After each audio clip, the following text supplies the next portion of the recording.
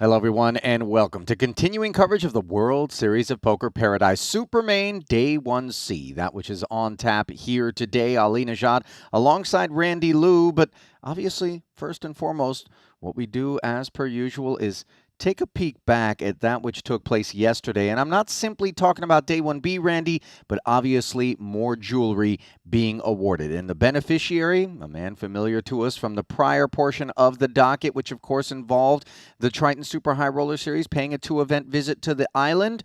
I'm talking about Stephen Chidwick. Yeah, this is his second bracelet, to win in PLO. It was a star-studded field. It was a 50K buy-in, the very best PLO players at that spot, and Chidwick, he took it down. 1.35 million in that 50K PLO went to Chidwick, and he had his hands full with Wang Yang, who has emerged as a little bit of a four-card specialist himself, given his results in the summer in PLO. That's right. He got the fourth place finish in the 25K PLO. He's one of those players from China who, let's face it, all the Chinese players are very fearless, relentless, right? Yeah. They like to play four-card. They like to embrace the variance. So to see Wang Yang put up a huge score, $1 million score, career best, is quite nice to see. Yeah, I would imagine we are not done getting a glimpse at him and the likes of Ding Biao, the remainder of that Chinese delegation, all of whom have paid a visit down here to the island. Not a short flight. I don't need to explain that to you. Now, Ben Tollerine. Of course, this is a guy who we always seem to expect much of when it comes to Pot Limit Omaha in particular. And yet, Ben wasn't able to close this one out in spite of coming in as the huge chip leader. Yeah, he had a massive chip lead. I saw the results, before they went to the final day. I was like, oh, Ben Tolling, he's for sure going to ship this one. Right. He finished up runner-up before in the 100K PLO. Combined results. He did end up in third in this 50K and did get a total cash for those two events, $2.3 million. Yeah, so it's not as though, economically speaking at least, he's going to be particularly disappointed. But when it comes to our expectations of his talent level, we do kind of expect, as you mentioned, the shipment, especially when he gets spotted, the kind of lead that he did. No critique, of course, just how the cookie crumbled for him.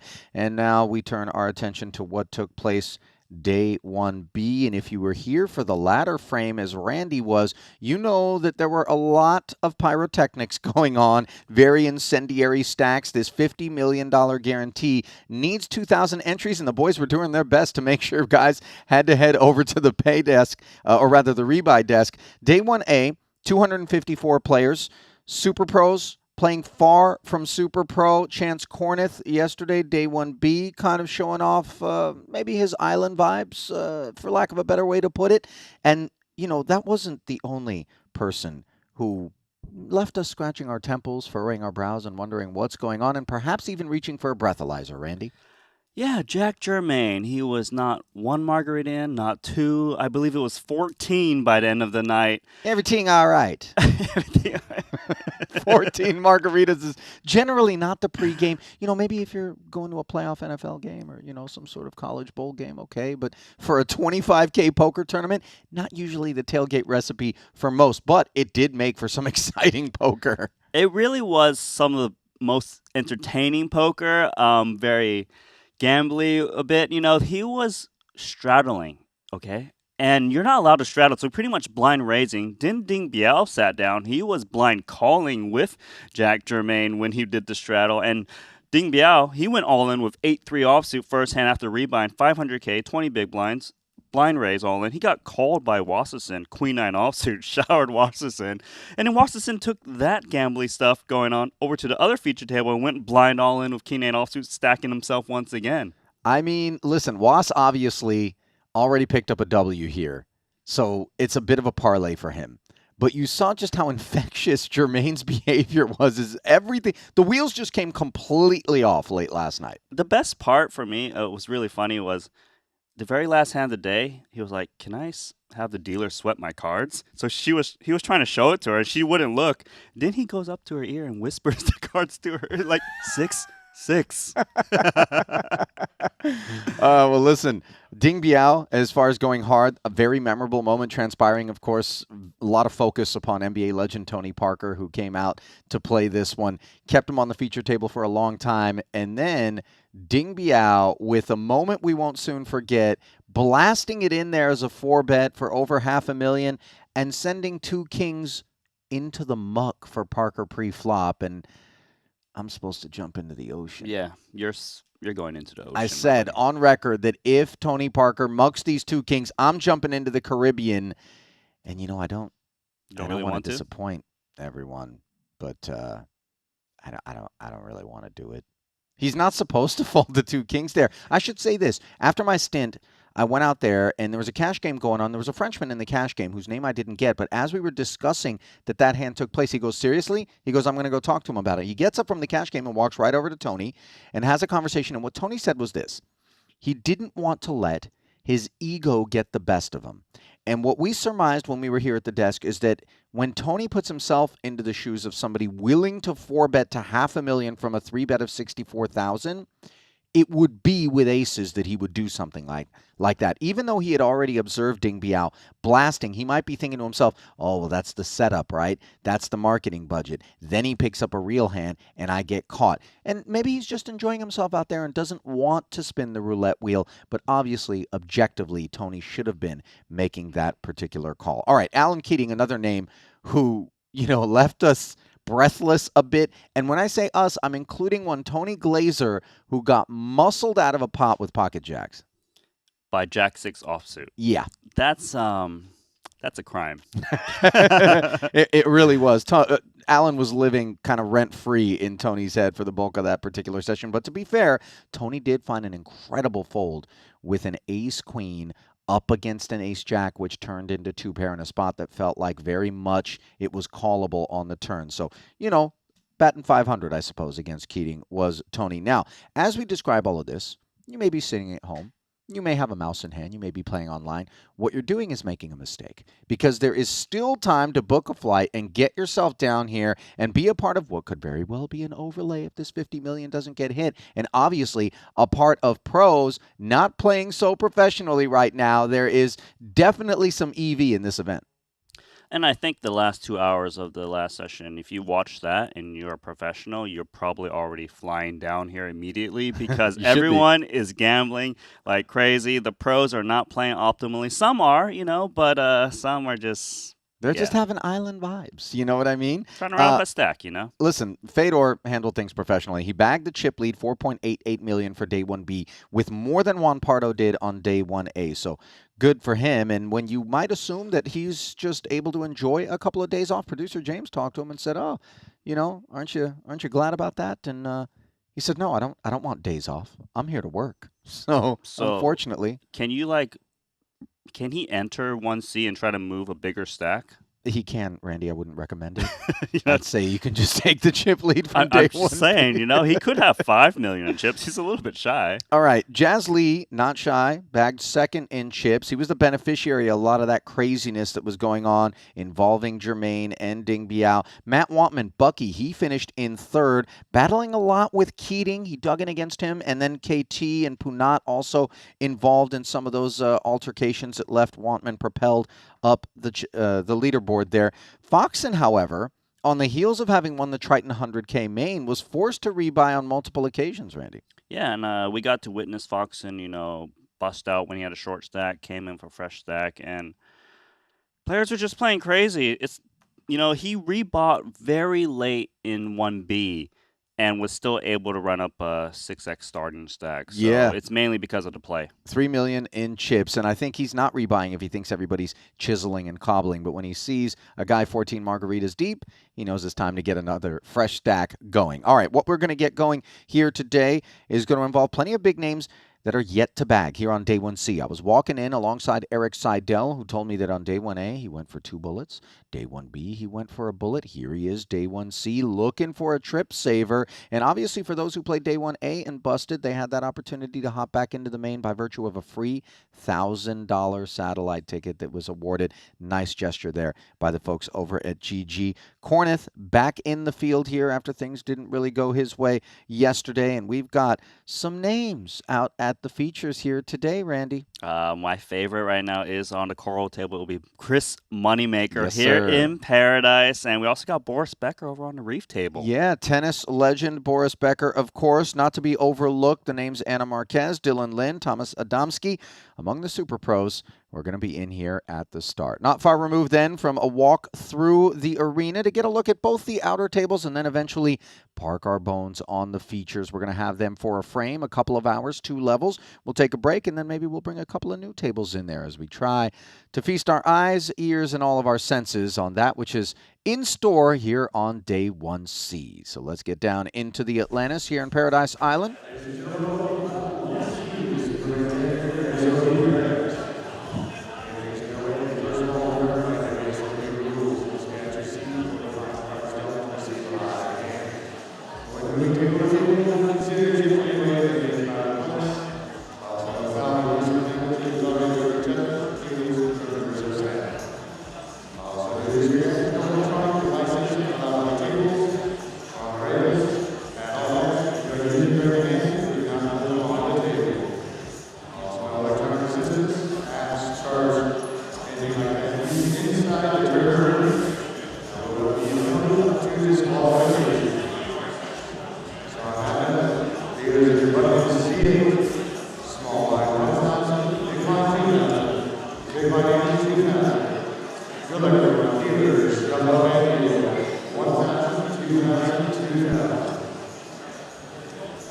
Well, Randy.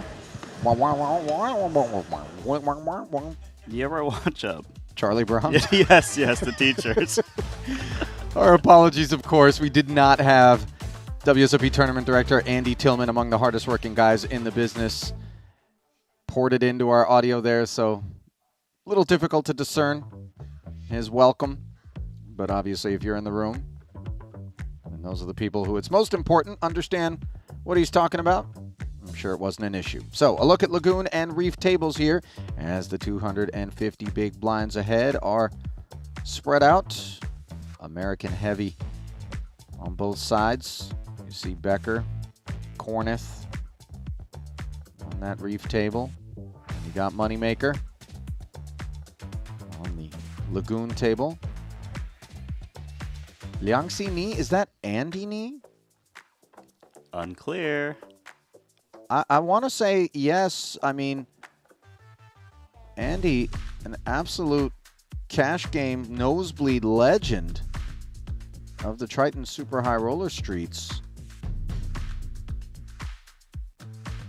Awaiting the revelation. By the way, big shout out to those of you who are enjoying Day 1C coverage here live on Twitch, on the Triton Poker Plus app, or rather the WSOP YouTube channel, forgive me. There is Andy Nee, confirmed. Triton hoodie, dead giveaway. Or whether you're watching on the WSOP YouTube channel. Good to have you all aboard. We are keeping an eye on the chat. Let us know who you're rooting for, where you're watching from. Turn off the ringer. Whether or not you were around for last night's insanity. Moneymaker around with 7-8. Defending against the button open of Kelly and picking up a gut shot straight draw here on a jack high board. 15K in the middle. 2 quick checks. 10 on the turn. Kelly picks up a gutter of his own. Neither party holding a club. Moneymaker has a double gutter.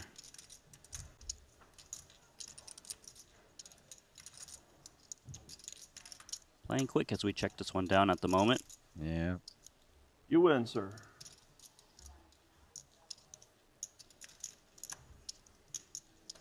Chris comfortably declaring Mr. Kelly a winner there. You know, it always makes me smile to see Moneymaker playing these big binds these days. How far along were you in your poker career, Randy, when Moneymaker pulled the All David you and gotta worry about Goliath lasting stunt 5 That's hands. right. That's in right. 2003, winning the World Series of Good Poker? luck, Man? everybody. I wasn't a professional yet, but I was getting into poker, so he definitely catapulted me Yep. into wanting to play. I would say that the genesis moment for many people, kind of in that age range where they were somewhere in their late teens, early 20s, in terms of their interest in poker, was very much associated with watching him pull off the unthinkable. An accountant from Tennessee, turning 40 bucks into multi-millions and really just planting the dream seed in everyone's mind.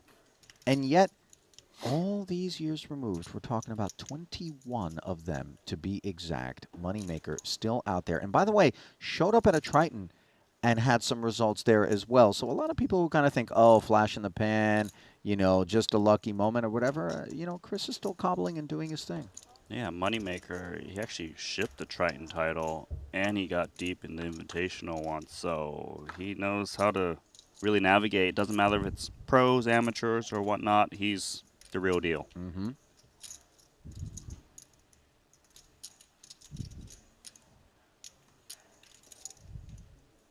King 9 of clubs, gonna c-bet.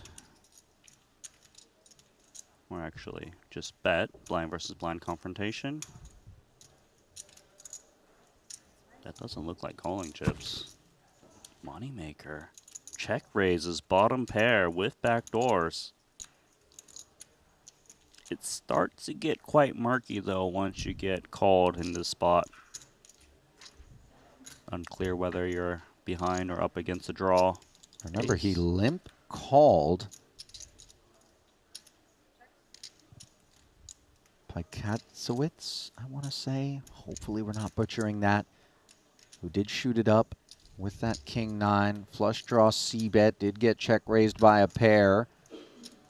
Moneymaker then slowing down 1 second. on the turn, which was the ace. Oh, Make sure I have the the right glasses colors to check the chips. I didn't know that the glasses helped with colors, but rather typeface.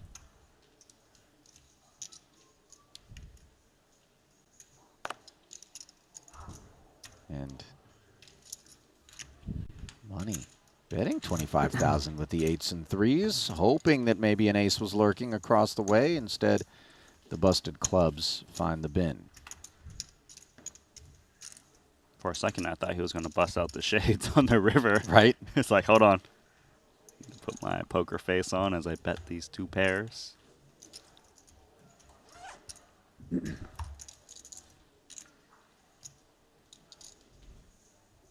The Sultans out in the chat says, greetings from Luxembourg. He's rooting for Boris Becker. And Ashley also apparently rooting for Mr. Becker. Jeff Work rooting for the Alabama Crimson Tide. Okay. What? You know, What they're sport not is in that? this, but it's basically what anybody from Alabama does. If there's a wedding, you know, if there's a funeral, at the end they just say Roll Tide. And, you know, if Okay. that's the only game in town when it comes to sports, you kind of get it. Although the tide has been ebbing instead of flowing of late, just, you know, facts. Yeah, I just got into last night. You play yesterday? By Katzowitz. Bought in kind of late. Ace Deuce playing under the Brazilian banner, and late? yet Not like super late. donning one of those surnames that Late enough, doesn't you really should've waited. sync up in that regard. That's not bad. I didn't get until Much 10 like I got here at 10 Boyanovsky, o'clock, so. Zivalevsky. So They had maybe me there was registered, a actually. boatload of I didn't poker get pros involved. at one point in time that Just got emigrated shipped from over. Yeah, my somewhere dad was like, overseas. Oh, shit. And so I landed. I'm like, hey, Landed in I'll Brazil. Give mine Meanwhile, No, they didn't. I didn't sit in. the So Brazilian lands on a 4K barrel with top pair here after having checked it to Andy Nee on the flop. Andy hunts a 10 here with the gut shot, and he finds it. Yikes. It's very disguised as well. And I wouldn't blame the Brazilian to value bet once more with his ace. Mainly targeting pair straight draw type hands like 8-9, 7-6, etc.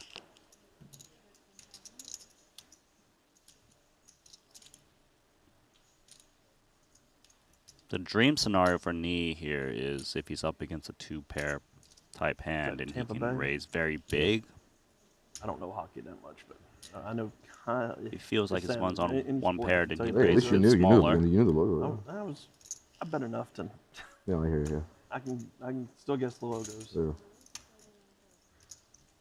Where do you live? Nearly Just outside of 4x. Memphis. I was in Orlando, so Orlando. I went to college in Orlando. Oh, you were just there? yeah, I had a tour stop there. So Oh shit, that's right.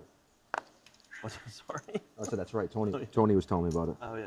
I forgot Hunting about that. value for 10,000. Yeah, The good luck. punishment comes in Well, the predictably. main Another is 29 going on right required. now. You We'll see probably meet the main guarantee, but sort we of the missed the opener suspicions pretty bad. as We to had a what lot exactly is going. going on. You know, Coordinated Cherokee card though, going on, Randy. Vegas We was can going see a on, world in which this ace Tampa deuce put on a performs big quite event, so poorly did, against Yeah, Ocala. weird timing. Yeah. Andy's holding. Yeah, I think it was 1100 in Tampa. Yeah, there was 1100 in Tampa. No, it was. Yeah, it was a 400 bet in on the Tampa. turn of But our 4K. event was 500. That's a nice So laydown. we had Just same don't really see guarantee. that many So crazy people- bluffs at this Yeah, point. less than yeah, I guaranteed. agree. It's so weird how they do that. Then there would be like random weekends where there's like nothing going on anyway. But I mean, Tony told them to move it back. You know, a week. respectfully, Like, a 25K is when we nothing were to five scoff minutes at, back, he's like, yeah, we need to move it back. but every for Andy, that's week. just They a didn't couple look of at it that way, squids. but when they had it. In a super squid progressive game, if you have no idea what I'm talking should be about, we guaranteed. definitely We've got encourage you to go 100 back and maybe soak up some of the 40 Cash going Game into Festival today, coverage from only the Triton 200. Super High Roller Series yeah, you in did that. Jeju Yeah, that should be involved good. Andy Yeah, I was running and 1100 this several week. Yeah, the guy million that dollar runs Tampa's- plus I pots. don't know what he's doing. And those pots were not played Tony with a called whole us. lot of Yeah, fanfare. what They the were hell? just We standard. came to a little bit of Do an you think understanding not to in do that Nassau they again, play so. conch game? Because Tampa took a bath on theirs too. So, super conch progressive. For conch progressive. You know, the only thing progressive about conch is Everybody's the more you chew it, on either. the less edible it gets. That price point, like in Vegas mostly. Yeah. Your Or jaw Cherokee. progressively Cherokee ended hurts It was the last as you weekend try we to were, gnaw your way starting. through. But still, the players were still gone. The rubber of the ocean. Yeah, I've never Rubber played of the any ocean. since. Well, there's chicken of the sea, right? That's tuna. Oh, right. Go to the first one that you ever They had? should can it and call it rubber of the ocean. I'm onto something, Yeah, Randy. yeah, I know. There we go. Like, I was looking at it, I'm like, They might 5 stop days me later, at and customs and be like, hey, listen, man, we heard about your conch. you know what I mean? Again, Takes- For someone like you, yeah, it's not going to work. But Don't like, come you know, back. The average guy That would be does, like, brutal. 2,500 So that can't all the work. time, I mean, Or they might just say, stay here. that was kind of In the our point. lovely No, no, no, no, no, no, no. Like, you know, Don't do that. Like their main event type structure. So. Yeah, we did hear some feedback. It's like that's too many chips, like, too much play. It ended up being a little bit too much. We've knocked it down one day since. Yeah. 5,000. Saki, baby Suda days. 2.5 X's.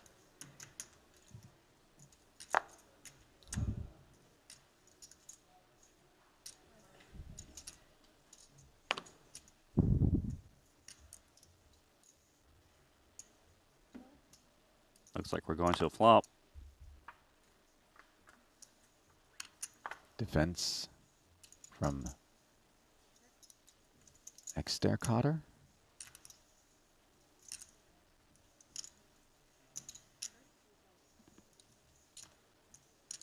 Nine, six, swing and a miss. Bottom pair, following through and taking it down. We're gonna have our hands full here with these names, Randy. You're really good at reading names, but I see you struggling on some today. I mean, yeah. I'm waiting for you to say it first, so I have something to. Yeah, you know, right. A follow. reference point. Yeah, reference point. And then you can either go along with me or you can be like, nah. You know, it's like a dangerous hallway. I'm like, Ollie, why don't you go check it Yeah. out first? No, that's nice. I'll be your guinea pig. No, I'm just covering the back just in case. Uh-huh. Way back. So, Ollie hasn't come back and he's screaming. That's all right. You know, I forgot something in the room. Yeah, I guess I'm not going to walk that direction.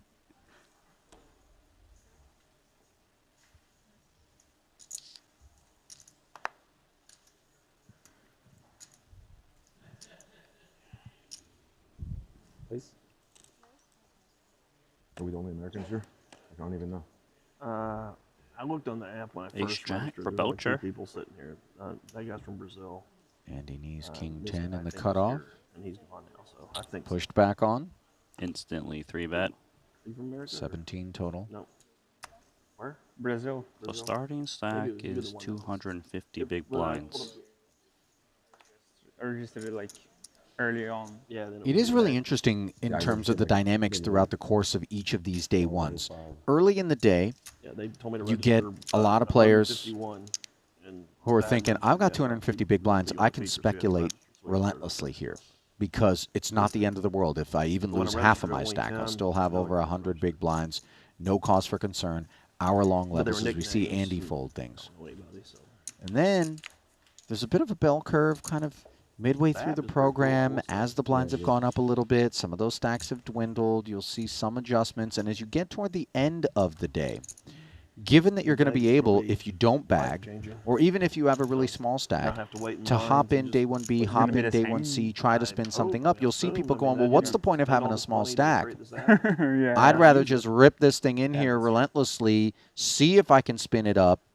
If I can't, I rebuy. don't know. If I I can, don't see how it's gonna work cool, out there. It's just I'll too much take of a this shit thing into show. day 2, and it's serviceable. I mean, the Yeah, first year might be a especially little for rough, those but with big bankrolls, Yeah, I would the imagine super that- pros at the end, they don't want to get to day 2 with a small stack the Great because Kinks worked out this how year. often Next year will be great. do you play 25K with $50 million guaranteed? Yeah, they got the kiosk thing Was it figured, 5K? figured out. So 5? yeah. It's not that much further away from that kiosk, so Didn't they have this app last year though? not that I'm aware of. Then maybe they did. I haven't used it. I've never I used think it they before. had it here. I'm not They had sure. it last year. They did. I'm almost positive they did. Oh, this is my first. I didn't come here last year, so and I haven't. I could be seen it. wrong. I'm pretty sure they did. Yeah, but was not WSOP, right? Was like only. No, it was the same thing with WSOP Plus. Or yeah. Yeah, it was a WSOP, Oh yeah. but it wasn't owned by GG then. It was. They were partners, but they weren't. It wasn't owned by them at that point. Yeah, we used the same software last year. it was the same. They Yeah. did use okay, and they didn't use it in Vegas, so that's I don't know. Maybe it wasn't ready for Vegas. I don't know. I just think you develop the software, you pay so much for it, and you don't use it in Vegas. That would be a mistake. Yeah.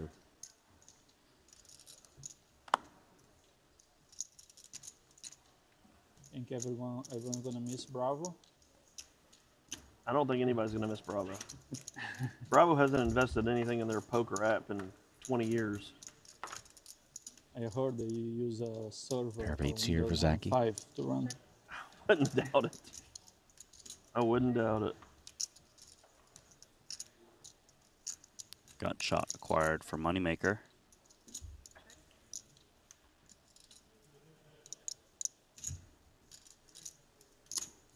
Fours out flopped. No theatrics. Both players checking down. Zaki will take it with the 8s. I don't know why, but Zaki's hat kind of reminds me of the Flash, but the blue version. It's the Tampa Bay Lightning of the National Hockey League, Oh, Randy, but I see where you're coming from. Nobody ever assumed that you would know exactly where the logo That's came my from, feeling, but like, I'm when it trying to involves figure it out. If comics, you're older than me, I'm clearly the you'd have oldest drawn a one lot here. liver to Clearly. thinking maybe that's the Blue Flash, some sort of This is where I sequel. stand up and give you a kiss. Yeah. I'm 53. Yeah. I literally almost gave him a kiss. I mean, you look good for 53, man, but you don't look 39. Oh my god. this looks like a You- fun you table. made my day already. I don't care about the tournament anymore. Let the fun begin for Chance Corneth. Pocket queens up front, raises it up. There's Boris Becker. Is this chapter 4 of the book? Stealing the blinds from under the gun?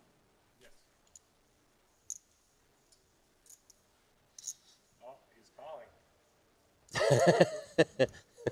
Chance immediately putting the read on Canizaro. Ace 10 6. We don't love to see the ace out there for Corneth, but questions will be asked, and No King bueno. 8 concedes.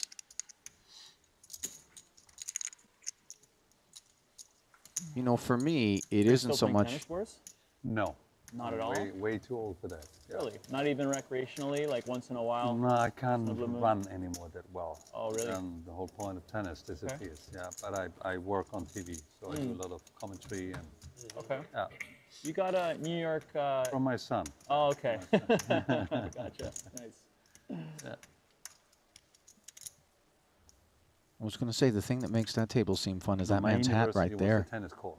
That was my university. Full Gilligan. Worked out well. Yeah. Gilligan's Island? Randy, pronounce this last name from the King Jack. G. The G-Man? G-Man. That might be what we have to call him. We're going to go mystery hand now. Wait, this just, come on. Canada, what's going on? What have you done to us here today? Why wrote? Rye-wrote? That's all right. I want to say... Rye-rot? Rye-wrote? Why mystery? Because it's fun. Flat caller of his compatriot here was flop top pair. G-Man bets 7,000. I mean, that's crazy. That's like a bad Scrabble rack right there. It's a lot You know of what I mean? vowels, That's you know? just, what are you supposed to do with that? You can spell goon. Yeah, and then what do you leave yourself? 22. It's like, Well, we're going to spell a raise to 22,000. This gentleman not involved in the pot. Call, of course, from the King Jack. Pot up to 61,000.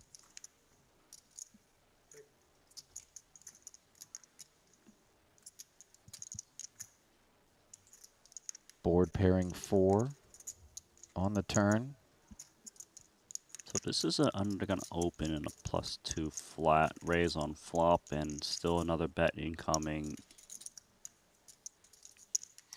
I'm kind of thinking he could have just flopped a set of deuces, you know, and just trying to build a pot immediately. I don't know. See, you know, the ranges are quite broad early on here, as we touched on. The speculators abound. And, of course, we've no clue what exactly is lurking, nor does the G-Man as he calls once more. And here we are at the river, 141,000 in the middle. Some in the chat surmising flush draw. Some say he's got a 4. I think Ryrock's got it. Maybe I mean, both, by the way, a 4 and a flush draw. One never knows. What if he just has quads? So what's your read here, 110? Randy? I think he's got a full house at the moment. That's Okay. my read. I think that the reason I say that, he's raised the flop, he bet the turn, his opponent's still calling. It's very clear that Undergun likely has a king. And it is the 4. Over for the turn. What the hell? So Bravo. That's lucky. G-Man with a little civil war there. Comes up on the wrong end of the exchange, as it was indeed a 4. 6-4, though, not ace-4. Yeah. Trying to buy a free turn, perhaps, was why I wrote. Then got there. Well, Yeah. we're trying to send you there, and by there, I mean to the Weekender, with a free $50 ticket. All you got to do is head over to the world's largest online poker room, GG Poker. Sign up for a brand new account, deposit $20, and when doing so, use the promo code PARADISE2024 to ensure you don't miss out on a 2.5x ROI on your investment. Free tickets to the weekend are available at GG Poker. You think that promo code is case sensitive, Randy? Like if you do the lowercase p, you get showered? So she's Yeah, I actually do think you get showered. she's gonna Really? be pretty busy. But you don't think so? Hopefully away from this room. Is it one of those things where you have one chance to get it right, and if it doesn't lock in, it doesn't give you, it doesn't say like, hey, the promo code you're entering doesn't work. It just, Yeah, that would be pretty you annoying. just have to sweat it. I kind of think you're right. It's GG Poker, right? Yeah, sign up. Yeah. They wouldn't do you that way, would they? I hope not. Good thing that don't nowadays when you type on your phone, they auto-capitalize the nippy, first huh? letter. A little Yeah, it's fresh.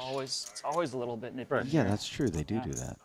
But if you're on desktop, you're in trouble. Sometimes at a poker table, I feel exposed. That is if you don't also have, like, true. your sleeves covered, especially when chances at the table. Hold on. Normally much warmer under these lights than it is. Queen It's a 6 little cold offsuit, 3 today, yeah. betting. Yeah, it's just because the room's empty. G-Man might be a little steamy here. 3-betting to It's 23,000 The room, yeah. That's and right. taking it with Queen 6 off, Randy. So core temperature perhaps has risen in that seat. It is hot in paradise.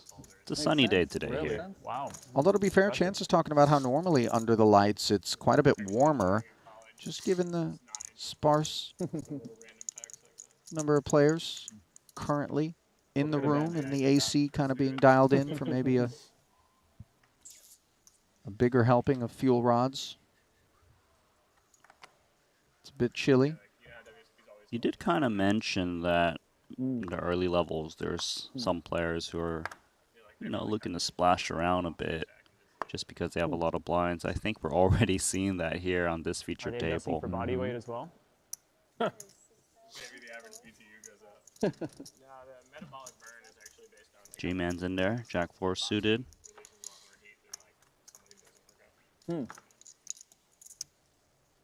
Swing and a miss for G. Checks over to corner. Bottom pair, you can kind of see Chance's willingness to splash around. He bets 5,000 and gets check raised to 20, Randy. I think G is like, okay, boys, you want to go gloves off? I got you.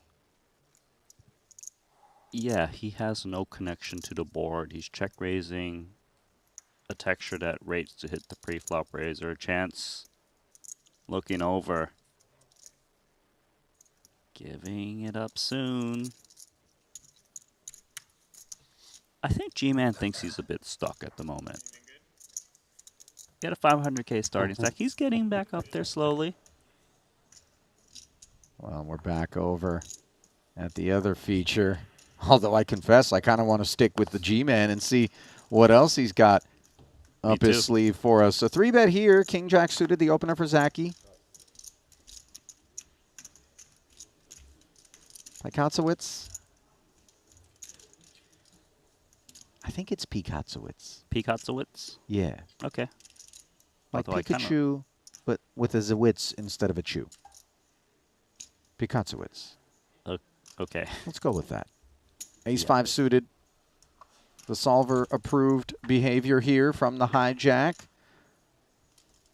And King 4 is all Zaki. One spade on board. Board texture, though, that you could see Pikatsowitz getting after. Of course. It's a texture that has a lot of check folds from his opponent. 11. He's got more King X's in his range. He's got a little backdoor wheel action. Backdoor spades. He starts out small with 11,000, quickly called by the King Jack.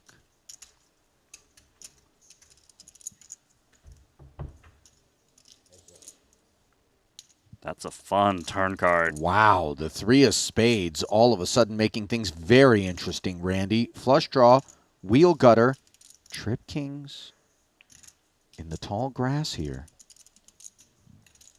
This is a mandatory turn bet for ace-5 suited. You can blow out better ace-highs. Even medium pocket pairs like 9s, 10s, and jacks, they're not loving it if you fire a healthy shell. Because the Brazilian has a lot of ace-king in his range. And what's nice is that your opponent rarely check raises you just because you have the range advantage. So even Zaki of King Jack needs to play cautiously.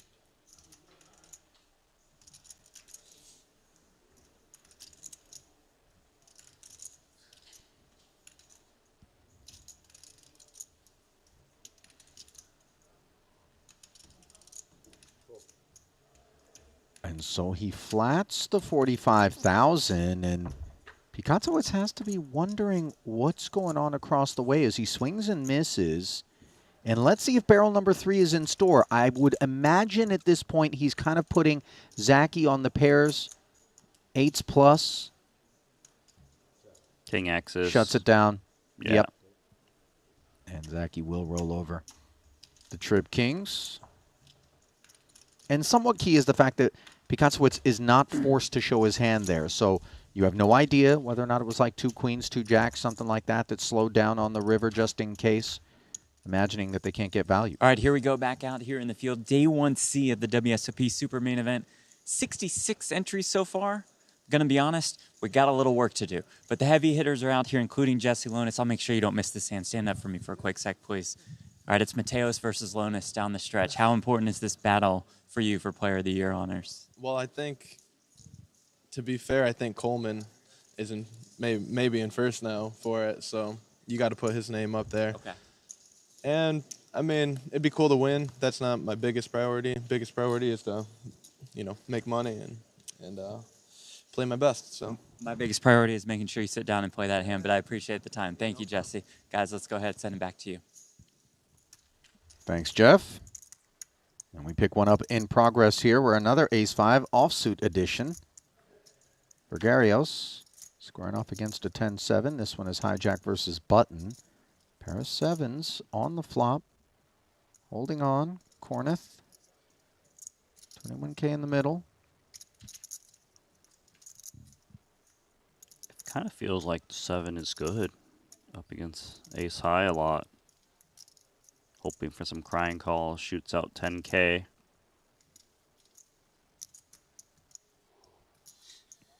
Nice value bet from Corneth with third pair.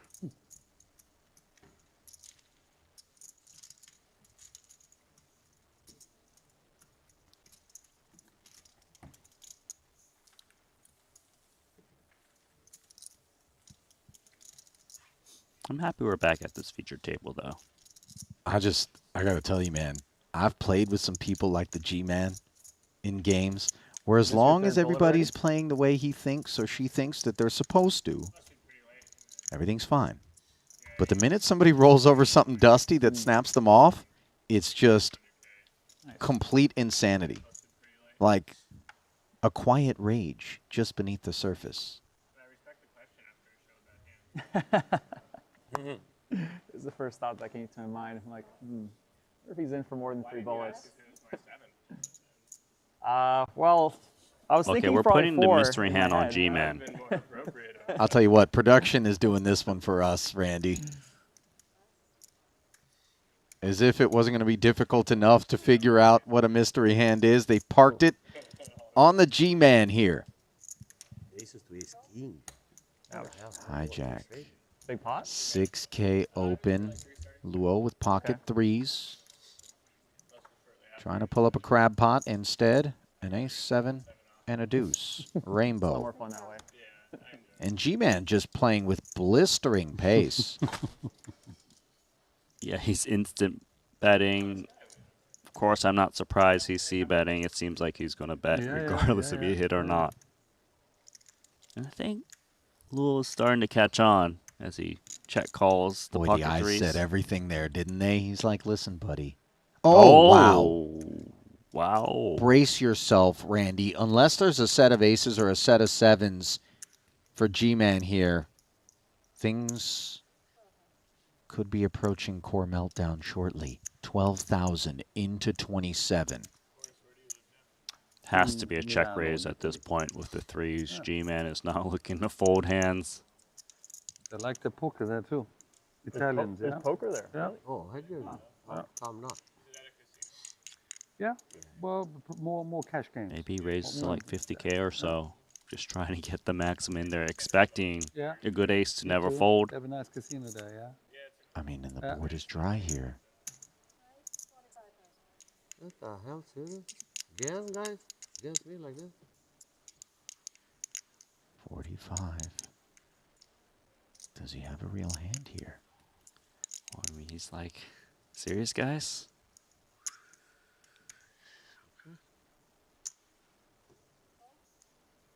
Makes the call. All of a sudden, we're playing for 117. Note, by the way, that you said, really, guys? You're doing me like this? 4 to a wheel and the backdoor clubs showing up now. So the three's not quite as cozy as they were a moment ago. I still would be going for some value with this set. Sure, it's a bit dangerous, but you don't want G-Man just to check back like Chance, you play a little Ace tennis, King, Ace right? Queen, Ace Jack. Would you give Boris 20 hours of poker lessons for 1 hour of tennis lessons?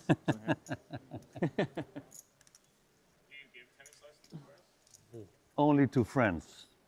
Yeah, yeah, yeah. Not yet. Let's see. Let's see what happens. Let's see what happens. Yeah, exactly, exactly. Yeah. Oh wow, 41,000 barreled, and now the jam. Fold. What do you Okay. got, G-Man? Did he actually have it? Is it ace five? Is it backdoor clubs? No, it's just one pair of aces with the key ace of clubs. Ace of clubs. Ace of clubs. As Luo That was a good kicker. gets trashed. Amazing kicker. Very good kicker. Very good kicker. Boy, Luo is dealing with this Can one I take a gracefully, guess? but Or is that okay? 900 an hour. ow. No? Is it I higher think or he's lower? unstuck now. He's got back up the starting stack Really? with that big know. bluff. An Nice hour. play. He's not a lawyer, right? So he's gonna charge more. If we play a high stakes game, I'm confident that it's a plus EV investment for all of mine. Mm-hmm. Yeah, you have 10-7, you have to raise $2,000. Thank you. That's how you can't teach that. I wouldn't You know? advise. I wouldn't advise. Trying to pay extra money to build a big stack. Now, Randy, I like to consider myself somewhat worldly, and I've just plugged the G-Man's surname into Google Translate, looking for the Romanian pronunciation of it, because, you know, when you throw some I's, O's, U's, N's, things like that in there, No. tends to be from that part of the world. Okay. And we're going to click Probably play the best one for you for and see today, what right? Google thinks. You ready for this? Mm-hmm. Oh yeah, he got Versus ace my queen ace too. king of diamonds. No, that was ace 7 off. Gyono you. I like it, Randy. I don't like it as I much as play, like, G-Man very- because I'm probably going to butcher that too, but Gyono you. Wow. It I think sounds that's it. accurate. It's probably Above the right. 7, Google's right? never wrong. Was it? Google's wrong. Just ask the three Indian guys that drove right off the end of an incomplete bridge using Google Maps the other Yeah, day. so I play very Actually, you like can't ask them recreationally anymore these because they days, got and showered. kind of have been for the last like 5-6 years. True story. Actually, By probably the close to way. the last decade. Tennis or poker? Producer James Well, stepping in actually, to ask well, why we didn't ask him for the pronunciation. Country club.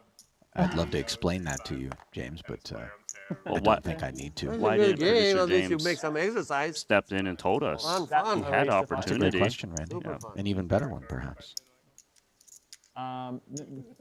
Yeah. I know, I'm a right? 5. I know that's a Psycho Bunny T-shirt, but every But, time we take this shot, anyway. I always think it's some kind of like I asked Dan EDC DeBoris McDonald's for, like a little logo. touch me up. I'm like, hey, can I pick your brain? for Anyway. The neon. Shufarin of Ukraine Ukraine with this the tournament jacks. and, like, any other high-stakes Nothing tournament. psychotic Ended up giving about me, like, this hours three of bet poker to lessons for 20,000, free. squeezing with Korneth the He's- opener. He's too saying, nice, okay. and I'm like, don't you charge like $2,000 an hour? And Dan DeBoris, he's This is a I don't light believe you. defend for Korneth. Lyrod caught in the crossfire, steps aside. Korneth interacts with the Queen of Hearts. One overcard to those two jacks.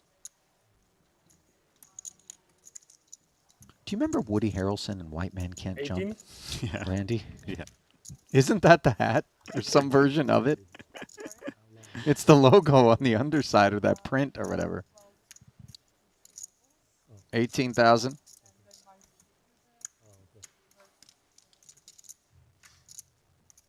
I mean, there's not much for Korneth here.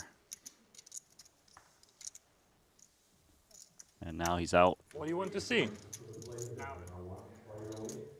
Show one.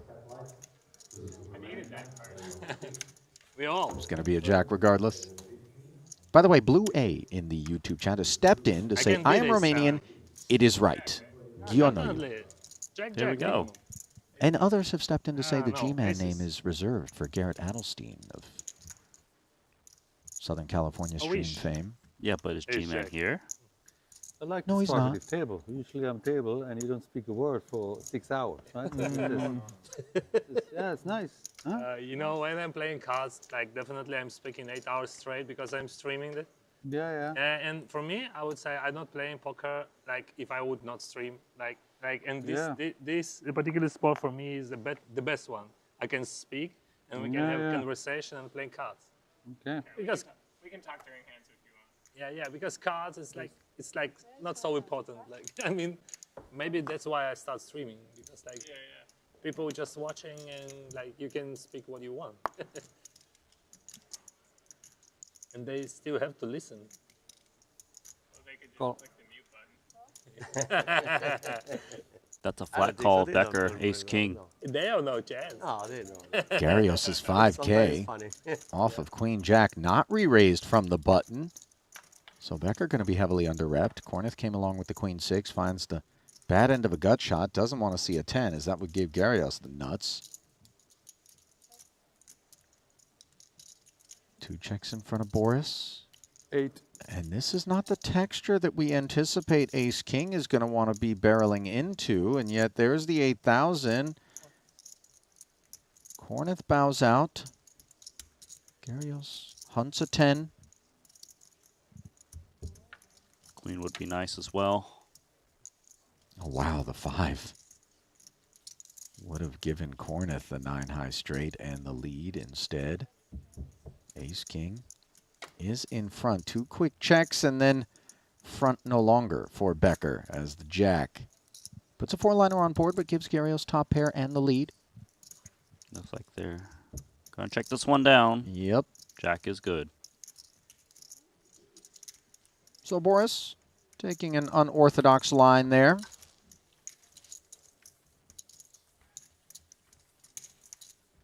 So every how often is the rotation of these tables? Every 2 levels. Oh, okay. So every 2. Okay. If I test the levels 1 hour, the levels 1 hour. So every break. Breaks are longer than they tell you because they have to get everyone mic'd up. Yeah. Start late, breaks are late. Dinner's around 7.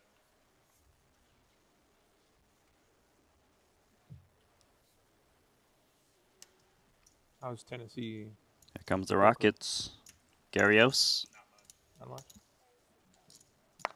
3x. You'll see bigger pre-flop raise sizings with deep stacks. Lul's got king, queen off.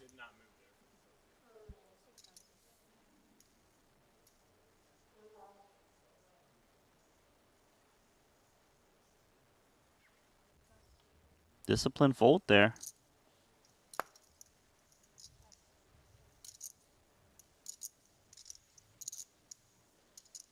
Ace is looking for a customer. Kornuth has been active and frisky.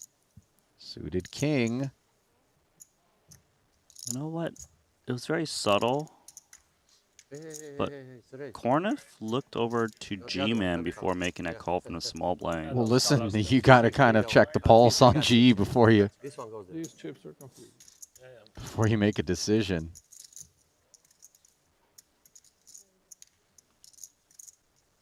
So did he re-raise? It was unclear for me. Obviously, we're back on Garrios, and there's not a flop being delivered, so I'd like to think yes. Although when I say like, that may not be the fair Wow. verb. 30,000. Oopsie. Garrios is going to have position from this point forward, Randy. One of those setups where you prefer to flat the aces pre? Yeah, very much so. As he's going to stalk his prey. He's playing the pro. And 7, 7, 8. 2 diamonds. Kornuth is thinking, look, I'm not going to flop too well too often, but a paired boards are good boards to see bet on, especially if we've got backdoor hearts.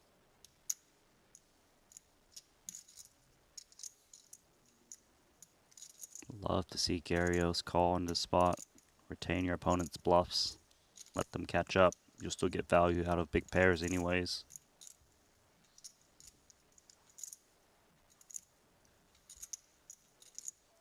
Looks like he's going to hope he's up against the big pair as he raises it up. 40K follow through. 3x'd. And maybe showing Corneth a little bit of mercy by not flatting once more and giving Chance an opportunity to pick up a heart or a king that could get him into further trouble.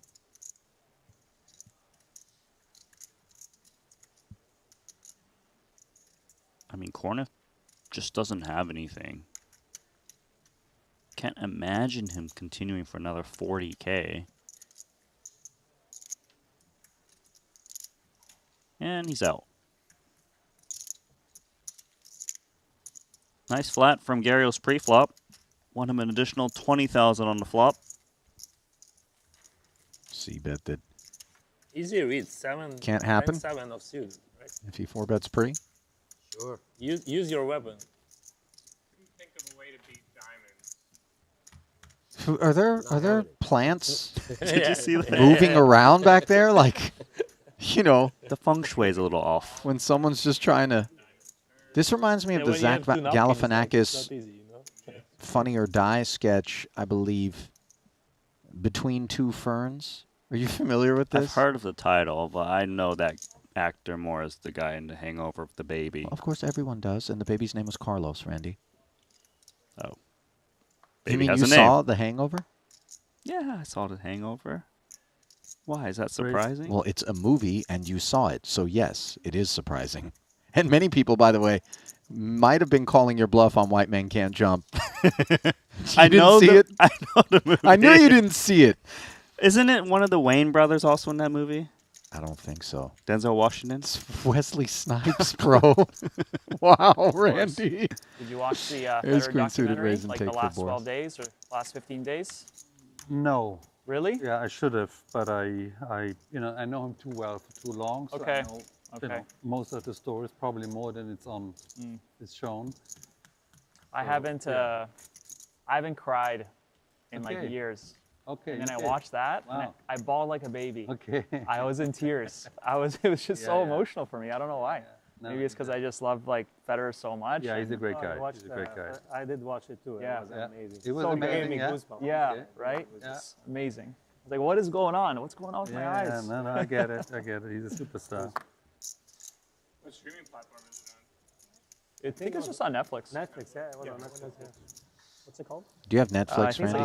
it's last 12 days. Yeah, Yeah. last 12 days. Do I have that on my list? Do you know that it's not an online poker app? It's for movies. Well, I try to watch Rounders on there. Is it Casino available? Royale. Apparently, there's a Federer documentary that we should be watching. No, that you With a should be box of watching. Kleenex. I'm not watching that. Let's be Do honest. you know who Roger Federer is, Randy? Yes, I know who he is. He plays tennis. Okay. He's all right.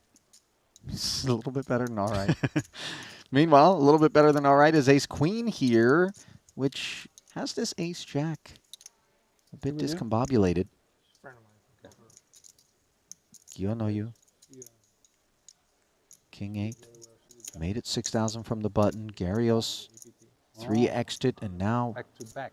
Wyrot Damn. hangs in there. Poor choice, as we can see. That was interesting. The flat cold with Ace Jack.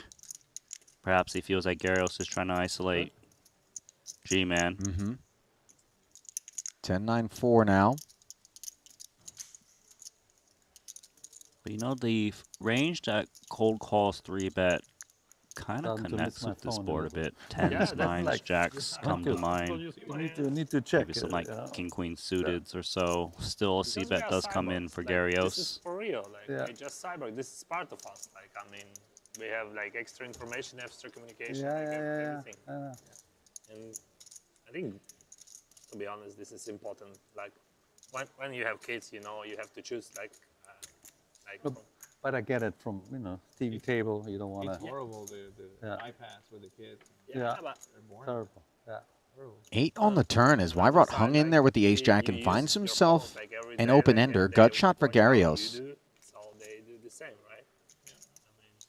Yeah, too much backdoor potential for Wyrot to fold that flop. Sort of conservative future, but we don't know. I don't know. It's just the I'm sure capacity. of Garrios the has card the best brain hand, in but he's hours. probably Developing. It's pretty given too much concerned on his information. texture, They don't know what to do with it. especially if we combine it with the pre-flop action, cold call Yeah. 3-bet. Maybe they would adjust it. Who knows? Maybe their brains would adjust it better Yeah, than I don't ours. know. I don't know. I see a lot of teenagers having trouble sleeping, I mean, either. having trouble communicating. I'm not a teenager, but I still have Okay, problems okay. with sleeping. But at least it's your decision, right? Whether Yeah, it's yeah, 12 or definitely. 14. But it's Coming not off the because of, throttle, digital stuff. Garrios now Just, faces yeah, a barrel of times, 72,000. There's a lot. There's a lot. Yeah, When your 3-bet pre gets called I'm thinking about everything. and your c-bet gets Yeah, called, obviously you start to have doubts about the quality of It's all ace-queen. ADHD, but I don't know. Just Yeah, even though he's got the best hand, there's really not much he can do but just give for this one Perry, up, I was the would old think. man. Yeah, it's gone. Nicely played from when I was born Reiralt. and raised, like there was no ADHD Yeah, in the world. very classy. I love the service. So bowing The out is younger Garrios as people Weirot know that he's activates at the actually a right player, time good to player, right?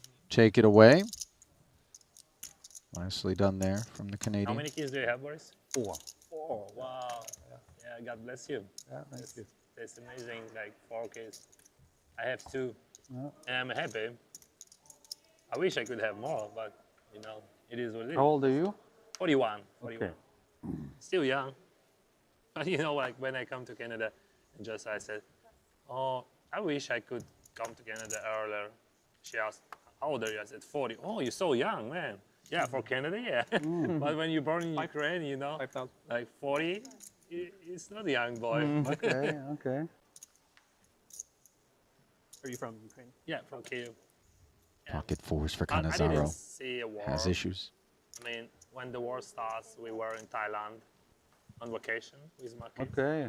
And we just have a long vacation, you know, like 3 years. You did, wow, you didn't go back. Yeah. Just didn't go back. Yeah, we had like very few suitcases, you know, in Phuket, and we spent there Wow. 16 months because we didn't know what to do.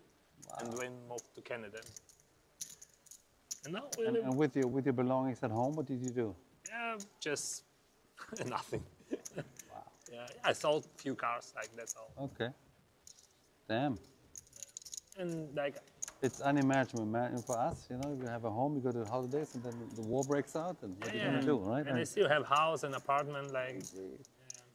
But beautiful people live in my house, and my father living in my apartment. Okay, so Yeah, you have yeah. close ones looking after it. Now everything is okay, if I can say like that. Okay. When they like just pumping every single night. Paired king high flop with a couple of clubs here as we lay out for So this a is little bit of streaming story on time from YouTube the or, like, Ukrainian there. YouTube, I think so, yeah. definitely. Maybe it could be on Twitch as well. Check call of 10K. I saw they do on Jack still best. WSOP YouTube channel. Okay. Oh, cool.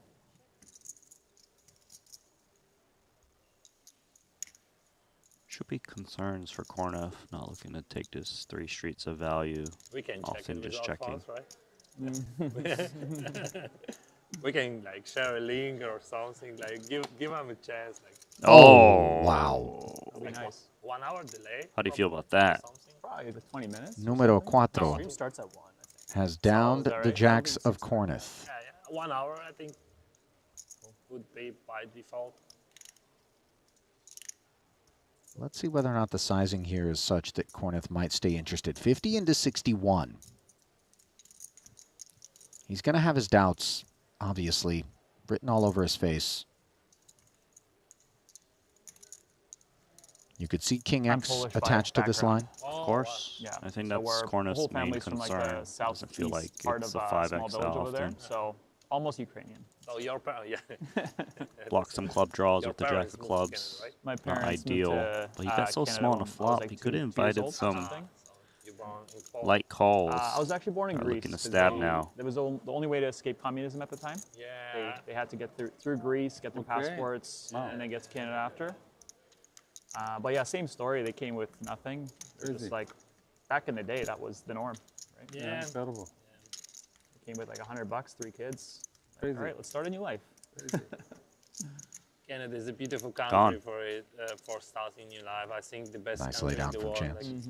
Like, like Why we moved to Canada? Because I didn't know that in Canada we had. I know that we have the biggest community, Ukrainian community outside of Ukraine, but it's so huge. Like we had like 1.4 million people who call themselves Ukrainians in Canada. Really? For whole 40 million population. Even people with Canadian passport. Dun, dun, dun, dun, dun. Go ahead. Randy, are you really bobbing your head to the beat here? I missed the EDM, not gonna lie, but this works for Paradise. Looks like Wyrot has been putting in enough work to claim the chip lead over at the Reeve table, north of 700,000. Denis Shufarin, second behind him. The Americans have emerged at the top of the leaderboard over at Lagoon. Zaki, Moneymaker, Extercotter. Oh, this might be the remix. Whatever. And the same it was 100 years ago. You want to hear a story? I'm originally from Lebanon. In Lebanon, we have 5 million people. Yeah. You know, in Brazil, there is 10 million Lebanese. What? More Lebanese in Brazil than... Come on. Yes. 10 million in Brazil. This is 5 so million in sad. Lebanon. I would say this is so sad. That was like back in the days, you know, Crazy. everybody moved. That's crazy. Our world, like, it's gonna cost you. It's crucial. Like, 1,300 an hour. you know, like we have like 60 million, like roughly 60 million Ukrainians like a big fool. in our world, and like 42 before the war in Ukraine. So like almost 20 millions like around the world. I'll take the under on 42 million still in Ukraine, Dennis. For You said reasons 6,000, right? understandable. Mike, you want a sip of coffee? A sip of coffee. I don't know what you put in there. I don't trust it. Okay, I can do it. Pocket nines hanging in for reasons understandable as Dennis chose to limp it. Luo, who got punked. Like you know you. Earlier, muscled off of the set, decided to take it to 6,000. King 10 comes up empty on a queen high rainbow flop. 1 hour delay? Shufarin Yeah, 1 hour delay. checking. Interesting check back from King 10. It's going to make the nines feel great. James, how much Expecting does your queen X to bet. device cost there? Like, it's pretty negligible, $50 or something? I'm just wondering, like, how much tech is in this thing. I think it's like $110 for the starter pack and like. Where are you originally from? Okay. And like, there's no charger or anything. There's no there's nothing digital in it. It's just a magnet. No, that's it. Okay. Bet and Do you take wear it. it anywhere outside the poker table and sleep, or is it just? No, some people do gym, Okay.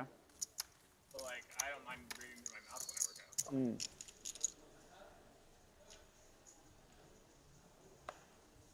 Well, this table feels a little different, Randy. It's a little cold. No noise. You can hear a pin drop.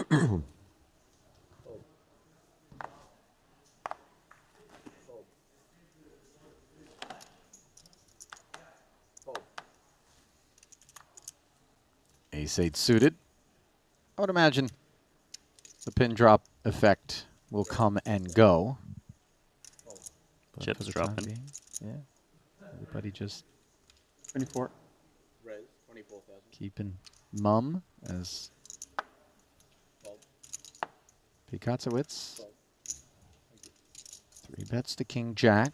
He's 3-bet large, 4x in position. Not something you see too often, perhaps due to the 200 big blind stacks they're starting with. He gets out moneymaker, yeah. Just bowing out with the ace-8 suited. It's mainly because of the sizing. You know, if he was up against 3x, he's more likely to continue. You don't want to play out of position too often post-flop. Back out here in the field. Good time for us to check in with one Seth Davies. Seth, if you could stand up for me for a quick second, please. All right, coming off a final table in the Triton main, coming off quite the year. How do you feel about your game right now? Good, yeah, playing with a lot of confidence. It's easier to kind of be feeling yourself when things are going well. So yeah, I feel good about everything right now. Quickly for us so we can get you back to the action, how do you change your approach when you enter a big field main event versus those smaller field high buy-ins? Yeah, so big field stuff, you're just playing with a lot of guys you haven't played with before, so you really got to pay attention and see what everybody's up to, whereas in the bigger buy-ins, it's a smaller player pool, and you kind of have a preconceived notion of what's going on. So yeah, just got to pay attention and play every hand individually. Appreciate the time as always. Best of luck. Thanks, Seth. Guys, send it back to you. Thanks, Jeff. And Thank you to Seth as well. You know what? If I'm at that table, I'm eavesdropping on that interview. It's like, oh, he's paying attention to the ones that are unknown. Throw some curveballs at him. Like, gotcha, Seth.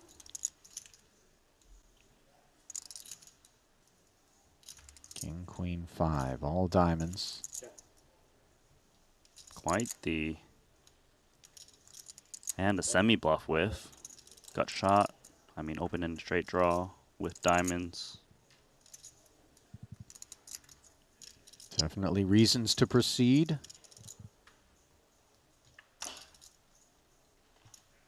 Now he makes a pair of 10s. Does moneymaker. Action goes check, check, board pairs. Both players with enough showdown value. They shouldn't want to inflate this pot and value own themselves. But the 5x is going to bet. How much? Half the pot. I don't really feel like this is a value bet. 7K. Money quickly calls and takes it. And yeah, this was kind of a 5 that I don't think was entirely certain what it was looking to accomplish at that sizing on the river there. I Randy. prefer checking in that spot. Sure, maybe. Usually the 5 is the best hand against ace high, but ace high, I'm not sure if they're looking to call you anyways. Just check and conserve chips against a 10x like that, or a queen x that's shy. I've never been to Big Montana. It was really, it's the only now Italian heard one that amazing was things. open. And so- they already had the snow, huh? Oh, a lot of You snow. good skier? Because Cervinia is so high. My It wife was. starts at 2,000. Exactly. Yeah. Exactly. Starts at 2,000. Yeah, starts My at wife 2,000. used to It goes up to like 37,000, 3,700. That's a lot. Yeah. Back on over to this table. Conversations continue.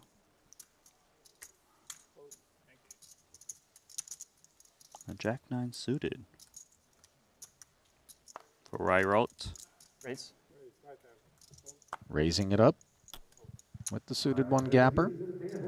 This is the time to do things such as this. Early, deep.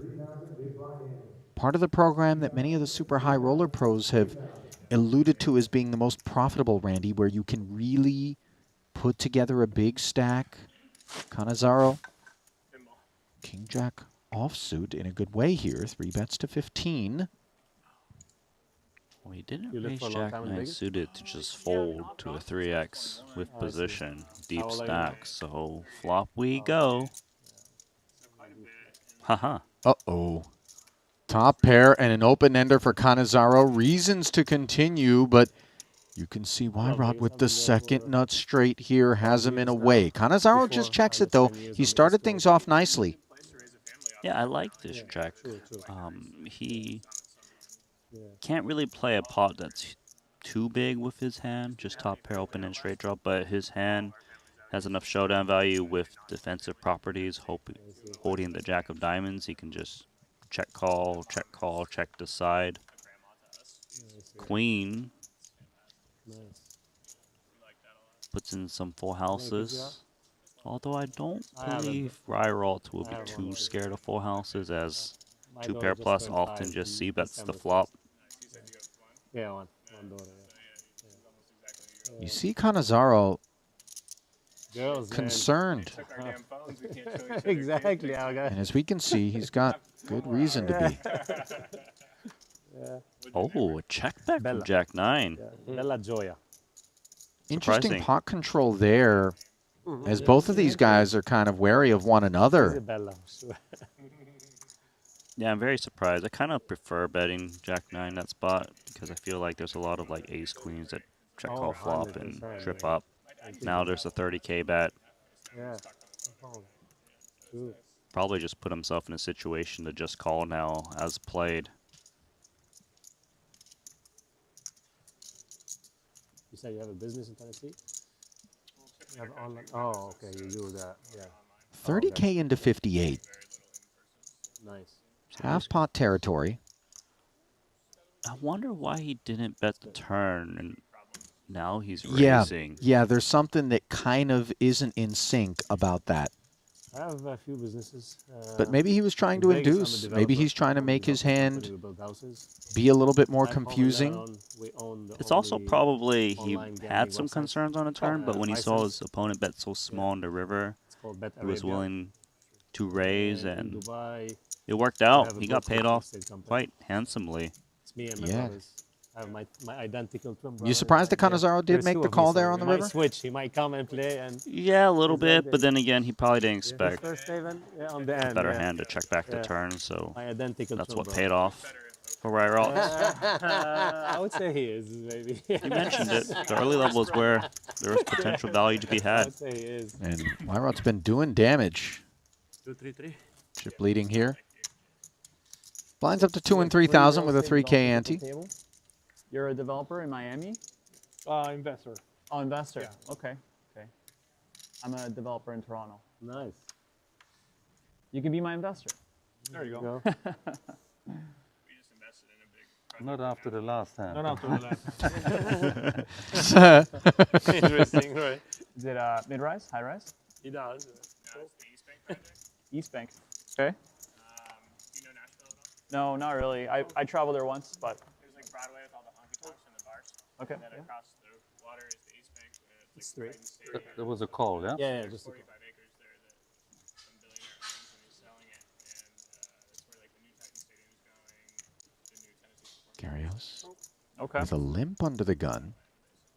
So it's going to be like a low-rise community or mixed use, but nothing vertical? Mixed use, not very tall. Okay. Some medium stuff. Well, limps. And now Cannizzaro fresh off of the wound. Left behind by Jack 9 of spades. Yeah. Decides the Big suited for one land. gapper. It's hard to get land financing on that. Did you guys already close it? Wants to see what's what. Okay. Well, we get to close the action on 5-4 suited, but he's not going Is to it like take an option to close this it down option. the road once you guys So get it your is like, going to zoning go or heads approvals up. or anything, or is it? I'm not sure the details. Okay. We surrounded ourselves with smart Ace Jack 8. Mm-hmm. Garrios Nice. stuck around, has himself second pair versus bottom pair. Obviously, he doesn't expect 10-8 to be what's lurking. We call it an APS in 15? Canada. That's like an agreement of purchase and sale. You guys call it a purchase and sale agreement? Definitely going to be uncomfortable for the Queen Jack, pre-flop raiser, see better on ace high board. He's grabbing. You ever invest in calling Canada? chips? It looks like. Yep. Too complicated Another tax-wise, 30 I into assume. the pot. Board Yeah, pairing no, ace, that and would that's be- actually cozy for Garrios. Right about Next year that will be better for reduces us. the chances his opponent has an ace. He's definitely out. Definitely out. But it's just, you still got like a whole year to wait, right? But why do you think this is gonna change like next year? I mean, like economics works like that. Like someone new gonna come and something change in 5, 10 It's years. good Not recognition like- from Cannizzaro to realize that the 8 is rarely good. A good direction instead of a bad Target the jack, try to put but- pressure on that.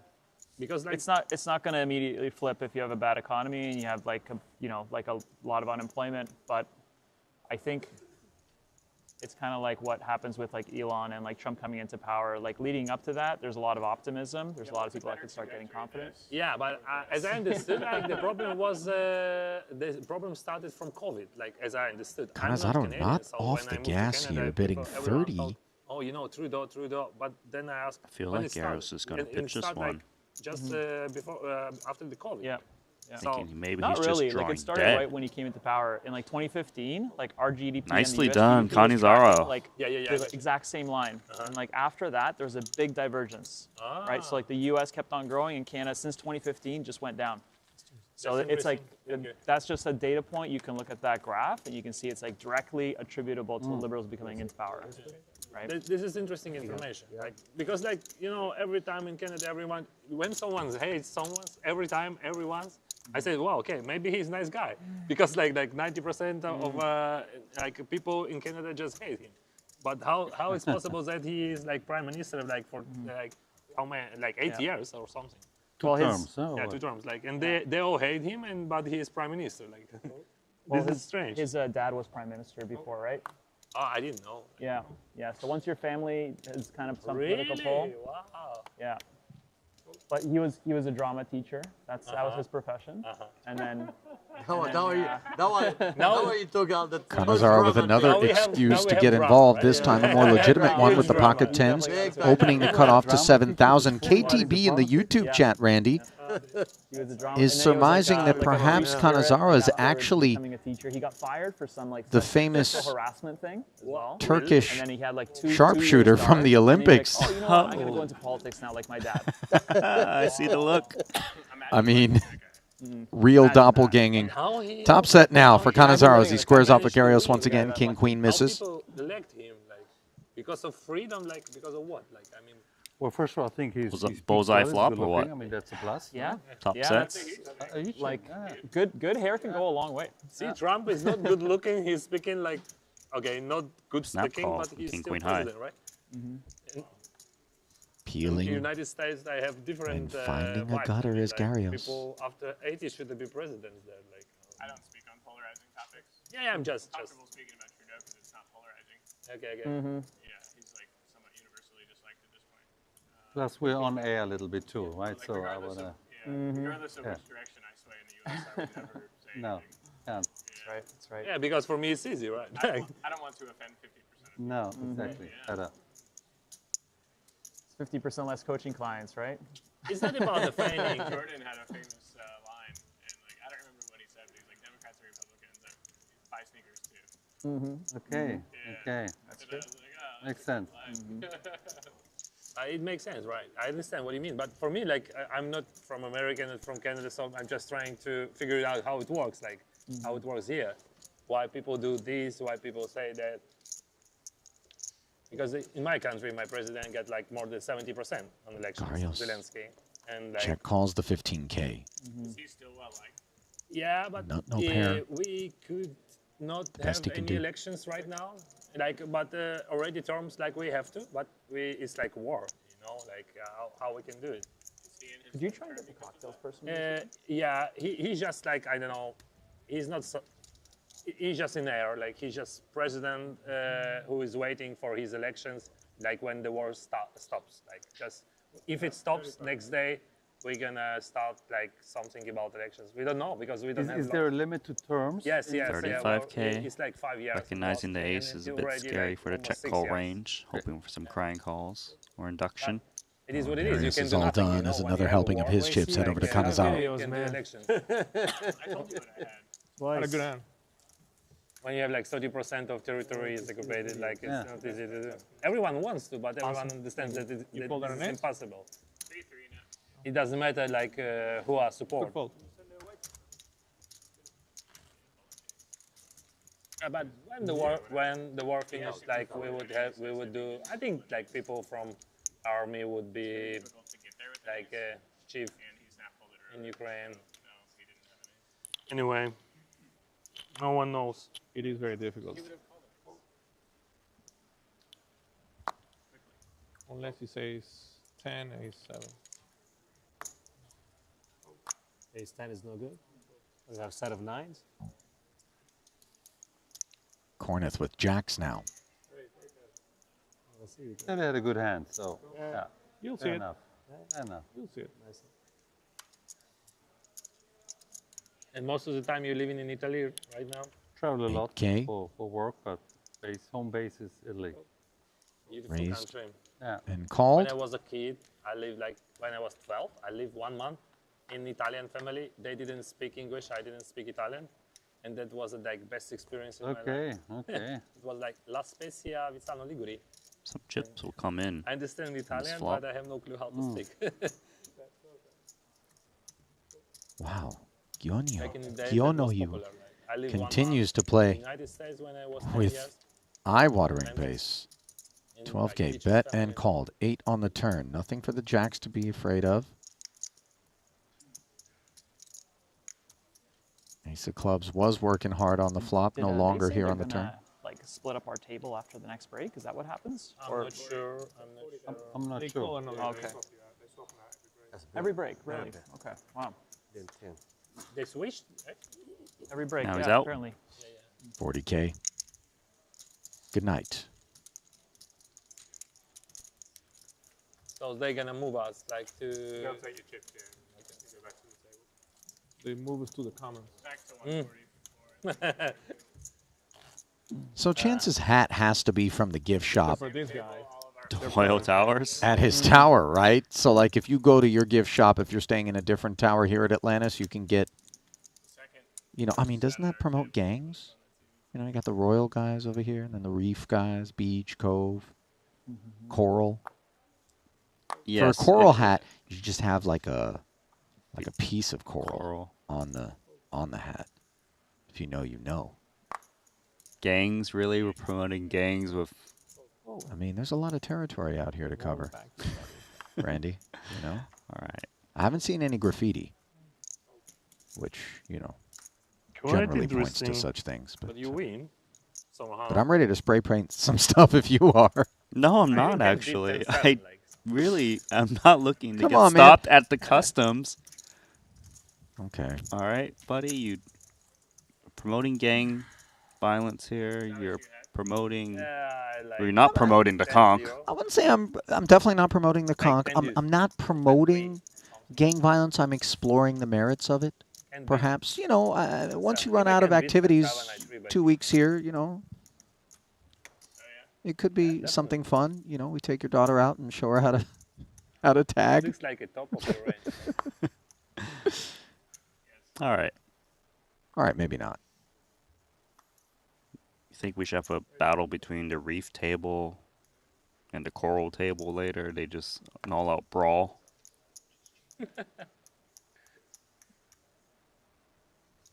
Hey, Randy, is it just me, It or did influences his psyche. Canizato's name just That was change amazing, actually. I to should have tried Capriles?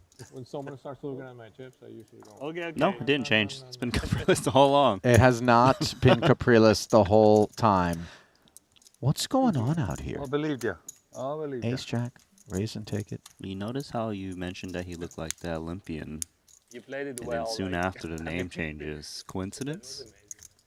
Listen, I'm just, I'm not messing with this dude. All right. Well, that's She went in there for the real thing. Yeah, the mic adjustment there was okay. There was different approaches. At least it was quick. Nope. Oops.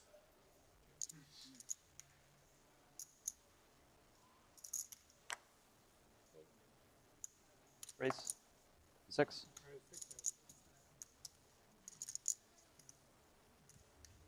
King deuce suited.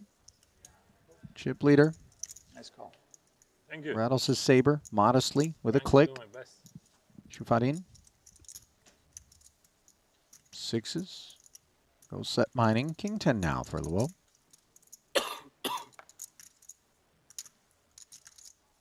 I can't recall pot Lulz won. So he's going to take matters into his own hands and just drive it up with King 10 off.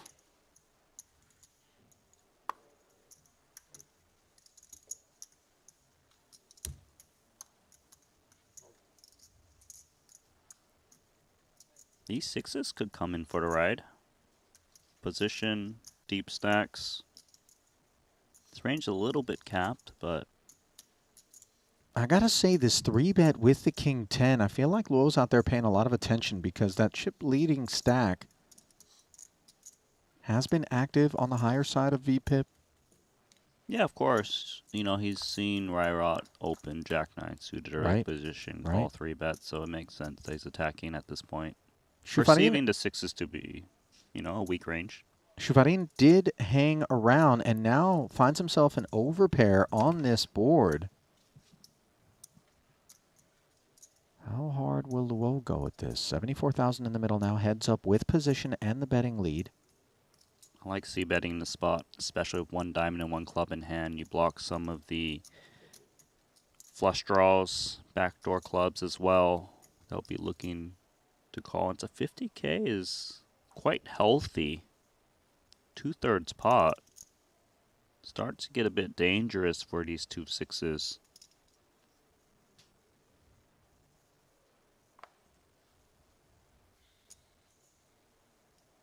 It's one of the better flops, of course. It's an overpair still. But if he's up against an overpair himself, he's drawing to 2 outs. Nice here, keeping high cards honest for one street. Jack on the turn, Luo adrift.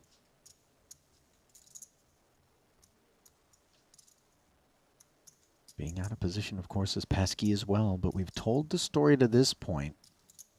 And it's the kind of board texture where you do expect a lot of stickiness out of somebody who called our pre-flop 3-bet with the 2 overs.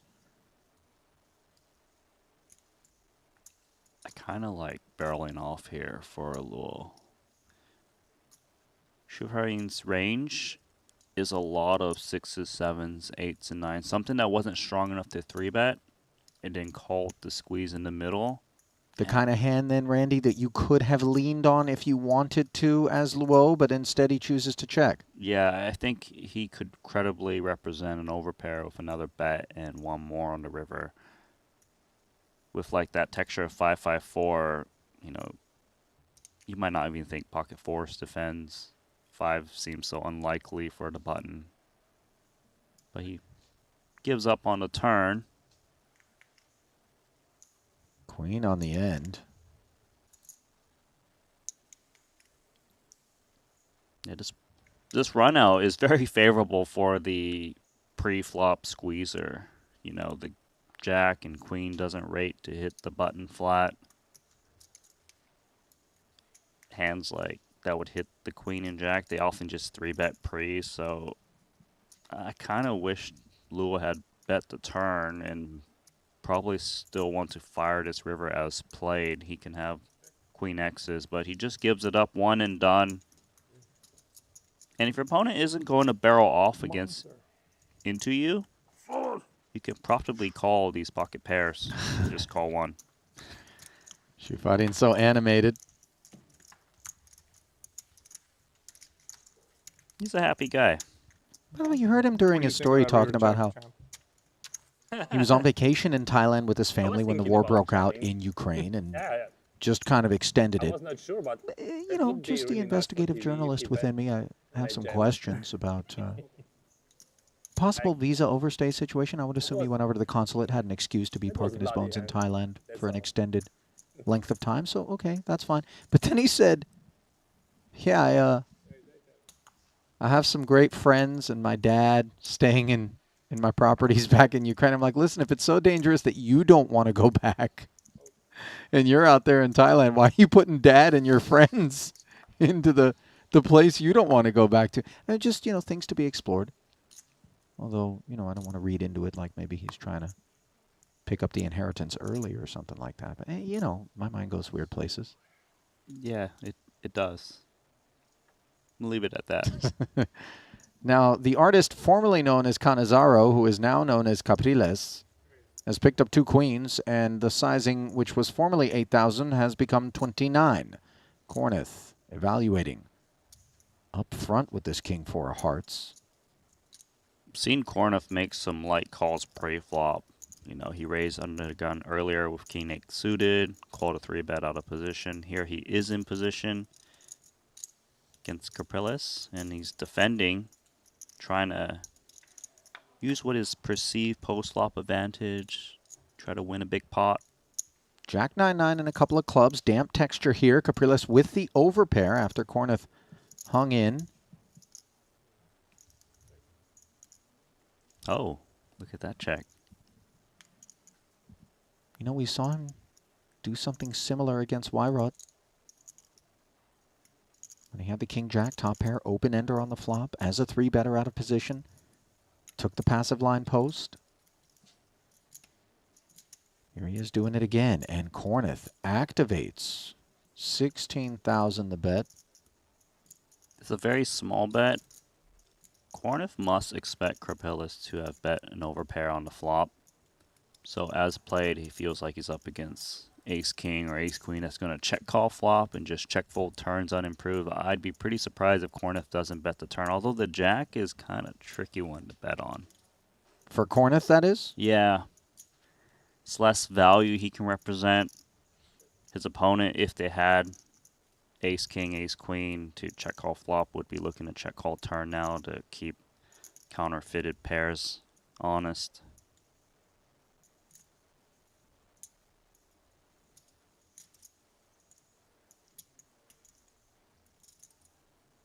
I'm sure Kornuth doesn't think the 9 or Jack X rates to hit the big blind 3-betting range versus under the gun. And he's just going to blast away. I actually think he's going to blast once more on the river. Well, 90 into 95 is full pot adjacent. Capriles doesn't waste any time making the call here. But it's a call that in terms of vibe, if I'm chance, Randy, doesn't feel like jacks or nines full. Obviously, the line doesn't really read that way pre-flop either. But maybe that opens up the door for Kornuth to lean extra hard. I do think it's a bit unclear whether Capriles has an overpair or ace high. Both hands probably continues the turn. But he bets so big on the turn. Maybe he thinks ace high takes a little bit longer, but there was clear intentions to bet once more. All in, 382,000. A huge decision as Capriles is put to the test. Great hand for Capriles. Finds the call and leaves Kornuth with just 52K. Very well served to take the passive line against an opponent who perhaps he perceived would get aggro and hang himself. Was just raise call and, Precisely. No replays. Yeah, I just trying What to chance did. Yeah, okay. So action was. By the way, you think witness protection had something to do with the surname change there? You know, 9-9 jack and jack. we don't see that very often. Some No, authorities no, coming I- over and being like, hey, no, I hey, don't he doesn't go by that anymore. And Ollie, you still go by Ollie? You're someone else now. Yeah, we should all get a chance to change our names. What we're not going to change, though, is our advice that you head over to GG Poker, sign up for a new account, throw 20 bucks in there, use the promo code Paradise2024, capital P, and then nab a free $50 ticket to the Weekender. Now, free might be a little bit of a stretch considering you do have to put the 20 bucks in there, but nevertheless, it's a nice overlay. Thank you. Maybe not as healthy as the one that everybody here in the Bahamas still shaking rates to enjoy if they don't get 2,000 total entries here. But the clip at which people have been rebuying within the framework of the same day one, or even on multiple occasions throughout all these day ones, of which there are going to be 4 live. And of course, there was the stuff that happened online. 90 people having made it to day 3 in the cyber streets, prepared to make their way over to the Bahamas to join the field, all in the money. 10,000 people would see how bad Maybe, you are. just maybe, That's we get there. But here, Meanwhile, ace-9 offsuit. It's not Why about being bad or good. It's about took us to whether 7. working is Shufarin working. with 7s. A flat caller. Capriles now 3-betting. Nobody's bad. Once Everybody knows again, it's this about time it is like it or not, ace-10 of hit the target. diamonds. I always 3-betting. Like he 3-bets me. I've been watching these guys too many Yeah, but he's so kind.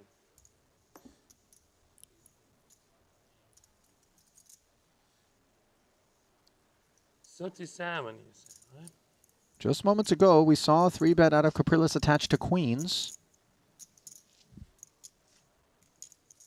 It doesn't really look like he wants to call, but he's got very deep stacks against a player who just, you know, saw him call off a lot of chips with queens on Jack, Jack, 9-9. So if you hit a 7, you can win a huge pot. And then every now and again, you look up at a board like this, Jack 4-3, feels dry. 1 over to your 7s. And let's see how far into the quicksand Shufarin will be dragged. Not very, as Capriles follows up with a check here in spite of interactions with that Jack of diamonds. But we've seen a lot of this from him. Out of position, passive posture as a pre-flop 3-better. Yeah, it's the 3rd time we've seen him check as the pre-flop 3-better, but very balanced. This time Check, with the snap, check fold, by even the when I'm way. bluffing. Shufarin. I'm playing short deck mostly, you know? Like in short deck, you never bluff. You always have something. Did you ever play it? Like 36 cards deck? Short deck. 6 plus hold'em. Did you heard? It's very popular in Asia. Yeah, it's like really active game because like you're playing almost 50% of your hands.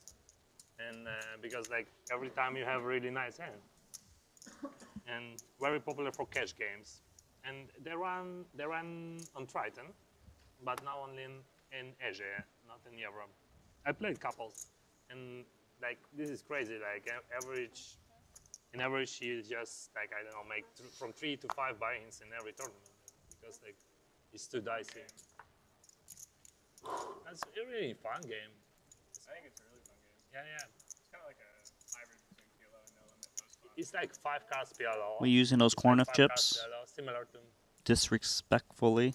because of dynamics. 7 deuce suited. Yeah, 7 deuce suited on the button. Not what we expect from him. But just more expensive because of no limit. You're just going crazy. Every third hand, I think you could go all in. Just Nice work. And just a touch on Korneth. I would He was say going I hard used on the to, earlier but not days. because I wanted. Like, Once like, again, going hard when here the war starts, we on was- day we were in 1C. Thailand. Yeah, but in my life, you know, I think 3 years in Asia. 3 years? Yeah. But What part of Asia? Thailand. Thailand? That's it? Yeah, but you travel, but Thailand is really nice to live. Like when you have a kids. I've been there a couple of times. I love this country, but especially people there. Like, so kind. And just, you know, so natural, like so natural. Replay. Okay. So no 3 bets. Now we can play. No, because you call me. I call you, yeah. Couple pairs hanging in there. Yeah. That's why we're here, right?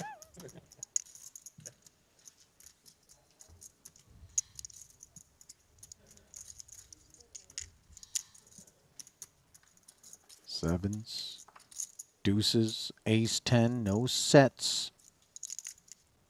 On the Jack 6-5 board. Check.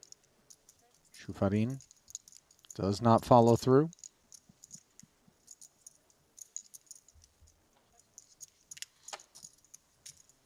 A round of checks, and now both of the pocket pairs pick up straight draws. You know I you. smell some food, so I have to phone. That smells very strong. Pounces. And apparently See? some I don't pungent want to grub smell The same thing you has smell. been delivered somewhere. Chips over to Very smelly. G-Man. Yeah. That's the kind of grub you talking about? It wasn't. I don't. I mean, if you're playing with pungent chips, then you've got yourself some problems. Meanwhile, Jack 5 has some problems.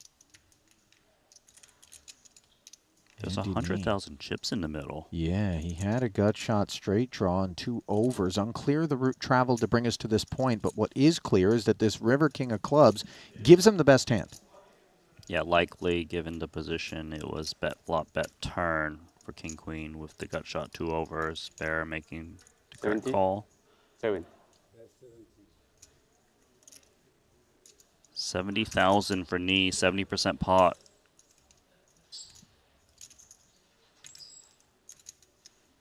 A lot of the semi bluffs did get there. Queen 10, King Queen, King 10.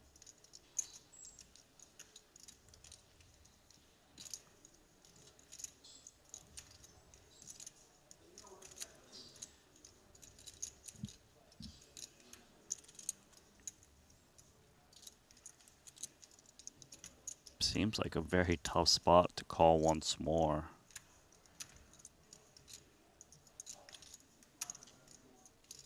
Even holding the 5 is not ideal because some of the bluffs are ace 4, ace 5 that pick up gut shots on the turn.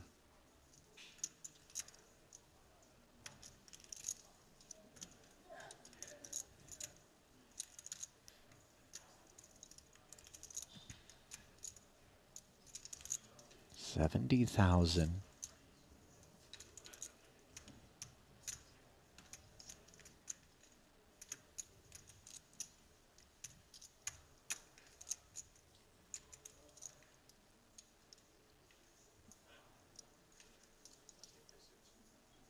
%70 pot.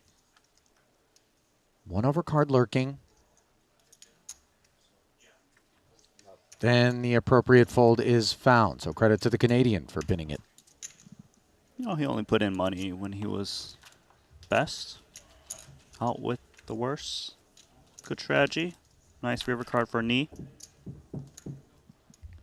He kind of pained Almy Bear to fold against knee. Just his reputation as being one that's willing to put some ammo.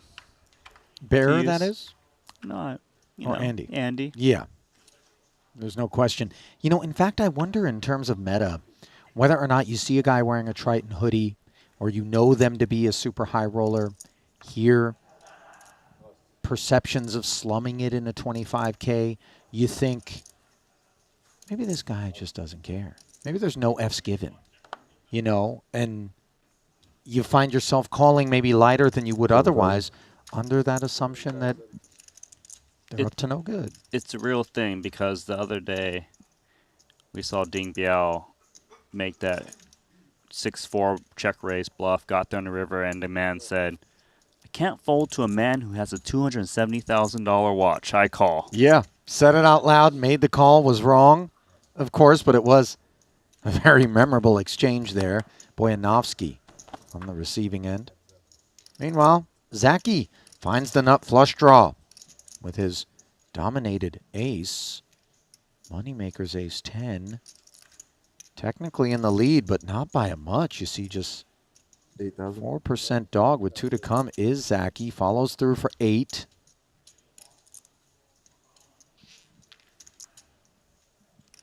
He certainly is calling if he had a club in hand. Here it's a bit more marginal. Does still have that backdoor straight working. I try to use positional advantage.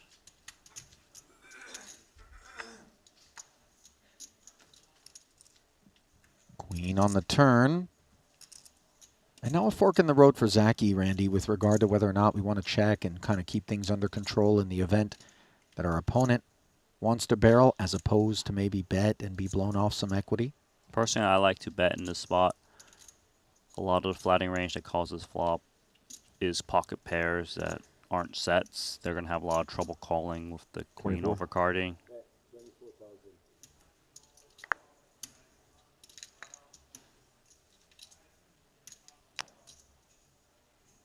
$24K. It's not the largest bet, but Ace 10's got trouble continuing with this texture at the moment.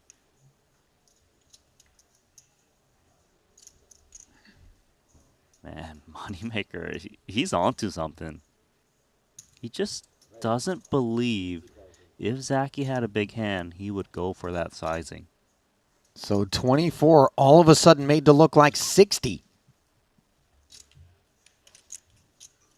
I mean, how good is this guy? He's value raising with Ace 10 high at the moment correctly. I know it's a bluff from his point of view, but still. Yeah, inadvertent value.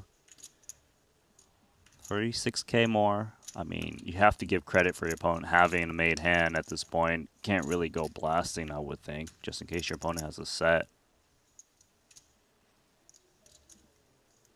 Call and try to hit your hand would be nice.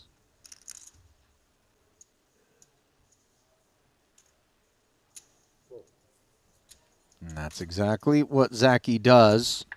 Another 120 into what was just a 38K pot at that point. Swing and a miss. Queen pairs on the river. Now, if you're moneymaker, you're not sure Ace 10 is good. Are you going to continue to tell the tale? No, it was just one attempt, and this is going to feel a little disrespectful as Zaki gets shown Ace 10 offsuit. Really, Moneymaker? Is that how you're going to do it to me? out here in the field, and it is good to say that the champ is here. Let's fit in one quick question before he sees a hand. Stanislav, stand up for me for a quick sec. I'll make sure you don't miss a hand. What's life been like for you this last year or so since winning the main here in Paradise? Yeah, has been good. Yeah. Can't really complain, yeah. Been good. Sounds good to me. And I got to send you back to the action. So not only has it been good, but you get lucky and you only have to talk to me for like 10 seconds. Sound good to you? So we could have talked longer, but We could have gone longer, but we'll save it for day 2. Cool? Appreciate it. Deal. All right, thanks, Stanislav. Guys, let's send it back to you. Day 2 interview with the champ coming up in a couple days. You know, Jeff, I know you'd like to believe that the champ from last year, Stanislav, is going to make it to day 2. He obviously was in better shape to do that before being interviewed by you. You know, I mean, So why how would many you do bullets that? is he going to be in for now? Exactly. Just multiplied it. The good news for Stanislav is, of course, day 1D will still be an option. But maybe he realizes talking to Jeff on that day, given it's the last of the day ones, would be a bad idea. Well, you can still buy it on day 2. I would go last minute registration, minimize the bullets. Okay. This is also an option, but, you know, 41st? just steer clear of Platt, you know? Sunglasses, hat, try to use it to Yeah, dodge undercover, Platt. right? It's not for the players at the table. Not undercover is Pikatsowitz. King, queen. Northbound all the way to 44,000. Squeezing successfully.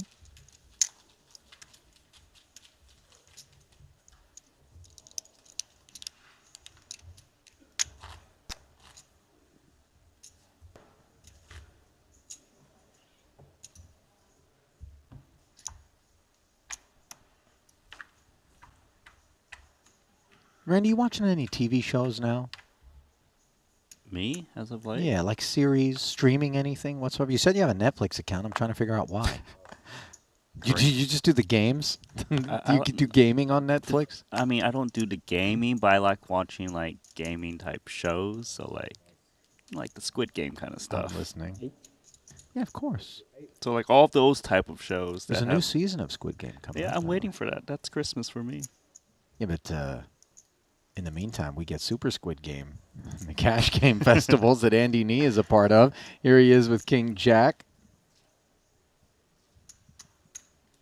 Small blind, 3-bet here as he catches Pikatsowitz speeding.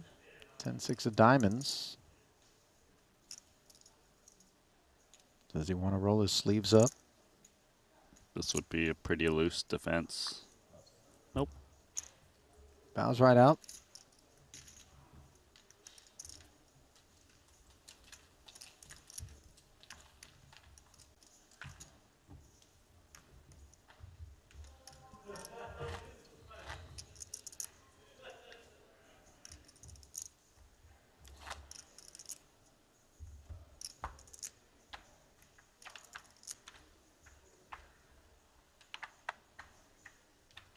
Randy, we need to send a round of shots to this table. Or Bahama Mamas. What was the other drink? Pina colada. Pina coladas. Jack Germain coming out. Anybody want a margarita? No. I didn't say we go full Germain. It's a little early for that. Almost 3 p.m. local time. You got to take it easy on the liver. Barrere. Ace deuce. Gets all the way through.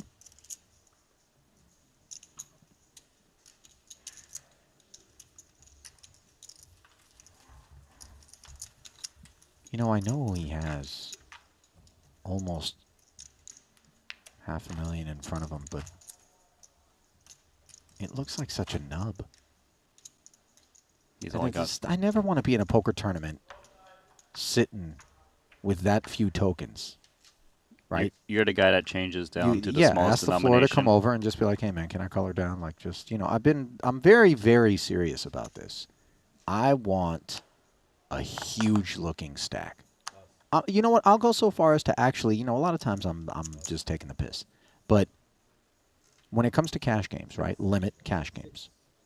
It's a known fact that playing a 4-8 chip structure cash game versus a 3-6 or even, God forbid, a 2-4 chip structure cash game creates more action, you know, because you observe these bigger pots psychologically, whatever. And so there's some rhyme and reason to my take here, and there's plenty of reason to be 3-betting to 22,000 if you're Belcher. Ace King performing beautifully against Pikatzowicz's Yes. Ace Queen. Third time's a charm there. This time he's actually got a legit holding. He has been activating quite a bit from late position here. We'll hang in for the extra 16,000 and we'll take a flop. Jack 10-5, both parties with the Broadway gutter. Both parties also with a little bit of club action.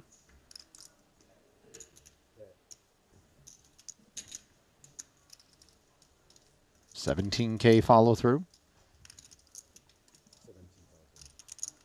Nowhere to go, but check call most of the time. Especially when you have a draw to the nuts.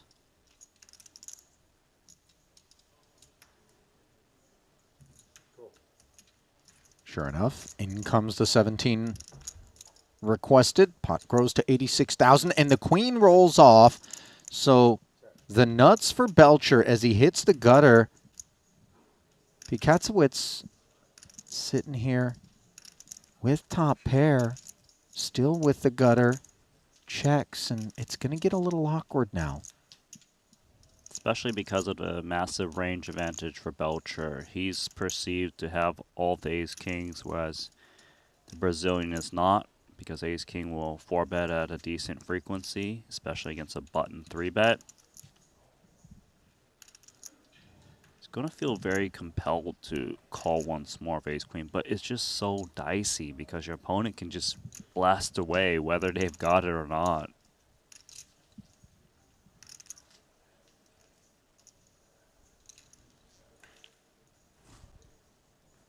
$65. Yeah, 65,000.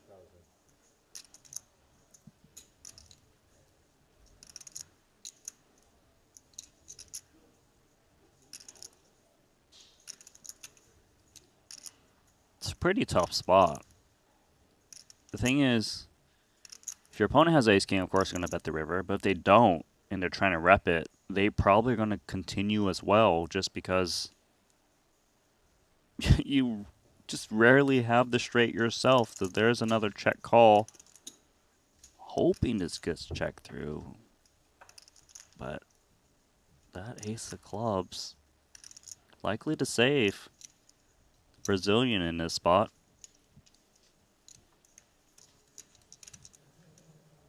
Front door clubs arriving. Top two just couldn't feel a whole lot worse in this spot, could it? Queen of club blocker. It's not the worst river card because you do beat some hands now, like Queen Jack, Jack 10, Queen 10 that 3-bet you, and they are not looking to bet the river. You don't have to face a tough decision against the likely ace king if it blanked out.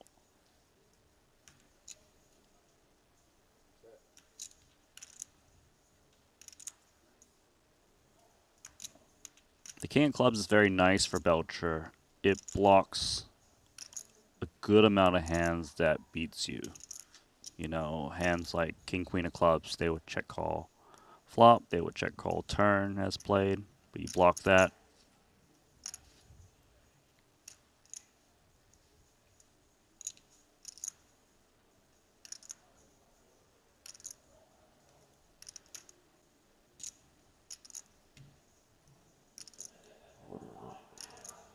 Yeah, I would say he doesn't lose too often on this run out. Besides like queen jack of clubs. Hold on. There is the all-in from Belcher. You know what? This is kind of cool. Because Belcher's plan here is he never expects to get called by worse, but he thinks he can muscle out a chop. I mean, the king of clubs is the key card that allows him to be violent in this way with this overbet. Right, because if he had ace king red, he probably doesn't go for this play because his opponent's got more combos to have the flush. And the decision is made easy by the sizing and, of course, the board texture. As the Brazilian steps out of the way.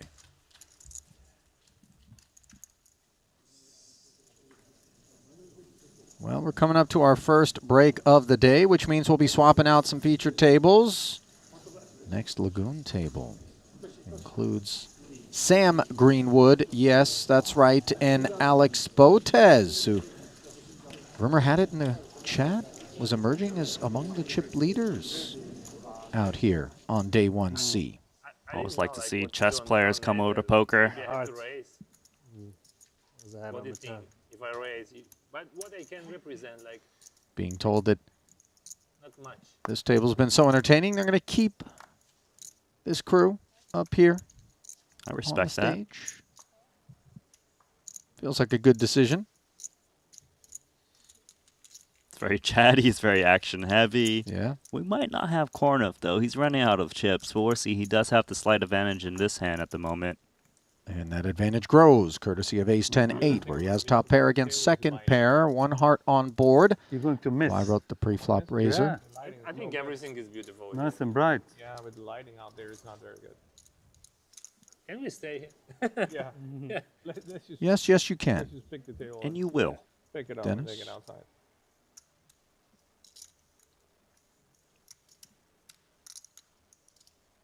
So check on the flop.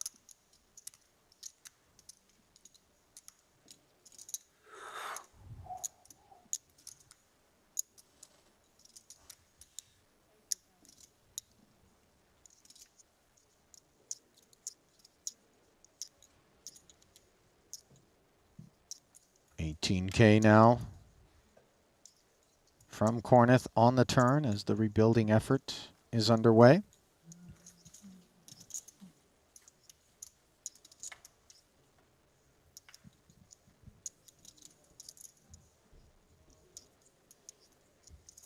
Chance is one of those guys who definitely accepts the kind of live and die by the sword aspects of the higher variance approach that he takes from time to time. He likes to get in there and play a lot of pots. Boris, But, have you know, thought of he playing adapts. pickleball now instead of tennis? No. No. In Europe, it's more paddle. Okay, yes. America has more pickle. I played Europe, paddle for the paddle first is very time, popular. last year. Very nice, very good game Yeah. too. Very fun. I love it. That's fun and So fun. exercise. And Yeah, good. Yeah, they got And the, we can play too a little bit Yeah, more. wait. Yeah. they got the first paddle courts in Toronto like this summer. Okay, only. Only maybe they have two now. I Okay, think. wow. Like outdoor ones. Maybe there's some indoor, but Yeah. yeah, it was a lot of fun. Pocket Just pick it up threes, right looking away. for a You're little good at, fun. like, most And racket they've been sports. down Complicated, yeah. by It's very social. Mm-hmm. You can talk to one Barrios. another. You get a sweat. An hour. You play with the team, you know, the You don't doubles. kill yourself. You don't. Good. That is Yeah. good game. Good game. Do you think pickleball's ruining the sport of tennis? No. No. No. No. Because in our like community, generally, a lot of tennis courts are being converted to pickleball courts. So there's a lot of uproar where the tennis players are Okay. against them, saying, you know, why are you taking over our courts? This was always a tennis court. Should I always mean, be it's a tennis definitely a trend. It's a trend. But I think tennis will always be. I mean, it's a different sport. It is, yeah. Can't really compare it. Whereas paddle is more similar to tennis. Yeah. It's like a football. I mean, it's like legendary sport. Like Yeah. you call it soccer, right? My son call it soccer. Like, Yeah. it makes me mad actually. What's that on the turn? Garrios. On the flop. Keep on That like you Check turn was really good folds. to me. I'm I telling have to you, tell yes, you. I had. That turn was very good. Same thing on that. What was the best hand? Capriles being cheeky. We call it American football. Why they That was call a it good football? fold in that Because they use previous one. hands. Like I mean, like it's like football. Like tell you you later. have Trying to to- use your foot and the Trying ball. to positively reinforce Yeah, but the it's bad like, lay down there. Aces, yeah. Like it's like How's the chips looking? Well, for Garrios, could be better. As the odd is sub starting stack, 321,000. Not quite as bad As Corneth, of course, as the Americans on the reef table have slid all the way down. By the way, now it says Miguel Canizaro again up at the top. So, you know, I'm not... okay, we're really throwing curveballs at us here in the booth, guys. You know. I love football games when you're like on the DVR and you can fast forward 30 seconds at a time. That's what I'm talking about. So, I mean, like in real life, like maybe it's not so interesting to watch, like just sitting and eating. I played soccer my whole life. I love soccer as well. Mhm. You still play? I played an indoor game a couple years ago. It's been a long time.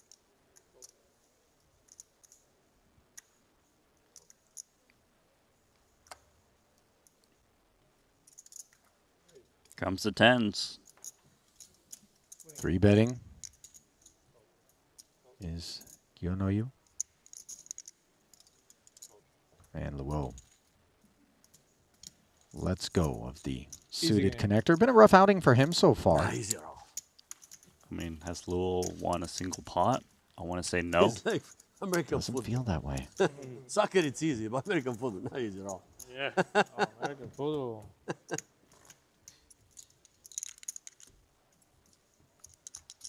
Hey, how come you've been in Canada so long, you don't know the rules of American football? Because like Come my on. kids playing soccer, as you like say, and matter. It's all over volleyball. the- I know volleyball is very popular now in schools, and hockey, definitely. Yeah. I'm even watching the hockey, like, but about American football in Vancouver, who played? I don't know. I mean, there is the CFL, Dennis, Even in in school, we have like soccer field. Canada, like, which has in an similar elementary rules school, soccer field, but not to for American It's a nice football. game, too. Yeah. A little bit of a different field, from what I understand. For men. Is that For men. Canadian Every Football time League or when I something? play Yeah. soccer, Okay. like for me, it's like, Yeah, that I feel sounds right. uncomfortable, you know. Like, And as we know, north of the border, you know, Like speaking it's on behalf of game Americans, of my childhood. Like, hockey we not all so much a played. sport in Canada as it is a Now you gotta learn religion. the rules. Yeah? It's a nice game.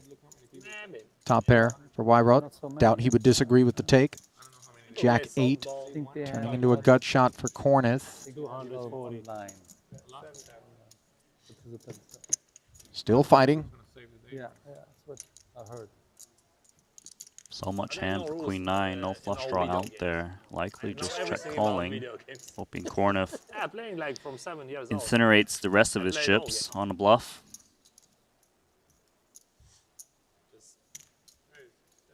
Does go check Esports. raise.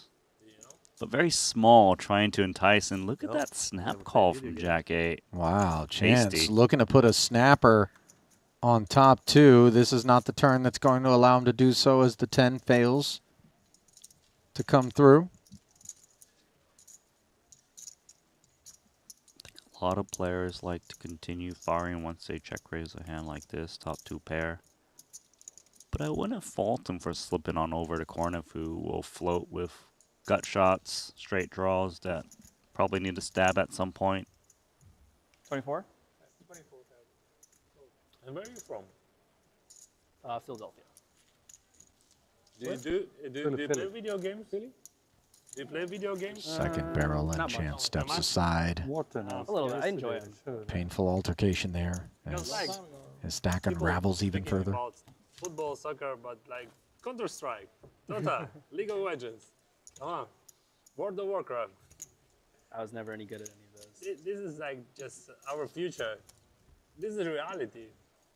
It's dopamine. Maybe still the exercising is better. Yeah, better, yeah. Ah, definitely. uh-huh, But it's you much see. easier- But it's much easier to get dopamine. Dopamine, like you getting like just very fast dopamine. Yeah, right.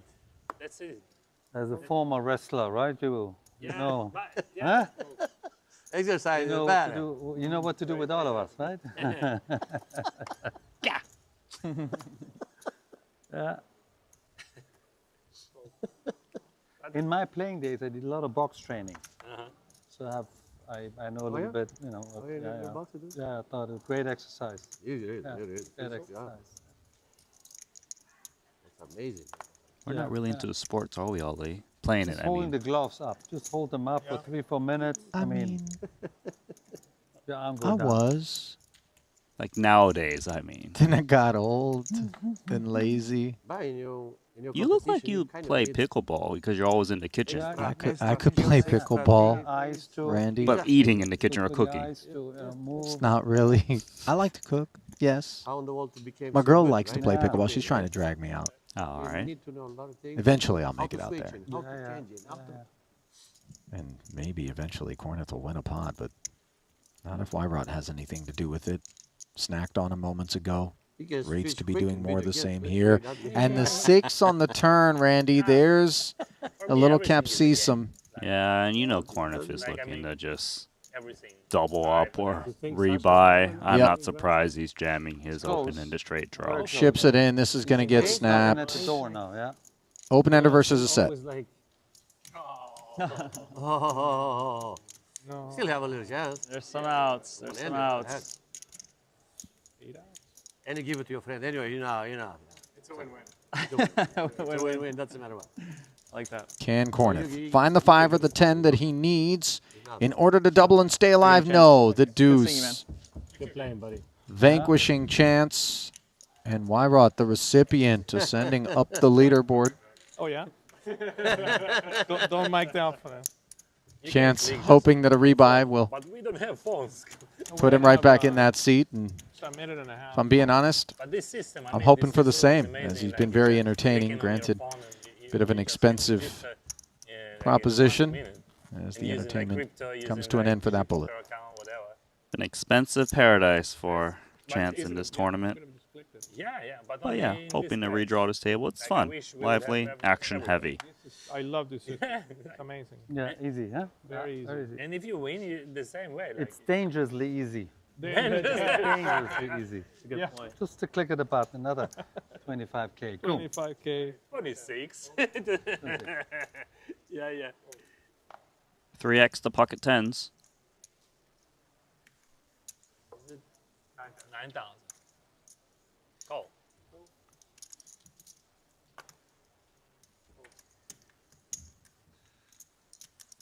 No.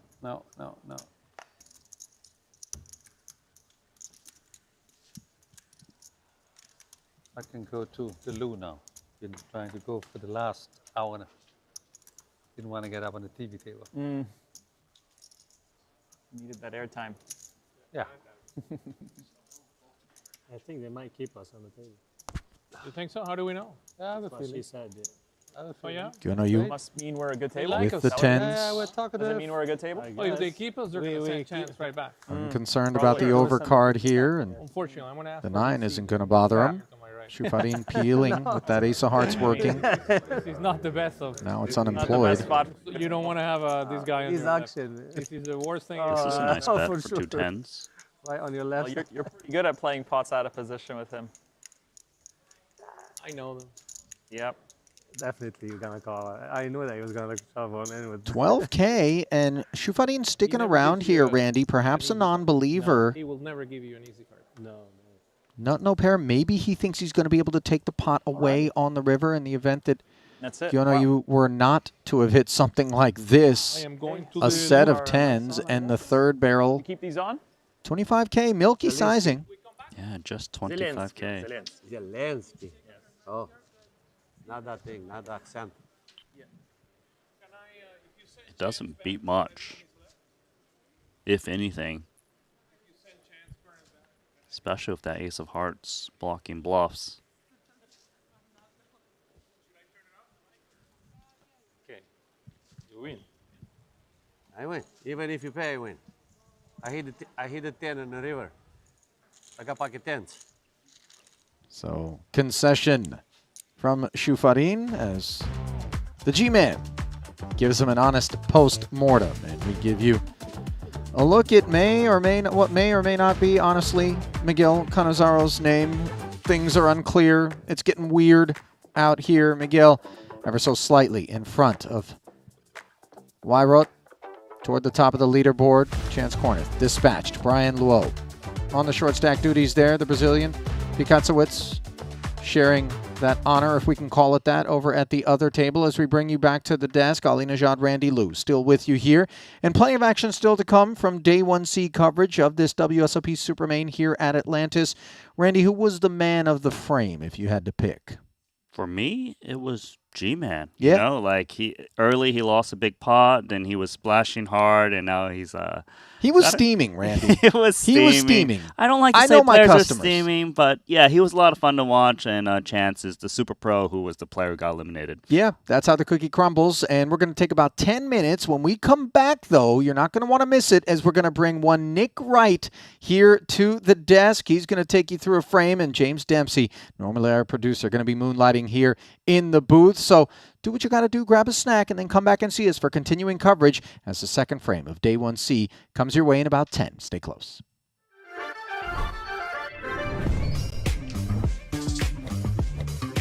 All in. Called.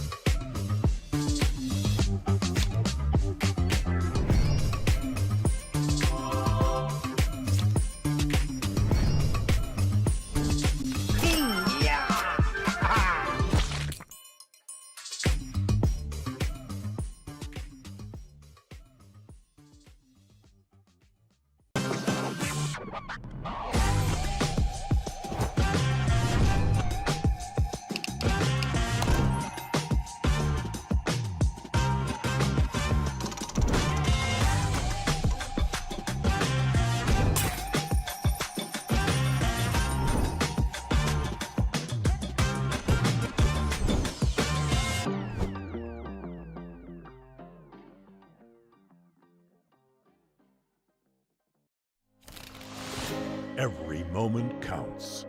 Every second matters. Be ready for the unexpected. Make your move. Trust your game. And turn weekends into epic wins. Let's conquer the world, one hand at a time. Copac, official supplier of the WSOP.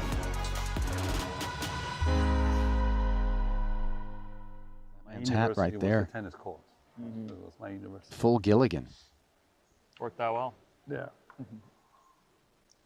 Gilligan's Island? Randy, pronounce this last name from the King Jack. G. The G-Man? G-Man. That might be what we have to call him. We're going to go mystery hand now. Wait, this just, come on. Canada, what's going on? What have you done to us here today? Why wrote? Rye-wrote? That's all right. I want to say... Rye-wrote? Rye-wrote? Why mystery? Because it's fun. Flat caller of his compatriot here was flop top pair. G-Man bets 7,000. I mean, that's crazy. That's like a bad Scrabble rack right there. It's a lot You know of what I vowels, mean? That's you know? just, what are you supposed to do with that? You can spell goon. Yeah, and then what do you leave yourself? 22. It's like, Well, we're going to spell a raise to 22,000. This gentleman not involved in the pot. Call, of course, from the King Jack. Pot up to 61,000.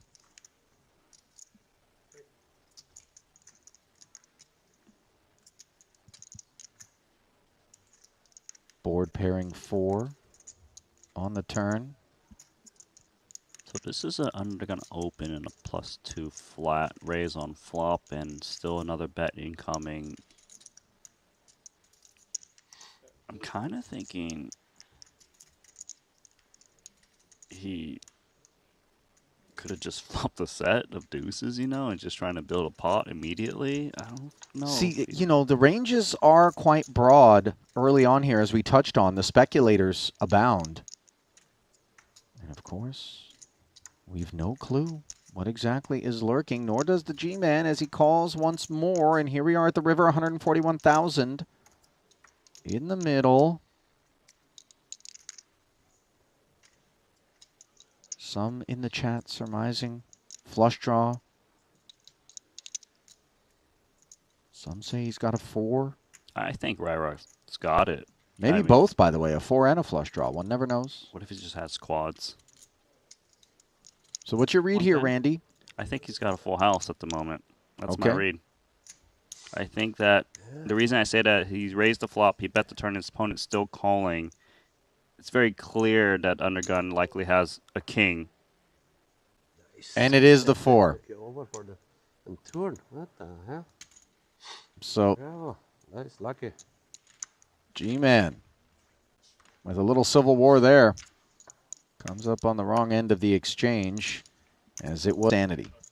Like a quiet rage just beneath the surface. It's the first thought that came to my mind. I'm like, what if he's in for more than 3 bullets? Well, I was thinking we're probably putting the 4 mystery in my hand on head. G-Man. I'll tell you what, production is doing this one for us, Randy. As if it wasn't going to be difficult enough to figure out what a mystery hand is, they parked it on the G-Man here. Aces to ace king. Hijack. Big pot? 6K open. Luo with pocket threes.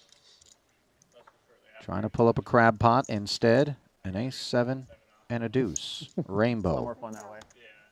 And G-Man just playing with blistering pace. Yeah, he's instant betting. Of course, I'm not surprised he's c-betting. It seems like he's going to bet regardless if he hit or not. And I think Lul is starting to catch on as he check calls the Boy, pocket the eyes threes. said everything there, didn't they? He's like, listen, buddy. Oh, Wow. Wow. Brace yourself, Randy. Unless there's a set of aces or a set of 7s for G-Man here, things could be approaching core meltdown shortly. 12,000 into 27. Has to be a check raise at this point with the threes. G-Man is not looking to fold hands. They like the poker there too. Italians, There's yeah. poker there. Yeah. Oh, I did. Calm down. Yeah. Well, more cash games. Maybe raises to like 50K or so. Just trying to get the maximum in there, expecting a good ace to never fold. They have a nice casino there, yeah. I mean, and the board is dry here. What the hell, serious? Again, guys? Against me like this? 45. Does he have a real hand here? Well, I mean, he's like, serious, guys?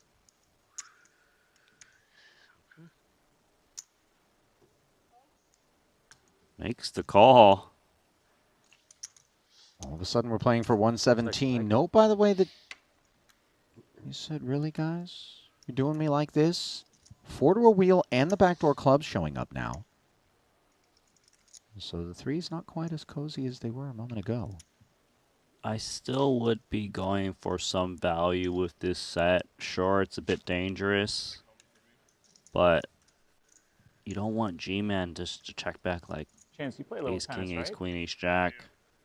Would you give Boris 20 hours of poker lessons for 1 hour of tennis lessons?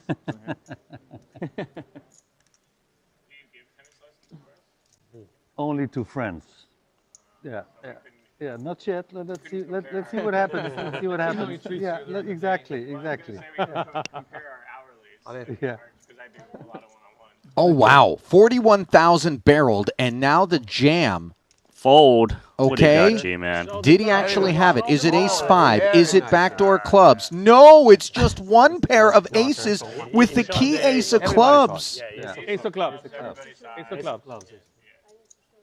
As Luo That was a good kicker. gets tracked. How old are you? 41. Okay. Still young. But you know, like when I come to Canada, and just I said, oh, I wish I could come to Canada earlier. She asked, how old are you? I said, 40. Oh, you're so young, man. Yeah, for Canada, yeah. But when you're born in Ukraine, you know, like 40, it's not a young boy. Okay, okay. Are you from Ukraine? Yeah, from Kyiv. Pocket 4s for I didn't Canizaro. see a war. Has issues. I mean, when the war starts, we were in Thailand on vacation with my kids. Okay. And we just have a long vacation, you know, like 3 years. You did. Wow, it didn't go back. Yeah. Just didn't go back. Yeah, we had like very few suitcases, you know, in Phuket, and we spent there 16 months because we didn't know what to do. And then moved to Canada. And now we live, And with your belongings at home, what did you do? yeah, just nothing. Yeah, I sold a few cars, like that's all. Okay. Damn. and like It's unimaginable for us, you know. We have a home, we go to holidays, and then the war breaks out, and what are you gonna do, right? And they still have house and apartment, like. But beautiful people live in my house, and my father living in my apartment. Okay, so you have close ones looking after it. Now everything is okay, if I can say like that. Okay. When they like just pumping every single night. Paired king high flop with a couple of clubs here as we lay out for a little bit of story time from the Ukrainian there. YouTube? I think so, yeah. Definitely. Maybe it could be on Twitch as well. Check call of 10K. I saw they do on Jack still best. WSOP YouTube channel. Okay. Oh, cool.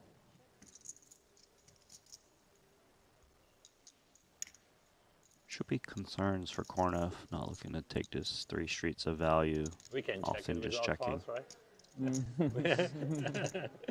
We can like share a link or something. Like give them a chance. Like. Oh wow! That'd be nice. 1 hour delay. How do you feel about that? Probably 20 minutes. Numero cuatro Stream starts at 1. has downed the jacks of Korneth. Yeah, 1 hour I think would be by default. Let's see whether or not the sizing here is such that Korneth might stay interested. 50 into 61. He's going to have his doubts, obviously, written all over his face. You could see King X Polish by attached to this line. background. Of course. Yeah. I think So that's we're- Kornev's the whole main family's from like concern. the southeast Doesn't feel like part it's of a a small 5XL village over there, often. so almost Ukrainian. So your parents, yeah. Block some club draws Your with the jack parents of moved to clubs. Canada, right? My Not parents moved ideal, to, but he got so Canada small on when a I was, flop. like, He could have 2 years invited old or some something. You born in Poland. light calls. I was actually born in Are Greece. looking to 'cause stab they- now. It was the only way to escape communism at the time. Yeah. They had to get through Greece, get their Okay. passports, Wow. and then get to Canada after. But yeah, same story. They came with nothing. They're Crazy. just like, back in the day, that was the norm, right? Yeah. Incredible. They came with like $100, 3 kids. Like, Crazy. all right, let's start a new life. Canada is a beautiful country Gone. for it, for starting new life. I think the best Nice country lay down in the from world. Chance. Like why we moved to Canada? Because I didn't know that in Canada we had. I know that we had the biggest community, Ukrainian community outside of Ukraine, but.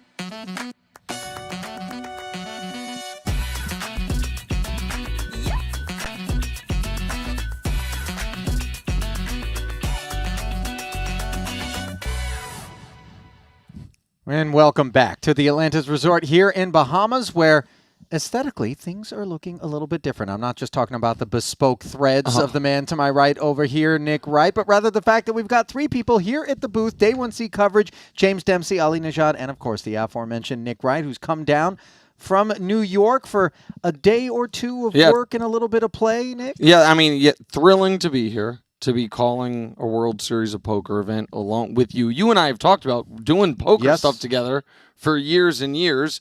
It was great to meet you earlier today, and just watching, someone walk through the room, and it's more exciting for me than walking through, any sporting event locker room or anything you see. I'm like, wait, there's Chance Kornuth, there's Josh Aryeh, Rin Lin. I wanted to yell at Lady Gaga to him. So it's great. I'm so excited to be here. The only thing better to be playing, but I don't have the time. If I'm going to play, I'm obviously going to final table, probably win. So I just don't have time for it. I'm a bit worried though, better. Nick, because I gather you did play here last year, didn't you? I did. And it didn't quite go so well for you in a 50K buy-in. Well, don't want to bring up. No, it's fine. Open up a wound. Go Why ahead don't and you, bring up James? the single lowest moment of my poker life. Way to ingratiate nobody yourself, likes Dennis. a bad beat story. I had Jackson, of course, a guy who I don't have anything against him. It's not that I dislike Chris Brewer and still have nightmares about him. 3-bet me with 10-8, and of course it came Jack 9-7 showers. Oh. Jack 9-7 rainbow showers. That's nasty. Yeah, what are you supposed to do? He flops the lose. joint. What you're supposed to do is lose. Yeah. That's what you're supposed to do. Yeah, is lose. for sure. But thank you for bringing that up. A year ago today, 1 year anniversary. All right. Well, the trauma aside, obviously, we do have some things to attend to. James, walk us through what the current landscape is, because as I popped into Poker News and looked at the updates, I saw a name that I could have swore in the last frame got showered, and yet there he is toward the top of the chip counts right now, Chance Kornuth? Yeah, you said there's something wrong here in the updates. Chance Kornuth has 1 million in chips, which clearly means in the few minutes from when he busted the table. He just re-entered, got to a new table, and somehow doubled up already. I Are we wonder- surprised the way he's playing? I wonder who he victimized. No, and the interesting thing is when you talk about these super high rollers that are out there, a 25K is kind of them relaxing, unwinding. You know what I mean? A nightcap, if you will, here. Day 1 seat coverage getting back underway. We're going to keep Boris Becker and company up there on the stage, and then we are going to have one new feature table on our hands. Elliot Houdon, that is a name that should be familiar to you from yesterday's coverage. He's got 1.1 million plus and is, by all accounts, the current overall chip leader. Alexandra Botez presides over the Lagoon table with the chip lead, a chess pro turned poker professional. $750,000 in front of her, performing quite well and a good bit of runway between herself and Mexico's Santiago Sordo. In second, Jonathan Dweck and Sam Greenwood, the Maple Leafs, rounding things out toward the bottom of the board. And some super high rollers, Punsri, Mizzy. That's a out tough there. Lagoon table's a tough table. You know, the creatures in the Blue Lagoon out there, and we're getting a peek at them for the first time. You're right about that, Nick. I mean, that's the type of table you would think you might see at, a super high roller. Like my goodness. And in spite of the fact, Nick, that, on First Things First and the What's Right show, poker not the central focus, of course, topically, but there is so much enthusiasm that you personally have for the game. I know you've brought it up from time to time. I love it. On some of the broadcasts, and you don't just talk about it. I mean, you're not just somebody who's watching. You are playing, as James talked about, 50K, and then famously for me was when you really were oh so close to taking down Phil Hellmuth. Wow, bringing up my second Heads most up. moment. No, When but I mean... But yes, no, I challenged Hellmuth for another 50K. That's my sweet spot for losing. But that was, you called that match. That was 5 hours that I kind of held my own as well as you could. And you garnered a lot of respect from the poker community, I think, for what you accomplished, even though you didn't hang the L on Phil. At the end of the day, I think you demonstrated that you take the game seriously. You're a competitive guy, obviously, a sporting background, and looking forward to seeing you out there as much as we are maybe here in the booth. Well, I appreciate that, and I'm so excited. Like, and this is, if you are someone that loves sports. For most people, your sporting life ends somewhere between the age of 16, if you're lucky, your early 20s. You know what I mean? And so this is the closest thing to that feeling for me that you can get is like real high level, high stakes competition where you get to compete with, some of the best in the world or just buddies or whomever. So I can't get enough of it. We talk all the time about the fact that you can't just suit up and go play in the Super Bowl or the NBA Finals or the Stanley Cup or the World Cup. But you, if you have the buy-in, can get out there and rumble against the world beaters, against the greatest in the game. And in that sense, poker is very unique and I think does afford people a measure of exactly what you were talking about. And this tournament in particular, I know that there's still a day, tomorrow. Day one D tomorrow. Usually when you hear people say exactly that, like, well, if you have the money, you can play against the best. Sometimes in order to guarantee you're going to be able to play against the very best, it's like, if you have the money, if you have $500,000 to go sit in a cash game, and you know what I mean, one of these private. But that's not what, like I said about this tournament in particular has brought out, if you play in this tournament, it would appear you're likely to have at your table someone like someone you've seen on TV, just walking around the room. It's a really, I couldn't believe that it feels like the whole poker community is here. I mean, why wouldn't they be? It's a $50 million guaranteed prize pool. We need the whole poker community. Okay. Where else would you rather be? As we take a moment to remind you to head over to GG Poker if you want to be a part of that community. Brand new signups. Stick $20 in your account.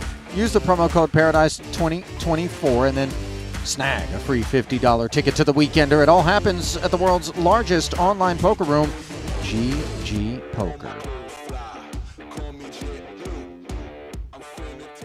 Yeah, but you're right, Nick. It's absolutely amazing when you come to these kind of events. And every It's time one they thing when we have the get Triton help, portion of the like, program, and every table is all these That's what it recognizable is. names. But you Don't walk think through about this, and it's just a insurance smattering. and Yes. other Here's a stuff like Puna that. over here, can you be, know. yeah, Here's yeah. a Not all the Mizzy time. over there. Take care It's of- it's exciting This is if like- you I qualify I for these know events that, to like, be in a that big mix. pocket This is and like you half got of the Like you say, cure. so Only way when he's everyone available. available. $2,500 satellite. And how cool is it? You're just playing on a table with Boris Becker as well, sporting legends in this game. Helped him to make that move, you know? It was like, Well, the legend of two aces pays Yeah. Luo a visit. 100%.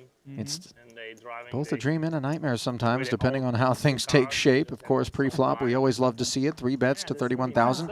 Over the top of a frisky Shufarin, who is showing left brain activity with King 3 of diamonds. Now, Lou Garza, sweet Lou, things looking sour as he's got 2 queens. All right, so this is definitely getting 4-bet, and then And he knows Shuffering will fold. Do you knows think textures very Luo well. is, since he has positional, 5-bet it or slow play his aces? I have no idea. I'd probably slow play it, but I play bet. I like the slow play in this situation, like you say, You never know what's kind of gonna has come. position, and you kind You of know want to something's allow gonna the come, person in the though. small For blind if sure. they are bluffing He's to not gonna continue give you a bluffing. card. And their value hands kind of go for it post flop anyway most of the time. So I Yeah. don't think you need to force the action too much. But let's see how he goes with it. Note, by the way, that it's going to hinge upon the sizing that Garza comes with, provided that the 4-bet is inbound, because Luo only has 231,000 back. Oh, that's a good point. So let's see. Have fun, A boys. 4-bet to 75,000. So another 44K So what's your nick? in frosting applied to the cake. My name is Denis Shufarin. Like it's the same. Like I have real name. Like Dennis. Yeah, he's like still Denny. with a call. It still obviously leaves over It's pot a real behind. name, So yeah. it's still a jam that elicits Dennis folds Shufarin. at some frequency. So I still prefer the slow play, but it's certainly a little closer when the stats get this People shallow. spell it quite different. But Dennis is okay. I think he's going to jam. And my nickname, like Santos. Like when I played. Does he have that look in his eye? Santos. Sanders. Sanders. Sandals. Nope. Sanders. Right. Sandus? Yeah. Choosing the flat. And of Like a course, if we're Garza, I mean, in GG, they force you to have. 3 your- bets Yeah. become Oh, 4 oh. top set for sweet Lou. I think How do you have that hair and top set? Oh, my God. Well, a tremendous amount of conditioner, I think, is associated with it, if you want me to really indulge you in a response there, Dempsey. But the indulgence belongs to Garza here. 168 in the middle, and the nightmare for money. scenario Yeah. for the Comfortable. aces of Luo. Yeah. Yeah, they're both trying to work out how to get all the chips in the middle right now. I mean, there's some concern for Luo, of course, that queens and maybe jacks forms part of that cold full bet range, but I still think you... Oh, wow. Oh, this is dirty. Yeah, again, this actually switches around where you might expect this seat to have more of the jacks and queens having 3-bet call to 4-bet. Also, some ace queens suited perhaps would have stuck around for the 4-bet. But Dempsey, don't we feel actually comforted by what reads to be a more honest check out of Garza as a cold 4-better from the small here with our aces? Yeah, I mean, I like it because you think you're up against maybe an ace-king, maybe kings are the value hands that have given up, so you kind of know what the bad cards are. I mean, we're blocking the ace X's if we're Luo. This is it. But I mean, the I saw pot's his so hand with shallow, the we rod don't have to outside, get it right? in on the flop. And I Easy to was do over 2 convinced it was streets. him Rainbow that's sitting here. texture. Didn't recognize the shirt. Yeah, but so Garza's not checking again No, here. no, we That's have to- half pot. Smile, We have to look, go. everything. I think small bet here. Looks like 65. reasonably Used big, to do lots of considering what's tricks behind. with I bet. I bet. Especially with the women. That is crazy. Think about that. Now, if we're Luo, do Anything. we feel compelled School, Oh, it's club. cool to to jam and go for deny exams. equity to some sort of combination here, Dempsey? Is that a notion? I would suggest that the only real hands that would have picked up equity are potential flush draws, really. Yeah. And those are the kind of We have ace the 5, ace of ace 4 diamonds, diamonds, and we yeah. have the ace of diamonds. I don't think we have to worry too much. I'd But say then the women, the that pot's way. so big by this point, Yeah. I mean, it seems reasonable just to jam Yeah, from wow. 120. He's a Superman. He's back. He's back. Yeah, I mean, he's just... He's just going to go full rope. I love this. I mean, we don't know what's yeah. gone on But necessarily. he's just between gonna. these two. I mean, there's just not. I can't think of a card that comes where he doesn't lose all his money. Oh no, Yeah. Here's the deal, guys. We're It's goosed. unclear as you talk about full rope exactly whose neck the noose is around from Luo's perspective. He's wary of the idea he could be the man up on the gallows. Yeah, but he's thinking. What kind of competition? He's trapping here. I mean, we're both trapping. We're both happy. I mean, Going to be a lot more joyous as Garza here, playing 122 effective, sub 0.5 SPR. Old school. But they did the switch, yeah. Yeah, I mean, I don't even think he's going to wait very long to call after Garza jams. Yeah. Going to do the old look down once, be like, call. You do a lot of tricks, that's for sure. Oh, he didn't even jam? Yeah, 200K. That's enough. Yeah. Yeah. Oh, those are 100K chips. Sorry. I thought. But hang on here. Luo. Well, the only value we beat is kings, right? So he's like, really? But Good night. Wow. And good luck. As aces, the demise of so many throughout the course of any particular tournament. And you see Garza recognizing that was About a bit real filthy. names, like, I think this is very important. Yeah. As much as I love poker, that's when there's just such a stupid game. just an outrage. I mean, just the guy, Luo does absolutely nothing wrong. There's no street in which he doesn't, unless you think there's a chance if he 5-bets pre that he's going to get some folds out of queens. But was that an ace of clubs around his neck? Because maybe we just ripped the chain off and just huck it across the room. Plopped down the river. No kidding. I'm looking to peek back over at the other featured table, which perhaps will be devoid of the sort of carnage we bore witness to moments ago. Botez is going to sit this one out. 9. Yeah, good start for her, Ollie. She registered sort of end of level 1, I want to say. So in just the 1 hour she's been sat, has gained an extra sort of half a starting stack. She's evolved tremendously since we first saw her on tour, sort of during the pandemic. A lot of the chess streamers somehow got intertwined with some poker streamers, and then there was some introductions to both factions. Poker players playing a lot of chess, chess players playing a lot of poker, and here we are with her clearly being the foremost of those tap water mixed with chemicals. Convertees. You can drink it if you'd like, but quickly, someone in the chat just asked, is this Boris Becker any relation to the tennis player? They are related. It is the tennis player. That is the world-famous Boris Becker, one of the probably 6 greatest male tennis players of all time. And a real poker fan. Like he plays a lot of poker. This isn't someone who dips his toes in now and again. I mean, I played countless hours against this man in the cash games in the fabled Palm Beach in London for many years. Yeah, he would come in every night. A peculiar name for a casino in, gloomy old London, by the way, Palm Beach. Less of the gloomy in the glass bottle, for sure. It's not like somewhere in Miami there's a card room called the Fog Palace. So, bit of inversion. Meanwhile, Gutshot straight draw acquisition on the turn for Greenwood 6s, which hold on all the way down the line against Dweck's Ace-10. Oh, wow, that sounds very Our landlord had it there before. Double Gutshot he had, but didn't need it.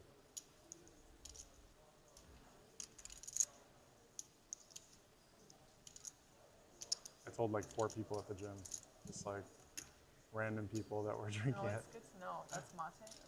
Yeah. I was just in Argentina. Everyone drinks mates. Yeah, I went to Argentina when I was for a chess tournament before, and that's how I got hooked on mate. Oh yeah? I was 12, so like not a good thing for me to be There's drinking. the shutdown on the end. Greenwood will haul that one in. He and his twin brother Lucas out in these streets for the Triton Super High Roller Series, as evidenced by the ball cap that he's wearing. An abbreviated version of that festival preceded this Super Main and overlapped with some of the preliminary bracelet events that included Stephen Chidwick taking down the 50K pot limit Omaha. Bernard Punsry there also donning the logo. Holly as well. Chidwick was sitting down in that 10K PLO we were talking about before we came on. I mean, there's a little one-dayer going on, so he's just trying to rip off another bracelet. I was going to say Chidwick just won another. Just keep winning all the PLO bracelets. Yeah. Listen, I believe at Triton it's PLO and short deck titles that he had prior to a 2-card title. Did he finally get that monkey off his back, the 2-card title? Yeah, he doesn't. Not yet. Let me Check that for you all. Yeah, because listen, while you're at the booth here, James, it doesn't mean that you're devoid of your producer duties, all right? It's a double dip. As we see Greenwood now looking for back-to-back. Ace-King makes it 9,000. Duet big flats. 3-bet. Punsri, a chunky ace-jack cutoff 45,000. We'll get back around to Greenwood. Ace-King doesn't like to be passive generally.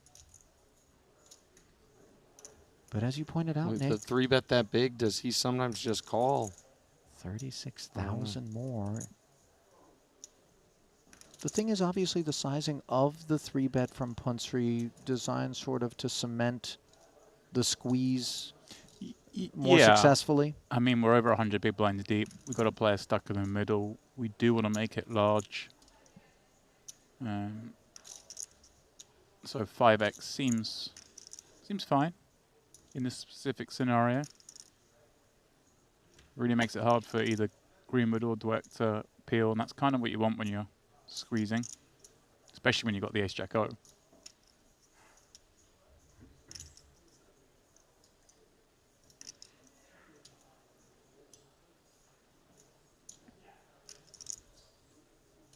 It's funny, I would say normally there's an option in this situation where you might just see some calls, but the way this 25k has been playing out, I'm no surprise to see this just jam in.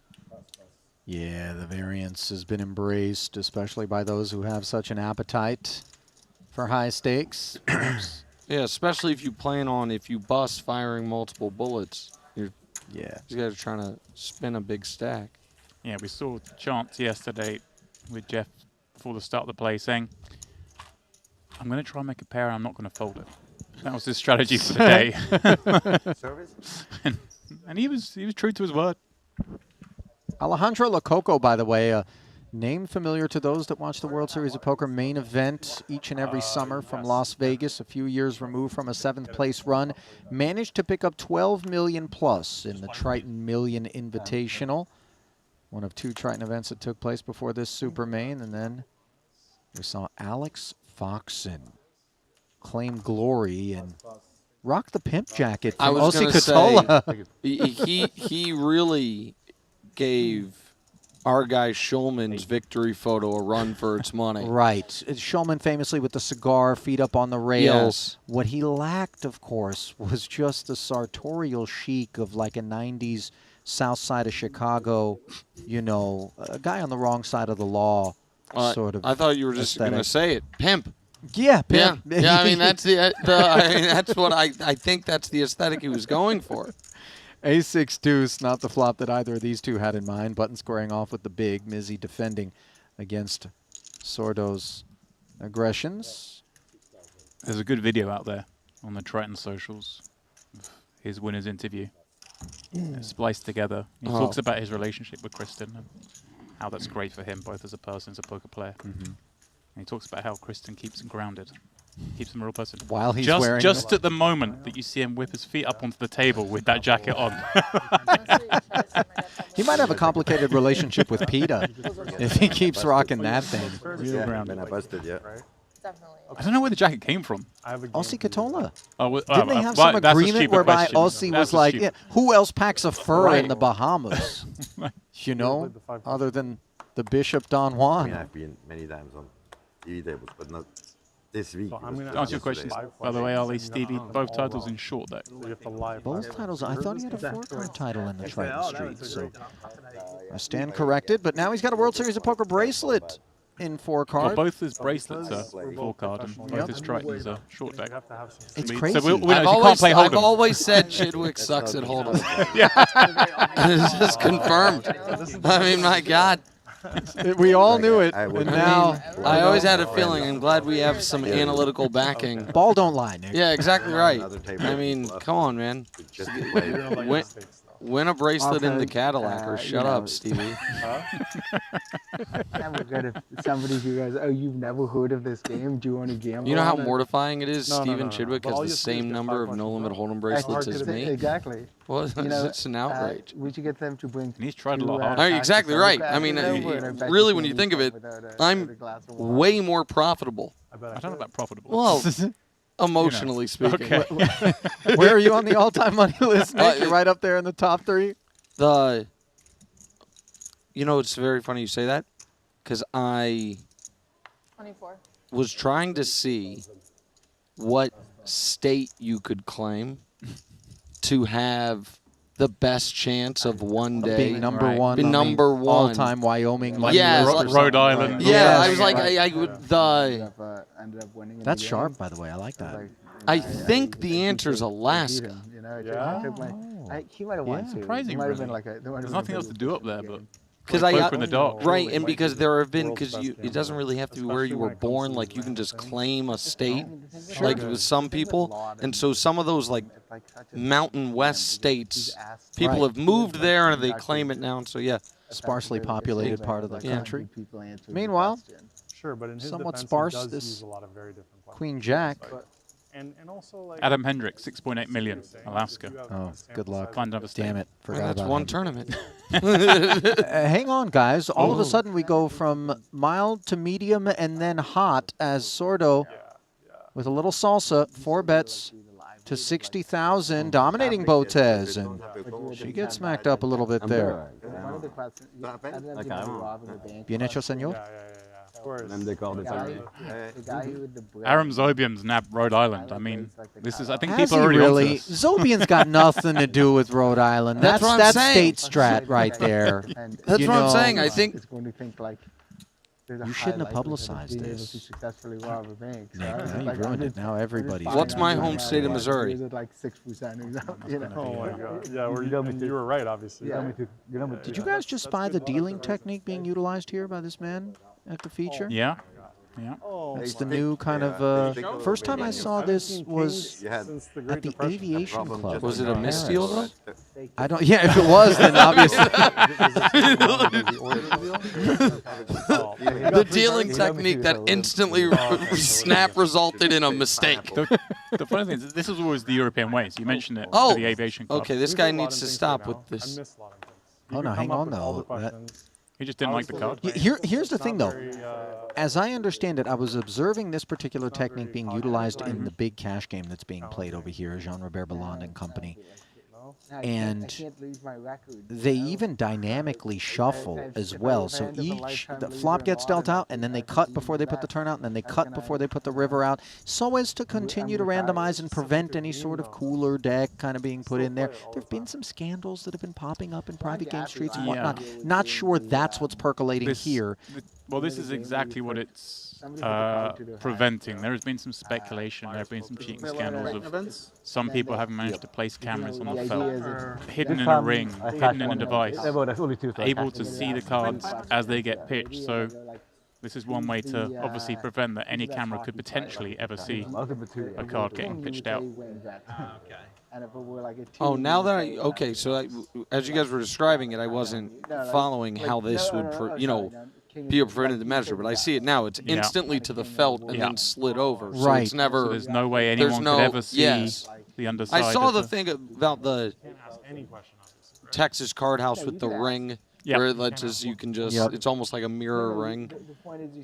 Oh, there's no insinuation Like Dakota ring. here No, at of any course point, not. but it's just this is a way we can prevent that method ever being employed here. Well, Botez looking to prevent Wow, some of the and- harm that came Luo's way with 2 aces. She has 3-bet Sordo. Again, Sordo had this King Jack offsuit just a moment ago. Found the 4-bet. Mizzy going to Did hop Mizzy along with the just hard call? 8. Yeah. Look at this. This is under the gun +1, +2, and then hijack in succession. And if Sordo does call, he's in even rougher shape because I don't know if you saw it, but the previous player also had King Jack off. So his 2 pair outs, which he desperately needs to I work love on. this fold. That's really good. You're getting such a tempting price because the 3-bet wasn't that big, and Sorrel's overcalled. But King Jack offsuit just does so poorly in this kind of spot. So good discipline there. 10-8-5 as Sordo said adios. Botez has this one by the throat. Set mining effort comes up short for Sorrel. A little scary though. You attribute this cold call to all the sets available here. We can see he's peeling as wide as 4s, so we know 5s are in there, but certainly 8s and 10s would be in anyone's range here. Follow through from Botez comes to the tune of 22. Yeah, so it gets murky for Sorrel having peeled as wide as this, the temptation to continue for third pot with just an under pair. Does have a heart. Yeah. If you call a 3-bet with 4s and it comes 10 high, you're peeling one. I think for third pot, I Yeah, feel like you're we're doing it, with the four and you're hearts. just convinced. You're just convincing yourself they have ace king or ace queen, Right? And you're. You know, we do see a lot of this, just kind of keeping an eye on the 3-better who isn't supposed to be interacting with a 10-high board. Yeah. Bar the overpair, of course. Now, of course, Bota's going to be worried about some of those flush draws. 65. And it's like king queen suited, maybe the most likely non-pair hands that call that 3-bet, and then call a flop bet. Big bet now as well, 75. Can't see Sorrel wanting to stick around for this.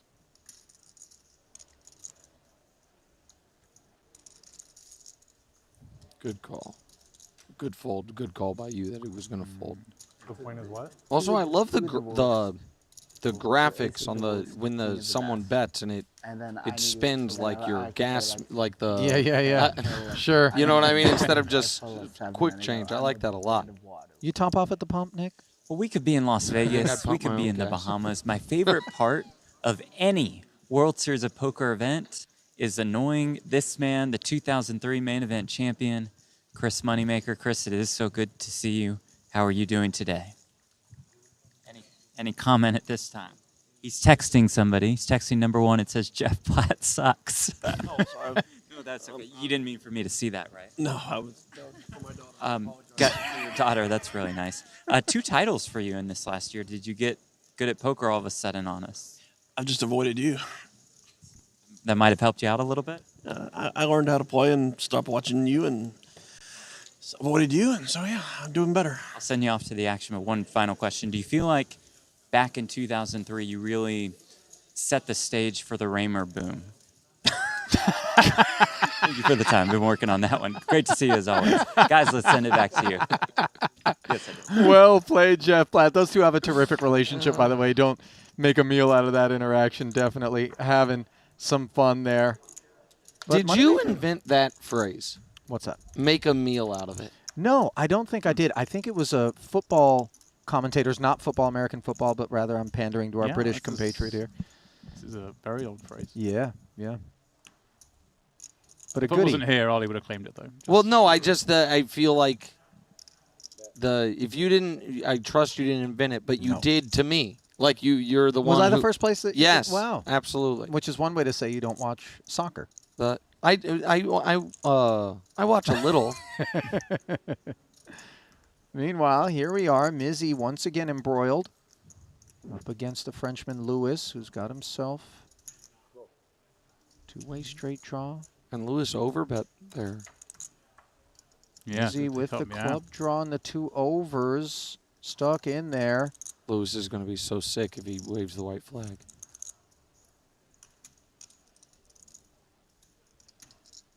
Well, you know the French do have a... Oh, come Oh, on. I'm Come sorry. on. Okay, we don't need, it was cheap. We don't need that. Go on, fire, kid. Good job. There it is. Wow. Ballsy. And this is not a petite fillet, boys. We're talking about a porterhouse in terms of sizing.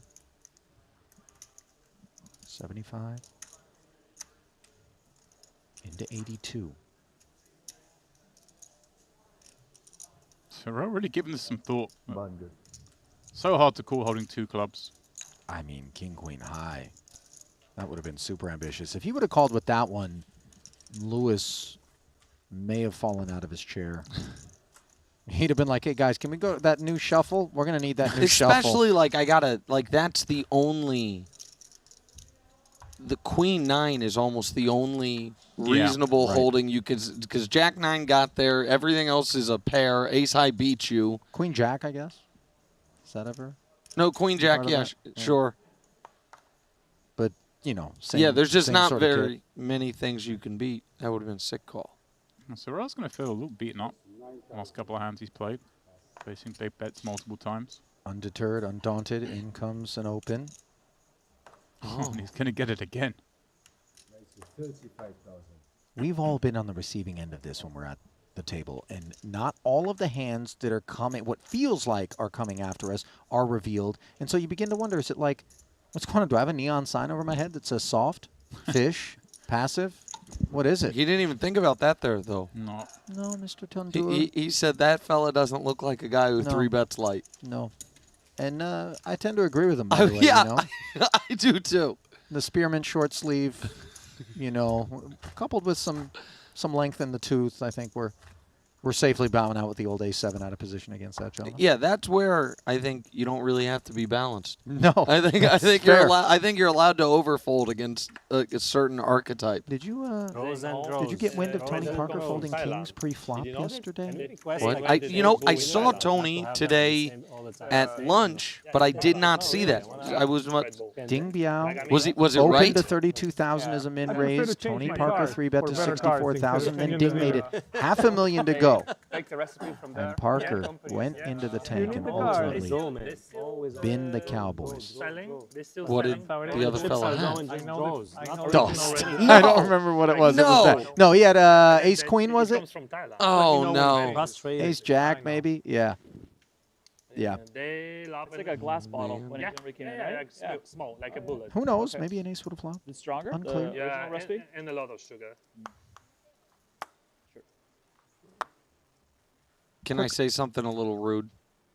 Tony's I made it this far in my career doing nothing but have had Tony it. is way too rich to fold kings pre-flop.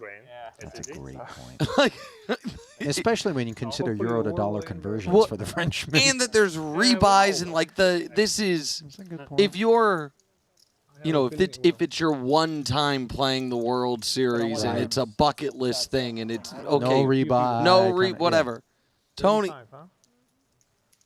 Tony's got way too much money folding kings. I will say this. We glean some insights as we see. Respect. You know you. Ace Queen 3-bet and take it. Another man who you want to say is cut from a similar cloth to the tandoor oven over at the other table, but as we observed, the cyclotron can spin out of control over there at the reactor. Was going to say that what Tony shared with us is that he didn't want to let his, quote, ego get in the way of his decision-making over there. And even though he had observed Ding Biao blasting off, People from Poland especially. he just felt as though what we suspect is that a man willing to put in $500,000 over the top of 64,000, if it were Tony, We're giving you guys fighter jets now. would generally have aces. And a lot of times, especially freshly removed from a big bluff or something like that, you think the guy's not doing it again. Surely this is the real hand where I get caught, Like, well, let me add, I'll add maybe one other potential element. If you are an all-time legendary athlete that is now invested in this, gold reserves. They have the how much of, kind of psychological EV are you weighing? What if I make the fold of the tournament? If I'm right, if it was it on a stream table? Yeah. Yeah. So this is that if he has aces and I have kings and I bin it, like that clip lives forever. Yep. And even if I, you know what I mean, don't win the tournament, like it's hard to win tournaments, like, but I can have that moment. Like I bet that it's on the board. That was. I think it's a factor for sure. Yeah. You want to make the most amazing play. Yes. And sometimes that's a fault. Does. Not so amazing as a pair of sevens on an ace-high board. 2 overcards become 3 as Garios has had a tough go of things. And you met each other in Canada. That's crazy, yeah. So now Picking our up moms his are, second here pot. on Gonna the give him a look here. Shows him. What do you have? vacation. They're like best friends. Friendly game. Right. Like inseparable. Yeah, I think that's a good point. I think that certainly was part of it. I was thinking if he happened to have folded kings against aces, everyone would be talking about this amazing fold, and that moment would be discussed for a long time to go. As it is, we just get Ollie going swimming. Yeah, I threatened to jump into the Caribbean. You In fact, I promised. promised. No, it's a promise. It's to not a jump threat, into it's a the promise. Caribbean. If he Parker folded the kings, and then I think I said it too loud. It must have actually echoed into the main tournament area where Tony was like, "Wait, I can get that dude to take a night swim here in the reef shark infested waters." off the coast of Paradise Island. I'm in. Speaking of shark-infested reefs, Johannes Strava joining the reef table, Ollie. Sliding Talented. in there. Just a starting stack for the Dutchman, though, for now. Yeah, I don't know what's closer, like the Croatian language to Polish or Ukrainian to Polish, but they're both very similar. I'm not sure because I don't You know see the Croatian. ring on Garza's left hand, by the way. He won a World Series of Poker bracelet and then proposed to his girlfriend right there at the stage. Oh, that was Do you remember that? Yeah. Sweet Lou. I've got a Ukrainian cleaner, and she talks me in She Ukrainian, did say and I yes, talk to her in apparently. Polish. And sometimes it's kind of Yeah, hard just to want a bracelet. kind of get the point What across. if she's like, you have a but it gambling still problem, works. and just walked away? That's minimum 3.5x. Yeah. I'm just thinking. I'm saying this knowing I'm very lucky to have a Ukrainian cleaner. Yes. I believe you. So, like, it's going to be... The more you talk about Ukrainian cleaning, Yeah. the higher the 3-bet. Yeah, it's going to be Yeah. 22. There's a dynamic here when you mention your Ukrainian cleaner. It's Yeah. Ukrainian 3-bets I you on don't the think button. he's going, oh, that's great. Thank you so much for employing my diaspora. 8K becomes 22. Shufadin. You know what? I should Gonna always take call Wyra this to hand, the but as a cleaners. sign of respect. No, he's gonna I'm fold. It's a little smaller on the sizing there, Ollie, but button Conversation against wins. cutoff. We're kind of dealing with wider ranges. It's okay What area to Toronto you size down a little bit. In Scarborough, it's like. I really think part of the reason he folded was the whole the banter. table talk Yeah. dynamic Yeah. threw him off, and he didn't know if he was all of a sudden going to be in a war. You know, Drake. He's actually from Toronto. Thank you. Let me get you. You also sell? Red Bull. No. You build high rises or houses? Red Bull here. Regrettably, the Ukrainians somewhat familiarized recently with all of a sudden finding themselves in a war, Nick. So that's, yeah. Thank you. It's very hard to build. Unnecessary. Very hard to start. Hashtag me. I'm on the customer. Nick, it was I a am pleasure just- meeing you. Yeah. I'm just a big satchel of business. I'll make a superfluousness, depression right now. really, at the end Where? of the day. In Canada. King, Yeah, Queen. 2 years now. We have 2 years now. Soon to Makes be it 11. 50 Garios again in bad shape. maybe. King 10 Maybe. suited, flatting. You know, it's funny. I don't think there's, since there's not a lot of I've people been upset sitting about here, that right now. I'm telling Boris you. Becker's played a hand. He's been engaged in the socialization, but not the poker. You're right about that. So maybe this is, I was going to say I'm bad for this, but I'm glad he's doing it too. Like that to me would be an always call. Like closing the action. Yeah, you know, the connected kind of middle connected, into high you're cards. super deep. Like, Yeah, I think it's fine with 9-10. Somehow, Capriles finds the best hand on the flop, and in spite of the arrival of an ace, he retains that honor here on the 9-7-7 board. And just the presence, I was going to say he's going to get away with face a bet here. I thought the presence of two other players in the pot may prevent both of them from bluffing this ace, and may elect to see Capriles get to that river for free. But as it is, he has to pay a low price of 11K.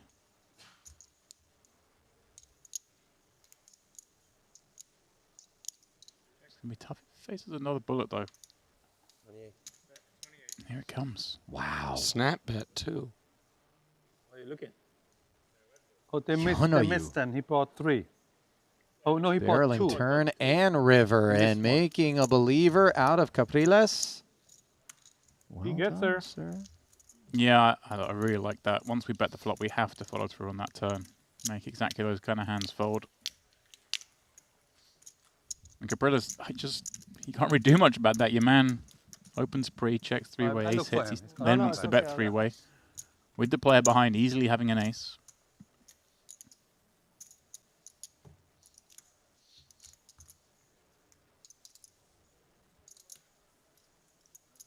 This is a lot of fun, Nick, when we get to cover these day ones. Yeah. Very deep stack poker. So much of poker we witness is 20 big blinds, 30 big blinds. And So I 1000% agree with you. Like, as far as like someone who voraciously consumes poker, it is final tables and bubble and money bubbles. It is so drastically different.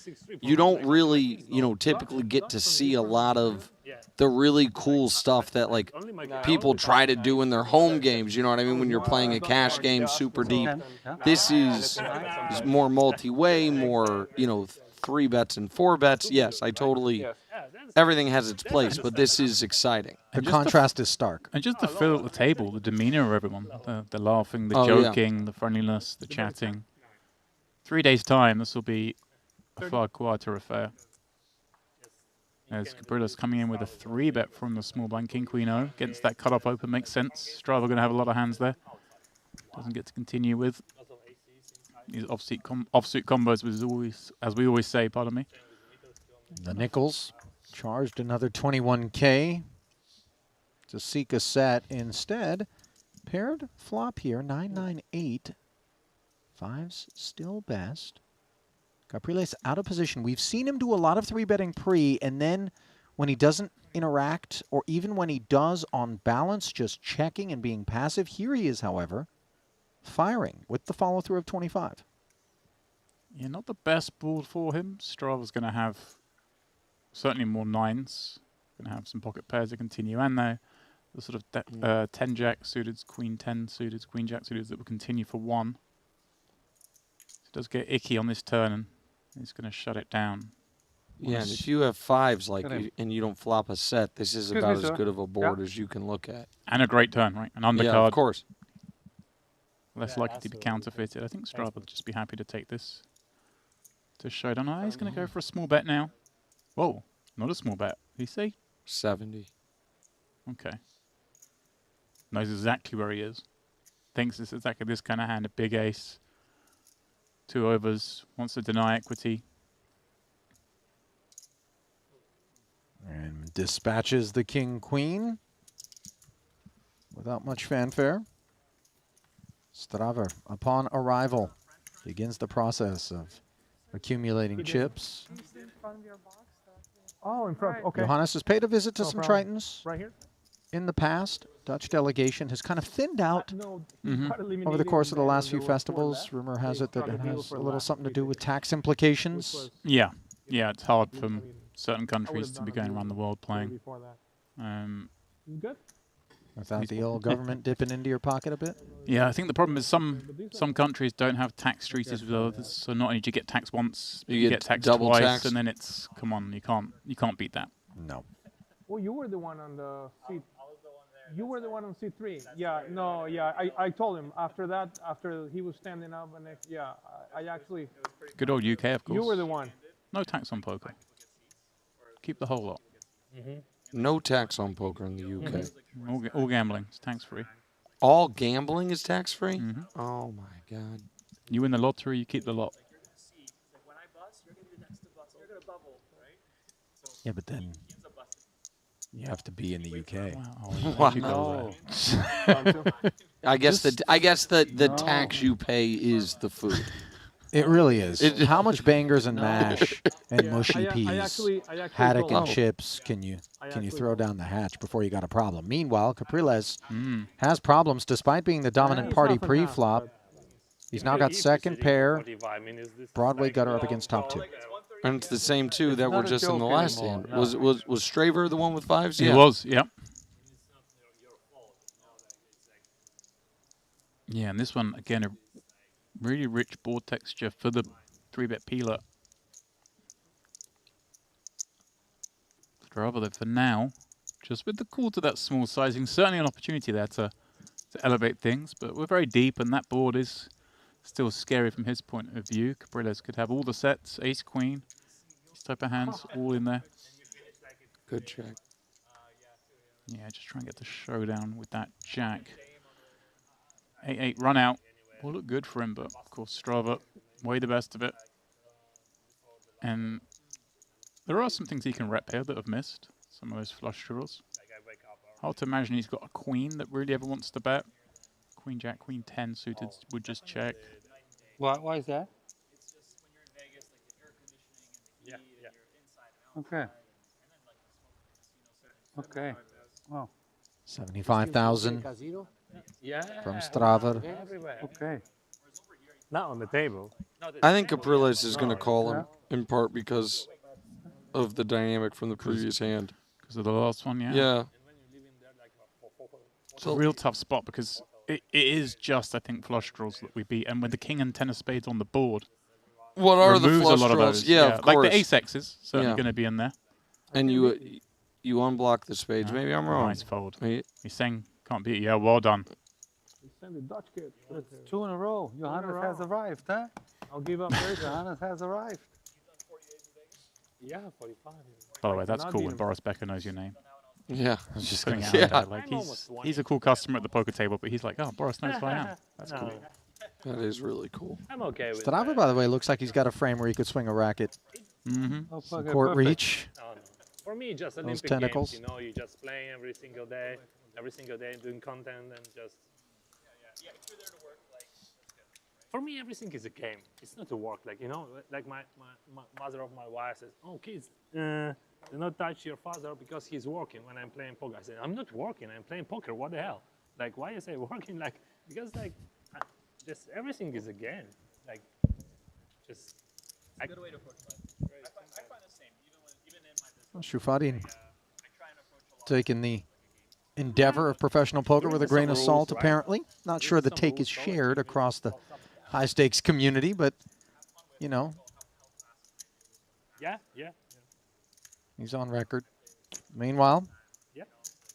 a lot of interference here as both the blinds and the button hit the dance floor.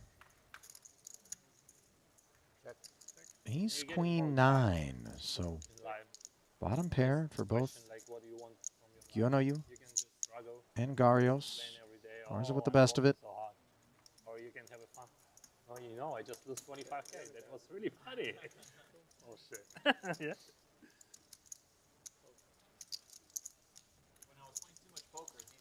I was getting some value. Down to With heads this up. queen. Second nut flush draw acquisition Yeah. here for G. Yeah, really hard now for guards up. We can bet that queen. Well, he probably checks, but if he were to bet, he would get called. Yeah.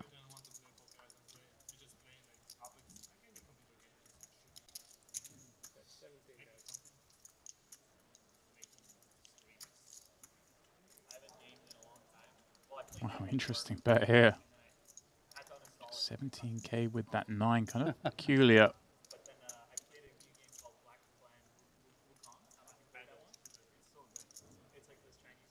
I'm certain he thinks he's got the best hand, but is it possible he makes Garza fold better?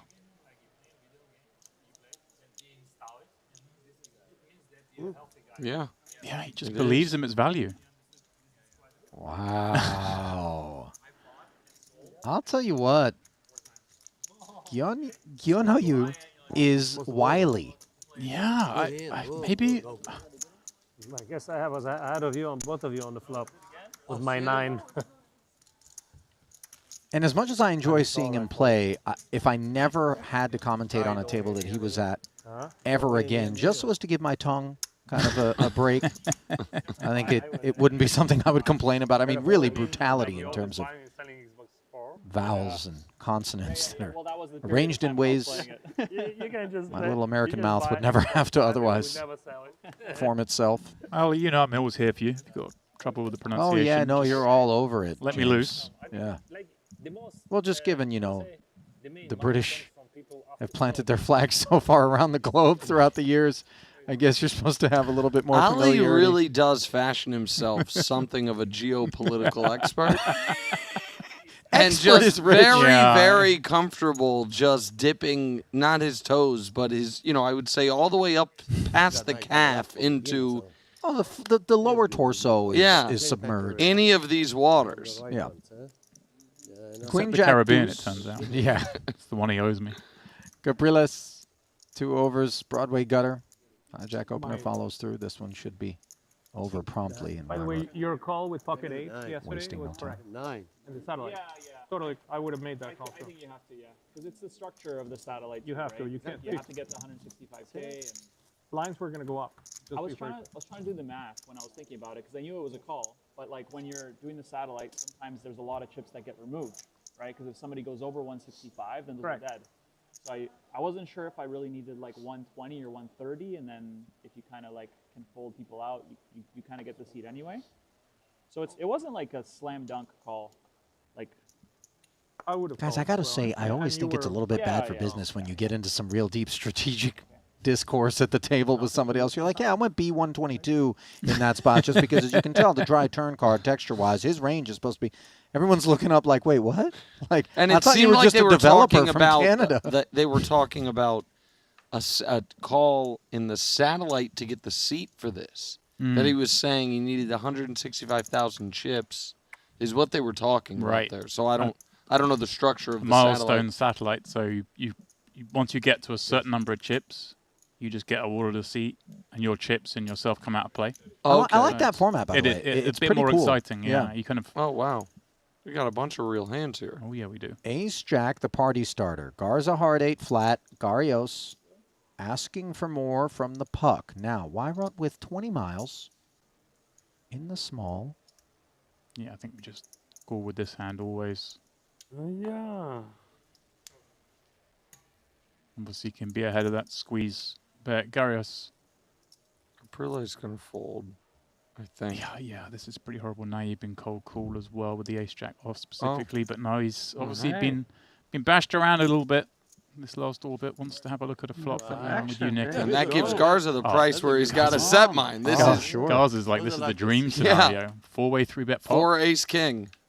Well, There helmet you and go. headlamp in Just tow, in but time. no 4 revealed as the expedition comes up shy for Garza. Queen 9 deuce, couple of clubs. Top pair. Top kicker for Garrios. Remember, he was the pre-flop 3-better, and he decides Time with the the Red full Bull. clip should be Yeah. deployed. Washing it down with the Red Bull. He almost just over pop behind, so it makes sense, I guess. Yeah, I think I'd rather go Smaller with the ace of clubs, too. Yeah, there's not much to worry about here. I thought don't about want it hands for a like that. while. 10's right there. Look at that. It just gets away from it. Whereas a small bet, maybe would have to burn invest a two-time little back. bit, drawing very thin. But I think Garrios has just grown tired of not winning Yeah. pots, though, and it was one of those, like, guys, I'm single decision point. You want some, come and get it. I'm never folding this hand. Right. Let's just get it in to Hope someone else has got a hand like King Queen, maybe Queen Jack suited. Opens me up. Get it in to get it over to the other feature. Yeah, like Nick with specifically the ace of clubs. I think it's No, I think that's not much right. to I fear. just it seems it wasn't the jam wasn't in reference to the pot outrageous, but as far as how good his hand was, you could just probably want the action. Yeah, maybe tougher to get the action at that Yeah, size. yeah, But yeah. yeah, he's like, if you want some, come and get it. Just make sure you're prepared to pay the price. Now, ace jack for Greenwood. 9 to skate.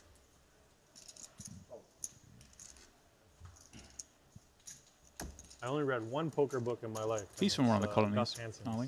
Every Hand Revealed. Have you guys read that? No. Who's that? Getting inside the both mind of those of an men. absolute sicko. If you want to talk It's so about beautiful. my ancestors colonizing the world, I'm just going to call it when I see it. I've read a couple One of of the really subjects. nice ones with Canada? Was it John Fleet? And the I other- thought the French they- did it's- Canada. No. Also, they played. We had most of it. They had a little bit. Every Quebec. hand that they Yeah. get, Wow. they're thinking of. James, the pride what with is which that you kind violence? of remind the world of these sorts of behaviors, you know, Why they're it's doing that it's to themselves. concerning. exactly what I the think Gus at Hansen best, was. I guess Nick, so. you would It agree. details like You the know, beginning of his tournament. I till said when to he won Jeff Platt in the Aussie before Nine. this, when he asked me if I was excited, all of it, I said I couldn't be more excited to be calling the World Series of Poker and getting to do it alongside my friend Ali Najad. My only concern is knowing how I have Gus made it played and nearly a plays, like, decade even now, like, into a he has, like, the national strategy television and all that career, to it, like, as a- right? as a tale of With guy winning nary a games, it's scandal, also fucking great. with No, nothing, it was just, nothing. like, And I constantly listen. just, I like, drink, running, like, yeah. I gamble, I go out. I have really danced through the raindrops, right? Gives you the impression that there's more than And now I'm sitting in a live booth with you, really and good. little did I know that the gentleman to my right, who I just met, is just going to be deciding to one-up your geopolitics with what I would call colonial taunting, which I James- didn't even know was a thing. It was kind of alluded to just based on his nickname, James the Imperialist Dempsey. You came after the bad food. I've got to fight back. Right. Okay. And by the way, all that raindrop dancing that you've done, Oh, here we good go. on you, but you've never really had to deal with the deluge that is, you know, That's my what I'm lack saying. of discretion. I know. Trust me. Ace 10-6 here. Swing and a miss in both camps. Cutoff versus hijack. Crabs, slip it over. Sordo's been bobbing and weaving out there, by the way. Yeah, I mean, something's going on here. So this is a Sordo 3-bet. Sorry, I missed the action up to now. That pot size, a little fruity. We saw him with the 4-bet with King-Jack offsuit earlier.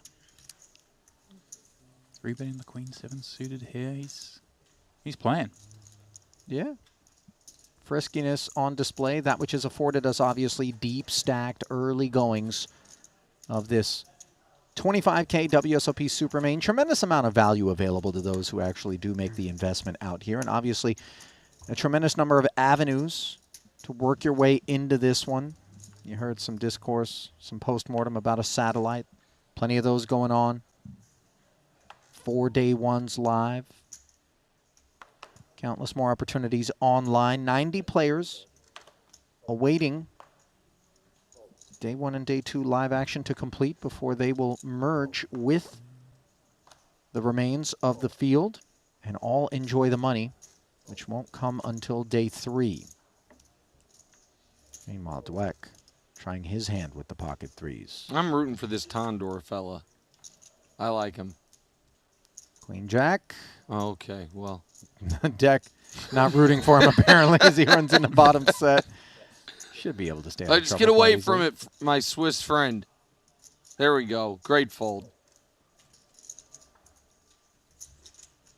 You know, anytime James sees the Swiss flag, Oh, come on. just some part of his brain is activated. It's just based on the fact that whenever he's not working with us, he's blasting his paychecks into Swiss ski resorts. Oh, really? Oh, is that your... That's his punt. Well, that's not a punt. That's what life's about. Spending money on experiences. I leave from here straight to Geneva. That's my route. I'm not going home first. Back to the mountain. Is that true? Yeah. Good for you, man. You know, that life that you talked about, reflection and or something. what it's They all just have a about, it was mic almost cut there, short by James like familiarizing himself in like there was like a big expedient box, fashion they could, with, like, everyone be like, oh, we have AC you know, the system immobility or of a whatever, tree but not- while he was not out there on the actually, like, slopes. no, You know, like, that's what did Schumacher Skiing's a in. dangerous Well, like, it might be- no, it might be hobby. RFID, but It they turns won't out use it. At least you're that in if the you're in a next tree using it. or on a collision path, it's you who needs to move. Yeah, yeah. It's weird, you know, but the right of way belongs to Mother Nature up there on the slopes. Hold on. My guy. Here we go. I love it. Nice. Great Ace. 3-bet. Ace, king, yep. Get in there, Dweck. Damn. Tondor, 3-betting. Don't I let him love- push you around, Lewis. You know what's wonderful is that Nick gets the catharsis of being able to actually just root openly. to Am I this not supposed to extent do here. that? No, no, no. I love it. You are absolutely allowed to do that. In fact, we often do this. But, you know, conventional sport, you're told, you know, from the press booth, you never cheer for anyone. So here's my philosophy on that. I actually don't think you have an obligation to be unbiased. I just think you have an obligation to reveal your biases. And so if I just say on the front end, I'm rooting for this Swiss fella. Right. Now, then, you know, But if I'm just thinking I'm rooting for him, and then every time I'm like, what a great play by Right. Tondor. Don't cloak it. Yeah, exactly. Oh, Damn. he thought about it. And Lewis here. Just hoping Lewis is going to torch to my guy. Stop showing your cards, man. You can't give him this type of information. I got to. A little surprised that he didn't maybe pill that one. It was a 4x, but he had position. We're playing very deep.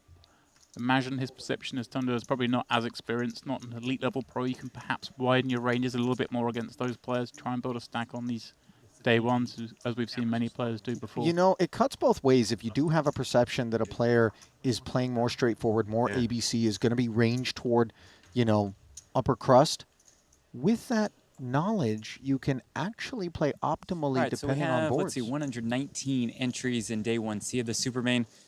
We're still a little bit short. So to help entice you, I would like to offer that if you come out here to the Bahamas and you play WSOP Paradise, you get to enjoy a glass of wine alongside this gentleman, Taylor von Kriegenberg, TVK. If you could stand up for me for a quick sec, please.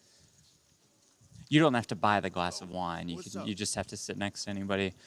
2 high roller final tables for you at the series in the summer. That give you any kind of confidence boost? That feels like a lifetime ago. I haven't cashed anything since. What was the Triton Million experience like for you? I know it was tough down the stretch. Yeah, basically I got put with the pros, which I didn't think was fair, sort of a VIP. and got lucky to double up. And yeah, it was a fun event. I didn't cash. I lost $525,000, and but my partner did well. So There we go. yeah, that was the bright side. And David was able to bounce back from that first-hand elimination. Were you pretty impressed with that? Yeah, that was a blow up, that first hand, let's just say. We just had breakfast before that, and it was like, don't go crazy with, ace king or queens if someone four bets you. And he went wild. But it was great because then he rebought, he dug his heels in, and he made a deep run. It was awesome to be a part of it. Yeah. Appreciate the time, Taylor. Yeah. Best of luck All in right, this one. thanks, Thank man. you. All right. Guys, let's go ahead and send it back to you. Thank you for that, Jeff. Nick, I don't know if what you were going to zero in on was that Miami Mortician chic that was the black satin short sleeve. No, well, listen, TVK did in the Summer World Series in the Super High Roller 100K or 250K, whatever one he final tabled and got coolered out of. Yep. He was wearing the dopest jacket anyone wore all World Series. The like green, it almost looked like a Celtics jacket, but it was Gucci, like the old retro Gucci look. Okay. It was fantastic. But that's not what I was going to say. His partner, he's talking about David Einhorn. That's right, Greenlight Capital. So in New York, there's a very small stakes card game that I occasionally play in that I've a couple times played with David. Okay. So I know him a little bit. Super nice guy. Yeah. And also, he totally unintentionally just humbled me because we were somehow gambling on. This is pre this last election. Gambling on like weird bets we've made, whatever. Right. And I'm telling the table an anecdote about how I won close to, I'll just say it, $70,000 betting the 2020 election after it had been called. Oh, right. Yeah, there was a lot of people who were convinced. Right. And so when I'm telling the story, I'm like, yeah, I was like, I won close to 70 betting the election after it was called. And he goes, wait, say that again? Wasn't he also like a And I said it again. And he's like, you won 70 million betting? I'm like, nah, man. But he couldn't fathom that I would be excited about a $70,000 winner. And so he's like, oh. And so, yeah. And I'm like, nah, man, I didn't win 70 million betting me. To be in that situation. $70 million. That's crazy. But that's where his head went. Yeah. Sure. When I said 70, he's like, well, guys, I mean, back to work you go, Nick. The real world of super high rollers is finance. This much we know. Wow. Those bets, man, they put some of these poker pots to shame. And that's not to slight, obviously, the gravitas of what it is that we're bringing you here from Atlantis, Paradise Island, in the Bahamas. Day 1C coverage of World Series of Poker Super Main 2024. But it is to just put things into perspective for one David Einhorn, who did play that Triton Million Invitational and did manage to final table, was it? In spite of having showered himself hand Ace one King versus Aces hand one. And it was to Blaise, right? Yeah. That's right. Jared Blesnick. Blaise, by the way, getting himself on he slid in there. The VIP, not pro side of things. Allegedly due to the fact that 4-card is his, game of choice, not 2-card. I mean, it's a committee that votes people into that side of the bracket, so approval comes at the hands of I'm not. I'm just saying, of all the VIPs, there couldn't have been 3 that were a closer call than him. I think that's fair. I would tend to agree. Yeah, sure. I'm sure it wasn't a unanimous decision.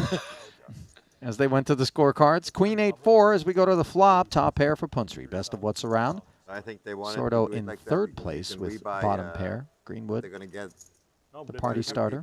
Yeah, agreeing with the open. Not much we can do on Queen 8-4 when someone like Punat has peeled the button. And even the big blind in here, there's so few hands that have completely missed Queen 8-4 in both seats. No, they just changed it to 3 levels. I don't know why you're wasting time. So they weren't going to hit the guarantee. Punat though with a recognition that, of course, Greenwood's still going to check a lot of hands on that board that may even be better than Queen Jack. So checking his hand back. Bro, there's a tornado outside right now. There's change. Always a storm. The first few days was amazing, but it's gone downhill since then. Flush draw acquisition Not for nice Sordo. outside He now. does not get ambitious. I thought today was a Checks little around better 3 than times. Yeah. Or twice, pardon me. Yeah, now here we are at the river, which is a 9. Doesn't change Bahamas is anything in terms of Punsri holding the all best over. hand. Some days it's beautiful, other One days that he it's hasn't shown raining much and pride in. thunderstorm.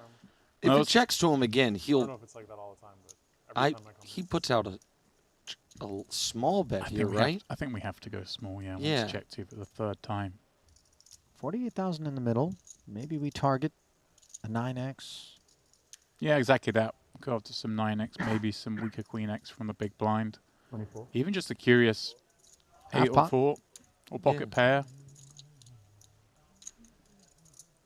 Especially because the one hand that just got there, 10 Mhm. jack, you block. Good point.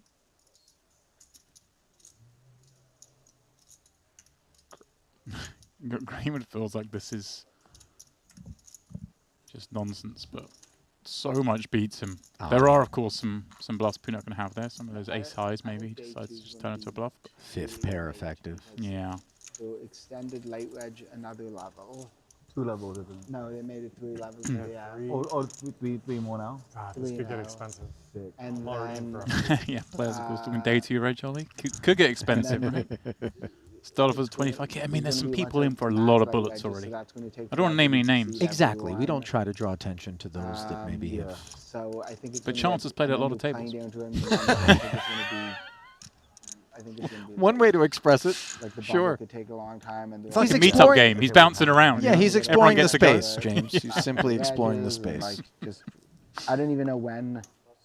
Are they introducing a shot clock at any point? I asked them, they said day 2. Day 2. Okay, Yeah. so then that should help on the bubble. Yep. But yeah. All right. Greenwood, ace queen suited. Certainly enough. Tondo in the next seat. Getting Okay. That jack 9 suited. Your boy's in. My Nick. boy's in. He's got This is a inferior tough hearts. spot here. I mean, Let's just go.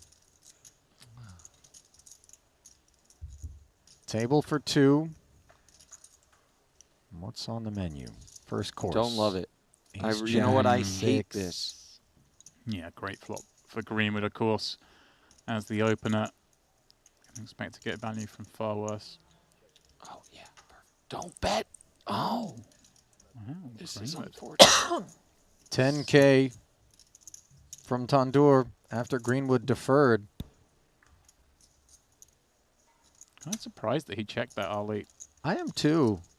I mean, Especially because I don't feel as though he presumes, as we see Greenwood make top 2 now on the turn and continuing to defer, that Snap Tandoor's check going to back. be out there, you know, firing without a Yeah. very strong hand. Exactly that. I mean, I know the computer says check on occasion with this sort of hand, but I feel like against Tonda, who again, I'm just making assumptions here, but strikes me as someone who's less familiar with playing the super elite pros. Wow, checked all 3 times. Wow, yeah, maybe. It's a really odd what's he line. seen before now? I mean, he must have a baseline on Tonda here to play this trappy against him. He must have seen him blast off in a spot before. Yeah, I mean, certainly we haven't seen any mission control out of that seat in terms of shuttle launches for Tandoor, but as you said, James, it would suggest that there was a data point that left Greenwood thinking we can just get this guy to fire off. I'm going to go ahead and say it. My guy lost the minimum. Oh, yeah? Yeah, fair. And him betting the flop, if he was going to call a Yeah. bet, you know what I mean? He Yeah. ended up 10K. Yeah. I think maybe check. He lost less than the minimum. If he checks back and then Greenwood fires turn, which isn't a given, you know, maybe there's a world in which he gets away without that flop barrel. But, I mean, he did not lose as much as he could have, for sure. Greenwood, ace king this time.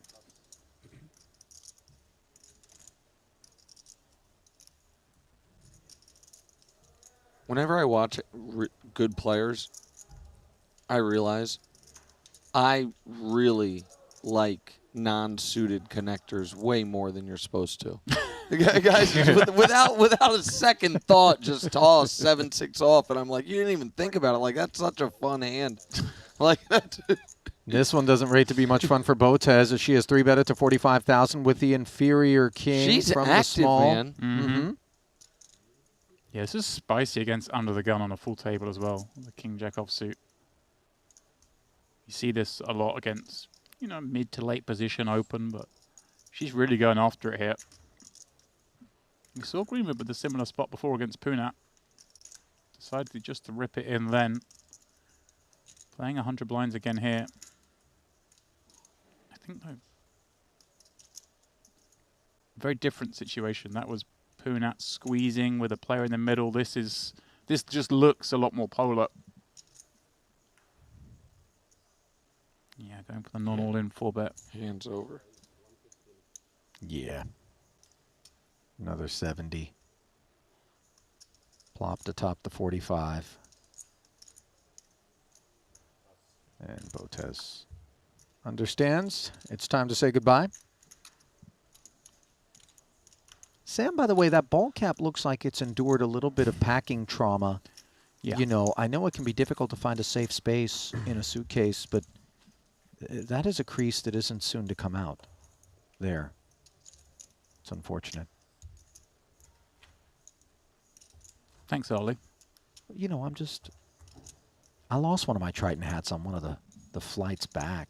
Oh, no. To the States. Well, I'm sure and that's going to be hard for you to reissued get it. another one. But the thing is, they didn't reissue it. They do these special drops. And I thought what you thought, Nick, but they ran out and they don't have any more. And of course, other than myself, approximately no one is interested in this. These are the pitfalls and dangers that come with flying commercial, Ollie. I mean, I was in the pointy end of the aircraft, James. You know, the cockpit was really the only pointier place available to me, so it was all right. Are you a private flyer, James? No. He's actually actually taking a private flight to Geneva to go skiing. I just like teasing what Ollie. what does WSOP and GG Poker Productions pay? I'll say this, though. James is a pilot. Mm-hmm. Oh, that's cool. Mm-hmm. Oh, this is a fun one. See, here's another thing. I don't know if the viewers do this as well. Do you guys just, like, envision the absolute most painful flops? Oh, right. Like what would be the sweatiest? Yeah, something where it's just, like, 3, 9, queen, 2 hearts. Where it's ever, you know, you got the open-ended. It's a squeeze from Greenwood. The queen jack suited. This is spicy. 3, 9, queen, 2 hearts wouldn't be possible, but you guys follow. Yeah, for sure. I like Jack 3 in terms of explosive propositions, but yeah. This is, Ollie, this is kind of fun stuff. So often we watch these guys play shallow stacks, and a hand like queen jack suited from the big blind just fits neatly into the always cool mode. But suddenly when we get deep, we use these hands as some of our 3-bets because, hey, we get called, they play pretty nicely, but also we can make dominating hands fold that perhaps we don't shallow as stacked. So like the ace-jack-o that opened or the king-jack that peeled in the small now have to get out the way. Nice adjustment. I mean, it ruined our fun because we're looking forward to seeing a queen-jack, jack-10 3 that was coming. 2 3s flop. There was some damage that could be done. No rabbit hunt. It's like the 10K Jacob CLS Keller in the chat. Already at James 150 firing a salvo saying that being a pilot is possibly the lamest job of all time now, thanks And that's what to autopilot. Now, I would like to go on record and, Thanks, and Jacob. suggest that I'm a big fan of autopilot. There's a little You bit of know, me. not because Little bit of me that I'm in the wanted cockpit, but you know, I just like Play that the and computer handling most It of the is like work, the turbo especially PLL. given that I know You James. know, like, what time it would be over? I was thinking about it as well. It is a one day. Yeah, Pocket so Kings. it'll be over. It might Don't be worry, it might Ollie. be late. 12 but hours it's bottle to throttle. the one day round Wow. Let me tell you something. That's the last man I want introducing himself over the intercom. And He's like, that's why I oh, wanted to like lock it down. hello, ladies and gentlemen. I'm happy to inform you that it's been 12 hours from bottle to throttle. How many are Welcome you aboard. This flight to the Azores. This is because I cashed the 50K PLO, so someone I near. didn't play 1A. Okay. And I think we've got enough fuel on board to make it. Yesterday, like level 8 and called it night. Started re-entering. And then You didn't re-enter. No, no, no. Okay. Yeah, I busted in level 8 and then I went to bed. Yeah, I didn't think you could buy in day 2. If I knew that, I might have just bought in like level 8 or level 9 when I busted. Yeah. Makes more sense that way.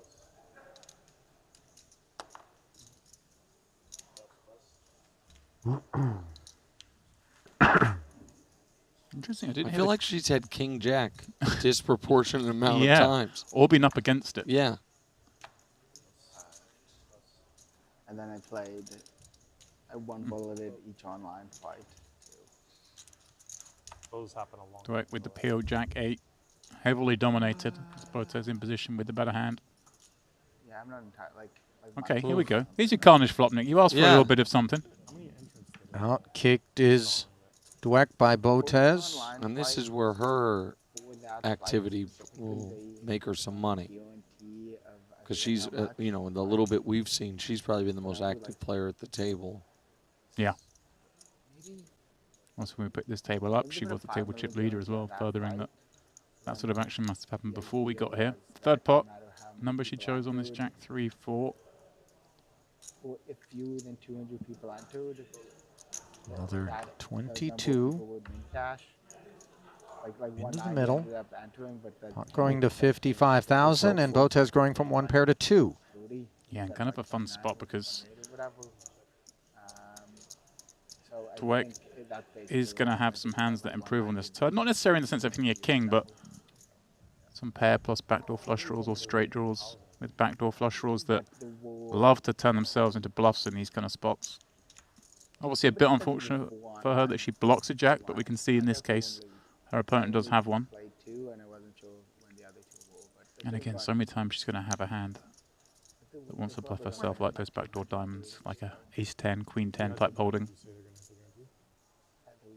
Goes relatively small, actually. Perhaps a facet of the fact that she just blocked that top pair on the board. Pretty wet texture with which to go small, and successfully manages to retain Dweck, who is drawing dead here. So credit to Botez for keeping her customer intact, and how about that for the Kalahari of river cards? Then like a week before they The deuce of clubs. Originally it was like Rice cards after 2 levels on day 2, now 3 levels on day 2. Like they just Yeah, checks over to once more. Now again, all those draws having missed. So on day 2, you have your entry and then 2 more. Certainly decide to go big here. And I think based on what they've done in previous events, if you bagged, you could bust enter, bust, re-enter, bust, re-enter again. Boy, imagine if she comes with something Bagging day 2 is either extra milky or extra polar in terms of the overbet. Either direction, I think we maybe get a curious Dweck. Looks like she's Yeah. going milky and Yep. snaps. Yeah, went pretty small. Again, you can understand why, right? She's holding a jack. She thinks her opponent, if he has a hand, it's more weighted towards 4x, 3x. So wants to just try and get that kind of hand to call. Are either of you guys surprised at the speed with which Yeah. Dweck made that call? I mean, he didn't chew on it whatsoever. When we showed the one shot of him, it almost looked like he was waiting to do exactly that. I believe you're bluffing. I've believed you're bluffing the whole time. I think you're going to bet Yeah. here, and I'm going to do That means you had about the. Sometimes there's the one chip toss in. I know I'm ahead. Okay. No, Well, sometimes it's simply the product of having played it out in your mind in advance, Yes. right? So you're just kind of prepared for it. when you call in the turn in that spot, it's not like that. obviously you can change your mind. But If a blank hits the blank river, hits the river and yeah. they don't, bomb, Right. then I'm 100% calling. Did feel like bullets or something that might was the case. make up like 5% of the field. Yeah. Yeah, that's true. And like like especially when you do like the online like $400 tournaments with like it's a $400 tournament where like someone like Warm Powder Now, or something Señor might just Sordo. be in like 25 times and we're like the 8-star. As Jota. And then when you look at who gets Sube a 12,000. you really see it online. No, you did not hit the SAP button on your on your YouTube stream. That's just me embracing my inner Univision. Ace eight of clubs here. Yeah, Mizzy had a bit of a rough time so far at this table from what we've seen. I don't think he's been on the right side of a pot. Going to try and force it a little bit here with the ace-8 suited up against +1. Sordo has been very active from what we've seen. And look at Dweck. Oh, yeah. James, just what the doctor ordered after having paid off Botez across multiple streets. Finds an ace-king and takes us to the 4th floor. Yeah, goes kind of a completely committed sizing here. That 4-bet. 110 with 164 back. Removes any intrigue. He'll just scoop it. Fold your hand, Mizzy. When you look at any of these tournaments online and look at like who's in the money, it's like all, it's like 90% like good poker players. Sorrel complies with the It's sage advice. $400 tournament, they got like 10,000 runners. And if you're a man that's been around, you know, the sporting world as a journalist for a long time, but relationships are forged as such. Talk to us about how prevalent poker is, you know, in locker rooms, you know, home games between teammates, or I think it's become, I would say, when it's something like Biden, where everyone the is one two star, sports then I everyone cover the likes closest, one the NFL and the NBA. Right. And I would Not that bad, but when say you have, like, way 12 star bigger guys, how many amongst guys can just play NBA all stars. 12? Like And then the you, like, maybe, I mean, there's you know, obviously you know, more it's football like- players than basketball players, but as far as like And A-list guys, you know, there's way more if you look at NBA something guys like that play the- like whatever, like, Draymond's you know, and like that the whole Colossus Warriors type crew. tournaments, Yeah, well known. Is well known to be playing a lot Chamath of. Palihapitiya, one-time owner, obviously part of the All In Pod, and hosts a big home game out in Silicon Valley. You know, Helmuth is tight with those guys. A lot of the retired NBA guys that go to LA, you know, I mean, that's, you know, Paul Pierce famously. Chris Mills also plays. Say it again? Chris Mills? Yes, that's right. And so, in my experience, NBA guys, the other thing is this, like, Chris Paul is I think a pretty significant player as well. Okay. There's also just such a wealth disparity, NFL to NBA. Like in terms of far more wealth in the NBA? Dramatically so. Yeah, just because aside from quarterbacks, no one in the NFL really, shouldn't say no one, but almost no one's making NBA money aside from quarterbacks, and so they just have more opportunity. And I wonder as well, obviously a smaller unit, right, an NBA team and more time Yes. together than perhaps the NFL. You're kind of, Right. even in one team, so much more going NFL on. guys, it's almost your team within the team, like your positional group is who you meet with, whatever it is. And NBA guys are traveling so much more often. There's so much more time for card games amongst themselves. Yeah, on the flights, the charter, sure. NFL guys, you're traveling, you know, you're usually taking 8 flights a year. Yeah. Right. That's a good point. And it is a way to build camaraderie or, you know, create division depending on how bad the beats are that get issued or how big the stakes. This hand was going on. Obviously, sort of opened under the gun. Punat called small. Romain Lewis peeled in the small in the big one with sevens, I believe, and just folded to this lead from Punat. Punsri finds an open ender on the turn, but in doing juiciest turn so, card possible. Sordo finds top pair.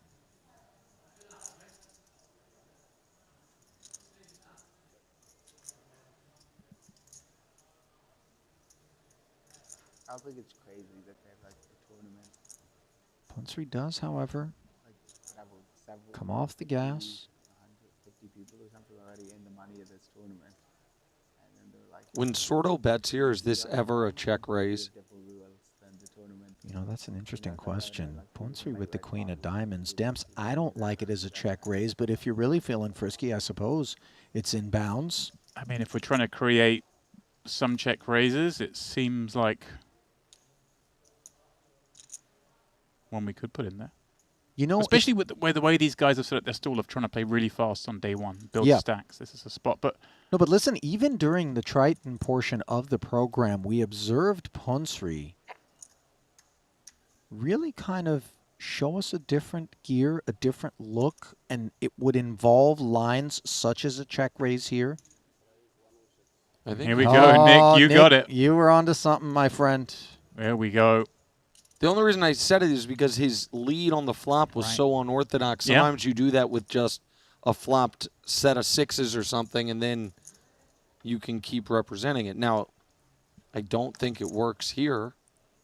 Oh, tough spot for Sordo, of course. Remember, Punat led this one 3-way. Yeah. Romain Lewis was in the middle, and it looks strong to Lewis because he folded sevens on 10-6-4 to a lead. Kind of surprising.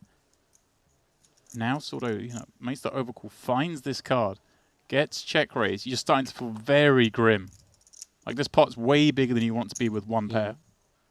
But for now, he has the best of it. Punat following through. Finds himself one pair of queens. Now, that card is comforting to an extent for Sordo, as he's got top 2 pair, but maybe with some frequency sets are what lurk. Yeah, Punat's trying to say he's got a set here. Yeah, instead of And- 4s or 6s. And Punat knows that actually that card, although he's made a pair, is kind of a good one to follow up the bluff with, because you block Sordo having king-queen, right? You're thinking if he has a king, more likely to have a hand like ace-king or maybe king-jack here. Yeah, you don't really give your man 2 pair as played in this run out with the presence of a queen in your hand. Remember, Punat does he have a gave jack up. as well, so could maybe try to sell a story, but God, the instead double he check comes raise off would be it. so sick. It wouldn't, I don't think they have enough No. behind. But it's interesting because he's obviously thinking, hey, look, this queen has some semblance of showdown. If I'm up against a hand like the nut flush draw, I win. Maybe there's a hand like jacks. Maybe ace-10 type holding. I don't know. It's hard to imagine those. This feels pretty grim for Sordo, though, to want to bet this. The way it's played out. He feels compelled. I understand why with top 2. 75. He maybe just hoping that Punat has king-10. Guys, this is a sizing where if Punsri decided to lose his mind. Yes, the double check raises back. With this The body, body language, language he is can't. like- But it did open itself up to it, and that would work. Nick, I tell you, there's times where I'm playing poker where I quickly do that body language to stop the inner demon making me do the bluff. I'm Oh, like, that's interesting. I've removed, I Yeah. can't lose my mind now.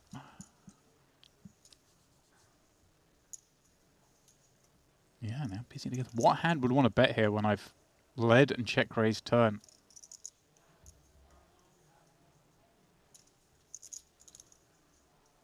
Trying to find an excuse to make the call.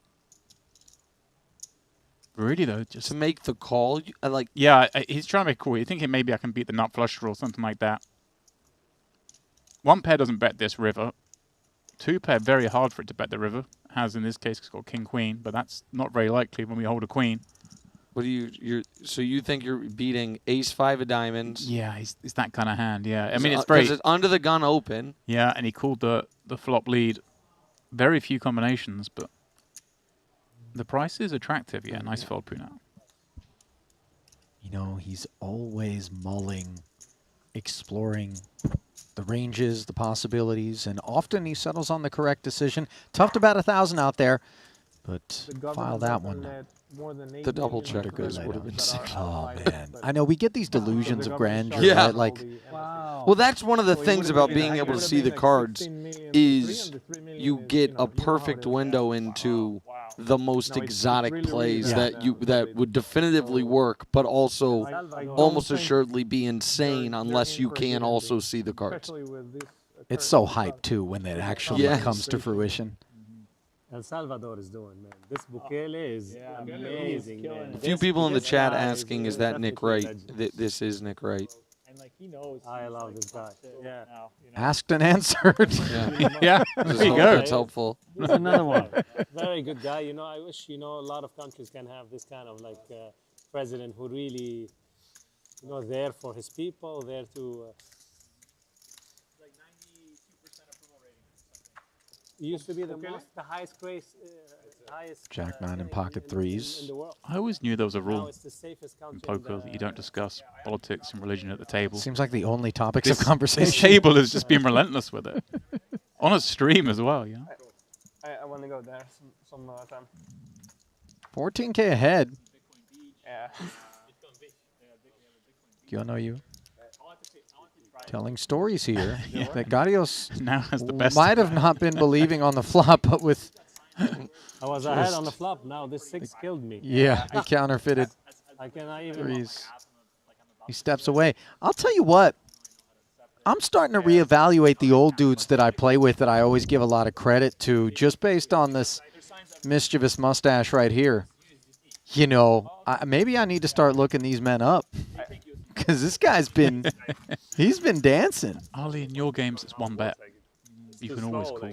Well, if you have lightning networks. No, you can't. Listen, that's the kind of attitude that gets you in a lot of trouble in a limit game, James. See, with Ali and I understand because we play all the games. Thank you. This idea that just Yeah. one bad eye, you're getting 17 to 1. That's how you just that's how you get buried. Yeah. Correct. Yeah. James is just like, what is this? What's another bet? Like, now I'm stuck 43 bigs, 44 bigs. Every But time easy to go to bed wondering. Bitcoin goes up, like the president Uh-oh. sorry, that's a race. Bitcoin is now the topic of conversation. I honest to God, I might prefer them talk politics. I think I'm with you on that one. Sweet Christ. If I got to listen to more of these folks. Told you to buy it when it was at $17. Yeah, and if I had, I would have sold it when it was at $1,700, and I'd be cutting my wrists. No, you would have been a legend if you held on to 1,700. At $64, people are like, I just 3x, bro. Yeah, Like, exactly right. Interesting spot here. Caprilis open under the gun. Whoever went to open didn't realize there'd already been a raise, so let's just the call. Now Schifrin with the squeeze on the button looks even more squeezy with that in mind. Oh, that's a big spot. It gets called in both spots. Here we go. 165 in the middle. Jack 5 deuce, the 8s. Still the best hand. Yeah, Schifrin not loving seeing that one. No diamond in hand.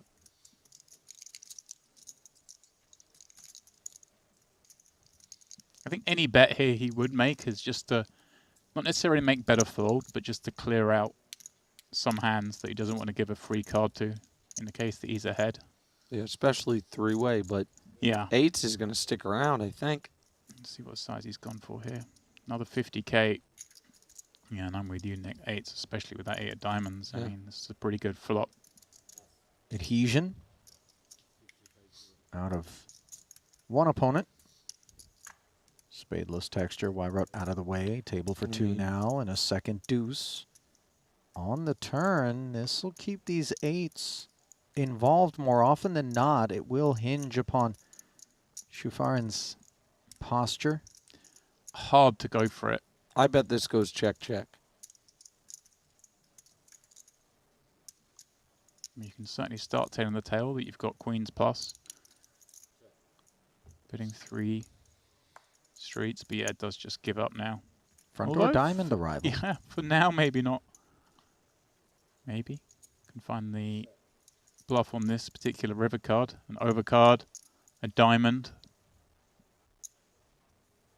Caprilis has a lot of this kind of hand, not so much of the Jack X.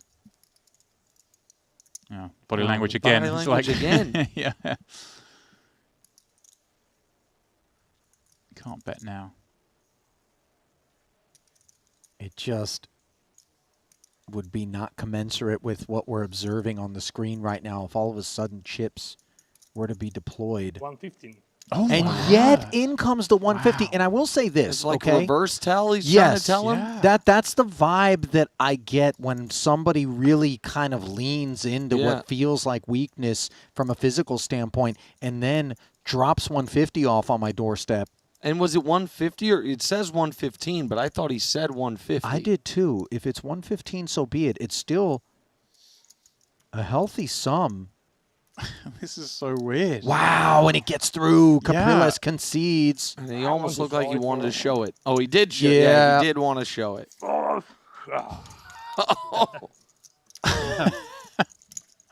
See, listen, it's a good thing that sharp objects are not kind of within reach. Oh, that's a frustrating one, man. I think the King Kong kind of hands over the head pump. But Dennis is obviously just a delightful guy who's out here in the moment, in the zone, feeling it. You know, he can dish it out and take it. Yeah, short deck player, by the way, over in the Triton Streets.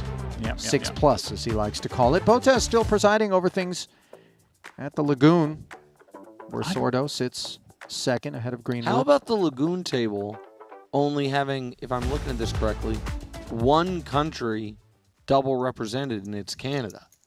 It's 8 players, 7 different countries represented at the Lagoon table. You know what the other thing, it wasn't up on the screen quite long enough, but I think you have just one player in your man Tondur who dare I say would be more on the recreational side of the spectrum out of that entire lineup. That's why I'm rooting for him. I root for underdogs. I mean, for like sure. my hometown Kansas City Chiefs. Nobody believes in us. 12-1. You're from Australia. Everybody says we suck. Wow. All right. This is true. Look at Wright making friends out there. I was telling you, I mean, Chiefs all year long. Everyone in the media is like they win, but it's actually not good. They're just about to become the worst team ever to three-peat a Super Bowl. Everyone's so dumb.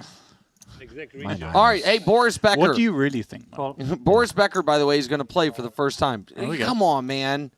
Okay. He just flats the Yeah. ace-queen suited, but nevertheless... I don't hate it. We're keeping Strava on the button's going to have some dominated hands like this and some of the queen, jack, king, queen type holdings. But do you, maybe, again, this might be a dumb comment, but do you really want to go four-way in the small blind?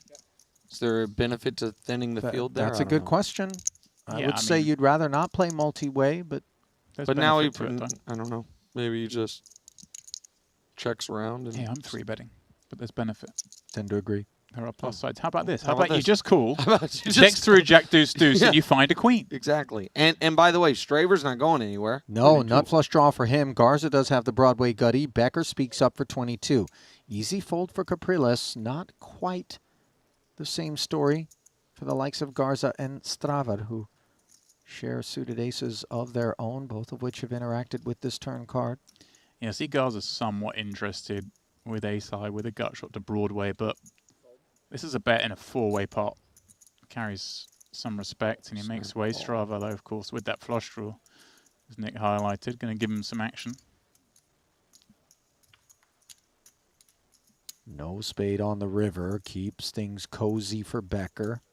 This is so nice for Beck at that river as well, because he can just bet really big here if he wants. Oh, wow, he's going to lay the trap. Oh, no bite from Johannes.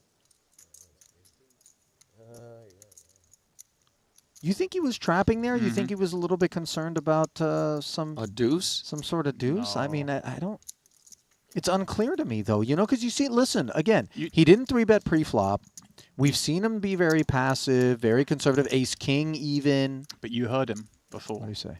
He was like, Johannes is here. He knows his poker. He knows Johannes Strava. He was obviously set out in his mind that he's going to let Johannes Strava do his thing, I think, in this spot.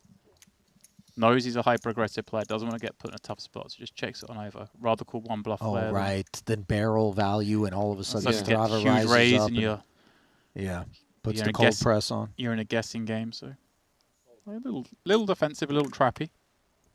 But he played that. I mean, again, since I've been sitting here, he's kind of played very, I don't want to say passive, but defensive. Like he's There is a fine layer of dust Yeah. accumulating over his His chips. VPIP seems pretty low, and he didn't 3-bet the ace queen there. He's, you know, there's something to be said for that. Like, Eventually started building custom homes, and then started to do bigger and bigger. 15.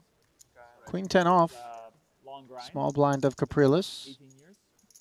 Asking for But yeah, it's like self-started company with my brother. 15 in total. Garza not going anywhere with the ace-9. It's always been a struggle, but now it's like we're a real company now, so it's nice. Now we just need the economy to come back. Yeah. Thank you. Yeah, there's a lot of parts to the business. Like we're in construction too. We do some work for banks. To the flop we go. 36 in the middle. Queen high board is all Capriles. As Garza. Steady, huh? Little step by Second step. pair and issues. It's like gradual steps to kind of get there, yeah. Yeah, like when we started, it's like one custom home, 2 to 4, to 10-unit development, 26-unit development. Good.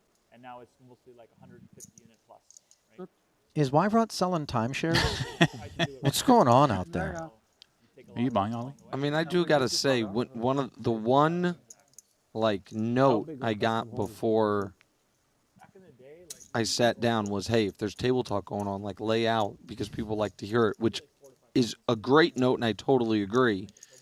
Typically when I'm watching, if guys, you know what I mean, are talking or telling stories about bets, This has been some of the worst table talk I've ever heard. I think some of the political commentary was actually about like different countries, and then Bitcoin slid in there, El Salvador, Bukele, I mean, approval ratings. Right, and now we're talking about you can Now get we got this mixed-use developments in Toronto that are Exactly. being peddled. You know, listen, I'll tell you this. I'd rather that the guys had a little bit of dialogue going than not. 1,000%. It's better than just staring at each other. I agree. I but mean, if it's crickets out there, then, you know, we shoulder a big burden here. And the burden right now being placed upon Garza is a 50K second bullet. And he's still non-believer. hanging in there. Pair the board. Nope. Ooh. 10 of clubs on the end. And I would imagine this is where the ace-9 has concerns of a more This thorough is going to go nature. bet full. Oh, Wow. Laying a trap. I'm batting, I think, 15% on these predictions. but Yeah, I'm kind of surprised to see this particular hand on a lay trap. But Oh my God, you checked? Queens and tens. So I wonder if- Capriles couldn't get the barrel. I wonder if he thought after he got called on the turn that he was up against a better I queen. guess I bet you don't call that one, right? And then that's why he checked it over to him. Like, so he could, you know, Yeah. that he thought the guy was going to bet the river Also, and that he could maybe you can check induce. raise him. Yeah. Miss spades in there as well. You want to give them a chance to perhaps put some chips in. His reaction made it seem like he thought he was getting checking and inducing a bet. You can try and do that, but there's no way to. Make Everyone it in the chat, Everybody by the talks way, about making it, a similar but it's not point that the financially possible. Capriles fella who just lost that hand does look similar to the famous Turkish guy in the Olympics, the sharpshooter. I'll tell you what, if he were to pull out a handgun at this point, He would have ripped it in, right? I think right in there. That's a 300. it would solidify the idea that it is actually him. It's uncanny. I mean, the resemblance. No, they do look We're not strikingly stretching. similar. Yeah. No. Okay, here we go. Yes, Garros less opening than 250. shuffle room with the 240. first really big hand at this table. 2 kings. Always going to be willing to play for all of it with this against what, a 40 big blind stack. Sorry. Yeah, look at this. Kind of exploit going a little bit smaller than you would expect against an under the gun open 40 big blinds deep. But hey, we got kings. We want max value. We're in a more mixed field. Garrios for 17k more. I mean, this is a nice price, but you have to be concerned already. So Shufarin retains Garrios, who's performing so poorly here. And that fact remains on a diamond-free jack-high board. Oh, well, I mean, this, in fairness, the last time he did this was, I'm sure he was checking back. The sort of body language looked weak, and now he's doing exactly the same thing here with King. So yeah, he gets me a little bit. 25. Once again, a man that Sorry. looks visibly disinterested. Just interrupt you. It's 3-bet. No, it's okay. Chooses to barrel. Everybody 25 wants and to take. build affordable housing, but you need a program that offers it.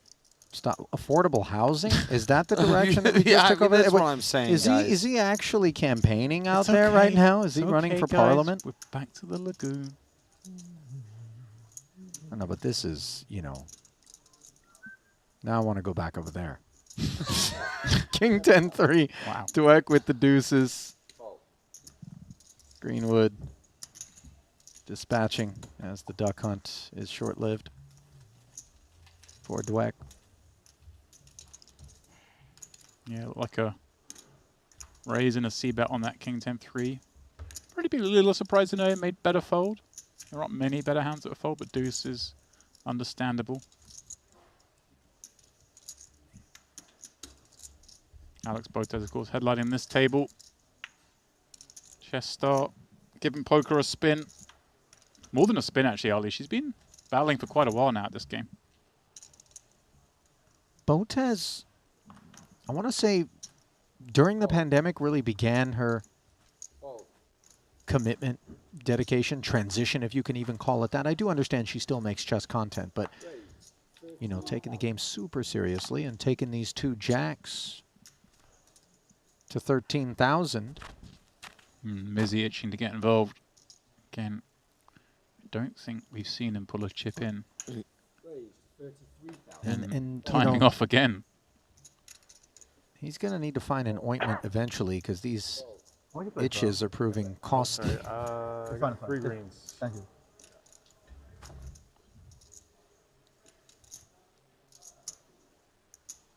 Poonat stuck in the middle with 2 sevens.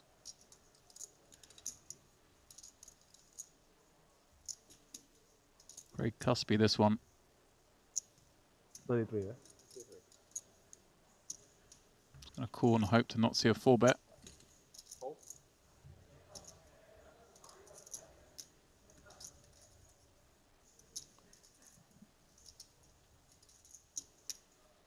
Jacks are the uncomfortable one. Mm-hmm. You know, Nick, you've been out there with the jacks. Wow. It's No. I'm not talking about any specific hand. I'm just saying. Yeah, no, but it's like that. I know they're good most of the time, but I don't want to hang myself on these hooks. That's exactly right. It's one of those. It's if she 4-bets, you kind of almost always have to 4-bet fold, I think. I mean, do you want to 4-bet call it off with the 2 jacks there? So she elects just to play it snug, but this is a flop that everyone hates. Mm-hmm. And Mizzy, probably understandably, even as the 3-better, feels like, well, there's no chance that either, you know, that neither of my opponents hit this. But he's firing anyway. Yeah. His only path to victory is a barrel. We have to fire this one. We fire small. You know that Poonat's got a lot of those kind of hands in there. 8s, 9s, 10s, kind of things that don't like calling this board. We also have backdoors working with that 4, working with the 1 diamond on there. And as Ali says, it's the only way, you know. You fire quarter pot and just pray. And he wins a pot. There we go. It worked, and I'm sure it's right. I'm saying everyone hates that flop. Mm-hmm.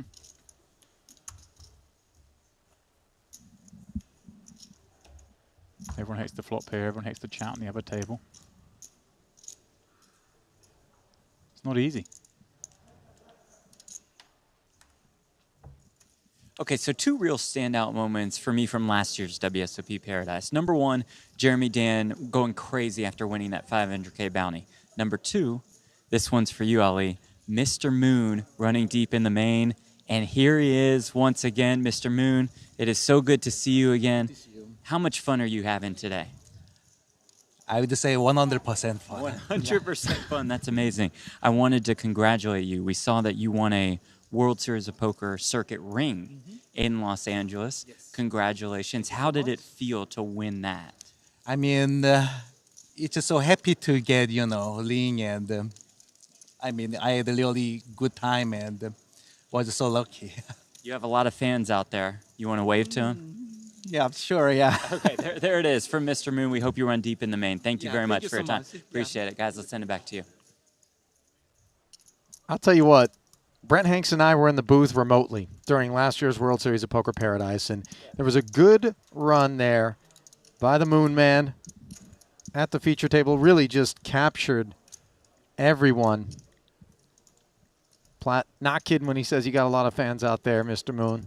Good to see you out there tussling. Congrats on the circuit W. Ali also, though, last December here during that stop. Obviously, he had that run in the main event, but perhaps a little less known is he got second in the Flip and Go bracelet event, playing heads up against Artur Martirosyan. Wow. All right. Meanwhile, Greenwood with an open-ender and 2 overs decides not to position bet the turn. Take a swing at equity free of charge, which does not come through. Queen of diamonds on the end. Lewis. The most fun thing is a check, and then Sam has a mandatory bet, right? 35,000 in the middle. If the story he deems would make sense, he's going to barrel. The 6 would have been the spicy one, obviously. Mm-hmm. But instead, here we are in reality where full pot has been deployed. Yeah, just trying to say a queen here, obviously having checked through to here. It's going to have a lot of those high card combos from the hijack, not having invested a chip thus far. Lewis with, well, pretty good hand himself. Yeah, nicely done, Mr. Greenwood. Not the last time that statement is going to cross the lips of someone in the booth in reference to that monster there, Sam Greenwood. Quietly going about his business. Doing a little accounting. All right, Nick, there was a prop bet that was being proposed yesterday when Tony Parker was out there in the streets. And it went like this. Who do you think is the favorite? Who would you bet in terms of most three-pointers made if you gave Tony Parker 10 shots to myself and Randy lose 100 attempts? You guys get 100 attempts each? No, total. And I'm only giving Randy one of them, so I'm going to be up there. No, with 99 shots. NBA line? NBA line three-pointer. You guys are a favorite. Are we? I would hope so. I would too. I but mean, I you don't I think don't you know guys that I am. you don't think you guys can make 10? You don't think you could? It's unguarded, right? You're not guarding Yeah. each other. No, we're just taking practice three-pointers. shots. Well, if you can make 10%, he's Yeah, I know. drawing dead. I understand. I mean, I get the math. Yeah, no, you my guys are man. the favorite. I also know. I would say you have met Randy, right? Yeah, but Ali said he's taken all. I'm just telling you, man. I make Bill Cartwright's form at the free throw line look like it's a Naismith. Oh, are you know. a horrific athlete? I'm not a horrific athlete, but basketball was never really my jam. Is that the first time anyone was referred to you as an athlete? You know what I mean? Yeah.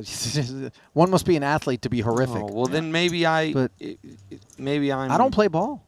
You know, was never middle school, 7th grade. But Yeah, but like you ever watch like somebody get pulled out of the crowd at a basketball game that's to shoot free throws, and by like the 6th one, they kind of calibrate it.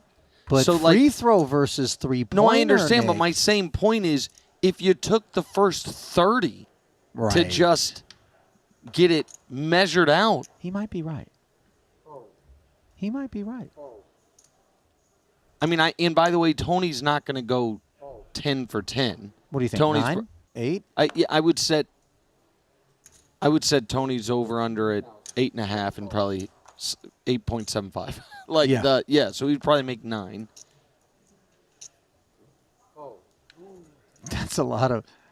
That's a Also, lot of shots. sweet, timely hoops reference with Bill Cartwright. Oh yeah, I mean, I'm dating nothing myself a like little a bit. mediocre center from 30 years ago. Okay, yeah, but Barkley swings a golf club with better form than Cartwright was swinging free throws. No, I get that. My point is for the viewers. I don't think when you say Bill Cartwright, like an image pops into their mind's eye. They're like, oh yes. Okay, well, modern remember. game. Who is it that actually butchers the mechanics of a jump shot? DeAndre today? Jordan. Oh, that is fair. Yeah, DJ is. Yeah. He's doing it his way out there.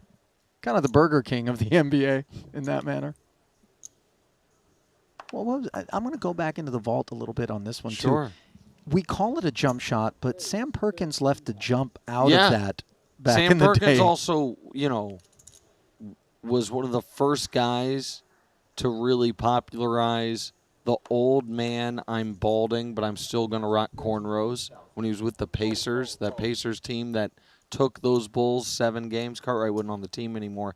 But now we are really going into NBA from upwards of 30 years ago. That's because crazy, we're man. old. Nick, That's crazy. your boy's in action. Yeah. Oh, he is. Sorry. Not so crazy, of course. A Greenwood open to 13,000. And your man, the Swissman, Tondour, turning up the temperature in the oven. I dare you, Sordo. Tondor's going to... Oh, Ooh. yeah. Wow. Mix going it on up. here? What a... Yeah. Okay. So Tondo's obviously been doing more stuff than I gave him full credit earlier. We saw Greenwood go trappy against him here, and we're seeing a cold 4-bet against his And now +1 Mizzy. 3-bet. So there must be some data points here. 2, 3, and 4 bets in front of those 2 10s. They wither up. Sordo. Call. Oh, in a bad way. Just flatting. I don't love that. Door with the flat. The door is open Yeah, now to just have it stolen from potentially you. moved off of this. Jack 9-6. And those Ace of diamonds sixes. working hard.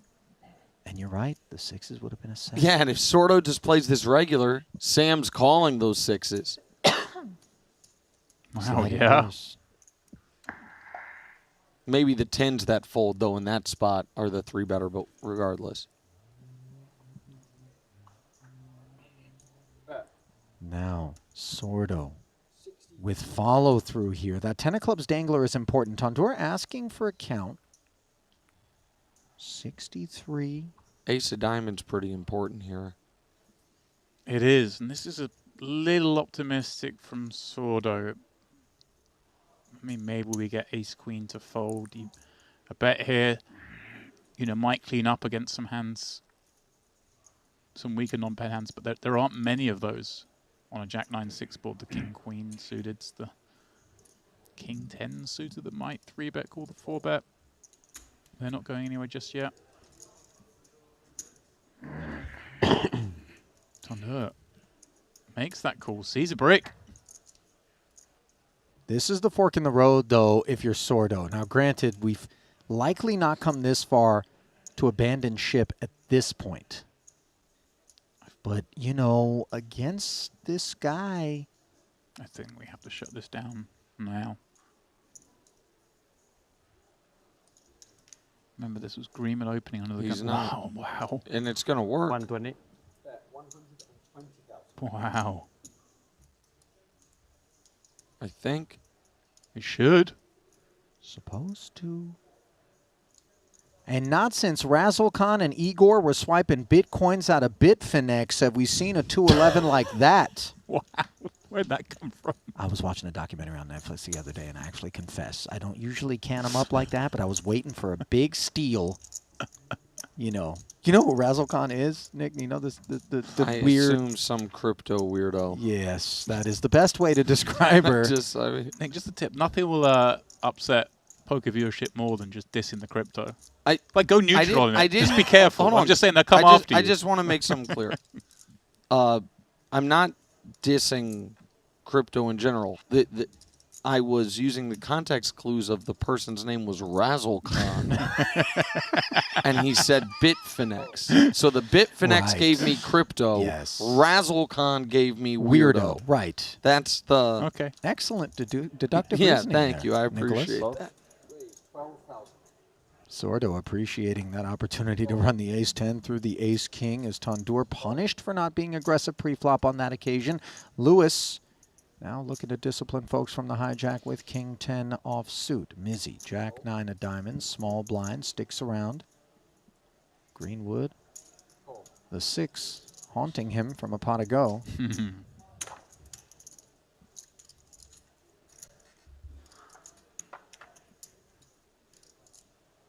Three amigos to an ace, 7-4, 2-diamond board. Yeah. Mizzy with the flush draw, Greenwood with top pair, Lewis with dust. Imagine this one checks through. Lewis not really incentivized to bet this board against those two calling from the blinds. No real future equity. And I'm wrong again. That's what makes this so great, though, James, is expect the unexpected. It's also, to me, not to say these aren't excellent players, but what makes this, and maybe it's less about the players and more about the stage of the tournament and the depth, so much less straightforward than it feels like so many of the 20 bigs versus 30 bigs final table. You know what I mean? Yeah. Some of that, There's a lot more room for creativity for sure. way more room for creativity, and so way more opportunities for the what is the right play to not be made or whatever. And look at this, Sorrell just picking up on the fact that Lewis is perhaps c-betting this board a little too liberally, so coming in with that check raise. And Greenman now in a horrible spot. Yeah, what else could you do? Well done, Sorrell. I'll tell you what. He needed that one. Mizzy's not faint of heart. I mean, think back to that ace-king high board where he had 3-bet. And in a 3-way pot, he found the barrel. And here he manages to move Greenwood off of the ace. Sorrell scrapping, guys. It really hasn't gone his way for the bulk of the day. But he's a fighter. Old school vet. Yeah, he's been around for a long time. Sure has. Certainly always used to have a reputation of being on that far more aggressive side as well, Ollie. Yeah. Wow. Dweck's aggressions here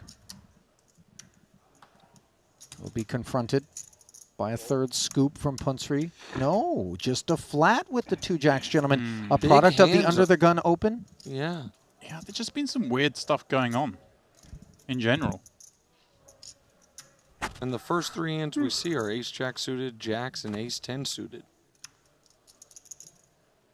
Lewis. 60 deep, you'd expect it, but maybe he's looking for something behind. Here we go. Although, Jack's really a hand with that thrilled about inducing with. When we are this deep, keep saying it. These guys have been gambling a little bit, trying to build up pots, trying to build a stack here on these day ones. Plenty of time still to enter this tournament. Dweck just snap out. I didn't see it. Mm-hmm. Okay. You are coming back, or do you know? Now, Punsri's under-rep these hooks. And Yeah. obviously, given that the opener was under the gun, he flatted that opener, and in spite of those data points in front of Lewis, he has risen up to 45,000. You begin to wonder just how strong our opponent is. Yeah, he's just going to decide to run it. Willing to find out the hard way just in case Queen's Plus was what lurked, as Lewis shakes his head. Not the kind of punctuation point that he wanted to place upon that particular frame, as Punsri trends in the right direction. And makes that snap ace-jack fold all the better from the under, because he would have just been squeezed out. So, a glimpse there at the Lagoon and the Reef tables. Imagine at least one of them will be changed out during the break. Unclear, though. Perhaps that's the cliffhanger that we're going to leave you with as we bring you back to the desk here in the Bahamas. Momentarily, Ali Najad, Nick Wright, and James Dempsey reflecting upon the last couple of levels of play. Boys, what stood out most to each of you? I'll let you go first, James. There was just a lot of different styles and a lot of unexpected plays we saw. A lot of people getting involved in spots perhaps we didn't expect. Some rather optimistic bluffs, but on the most part, they worked. Well, that's what I was going to say. And again, this is, very small samples, obviously, but just consistently aggression was paid off. Mm-hmm. We didn't see. Mizzy showed it. Yeah. Gyonoyu showed it, you know. And we saw people who strayed from it, whether it was Alex with the jacks, my guy with the Tondur, ace-king, get punished for it. Yeah. That. And I don't know that we saw one significant bluff looked up. Where you know what I mean? Where so all like it was in that little window of time, the aggression was undefeated essentially. Tends to be the case out there in these streets, that's for sure. All right, I am going to step aside, boys. Henry Kilbane is going to come in here to carry you through the next couple of levels of frames worth of play, which will come your way in about 10 minutes. But don't go anywhere. Day 1C coverage of the WSOP Super Main comes your way after this.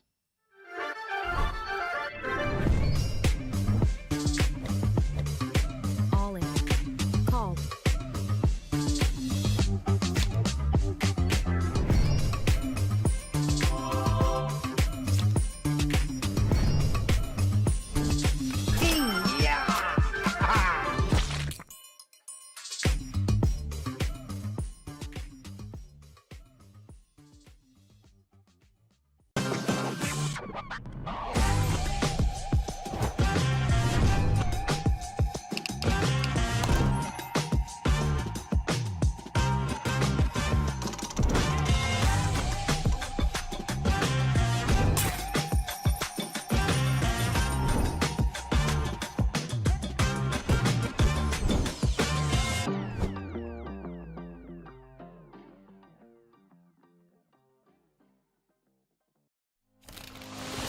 Every moment counts.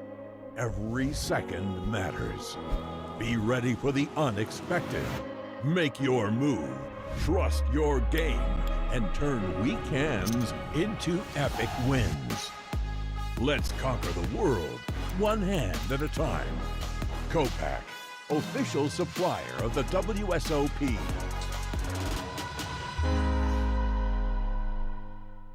Here's a Punat over here, you know. Here's a Mizzy over there. It's exciting if you qualify for these events to be in that mix. Like you say, so everyone $2,500 satellite. And how cool is it? You're just playing on a table with Boris Becker as well, sporting legends in this game. Helped him to make that move. You know, it was Well, the legend of two aces pays Luo a visit.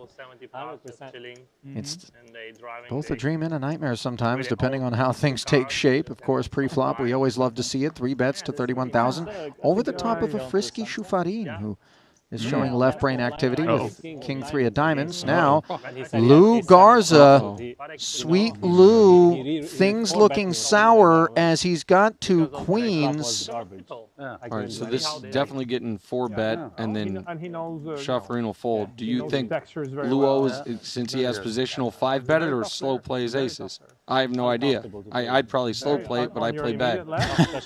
I like the slow play in the situation, like you say, kind of has position. And you kind of want to allow the person in the small blind, if they are bluffing, to continue bluffing. And their value hands kind of go for it post-flop anyway most of the time. So I don't think you need to force the action too much. But let's see how he goes with it. Note, by the way, that it's going to hinge upon the sizing that Garza comes with, provided that the 4-bet is inbound, because Luo only has 231,000 back. Oh, that's a good point. So let's see. A 4-bet to 75,000. So another 44K. So what's your nickname? In frosting applied to the cake. My name is Denis Shufarin. Like it's the same. Like I have real name. Like Denis. Yeah, he's like still Denny. with a call. Still obviously leaves over pot behind. So it's still a jam that elicits folds at some frequency. So I still prefer the slow play, but it's certainly a little closer when the stats get this shallow. Quite different. Denis is okay. I think he's gonna jam. And my nickname, like Santos. Like when I played. Does he have that look in his eye? Santos. Sanders. Sandals. Nope. Sanders, right. Sanders? Yeah. Choosing the flat. And of course, if we're Garza, I mean, in GG, they force you to have 3 your- bets become 4 top set for sweet Lou. How do you have that hair and top set? Oh my God. Well, a tremendous amount of conditioner, I think, is associated with it, if you want me to really indulge you in a response there, Dempsey. But the indulgence belongs to Garza here. 168 in the middle, and the nightmare scenario for the aces of Luo. Yeah. Yeah, they're both trying to work out how to get all the chips in the middle right now. I mean, there's some concern for Luo, of course, that queens and maybe jacks forms part of that cold 4-bet range, but I still think you... Oh, wow, this is dirty. Yeah, again, this actually switches around where you might expect this seat to have more of the jacks and queens having 3-bet call to 4-bet. Also, some ace queens suited perhaps would have stuck around for the 4-bet. But Dempsey, don't we feel actually comforted by what reads to be a more honest check out of Garza as a cold 4-better from the small here with our aces? Yeah, I mean, I like it because you think you're up against maybe an ace-king, maybe kings are the value hands that have given up, so you kind of know what the bad cards are. I mean, we're blocking the ace-x's if we're Luo. This is it. But I mean, the pot's so shallow, we don't have to get it in on the flop. Easy to do over 2 streets, rainbow texture. Recognize the shirt. Yeah, but so Garza's not checking again here. No, That's half pot. Smile, we have to look, go. everything. I think small bet here. Looks like 65. Reasonably big, to do lots of considering what's tricks, behind. I bet. Especially with the women. That is crazy. Think about that. Now, if we're Luo, do we feel compelled School, club, to jam and deny equity to some sort of combination here, Dempsey? Is that a notion? I would suggest that the only real hands that would have picked up equity are potential flush draws, really. And those are the kind of ace 5, ace 4 of diamonds, and we have the ace of diamonds. I don't think we have to worry too much. But then the pot's so big by this point, I mean, it seems reasonable just to jam from over 120. He's a Superman. He's back. He's back. Yeah, I mean, he's just going to go full rope. I love this. I mean, we don't know what's gone on necessarily. But he's just going to, I mean, there's just not, I can't think of a card that comes where he doesn't lose all his money. Oh, no. Here's the deal, guys. It's unclear as you talk about full rope. exactly whose neck the noose is around from Luo's perspective. He's wary of the idea he could be the man up on the gallows. Yeah, but he's thinking he's trapping here. I mean, we're both trapping. We're both happy. I mean, They're going to be a lot more joyous as Garza here, playing 122 effective, sub 0.5 SPR. Old school. But they did the switch, yeah. Yeah, I mean, I don't even think he's going to wait very long to call after Garza jams. Yeah. Going to do the old look down once, be like, call. You do a lot of tricks, that's for sure. Oh, he didn't even jam? Yeah, 200K. That's enough. Yeah. Yeah. Oh, those are 100K chips. Sorry. I thought. But hang on here. Luo. Well, the only value we beat is kings, right? So he's like, really? But Good night. Wow. And good luck. As aces, the demise of so many throughout the course of any particular tournament. And you see Garza recognizing that was a bit filthy. Like, I think this is very important. As much as I love poker, that's when there's just such a stupid game.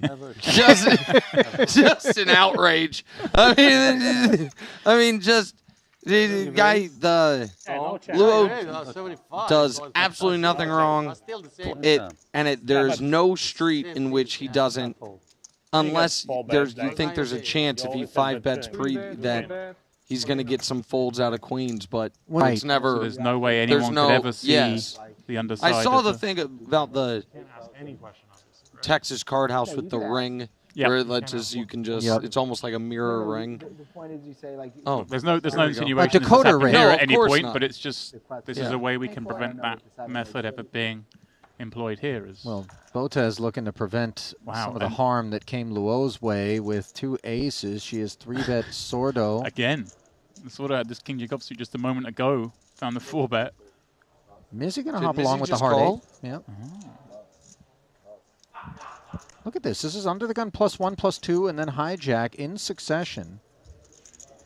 And if Sordo does call, he's in even rougher shape, because I don't know if you saw it, but the previous player also had King Jack off. So his 2 pair outs, which he desperately needs to. I love this fold. That's really good. You're getting such a tempting price because the 3-bet wasn't that big, and Sorrel's overcalled. But King Jack offsuit just does so poorly in this kind of spot. So good discipline there. 10-8-5 as Sordo said adios. Botez has this one by the throat. Set mining effort comes up short for Sorrel. A little scary though. You attribute this cold call to all the sets available here. We can see he's peeling as wide as 4s, so we know 5s are in there, but certainly 8s and 10s would be in anyone's range here. Follow through from Botez comes to the tune of 22. Yes, where it gets murky for Sorrel, having peeled as wide as this. The temptation to continue for 3rd pot with just an under pair. Does have a heart. Yeah. If you call a 3-bet with 4s and it comes 10 high, you're peeling one. I think for 3rd pot, I yeah, feel like you're we're doing it, with the and you're just convinced. You're just convincing yourself they have ace king or ace queen, right? And you're. You know, we do see a lot of this, just kind of keeping an eye on the 3-better who isn't supposed to be interacting with the 10-high board. Yeah. Bar the overpair, of course. Now, of course, Botez going to be worried about some of those flush draws. 65. It's like king queen suited, maybe the most likely non-pair hands that cold call that 3-bet, and then call a flop bet. Big bet now as well, 75. Can't see Sorrel wanting to stick around for this.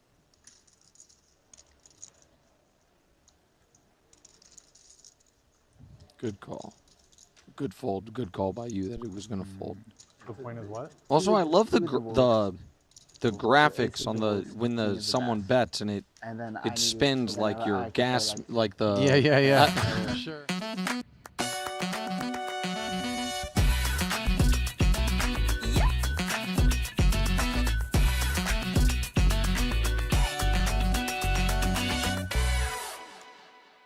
Welcome back in World Series of Poker Paradise, and it took one segment before the producers checked my Hinden mob and said, "You're not an analyst."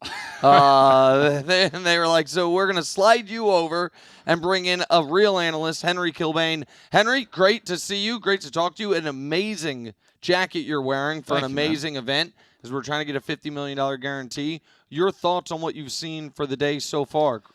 Honestly, it's been a lot wilder than I expected it Yeah. to be. Yesterday, I think we had guys going all in blind, treating this $25,000 buy-in like a local 5-10 game, like it's like nothing. They're just willing to play all in blind for 25,000. So I don't know if it's been the same situation today, but I'm seeing a lot of big names in the field, and I expect to see a lot of kind of aggression and big pots being played. In the last 90 minutes, we actually only saw one official all-in, Okay. and it was the final hand before break, and it wasn't called. What we did see was aggression endlessly rewarded. That the passivity, people got blown off winners, and we didn't see one big bluff get looked up. And so for what we saw the last couple hours, the aggression is working, and I do wonder how much of the fact that this isn't a freeze out is playing into for some of these pros when they know what first place is going to be. You're looking at 8 figures almost assuredly, that what that means for their approach on day 1C when there's a day 1D tomorrow. That's a really valid point, and I think it's something a lot of people don't pay too much attention to, is these pros, they have a lot deeper pockets, they can afford to fire more bullets, whereas if you're in there on a qualifier, say someone that qualified in on GG Poker, they've got that one bullet, my man, and once once all the chips are gone, that's it, they're out of there. So expect to see some passivity from the lesser-known players, and expect to see a lot of aggression from the pros with bigger bankrolls. And no surprise, Nick, I mean, I'm seeing a lot of Brazilian flags in the top 10. That's what I was just about to dude. say. So we'll at the Lagoon table, we still have Alexandra Botez as the chip leader. She, right before break, had jacks that she got pushed off of, but she's been playing solid throughout. And you see, I mean, that is an unbelievable table, and Lagoon table, Reef table, with some huge names as well, as we get the action resumes post-break. And I don't think we saw the action going to this flop. Oh, I should also tell you, Henry. Go on. That fella in the Tundora from Switzerland, I announced that I'm rooting for him. Okay. So I'm not unbiased. Hey, I'm rooting listen. for him. He feels like he's got the least experience of a lot of these folks, and I like him. But so that's where we're at. We didn't see the action here. I assume it was a cutoff raise. It looks like it. Open and then small blind call. Yeah, it looks like a cut-off open from Mitzi and a perfectly fine flat call from the small blind, but obviously, unfortunately for Tunda, nothing on that board. I got to ask, Nick. Please. I was listening to the last little segment there. You were talking about some of the passivity. In the games that you're playing, some of the cash games, some of the tournaments, what's the difference that you see between those and this? With this being a 50 mil guaranteed, do you think people are going to be playing like on the tighter side? Well, I would have thought so, but I would say this has been played maybe because of where we're at, and we're so deep still. I mean, you saw it right now. At the table we're at, you have everyone with 50 plus blinds, I believe, that you're seeing it played almost more like a big cash game where folks are being more creative. There's more 3 bets and 4 bets. And this one, Mizzy, is obviously going to open these queens. A couple of queens standard would be 2 to 2.5x. I guess when we're this deep, there's always merit to just making the pot bigger. So he's come And we've been seeing a lot of that. We've been seeing a lot of opens that aren't just the 2x that we'll see later in the tournaments. And I think it's a pretty standard call here, right, as well from the big blind? I agree. Yeah, I think Punsri, #1 on Thailand's all-time money list, over 15 million in Triton and career earnings. He's more than happy to take it to the streets. 52K out there. Well, and this...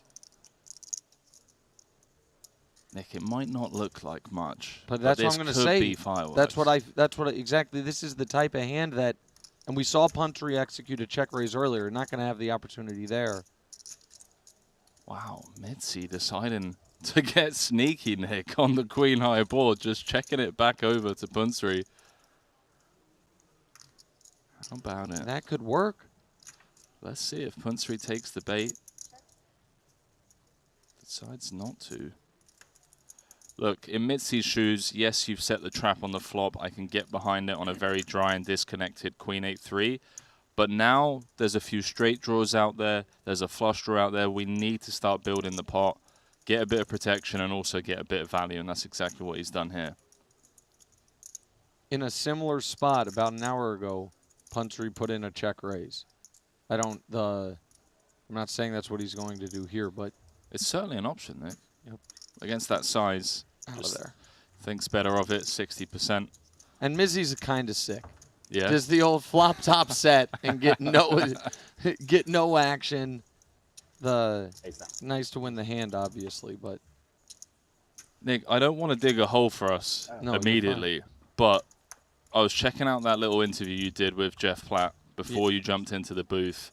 Normally, would love to see you out there in the mix, but you're in here because of, and your words are not mine, time constraints, I believe. Yeah. I mean, the Christmas parties to attend No, back home, so or? my day job, as some of the audience might know, is I host a sports TV show called First Things First. You can see it from 3 to 5 p.m. Eastern on FS1 every day. Okay. And football season is our season.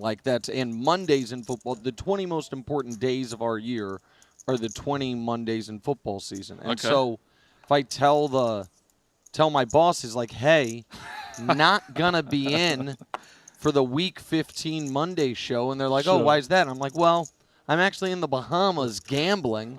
It just doesn't go great. Right. I get behind that. I did once at Commerce in L.A. enter a tournament that the final table was on a day that I was already flying back to New York. Okay. Just because I wanted to play so bad, and I min-cashed it and then got on my plane.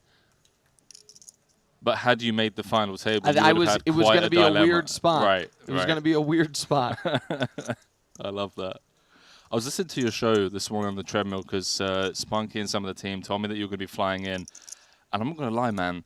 You bring the energy on your show. I squeezed out a couple of extra miles. Oh, well, that's, just, you know what? You were hyped up about it. I don't know much about football, so I do apologize. Oh, but no, it's totally fine. And this is probably just going to go check, bet, win.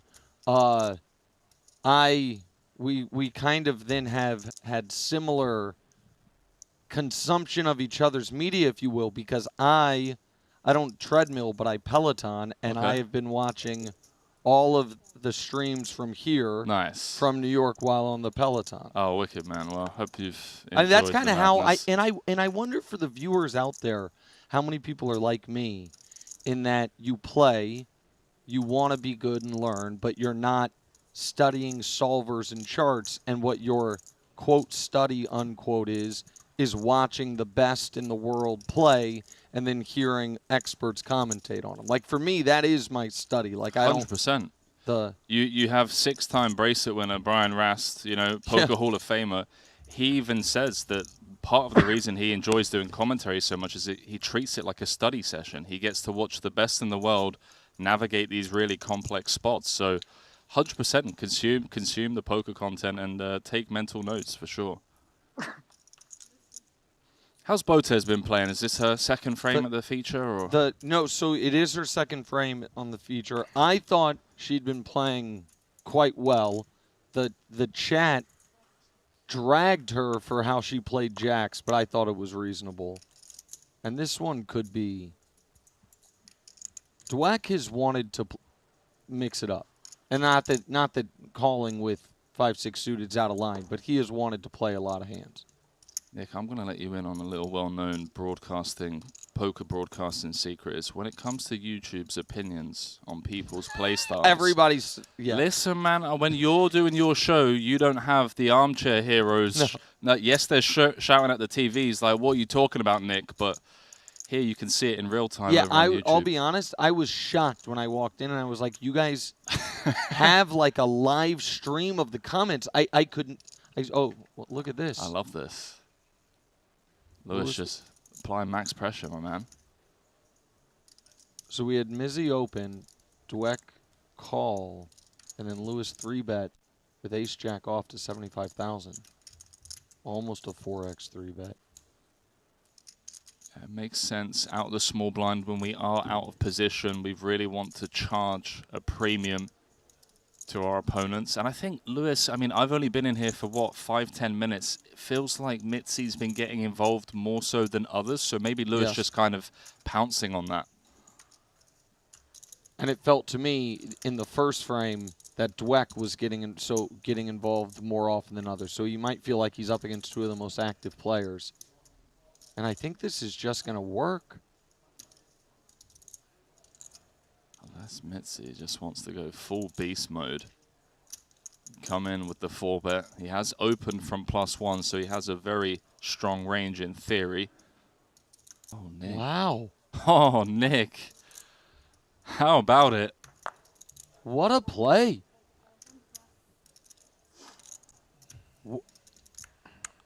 My jaw's on the break desk. And you know? is that the? I know that the King Queen, especially King Queen off, has become like a very popular 4-bet bluff type of hand. Is Queen Jack off in that same vicinity, or is that pretty non-standard what we just saw from him? I think that is very opponent dependent, is what I'm going to say. You've been talking about some of the dynamic at this table. Queen Jack has good blocker effects, right? Blocking queens, ace queen, jacks. But yeah, that's pretty out there. That's what I just assumed it was that the 3-bet was going to work. I said it was going to work. I'm also batting about 10% on predictions, but that's okay. Is this the man we're rooting for here, Tom? This is the man I'm rooting for. Let's go. He got blown off ace-king against ace-10 earlier when he played it quite passively. He's now going to get 3-bet, I would assume, here. Yeah, Punch 3 in position against a, 35 big blind stack? Doesn't even need to go too big. Note the sizing, less than 3x. Oh, yeah. Oh, no. I mean, I'm telling you, the way she's been playing, it wouldn't be shocking for her just to call here. let's see. I mean, it looks suspicious if Tundar's been getting pushed around a little bit, that Punsri would perhaps have a lighter 3-bet from the cutoff. Just comes with call. Oh, Tundar, come on, bro. You gotta now at that point you could. Okay, I might have to revoke my support for my guy if he's 34 into 140 and you have a perfect hand to just crack him. Oh my goodness! You gotta just flick it in with a 9-8 suited, you know. But how about for Alexandra?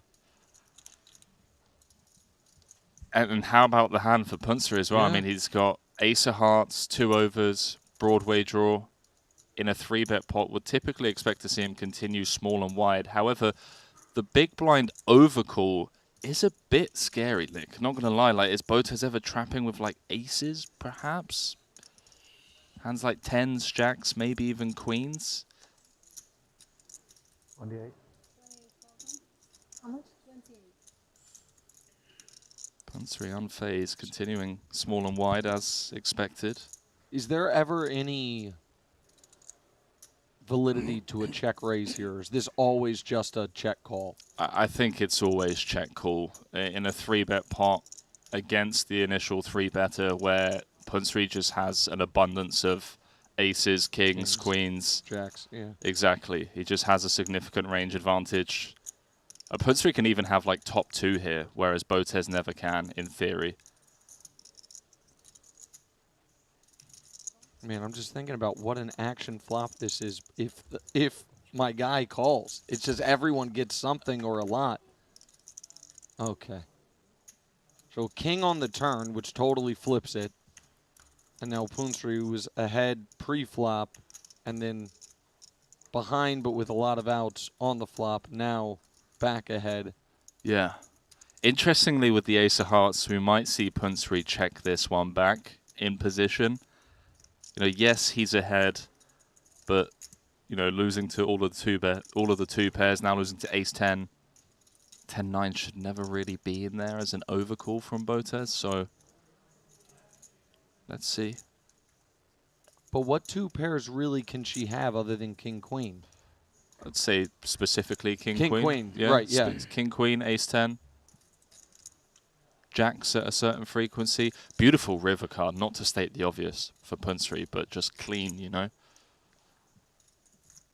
And if Alexandra checks, it's pretty much a mandatory bet from Punsri. It's really ropey, mate. I'm not gonna lie. Like if she bets, you'll see Punsri grimace. She hasn't. She has checked it on over. It's tough to think of hands. Like I don't want to be the guy that screams of the monsters under the bed. We do now beat Queen Jack suited, which could have potentially flicked in a call. You know, Queen Jack of spades, Queen Jack of clubs. Yeah, I think. I mean, tell me if I'm wrong. Right here, you're betting an amount that you're hoping exactly her hand or Ace Jack will call. Exactly. Right? Like those are the two hands most likely that we're up against that we beat. Precisely that. That is the exact hand you're targeting. Is Ace Queen. Maybe a King 10 suited. Wow. He's going to go 129, it looks like. 128.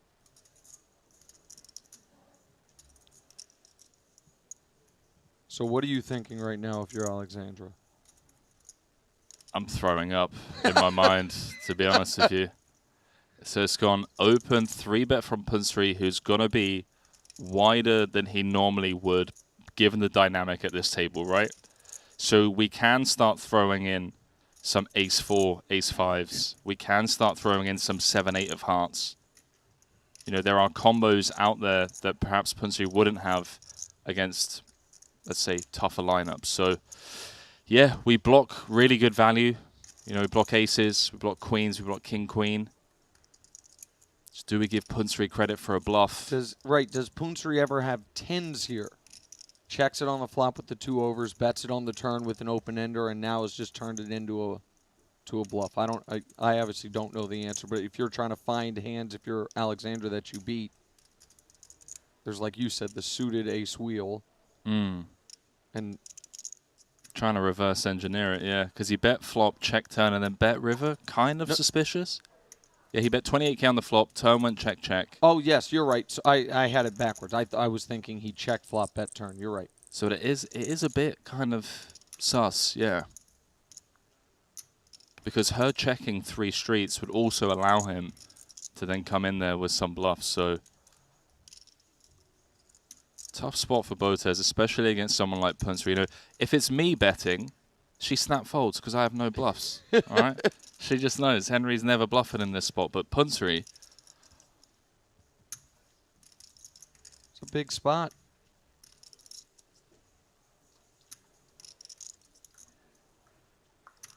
Punsri has been active, and obviously, to your point, she knows he's capable, entirely capable here. I think the worst part about it is that the entire poker world is watching as well. There's always that, like, what if I get bluffed on TV and then the hand, whatever, goes onto Twitter or Instagram. It's Good just fold. Great fold. It always plays in the back of one's mind. So we were talking about this earlier in regard. So Tony Parker, evidently yesterday, it was someone opened. He 3-bet to around 60,000 with kings. That's right. He did. Yeah, 64,000. And then someone else comes over the top for like $500,000. Yeah. And he folds his kings, just, you know, convinced he's up against aces. And I postulated was part of the reason he folded that because it was on a stream table and it was an opportunity to make like a legendary I was gonna say thank you, fold but, for, you know, a Hall of Fame basketball player pops into this $50 million guaranteed tournament, and on just a simple 4-bet, I fold kings pre, and I bet that just the competitive nature in him that was playing a role in it. Like I was just wondering if that was not a stream table, would he have been like, the I'm chips not are in. fold? Yes, Yeah. the chips are in. The chips are in. Punsri back to work. Are you 7-5 suited. You've played a couple of feature tables in your time? Yes. Man, so have I. And I just remember I'd sent the link out to my mum and my dad. I knew the family was watching, and it was always in the back of my mind, man. It was just like, God, my mum's gonna start, you know, asking. I thought you were meant to be a professional poker player and all that, you know. I can really sympathize. So Sordo comes along with King 9 of spades, obviously, has the spade smothered. And a pretty interesting flop. You get gut shot for the opener with the backdoor spades, middle pair with the backdoor spades for Sordo on the button. Fun flop. Punsri correctly recognizing that the button flatting range is going to contain, you know, king queens, queen jacks, queen tens. Oof. Spicy. Action turn card. Fortunately for Punsri, the SPR is around 10, so it's difficult to get all of the money in. But 7 high has no showdown, has equity, wants to just fold out some ace highs. You can see he's in rough shape, drawing to just 3 outs once. And so he overbets the pot. He bets 75 into 52. That's pretty gangster from Punsri. Just really leveraging the overpair range advantage. He has all of the sets, whereas Sordo really only has 9 sixes and deuces. Punsri can also have 2 pairs here as well.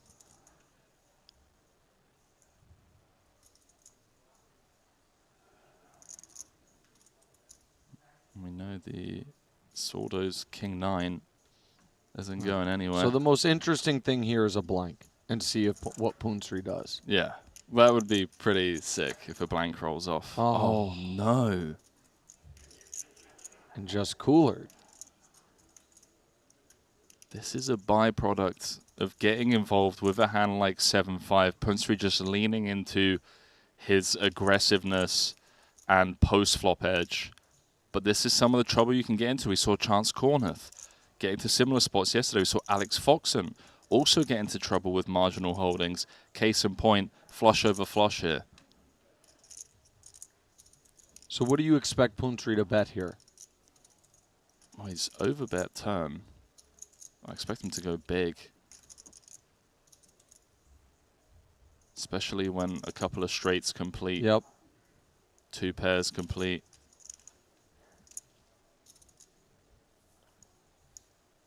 We slowed down a lot here. Yeah.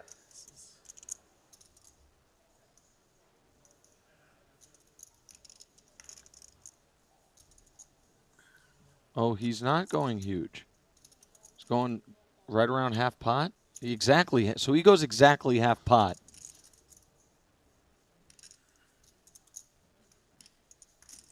Given that he overbet turn, half pot river, would like to think that Sordo's going to ask for all of it.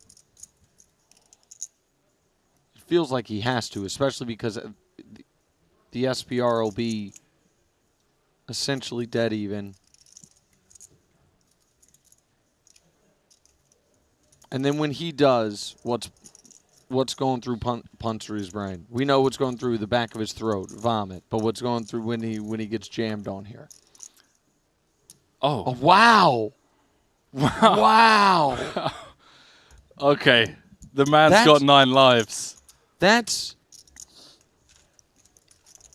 I don't want to be. That's the TV table, right? I don't want to be critical, but that seems like a massive error. I agree. I agree. You get value from straights, from sets, from aces, the ace of spades. It's rough, man. I'll tell you what's not rough. Yeah, sign up at GG Poker. Free $50 ticket to the Weekender. Minimum deposit $20. Use the promo code Paradise2024. So, also the emotions there for Punsri. When you see the 1 chip call, you're like, I win. Yeah, of course. You know what I mean? Of course. And then when you see you lose, you're sick, but then you have a different moment where you're like, oh, I'm supposed to be out of the tournament. 100%, bro. So what a roller coaster. 100%. The unintentional slow roll into the, well, I guess I actually got insanely lucky. Yeah, that was crazy. You're just like, oh, wow, I'm about to scoop in a 400K Yes. pot, table my 7 high flush. Oh, wait, no, the pot's getting shipped over there. Wow. And you even saw Sordo's kind of reaction where he grimace, you know, he like kicking himself that he didn't get more value.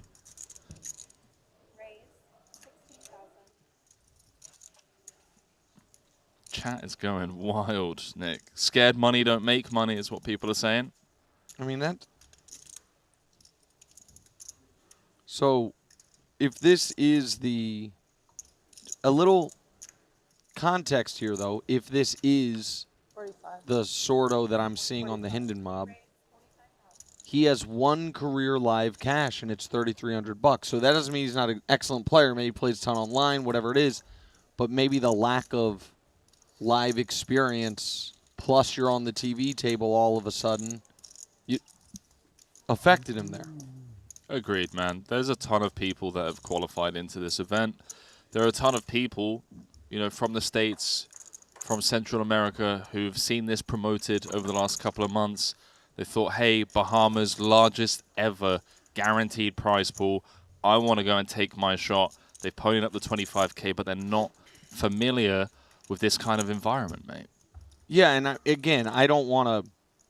I feel almost retroactively bad for saying that was a massive mistake because I don't want to be overly critical, but just I think objectively speaking, that was a mistake, even if it's an understandable one given the context of the tournament, the buy-in, experience levels, all of that. But man, that you were saying you didn't want to, always be talking about monsters under the bed, but that's clearly what's going through some players' heads when it comes backdoor spades. You have a 2-card king high flush, and you just call. Mizzy is playing hands. Oh, he's mixing it up. He knows the value of building up a big stack on day one. Oh, we got our man Tonda in there with Big Lick. Let's go. Defending the 9-6 to diamonds. It's dominated. But there are some flops that interact with all these holdings. How about that one? That one is one of them. How about that one? Let's go, my guy. 62K out there. Mitzi's got the 9 of spades wrapped around that queen with the jack-9. Might just try and take it down now. Hopefully get a couple of folds. Obviously, we can see He said he's going to get a call, and then I think my guy Tondor's going to raise, given how he's played. I don't know that that's the right play. What is the right play when it goes bet, call? I mean, I personally just love keeping my range really wide, keeping in some, spade draws, some potential backdoor club draws, queen X. When you do raise, you really do polarize, your holding, especially off of Tondor's stack depth. He's only got 30 bigs back. Would love to see him just slide in a call. You did. There you go. 10 of hearts is a fun card. You're a sicko. yeah. I'm always 4 of diamonds, a little less action card. You just want to. I'm always just thinking. Yeah, I just want to see the card that can come that can create the most interaction. It's always to my head. All right, so now, I don't know if it does check to Mizzy. I think it checks through a decent amount of the time. And then, depending on river, will then depend on whether or not Greenwood comes with a small probe, maybe something like 20 to 33% pot. But very river dependent. If Mitzi bets here, I mean, jeez, bro. It's pretty out of line. Yeah, it feels like you have to give up your hope.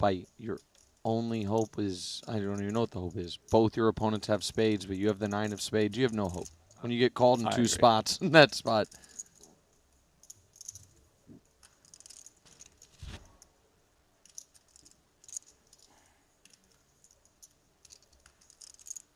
Oh my word.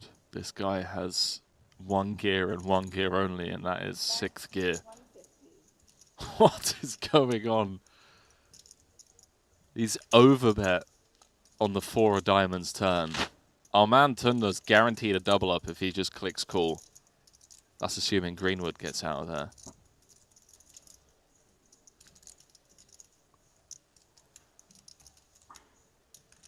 Well, if Greenwood folds, here's the thing. I'm not sure Tundor is going to get a double up because I think he probably puts in the extra 74, and then Mizzy has to make the most frustrating fold ever. Yeah, that's true.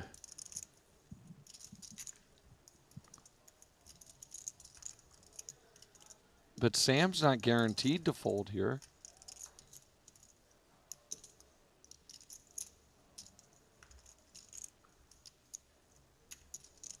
Sam knows that Mitzi's been blasting.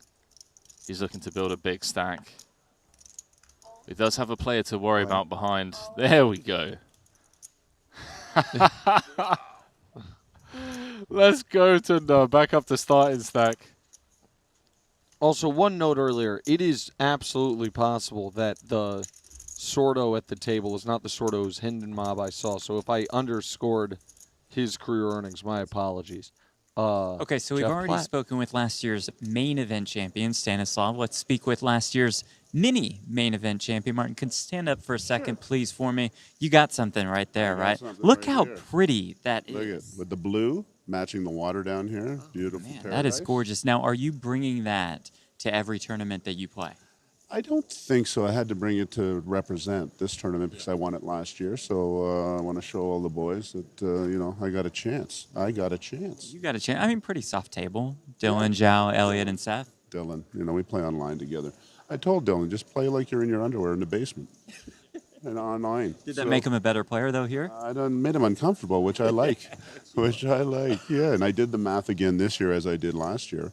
If I don't lose the last hand I play in this tournament, I'm going to do okay. Yes, you are. That's an excellent point. You almost went back-to-back in the mini-main. I cashed in the mini-main again, but unfortunately it was not meant to be. So I figured mini-main, and I'm going to graduate to the main. Yeah, to step up. I think Okay, so that's the you way did to go. lose the last hand you played in this year's mini-main event. you're We not checked the wrong. notes. You're not wrong. Okay, Yeah, thank you I for the did. time. All Best right. of luck rest of the way in Cheers, this one. thank you. Appreciate I it. Thank appreciate you. what you guys Guys, do. let's send it back to you. Thank you for saying that. Great job as always, Jeff Platt, who really, every time I see him, manages to mention my time at this tournament last year, Hang or on. this event last year. We'll get back to that in a moment. Wow. I'm looking forward to unpacking that. Jeff's got jokes, mate. So Mizzy flops a set. It looks like Sordo opened 8-6 suited, called in the cutoff by Mizzy's fours. And now Sordo with double gut shot. And the range advantage in terms of aces, kings. Could certainly see him check raise this against a very aggressive opponent. This is the problem, though. People seem to be getting involved with very marginal hands at this table. And I don't want to keep hounding the viewers with that TV table kind of dynamic, but people do fall into that trap of wanting to get overly creative.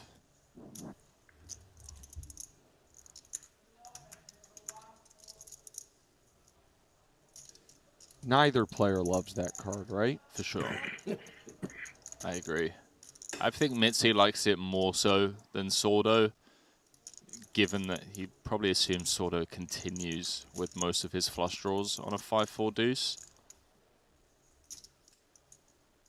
And now, for Mitzi as well, further value to be extracted if Sordo did have a hand like queens with a heart, kings with a heart, aces with a heart, we can just bomb.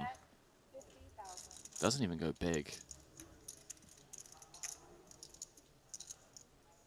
And of course, now if you're Sordo, that double gut shot not as attractive because 2 of your 8 potential outs put a 4 flush out there.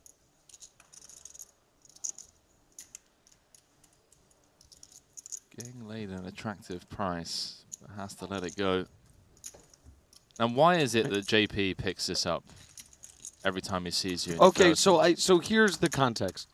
So last year, I came down to this amazing event. Okay. And I'm like, you know what? I work hard for my money. I love poker. Okay.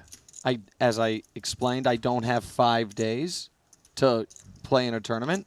But there is a tournament that starts on a Friday and ends on a Sunday that I can play. It was the 50K. So I play. I play. Jeff Platt knows this. I'm not going to this is not a bad beat story. This is a Jeff Platt's a bad guy story. We're early in level 2. I have, essentially starting stack. There's been no fireworks or anything. I'm finding my footing. I find myself with jacks. I open. Chris Brewer in the small blind, I think. Okay. 3 bets. Like I could Classic 4-bet Brewer, here, whatever. I'm just going to call. Flop Jack 9-7. Rainbow. With Love in Life. Love in Life. He bets out. I call. Turn 4. Puts 2 spades out. He checks. I bet. He raises. I happily jam. Of course. He calls. I confidently turn over my top set. He more confidently turns over 10-8. And I go home. Wow. And listen, that is the only reason I tell that story is everyone has a worse bad beat story than that. It's not even a bad beat story. It's just a poker story. But the fact that Jeff Platt, every time I see him, I saw him in a card room in Houston, Texas, and he brought it up to me.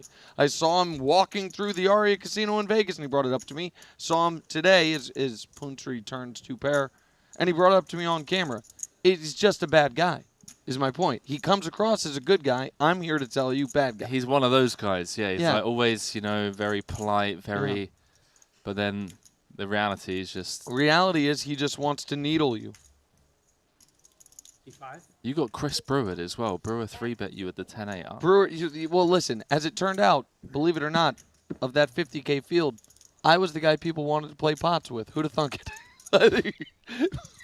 We're both 150 big blinds deep, and Chris Brewer's like, yeah, what if I build a pot against this guy? And he overplays his hand. Hey, listen, at least you're honest with yourself, man, against some of the world's best. All right, so Dweck, though, back to the more notable happenings, but it's just over half pot, drawing stone dead.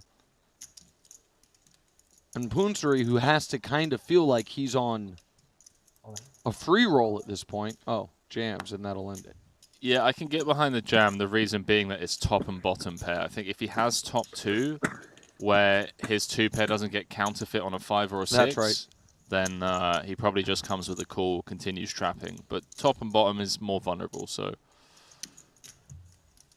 Man, so you're flying out of town tomorrow? Tomorrow. Okay.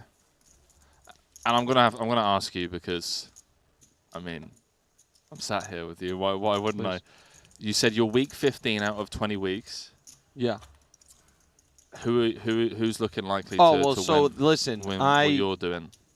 The people are going to say I'm biased because I'm born and raised Kansas City, Missouri. So am I a Kansas City Chiefs fan? Yes. What is also true is they are so clearly and obviously the best team in the league. Let's go. And the fact that they started the year not the Super Bowl favorites, the Niners did, and now folks are trying to convince themselves the Lions, who are a really good team.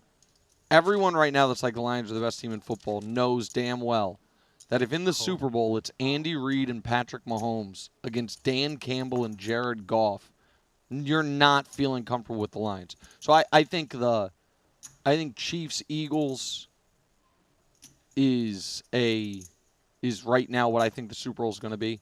I will tell you, the Los Angeles Rams are a nice long shot to get hot and make it there. All right, so we have a 3-bet from the big blind, small blind, big blind violence here, and Poonsary, man. Not bashful. Obviously, this is a pretty standard open.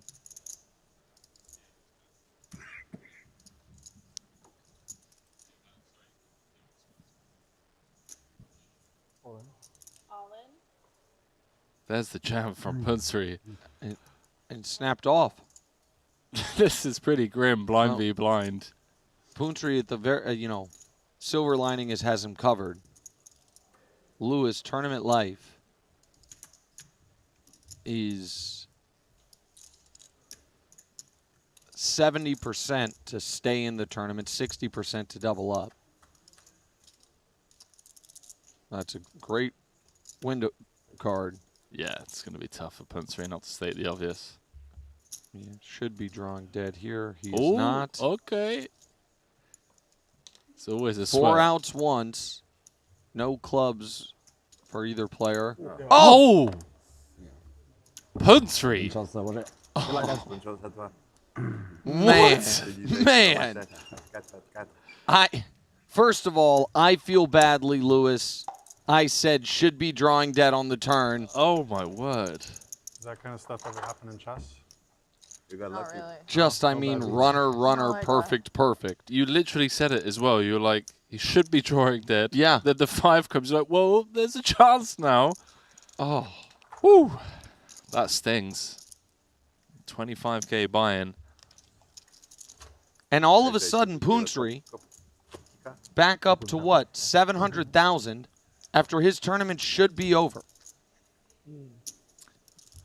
Yeah, Punsri should have been down to like what? No, I'm saying his tournament should be over because of the 'cause 5-7 of 7-5. spades. Yeah, I agree. And now he's got, I think, around 700,000.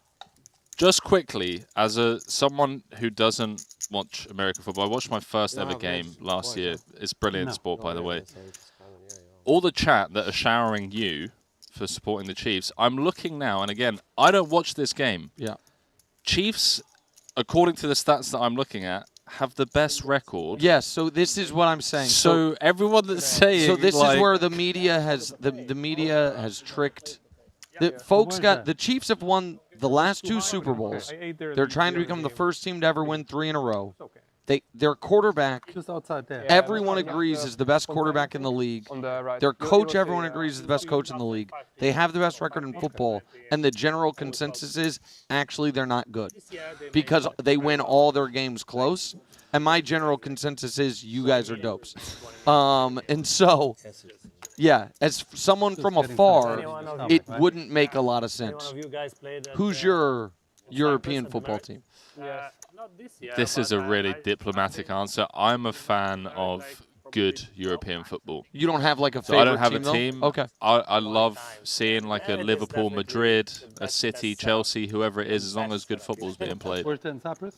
Yeah, it's in the Turkish side. It's the North Cyprus. It's the best. Gianu, apologies if we're mispronouncing it, opens to 2x. Straver's going to 3-bet him. He does.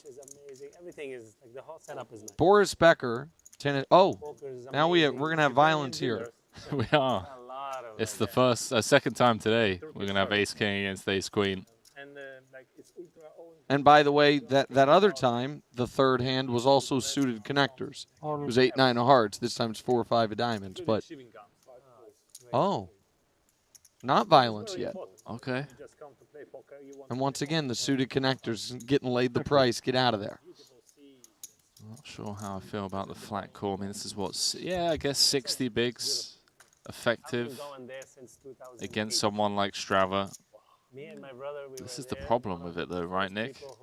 You don't connect, and all of a sudden you're in no man's land. This is in the Swiss fella on the other table that I said I'm rooting for. That's exactly how he played his ace-king off against an ace-10 off and got blown off it. Really? Wow. No heart in sight for Strava, though, but in a 3-bet pot, would always expect to see him continue small and wide, in theory. Opting to check this one. Well, that's one way to do it. just check and turn top pair. Get there. Oh, that's brilliant.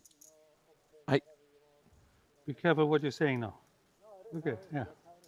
I wonder if this is where Caprilla is, for the first time all hand that he's behind, is when he decides to be aggressive. I thought that might happen. Sometimes you just feel it, like ahead the whole time, check, check. The moment you're behind is when put chips in the pot. So what's the best play for Straver here? Slow play, just call, let him lay in some rope, or activate? It's such a strange line from Capriles because I would have played differently on every street. I would have 4-bet pre. And I don't mean to say that in like in a harsh way. I would have 4-bet pre, Now, what are we trying to achieve? Like, we're blocking the hands that we want to fold out, right? Yep, King Jack. Or Right. yeah. Like we're blocking hands that we beat, like weaker ace-x. Like, are we trying to get a hand like 8s to fold to this sizing? I don't think that's going to work. Straver's going to raise and win, I think.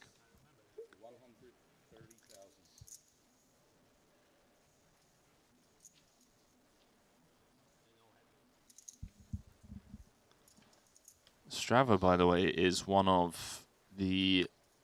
I'm always cautious and mindful to not put people on like insanely high pedestals. But out of the last 2-3 years, let's call it post-COVID, my generation of players, so I'm talking about the online guys, he really has impressed, both online and live, plays the highest buy and stuff, and seems to be really just on top of his game at the moment. So, quick look at the leaderboard that I'm looking at pokernews.com from outside of the feature tables. As you mentioned, 3 Brazilians in the top 5.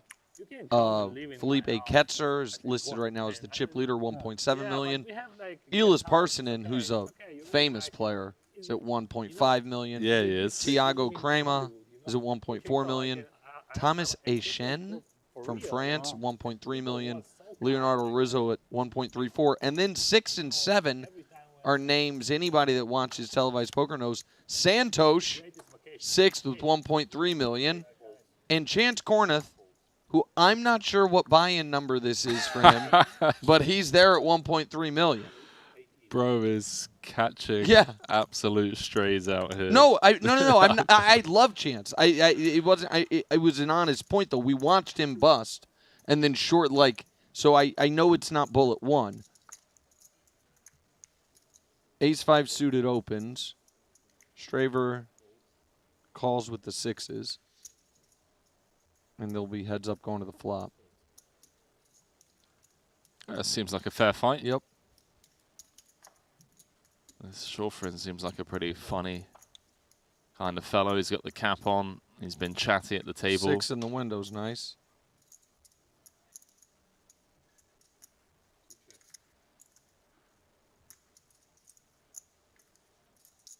That's always interesting to me, the open and then just snap check the flop. Man, are they still complaining about the phones? You have to talk. You have to do something because it's boring. So yesterday, day 1B, Andy Tillman, WSOP, floor staff, floor man, end boss. He said no phones at the features. It's as simple as that. We want to protect the integrity of the game, not leaving anything up to chance. No phones.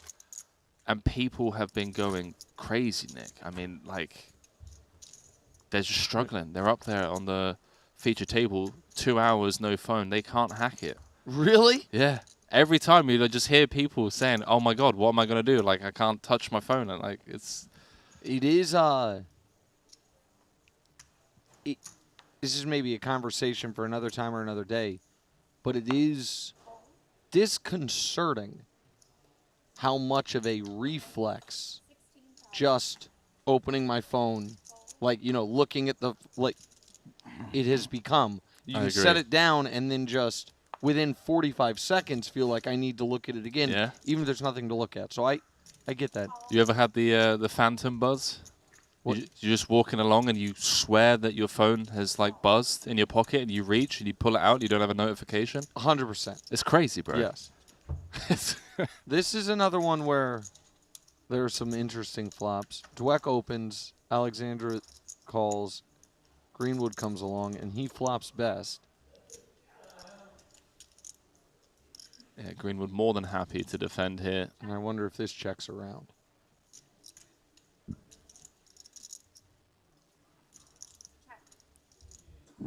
There's your check around.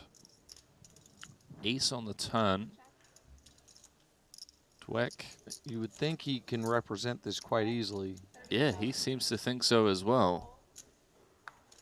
Well played, mate. Fair play. He's found a path to victory. I was starting to think maybe And Yeah. by the way, look at his chip stack. That's an important pot for him. Huge. Someone in the chat saying they got rid of Instagram on their phone for a week. Didn't realize how much time I was mindlessly wasting every day. Dude, honestly, I've been saying the same. I get back home to Thailand on the 23rd. I'm at home for 4 weeks. I think, yeah, got to do a little detox.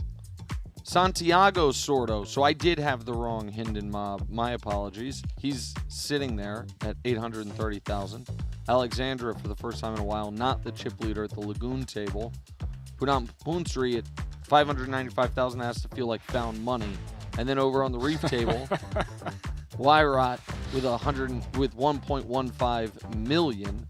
Shafarin with the cool hat, 884,000. And Boris Becker, all-time legendary tennis player, we have not seen him play too many hands. Not been involved? No, not much at all. So I apologize for not knowing this. You live in Thailand. I do. For how long? I've been there about 3.5 years now. The Ace King Open. I assume you love it. People seem to love it. Yeah, I mean, in terms of Asian hubs, it's fantastic. You know, I've got Macau 3 hours away, Australia, New Zealand not too far. Loads of friends in Malaysia and Thailand. So yeah, I've been. Is there real poker in Thailand, or you have to go elsewhere? Yeah, unfortunately, it's still not legal. But hopefully, me, Punsri, and a few of the Thai superstars are really trying to speak to government officials. Oh, wow. And yeah, trying to get the things in motion. So. Hopefully this time next year, mate, we managed to get it legalized out there. This is obviously not going to work for Mitzi. You been to Thailand? I have not. I, for the first time 10 months ago, went to Asia and spent 10 days in Japan. Nice, man. Still haven't done Japan myself. Unbelievable. Yeah? Unbelievable. Here's the only, I mean, this should be a 4-bet. We have seen multiple times, though, in this exact spot, the 114. Ace King. Okay, good. Because we've seen the Ace King take the passive approach against the button 3-bet and then get blown off it. The fact that Ace 4 hasn't hit the muck yet, and we saw Mitzi with the Queen Jack offsuit earlier go crazy, does have me on the edge of my seat.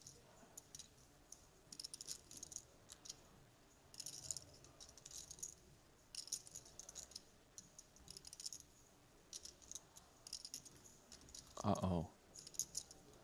What are you thinking, Mitzi?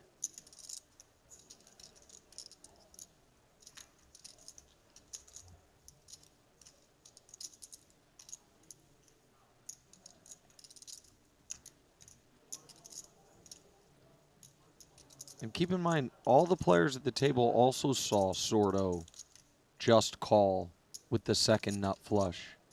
And what that does to what they think of his aggressiveness or lack thereof, how real, if he is willing to put a 4-bet in, of a hand that is.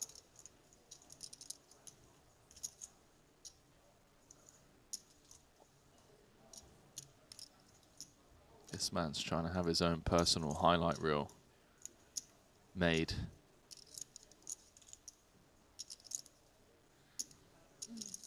I think he lets it go. It seemed like he was trying to convince himself to do it and couldn't quite. Thought better of it. All in? Okay. Sicko. Absolute sicko. This is for, what, 80 bigs? Just shy of 80 bigs a piece? He doesn't love it, but he's going to. Wow. Those damn solvers convincing folks ace wheel suited is just a must 5-bet. It's pretty sick to 3-bet, 5-bet this for 80 big or 75 bigs. One of the biggest pots we've seen so far today.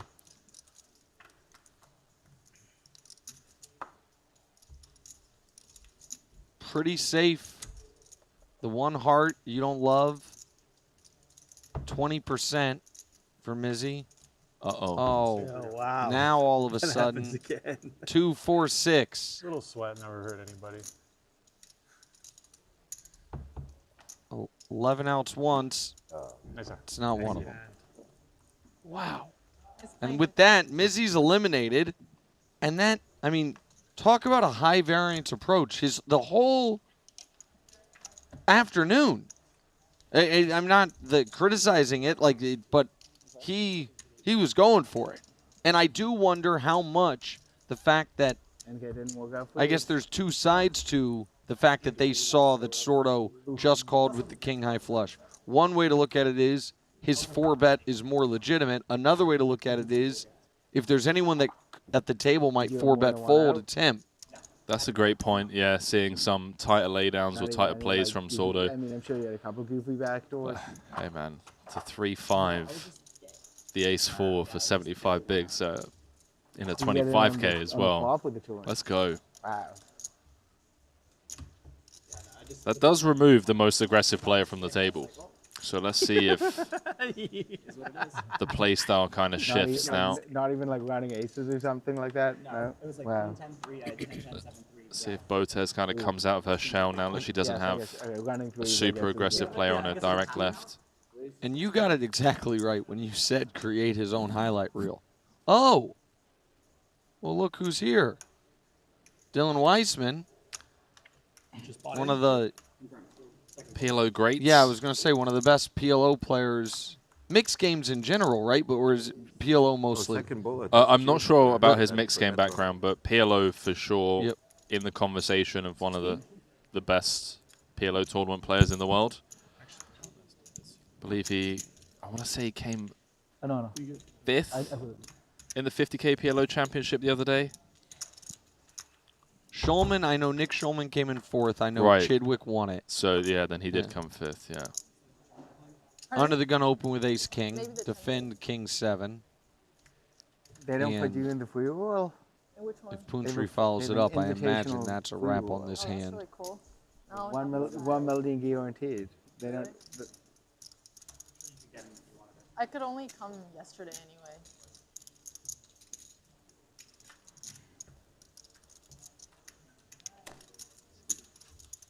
Those prescription shades, or just you like to see everything in red? I have sensitive brain syndrome. Oh. Bright light's not great. Interesting. Sensitive brain syndrome. I wear them generally when I'm playing poker, just because. First time you're hearing of that, Nick? I'm not familiar with sensitive. It is. Same, and I consider same for me. And I consider myself a pretty learned man. You know, never heard of it, so I'm like, you're full. Yeah, I'm Googling.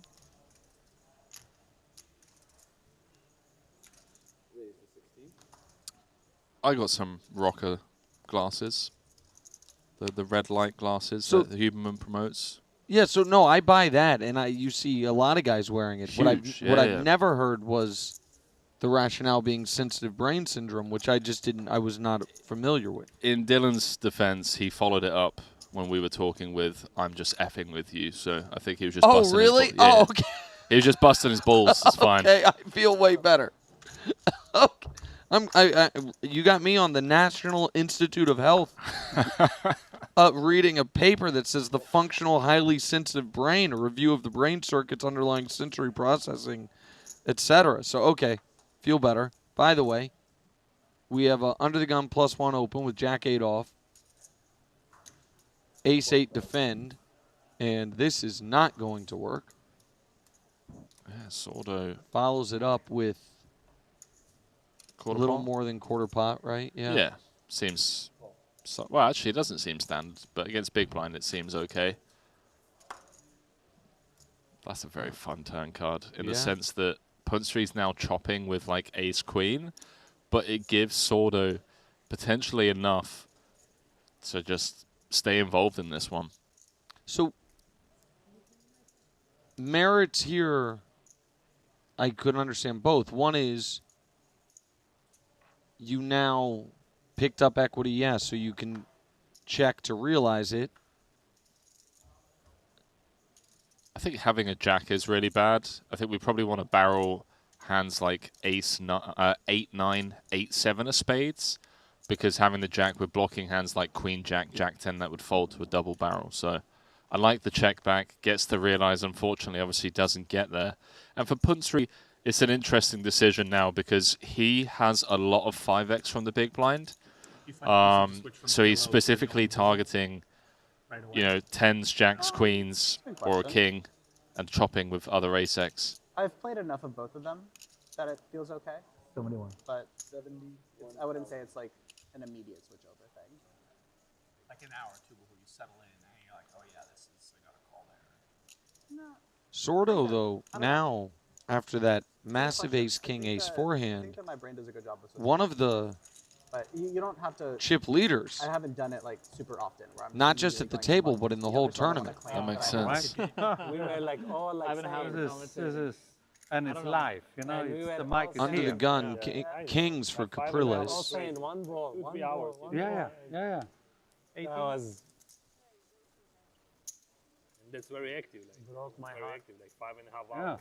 You Garza with a bit of a wardrobe change since we last saw him. I have another one, sometimes another two. Yeah. like 5. We've got a very chatty table over here. Yep. It's fun. Quick defend I can watch from tennis Janu. as much as long you know. Ace-10 suited. 9-10 suited on the button. I don't know if it's right, but I know this. If that's me with 100 bigs, I am 100% defending here. Tight side. Very tight side. Just call. He does. Declares very tight side and just calls. And now Boris Becker, who has stayed out of all types of action, finds himself fourth man in the big blind with queens and just calls. Thank you. What on earth is going on? And maybe saves himself. I mean, he does, right? Like, he'd be drawing to 2 outs if they were all in. And now ace-10 of diamonds. What the most action flop imaginable. Kings aren't overpair to the board. Queens aren't overpair to the board. 9-10 suited's open-ended. Ace-10 of diamonds has nut flush draw. This was a single raise pot with 3 callers. The original raiser with king's bets. He's come out big as well. He's bet 50 into 84. Like, yeah. This might be 4 ways to the turn. He also, wow. That's a sick fold from Becker. Take a bow, mate. Boris Becker had kings versus queens and lost lost them in. 2.3 big blinds. And a queen rolls off. He's sick, but he would have lost. Or at least been behind. What this is, if this were in your online app game, you'd send a bad review. 100%. If this was over on GG Poker, someone would screenshot it, send it to Twitter, and say, online poker is rigged. Okay. This is insane, Nick. I've never seen anything like it. So to be clear, the kings are now drawing dead. Oh, yeah, they Firing. are. Yeah, of course. Because it would give, you know, a Broadway straight. This isn't a highlight reel. Just want to reiterate for the viewers around the world. This is live. Nick and I are on the same hour-long delay as you guys are, watching the same feed. And now all of a sudden you're Shafarin. You have a better and a caller. You have the nuts. Interesting. And I have a you're few talking. options. I have a few options. 160. Well, the options are only 2. Call or raise. Yeah, so he has been somewhat misleading with his, intentionally misleading with like his table talk and, wow, and he's just snap in. Well, I mean, with so much money out there. With kings, and now if you're... Okay. Yeah, has to call it off. Let's go. Draw 9, 10. I'm losing. Set of 10s, queen, 10, 10. 9, 10 right there, I'm sure. Yeah. Set of something. Kings. And if Becker had totally reasonably called the 50, gentlemen, it would have been a 4-way all-in. Nice, 3 times now. I knew it. Look at him shaking his head. Would have turned top set. Would have been drawing to a few outs. Yeah. I'm playing tomorrow. Oh. It is, Damn. A diamond or a king? I mean, This hand? Rajanu or else Shafarin just wins a massive pot. There's danger. There's danger on this table. 50 for chop or diamond for win. Oh! You got a diamond. Yes. That 3 times is amazing. Ooh. And all of a Damn sudden, the wrestler. What the hell? Caprile's obviously eliminated. Janu more than triples up. Wow. Pleasure, yeah. Good Boris luck, Becker Good luck, man. Good had queens, lost 2.2 big blinds, would have turned a set and lost everything. Do you think people at the table believe him when he says I had queens? Just folded an overpair on the flop? I don't know. That's the hand of the day. That's going to be hard to not be the hand of the tournament. That one is going to go viral on socials, I'll tell you that much. Becker loses 2 big blinds with queens against kings. No player. Would have turned top set, which wouldn't have been good. That's You're absurd. getting a new player. There's 120 left, so that's divided by 8. Probably in the bathroom. He's coming over. Don't worry. Meanwhile, Shalfin just, puts it in with the nuts, gets called in 2 spots, and gets almost showered because of it.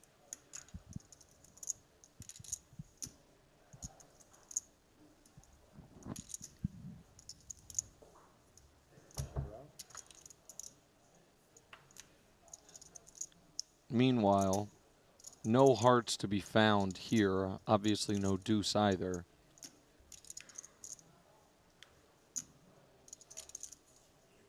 Blinds are up to 5,000, 10,000, 10,000.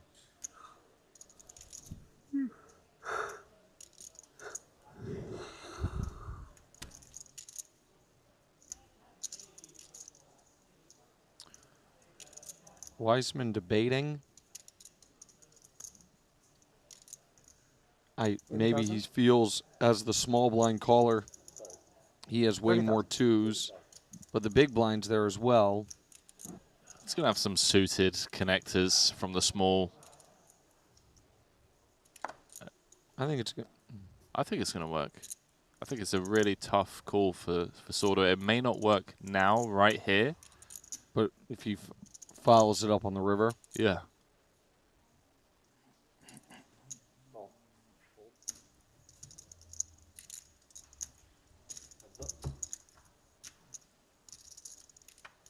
Oh, well. Now he's never gonna fold. If you're Wiseman, how worried are you, obviously, somewhat, that ace smash Sordo and you just give up? I think you still want to bet small and just try and fold out like Queen of Hearts X, King of Hearts X. But he's wisely waved the white flag. Jack high. I would not be surprised if Sordo checked. He does. And I understand that if you're Sordo, the thought process is what calls me that I'm beating. And he is in great position. What a day at poker we've had so far. I've only been in here for, what, a level? That's my dad. Level and a bit. Blind's just gone up to 5K, 10K. Yeah. Insane. Did you get a chance to go out there and see the stage and everything? Yes. Yeah, I walked out there, and that's what... Oh, here's Okay, Jeff back Platt. out in the field. Day 1C, 154 entries so far. Let's chat real quick with Nacho Barbero. Nacho, stand up for me for a quick sec, please. While you're playing, that works. Can you... Yeah, there we go.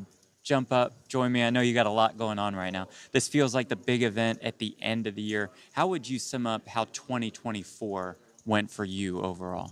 Oh, 2024, it was whatever. I'm winning a little bit, not much. I lost a lot like this month, but it was good before that. And finally, how would you sum up an event that has a $50 million guarantee? What do you make of something like that? I mean, it's the best event ever made. I'm so happy to be here.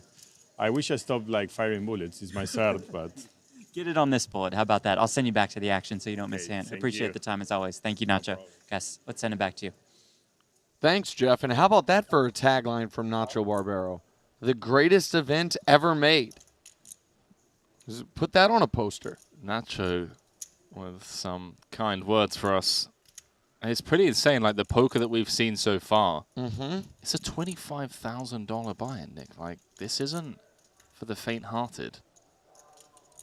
That's a lot of real-world money. It's $25,000 passes the threshold where it's a lot of real-world money, and it's also, even for professional poker players, it's not a nominal amount to where, like, there are certain players that if it's a 10K PLO, they would fire like today, yeah. Yeah, like not infinite bullets, but the 25K is a real amount of money. Meanwhile, you've got Dweck drawing dead.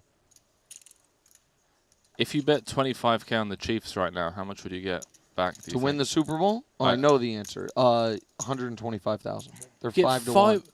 They're 5 to 1. Really? Yeah. There's a lot of people out there playing. Maybe they pull some money together and put some money down on the Chiefs. 5 to 1. Are they favorites? No, the Detroit Lions are favorites. They're co-second favorites along with Buffalo. Dylan checks back, gives Dweck room to hang himself if he wants to. Wow, look. And Dweck jams. And now What is Dylan going on? What is going on today? People just taking every bluff spot given to them. Before you got here, I said aggression. We hadn't seen bluffs picked off. Aggression had been rewarded. We are now seeing bluffs picked off, and aggression is not as rewarded. There it is. GG, sir. Good luck, everybody. Thank you.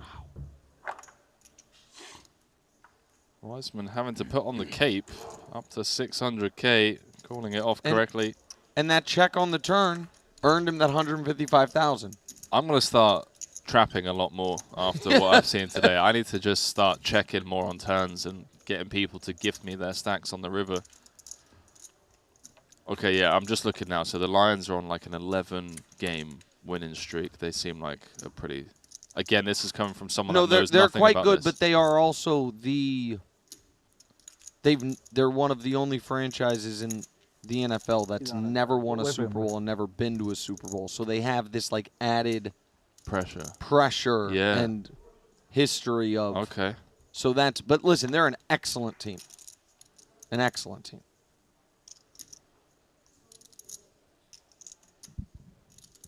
Fold. Yeah, I couldn't believe last year that it took me 29 years to watch my first game. I watched the Steelers game last Christmas, and it is one of the most fun times I've had watching any sporting event. American professional football is the perfect television sport. In that, like, it's way better on TV than in person. It's the pacing of it. It's just, yeah. I mean, I also base my career around it, so I'm biased here.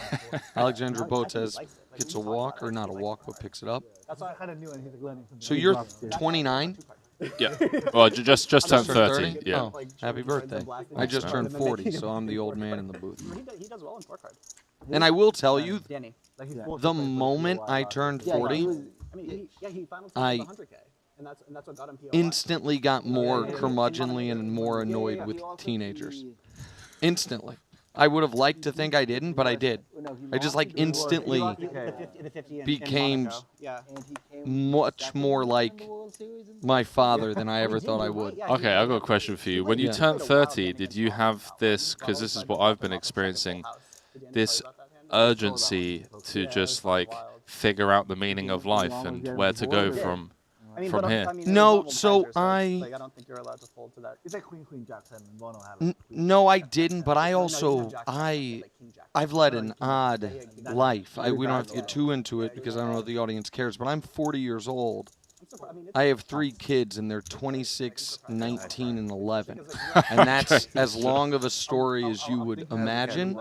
So at 30 years old, I was married with 3 kids. Trust me. It's like, So I we're was just, playing games. you know what I It's like mean? Like, so, chopping and I'd been married, and I'd had kids for a while. So I was like a very old 30. Yeah, you got years on me. Yeah.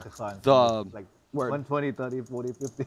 Oh, yeah. I mean, it's for, but to be frank, it is for what most the people. age that We're hit still, me, like, and then we can get back we're to still the very poker, much was learning. 35. Okay. Because someone told me correctly. They were like, the thing about turning 35 is you no longer get a age curve on any accomplishments.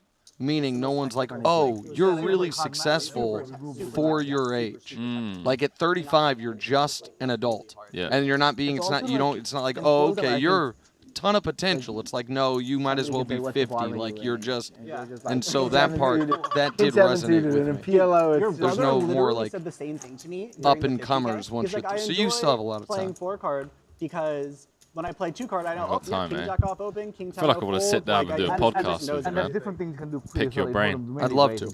Like that game, you can limp, you can 2x, you can pot, you can. Yeah. I mean, you primarily limp in PL. And I'm just glad I now have a friend in Thailand. It's more engaging. You get to play. Like you Because my wife, which I think is really interesting. she loved Japan so much she wants to multi-way. Because you're try different places in Asia. So now I have someone whose brain I can pick up. You're more than welcome No, I'm saying anytime. in tournaments. I'll send you over a full itinerary. In cash games, there wasn't an ante. And even in anti-cash game, it's the same With thing. rate, It's the same thing as anti-no limit. With Yeah, people no that money miss until the day flop. 3. See a few people asking for that one. in the chat. 85. So we got day 1C today, day 1D tomorrow. Then obviously the pools are going to be merged. People that made it through to day 2, they're going to battle it out. Another. You like chatted with Val about it. Small So we have an under the gun Ever? open No, I know he plays a lot. by maybe the chip leader of the whole tournament. And Punat Puntry says, I'm just going to 3-bet you with suited ace up to 85,000. It's something that you really see the best in the world do a lot more than, let's say, you know, the recreationals, which is attacking chip leaders. I know. People who don't play at the highest stakes think that because someone has the chip lead, they just get to dictate the narrative at the table at all times, unless they have a real hand to fight back with. And then you have people like Chance Corner, Punsry, who just really stick it to them, unfortunately for Punsry. Yeah, and sometimes you're the chip leader and you decide to defend your 7-8 diamonds and just flop a flush. Tournaments doesn't really matter that much because ultimately everyone's short. No, what generates the variance in tournaments is the payout structure. Like it's not like the underlying game. Yeah, I mean, and to be fair, I think for me, my variance in 4-card tournaments is going to be smaller because that win rate's higher, right? So like by definition, I swing less there than I do in these. Yeah.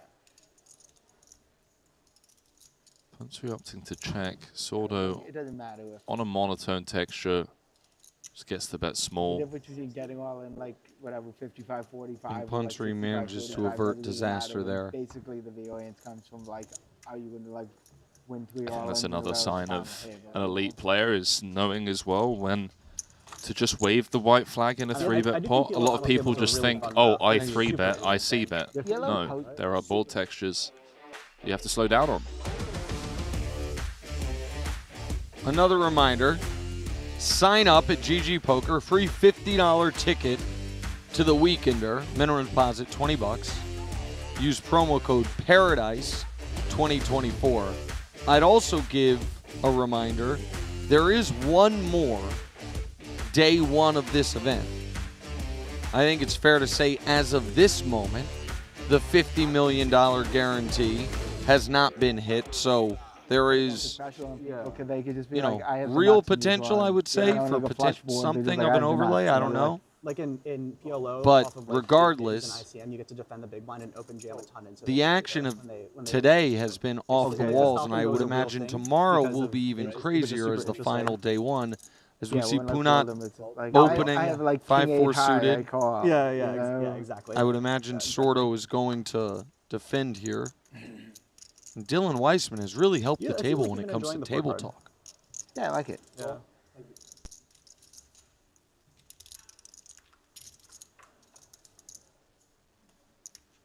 I mean, and also like maybe Jeju will be like the test of it. Sordo outflops him.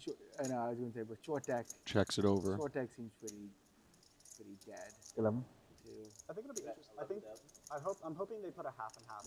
I know it's been talked about, like putting the half and half in between the Hold'em and the PLO just to make the bridge. I think that'd be really good. In Montenegro, not this Montenegro, like the one before, they did a. This is just always a PLO call, short right? deck, This no is limit. never a, yeah. That was 2 years ago. Never not a last year. raise. No, this was before COVID. This was like No 6 years reason ago. to. I mean, I would literally play that, and I am. Yeah, and Punsry's just going to shut down. The whole purpose of the C-bet is to just fold out all the nonsense. all non-pair hands, and when the board pairs like this. You need to scale the structure well. Yeah. Like the other. Yeah. Short deck will just play so big. Yeah. No, I was planning on learning short deck, and then instead I'm like, I'm just gonna get better at long deck instead because short deck's gonna die. Yeah. Be very surprised to see Punsry barrel here. Deep short deck is actually like a pretty interesting game. I agree with that. But shallow short deck is not. Yeah, it's like if you had a PLO tournament where you could open jam the flop, it would just be bad, and that's what short deck is in a lot of ways. Yeah. It's also that the game tree is so small too, because it's just like. Does check through, as expected.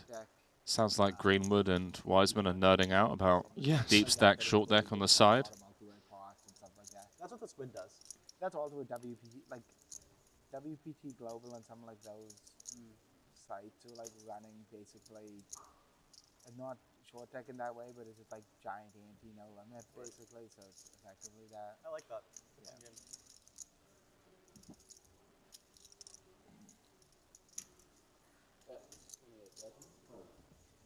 Sort of bets and wins. No nonsense from Punsry.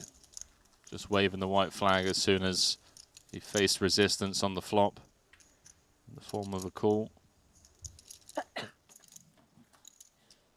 Oh, I like this. The head massage for the guy with the stone nuts for best hair in the tournament. My guy Change Garza. the hat, then maybe that's the difference. Yeah. I mean, that's strong. That is a great head of hair. It's a as great well. head of hair, and it's super strong to be like, hey, can I get a masseuse? Not the typical massage, but let's just draw more attention to the best hair in the tournament. I mean, that's as plus EV as it gets.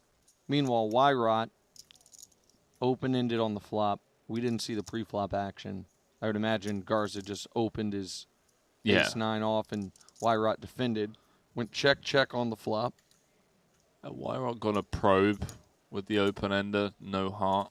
A lot of nice things can happen. One, you can fold out ace-high, king-high, even hands like 6s, 7s, 8s without a heart. And I bet he will. There it is. Garza doesn't need extra stress right now. He's getting a nice head massage. Is this where you're going to make your stand with 27 bigs? Probably not. Out of there. Still there.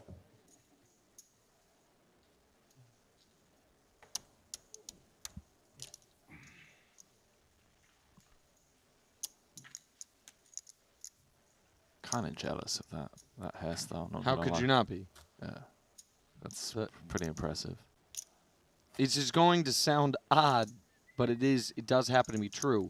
It's almost the exact hairstyle my wife has. Like and I know that's a man, obviously. My wife happens not to be, but it is it is nearly identical. Shout out to your other half. Yeah. No?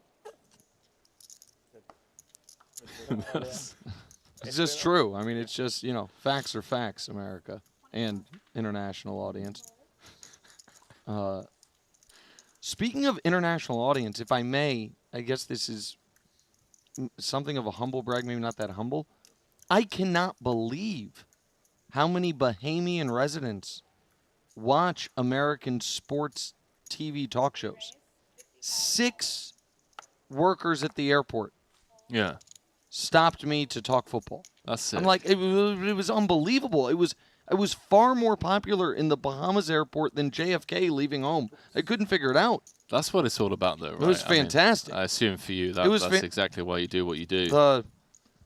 Oh, well, yeah, sure. I'm sure there's more other deep-seated psychological issues why I need to be the center of attention. But yes, it certainly helps. Garrios raises 55,000 after Garza's open. Garza says, let's play.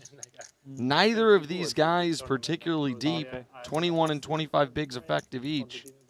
That was a relatively small. Okay, well, let's just get it in. Let's just have another... I mean, top pair flush draw against middle set. I mean, I suppose they both could be so trappy it goes check, check, but... I think the dealers met up this morning, Nick, and just said, you know what? Just max pain today, entertainment value, left, right, and center. Every flop, just an absolute car crash. I give you gifts, right? Plenty gifts. Today. The best is yet to come, hopefully. No. Gifts are done. No, I won't get greedy. That's it. Very happy with my gift. Thank you. Yeah, get some drinks at the Tiki Bikini Bar off the resort. There it is. All in, snap called, and we're off to the races, but it's 2-1, obviously, for the set of nines. And has the benefit that he could turn him dead, but here we go. These guys happen to be shallow, but if they weren't, it wouldn't really have mattered. Okay, that's a good card for Garza and the head massage. Now... He didn't even, like, stand up out of his chair or tell the masseuse, like, hold up. 20% for Garrios. That is not one of the outs. And Garza, back above starting stack. Garrios on absolute vapors. 4 blinds. Going to have to try to spin that. Does that look like a man who didn't think a heart was coming on the Turner River? No, you know what? It did. He's just like getting his massage. Loving it.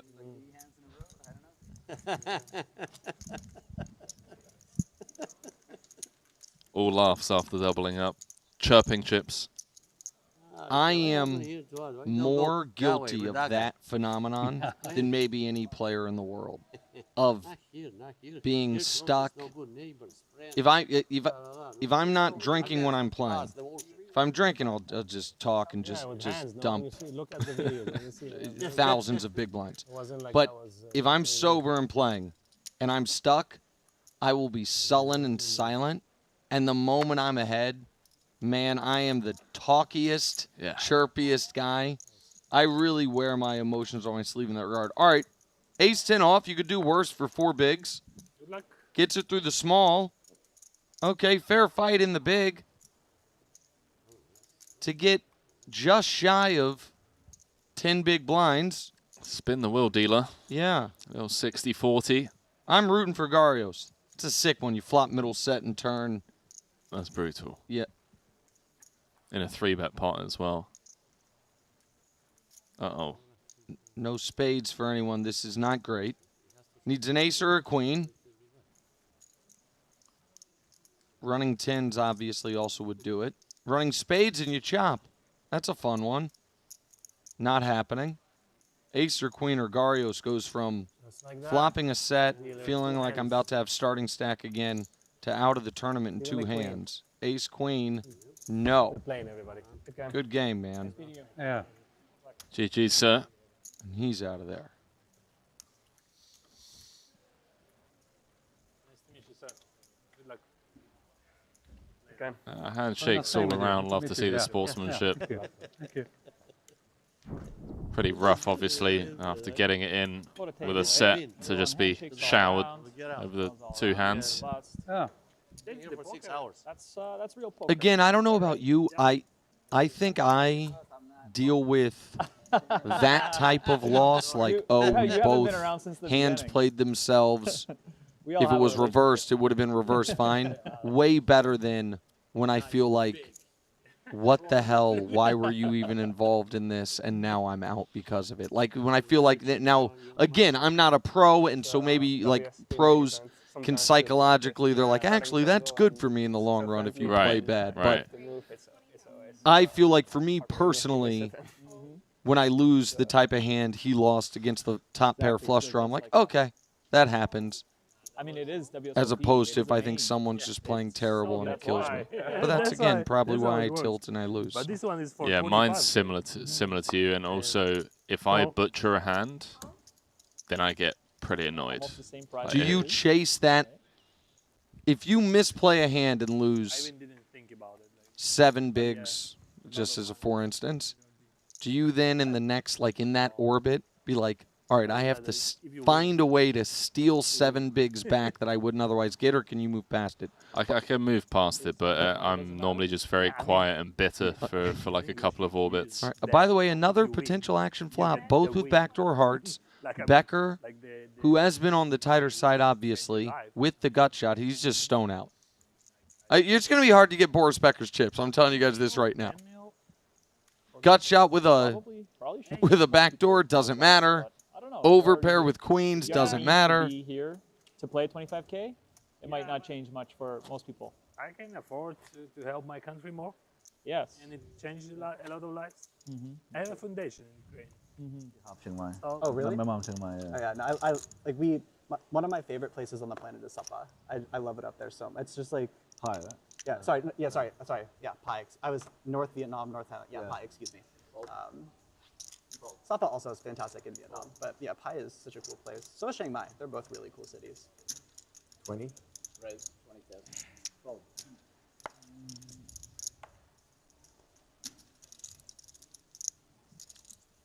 6-4 suited opens. we'd want to get there like before. Punat's Friday out of season, there. which I think is right. it's Dylan's right going to around defend with before Jack the 7 like off. February-ish. Yeah, yeah, late-ish, I think. yeah. My guy Tundor likes that door card or window card. And that's a pretty good flop if you're going to play 6-4 suited. If you see bets, obviously Wiseman will call. We could have a decent pot out of nowhere.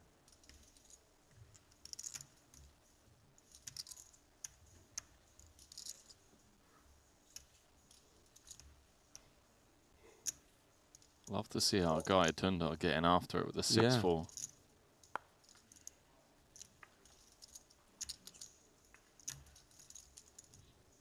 Picks up additional outs, 95K in the middle, 6 high, just doesn't have any showdown.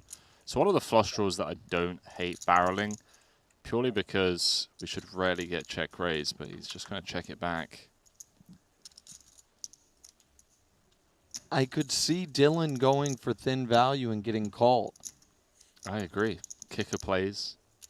If he defended with a hand like 7-5, then maybe I wouldn't bet, but Jack is a very decent kicker. And how often does he think Tandor is checking an ace on the turn there?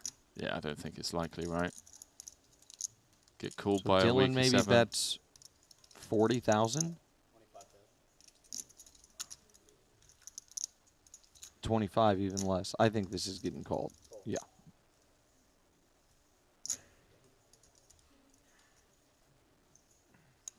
Nice little value bet Yeah, it there. was a great play by Dylan. In Chiang Mai, in the And then just right back to his story. He's talking about Thailand, yeah. Oh, he is? There's, let's there's listen. that big park in the old city. Yeah.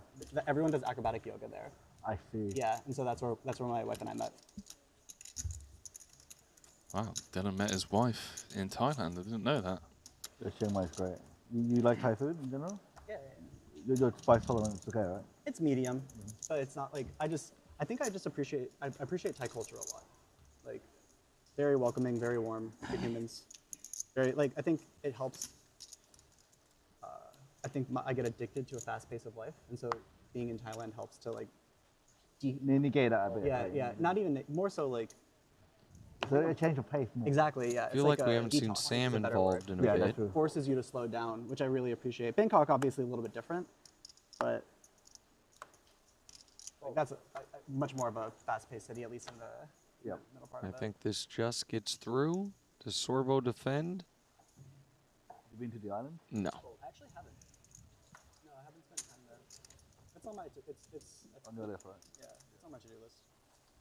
A good portion of the chat really likes the I mean, everyone goes to undervalued play of just jamming all the time. The chat is a big fan of he'll fold if you jam. And while I understand the sentiment, I think that is a vintage easier said than done situation, particularly in a 25K. Take you to the right places. Exactly. Yeah. Just again, my humble I opinion think it's because I there. lived in Vietnam for such a long time. Like, I actually have friends in that area. Just every spot, It makes it hard all for me in. to show up Yeah. as like a classic tourist. How can you Not that call? It's a bad thing. Jack 6, all in. Queen 6, all in. Pretty cool. Wait, were you with Danny this summer in his house? Like in the house that he was at? What, in Vegas? So that is, I go down with I truly believe of the 4 hours that I've been doing this, the first limp. And I understand it's just not even a limp because it's a small blind, it's complete. But we haven't seen that. We haven't seen a single walk, and we haven't seen the Negreanu-style limp in his pimpin' at all.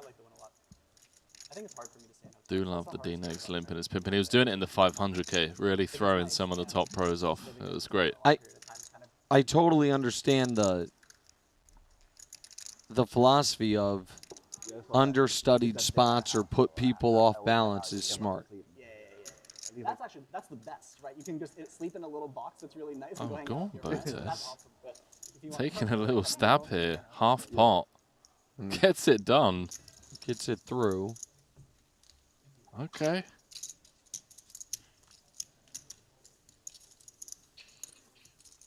Oh, is that Paulie V in the background I can see? Also known as Swaggy P. Hopefully we get to see him in action. One of the best emerging European players of recent times.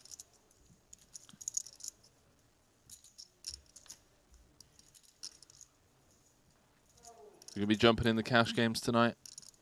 That's the plan. Yeah? Yeah. The plan is to probably play some of the PLO cash games. Dude, count me in.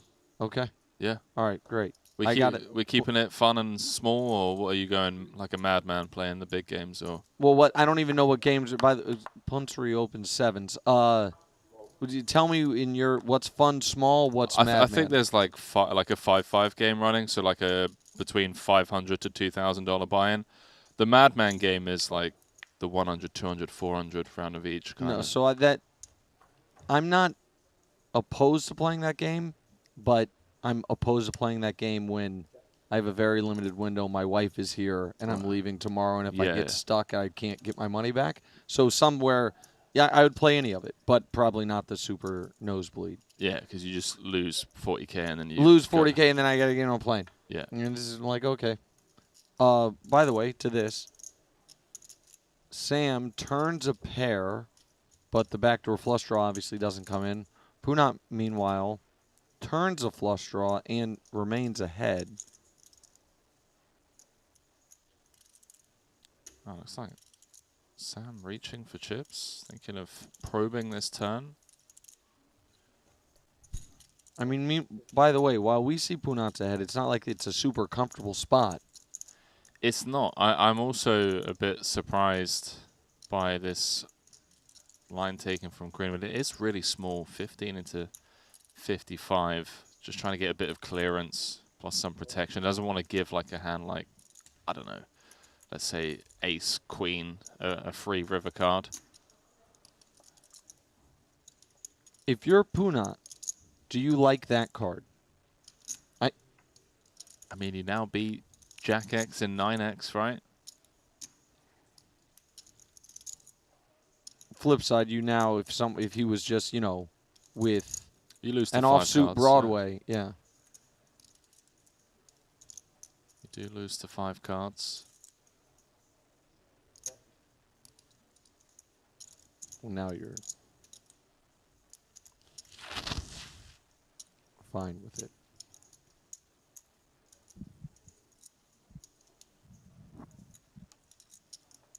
See if he goes for some value.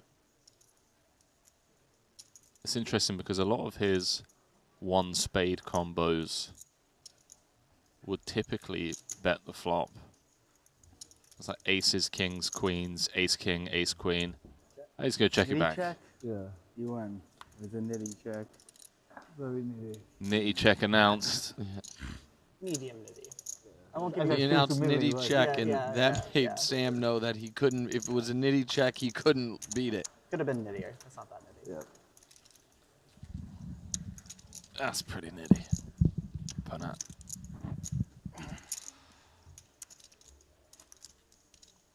So I think we got about, I want to say, 20 minutes or so. 20 minutes, I think, left in the level. I think. Yeah, about 20 minutes left on the clock. We've got 5,000 plus watchers over on the World Series of Poker YouTube channel. Really have appreciated all of the engagement. If you do have a couple of seconds to just click a like, click that like button, helps us grow the channel, push the content out to a wider audience. And of course, who wouldn't want to help support the World Series of Poker on their mission to grow the game? This 25K Super Main Event coverage free of charge all the way down to the winner over the next few days. Another pretty loose open by Punat. 60 bigs deep, opens Jack 8 suited.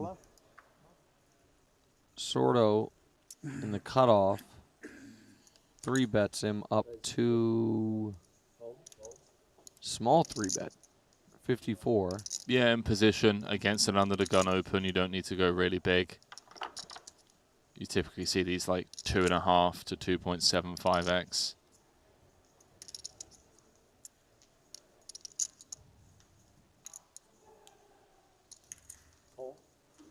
Problem with that, of course, is you do open the door for a punchery flat. And again, what is going just on, bro? These action flops. So every hand. Sordo flops top, and Punat flops a flush draw. I imagine this just goes bet call. How often is this a check raise here for Punat? I want to say 0%. 0, that's what I. Yeah. No need to. You're against the 3-better.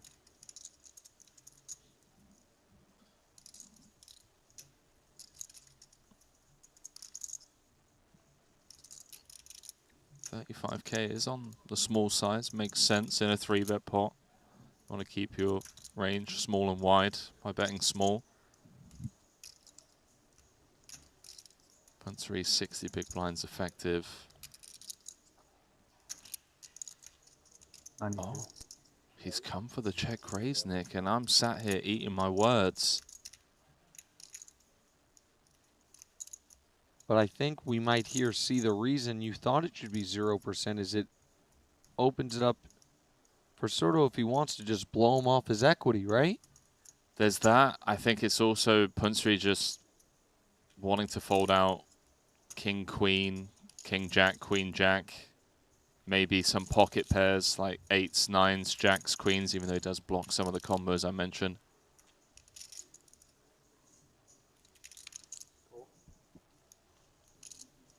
The chat's asking for a jam, of course. Yeah, yeah. Chat loves the jam. I think against Sordo, who's been really honest pre-flop, I'm surprised to see the check raise from Punchery. Punchery now picks up a few more outs. 3 additional queens.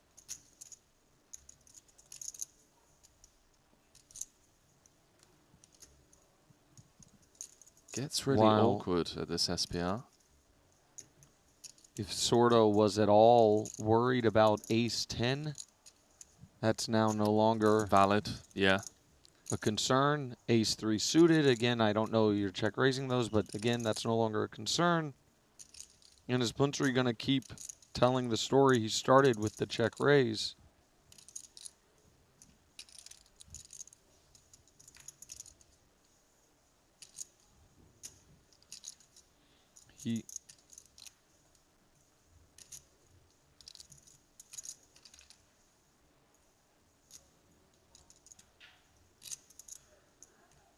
Right, he's not slowing down. No. And now if you're Sordo,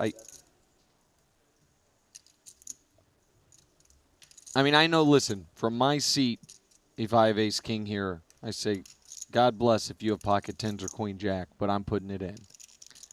There's that. There's also that King 9 hand earlier on that Sordo showed down, and maybe Punsri just really leaning into the fact that he thinks Sordo plays on the tighter side. Then he could potentially get him to fold like a 1-pair ace.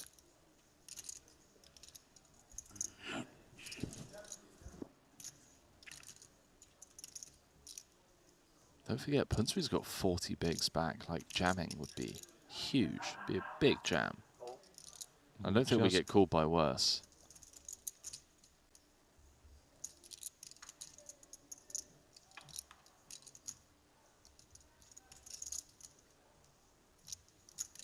And is Punsri just going to give up? I hope so, Nick. Yeah. Honestly. You've check-raised flop. You've bet turn. Your opponent's called both bets. You now get to this river, obviously.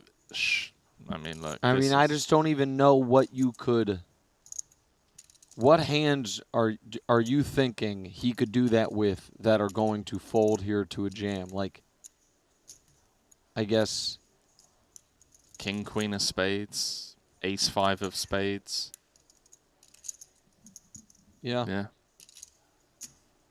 Oh, Punsri. Wow. Punsri's like, you know, dinner break's just around the corner. I can rip it in and either get the fold and be playing 900k, or I just go for a nice little dinner and come back and re-enter. You're right. That's what he's thinking. And he goes for it. 392. An opportunity for Sordo to become the over. He does it. Snaps. GG's. Wins. What? How much fun watching Punat Punsri that was. I know not fun for him, but my goodness. He's got 1 chip back. He left 1k behind. Apologies. Preemptive showers. I mean, look, dude, he's down to 1/10 of a big blind, so we can forgive it.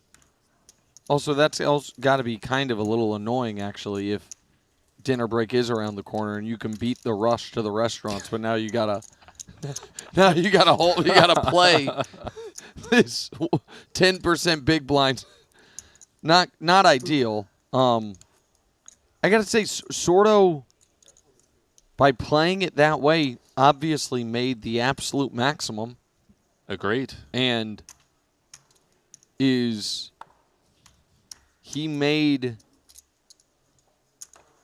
shocked me by not raising the king high flush, and since then has been unbelievable. Yeah, I agree. He's played some really, really good poker.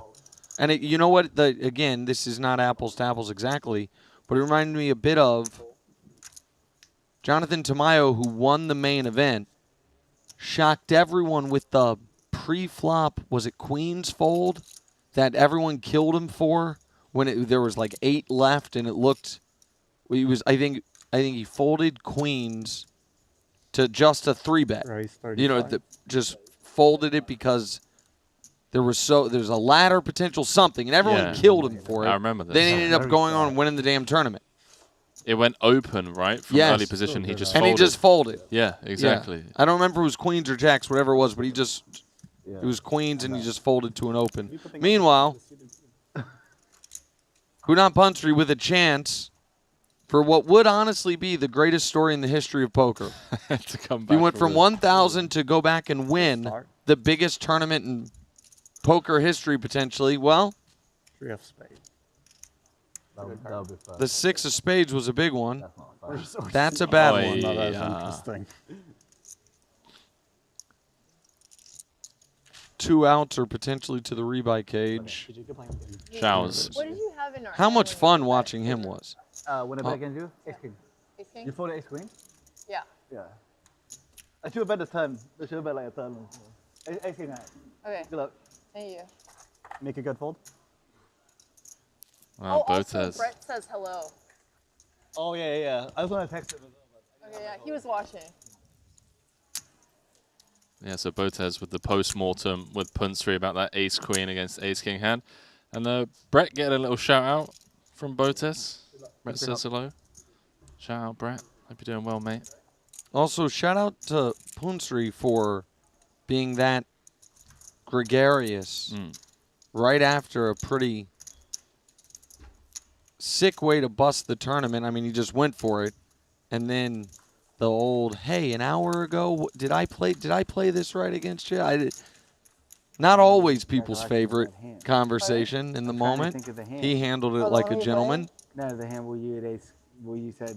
Oh, yeah. It's pretty sick that he snap knew Botas had ace queen as Oh, well. Yeah. He was like, yeah, I had ace king. You had ace queen, right? Yeah. That's So how I think good that he was an is. ace high board. No, it was a queen high board. Back out in the field right before dinner break. Good time to check in with one of our chip leaders, Anatoly Filatov. Why Paradise for you? What made you decide to come on this trip? I just want a satellite. That is it. Okay. That makes the decision process easy. Are you helping us get to that $50 million guarantee? Do you have a lot of bullets ready to fire? Do I have what? A lot of bullets ready, if Bullets? necessary. Bullets. Bullets. Like entries. Oh, this is my third bullet, actually. Okay, so you're helping. Yeah, I'm helping, but I mean, there is always hope because we have few players gone, and Alex, he's like slow rolling everyone, so he's supposed to bust 2, I guess, and then he fire 1 more bullet. But I'm very excited, yeah. Not that much as I used to 10 years ago, but still. What's the difference, the main difference between you 10 years ago and now? I'm getting older, bro. Yeah, thank you. Figured that Same, much. right? Yeah. Thank you. Very good at this interview. I mean, I'm trying to do. I didn't practice English for half a year, so each time I go to United States, I practice, and then nothing. Even Alex, he don't even text me. Only when he needs something, like you want to book a flight or whatever, and that's it. No, I need to practice more. Any response, Mr. Keating? I'll do it in Russian. It's a blues, blah, blah, blah, blah, blah. He knows a lot of Russian, yeah. Well, we'll let you guys keep chatting, and we appreciate the time. Thank you very much. Let's send it back to you guys. Thanks, Jeff. That was strong from Keating, not going to lie. How many languages do you speak? 3. They are? English. You know what? I knew that one. Bulgarian. Bulgarian? Yeah. And, yeah, conversational like Serbian and Macedonian as a byproduct of speaking Bulgarian. Wow. I can understand a lot of Russian, but when I get into a group of like 3 or 4 Russians and they start going at it, I'm just drawing dead. I was gonna guess Thai. I can speak very little Thai, like Nitnoy Kap. Okay, well, I speak actually 0, so I don't know what you said there, but that's fine. It just means a little. Like I wouldn't dare like pretend that I speak Thai. I know like 10 phrases. So. Gotcha.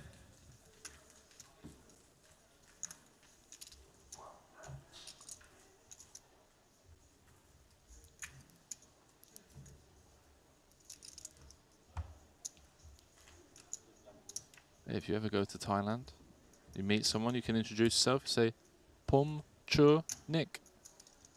Pum Chur Nick. My name's Nick. Yeah. Pum Chur Nick. There we go. That's a good one.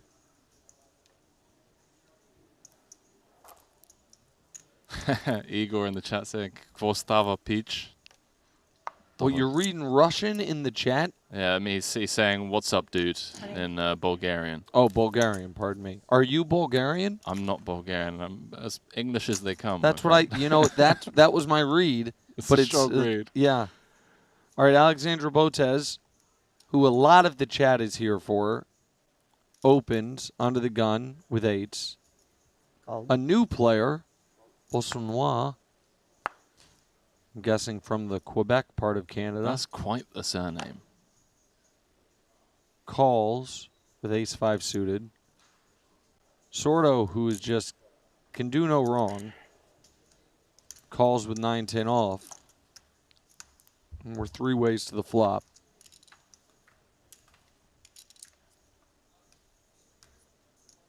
And another action flop. I'm telling you, the dealers met up this morning. They were like, Nick's going to be in the booth. Henry's going to be joining him. Let's just car crash after car It's crash. unbelievable. Sordo top pair. 8s don't hate that flop. And Bossinois, again, I don't speak French, so I'm not sure if I'm pronouncing that right, with nut flush draw. Everyone with a little bit. If the way this game has gone, I would imagine this goes call, call, and the turn is the 8 of spades. It wouldn't surprise me Giving at this point. Sordo a open-ender with a straight flush draw, Bossanois a nut flush, and Alexandra the set. Here we go. 3 ways to a turn. King of hearts. I don't know why I was actually expecting the 8 of spades. Yeah, me too. I was a little disappointed, to be honest with you. I think this. I don't think Alexandra can fire a second bullet here.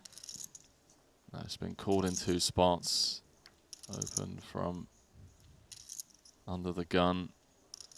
Certainly going to have, like, king is a better card for her in theory, right? She has more ace king, king queens. But 8s, no spade. Oh, she's looking down at her chips for a bit there. She is reaching. Okay. Wow. 15 to 135. I feel like this has a chance of once again being called in 2 spots. There's a really weird world in which she wins because Bossonnaire calls with the ace-5, Sordo makes a discipline fold with the 10-9, and then the 8s are good at showdown if the spades break. Great point. Well, there is the call from the nut flush draw.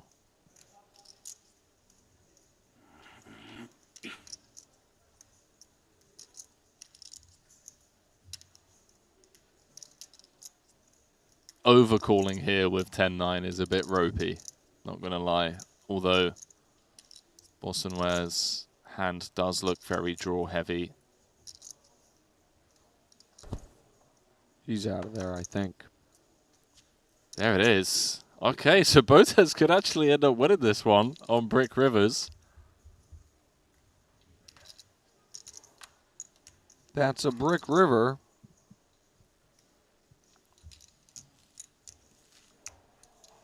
Couple of straights get there. She's now losing to hands like Jack 10, Queen Jack.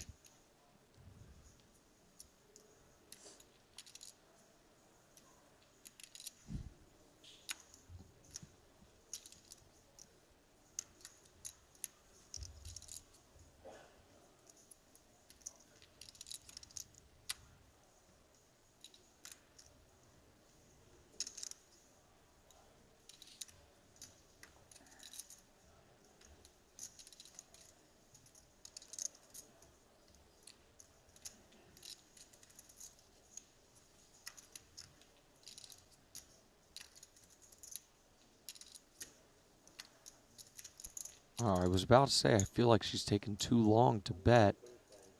This.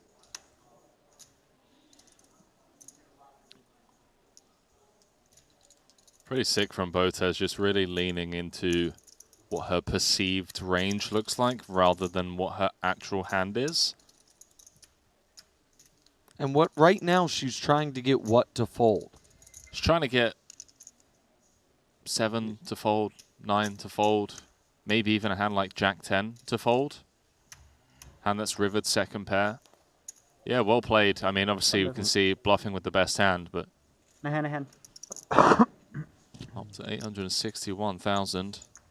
That couldn't have worked out better for her. And great job by you calling that her bet on the turn gave her the chance to win because the spades call, the hand that's beating her gets out of the way, and it bricks out. Yeah, I thought that was I thought she was definitely going to give up after she was called in 2 spots on the flop, but I was clearly wrong. That couldn't have worked out better. Tuporov in the chat saying, Deka nauči bulgarski, makedonski i srpski, priateľ.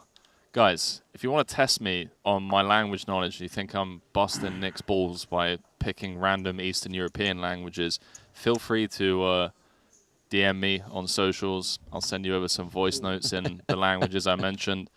Okay? I will say this, Dobar večer na всички, and enjoy the show. How about that? Henry, I think, just told you guys to shut the hell up. No, I didn't. In a different language. I said have a good evening and enjoy the show. All right, so here we go. Sordo now in the small blind against Boissonnaire, who has to be a little frustrated about that last hand. Mansour's paid 2.3 million, by the way. I just saw that. We're not even into level 7 yet. That's what I'm saying. I think he's the chip leader of the whole thing. That's so boss. And gets it right through.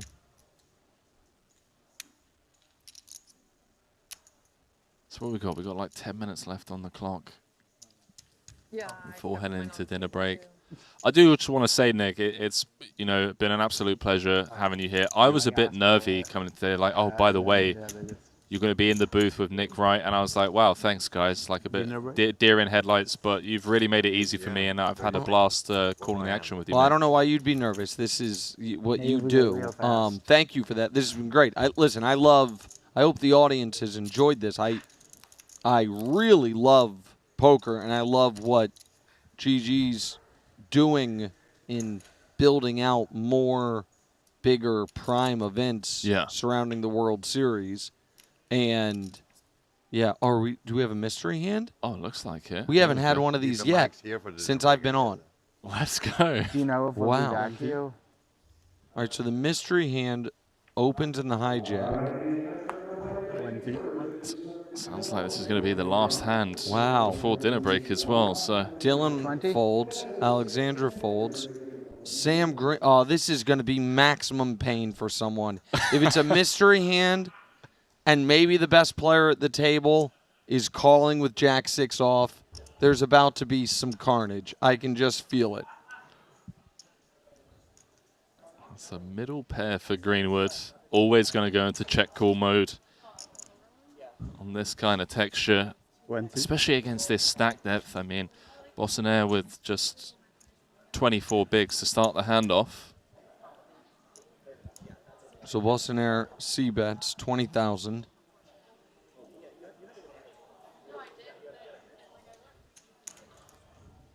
Greenwood calls, as you said. Turn 4 diamonds. Now, is this ever a lead from Greenwood? When bottom pair? Certainly does retain more 4x for sure. I like where your head's at. Could certainly see him lead. I don't think his hand wants to do it, though. He has almost too good of a hand to need to do that, I guess. 60. Setting up a very natural river jam, by the way. That's exactly what I was about to say. That he'll have 75% pot on the river if this is called. Greenwood's decision here, unblocking spades is really nice. Unblocking clubs is really nice. Have a very natural check call on the turn as well. And then obviously against the river jam, we're just in poker hospital, world of pain, especially on that river, because now the amount of hands that would want to continue firing as a bluff get reduced significantly.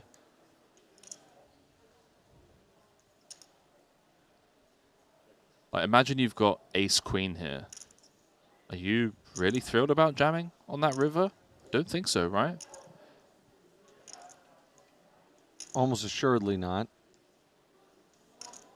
So because it's a mystery hand, I would imagine he's going to bet here. And what are you doing? If he jams, what are you doing if you're Sam? If I'm Sam, it really comes down to the player, and I'm just trying to reverse engineer. This guy's opened from the hijack off of 24 bigs. He's now saying, by jamming, if he does jam, this is what we're assuming, that he has, like, kings with a spade or better. Ace-queen, I guess, is potentially still jamming at this SPR, but it feels really thin. So he does jam. Oh, you're right about the hair. Yeah. It does jam. My wife just came by, and he confirmed I wasn't lying. So what? So It's flush or nothing at this It's a point. mystery hand. Yeah, it feels you like... have to go on the record. Does he have? Is this a bluff or no? It feels like value. I'm going to say kings with the king of spades or better. And even kings with a spade feels a little bit dicey.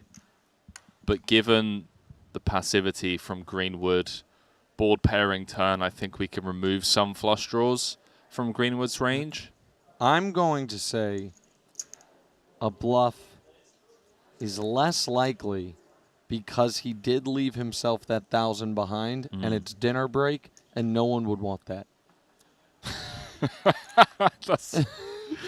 Listen, man, you're seeing stuff. And so, yeah, I like it. I was thinking this is a call, but now that I've seen that 1,000 behind, I'm saying it's a fold. What about like ace, king, ace of spades, or like ace, jack, ace of spades? Although again, it just feels unnecessary to barrel ace, jack, or ace, king on the turn. We still beat a bunch of hands, can take our showdown. Let us know in the chat. What do you think, bluff or value? I'm going value. I'll go on record and say value. Sam really going through it. He's trying to get a read. Watson has given nothing away. I told you, he gave it all away by leaving that 1,000 behind. Nobody in a rebuy tournament. Oh, he says 30 seconds. He's giving himself 30 seconds. Okay. The bluffs are coming from ace, king, ace of spades. Maybe like some king, jack of clubs. Wow, Green was saying something doesn't feel right. Spidey senses tingling.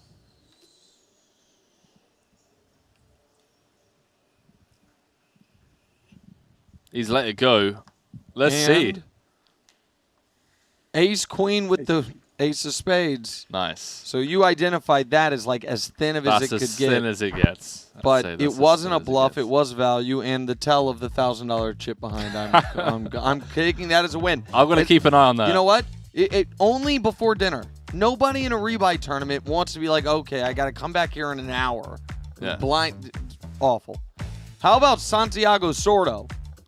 We see him just call with the second nut flush and then play perfect poker.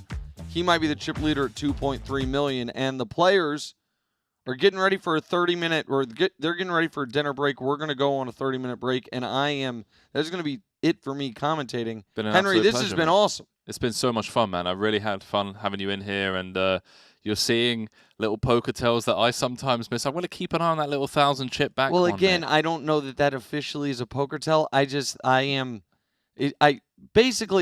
would I ever do that? And that's not really the right way to do it because I'm not that good of a player. But I was like, you know what? I would just be like, I'll just bust out of the tournament and not leave myself 1,000 chip. It's not, what are we talking about? It's not a 100K with 4 people left. That's not what's happening. I'll keep an eye on it, and Okay. I'll let you know. I'll collect some data, and I'll let you know. All right, so I will see you at the PLO tables later tonight. Yes, good man. And I will see you in Thailand some point in the next 18 months. You and the missus are welcome anytime, my friend. Henry, it was a pleasure for all the viewers. We're going to step aside for a half hour, be right back with more super main event coverage from the World Series of Poker Paradise here at Atlantis Casino and Resort in the Bahamas. Day 1C continues in a half hour. Keep it locked right here on YouTube and wherever you're watching.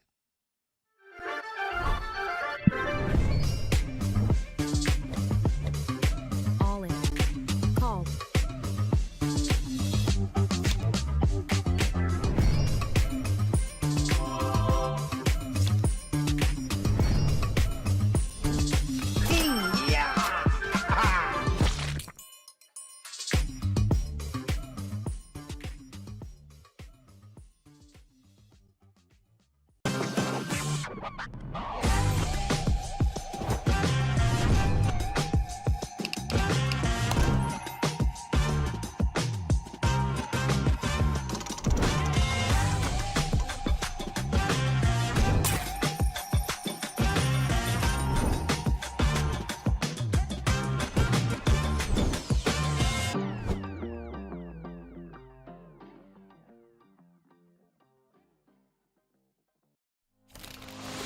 Every moment counts. Every second matters. Be ready for the unexpected. Make your move.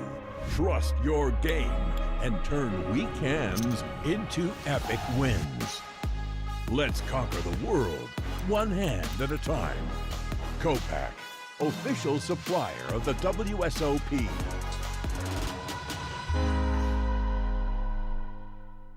Punsri in position against a, what, 35 big blind stack?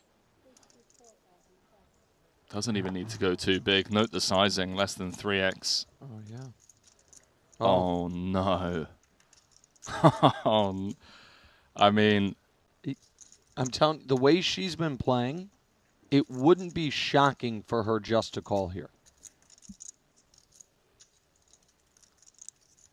let's see. I mean, it looks suspicious if Tundar's been getting pushed around a little bit, that Punsri would perhaps have a lighter 3-bet from the cutoff.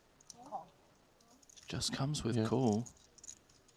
Oh, Tundar, come on, bro. You got now at that point you could. Okay, I might have to revoke my support for my guy if he's 34 into 140 and you have a perfect hand to just crack him. Oh my goodness! You gotta just flick it in with a 9-8 suited, you know.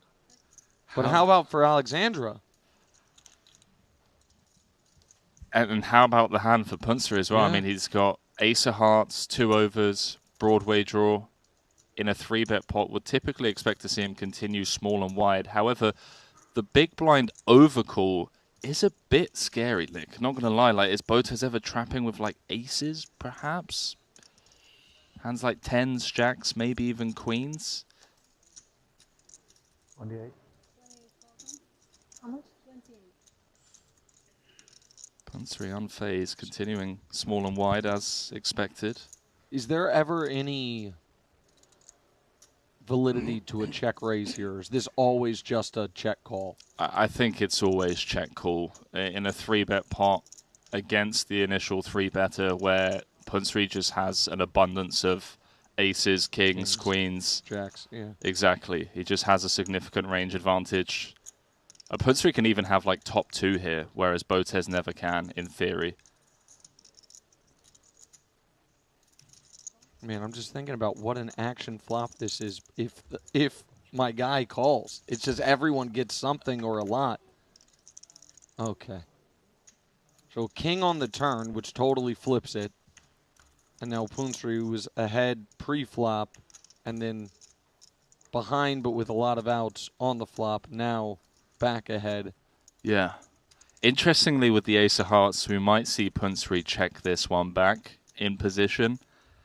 You know, yes, he's ahead, but you know, losing to all of the 2 pairs, now losing to ace 10. 10-9 should never really be in there as an overcall from Botez, so let's see. But what 2 pairs really can she have other than king queen? I'd say specifically king queen. Yeah, Right, yeah. King queen, ace 10. Jacks at a certain frequency. Beautiful river card, not to state the obvious for Punsri, but just clean, you know. And if Alexandra checks, it's pretty much a mandatory bet from Punsri. It's really ropey, mate. I'm not gonna lie. Like, if she bets, you'll see Punsri grimace. She hasn't. She has checked it on over. It's tough to think of hands. Like, I don't want to be the guy that screams of the monsters under the bed. We do now beat Queen Jack suited, which could have potentially flicked in a call. You know, Queen Jack of spades, Queen Jack of clubs. I think. I mean, tell me if I'm wrong. Right here, you're betting an amount that you're hoping exactly her hand or ace jack will call. Exactly. Right? Like those are the 2 hands most likely that we're up against that we beat. Precisely that. That is the exact hand you're targeting. Is ace queen. Maybe a king 10 suited. Wow. He's going to go 129, it looks like. 128.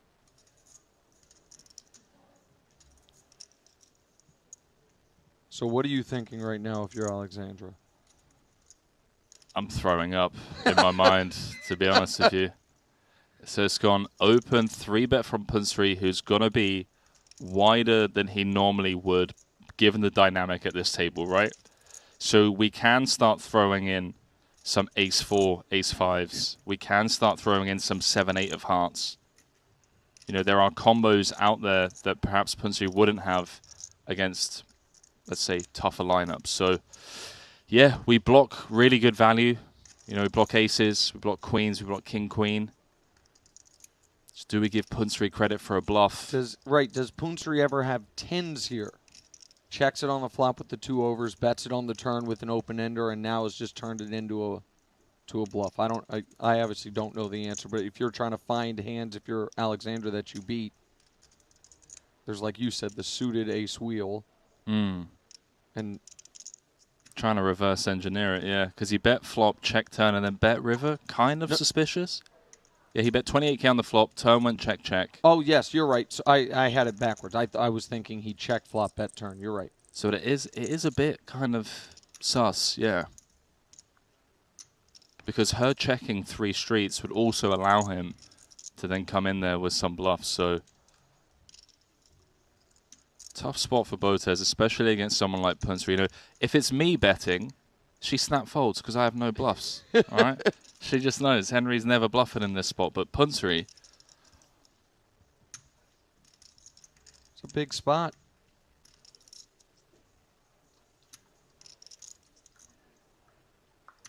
And Punsri has been active, and obviously, to your point, she knows he's capable, entirely capable here. I think the worst part about it is that the entire poker world is watching as well. There's always that, like, what if I get bluffed on TV and then the hand, whatever, goes onto Twitter or Instagram. It's Good just fold. Great fold. It always plays in the back of one's mind. So we were talking about this earlier in regard. So Tony Parker, evidently yesterday, it was someone opened free, and I bet that just the competitive nature in him, that was playing a role in it. Like I was just wondering if that was not a stream table, would he have been like, the I'm chips not are fold? in. Yes, Yeah. the chips are in. The chips are in. Punsri back to work. Are you 7-5 suited. You've played a couple of feature tables in your time? Yes. Man, so have I. And I just remember I'd sent the link out to my mum and my dad. I knew the family was watching, and it was always in the back of my mind, man. It was just like, God, my mum's going to start, you know, asking, I thought you were meant to be a professional poker player and all that, you know? I could really sympathize. So Sordo comes along with King-9 of spades, obviously has the spade smothered. And a pretty interesting flop. You get gut shot for the opener with the backdoor spades, middle pair with the backdoor spades for Sordo on the button. Fun flop. Punsri correctly recognizing that the button flatting range is going to contain, you know, king queens, queen jacks, queen tens. Spicy. Action turn card. Fortunately for Punsri, the SPR is around 10, so it's difficult to get all of the money in. But 7 high has no showdown, has equity, wants to just fold out some ace highs. You can see he's in rough shape, drawing to just 3 outs once. And so he overbets the pot. He bets 75 into 52. That's pretty gangster from Punsri. Just really leveraging the overpair range advantage. He has all of the sets, whereas Sordo really only has 9 sixes and deuces. Punsri can also have 2 pairs here as well.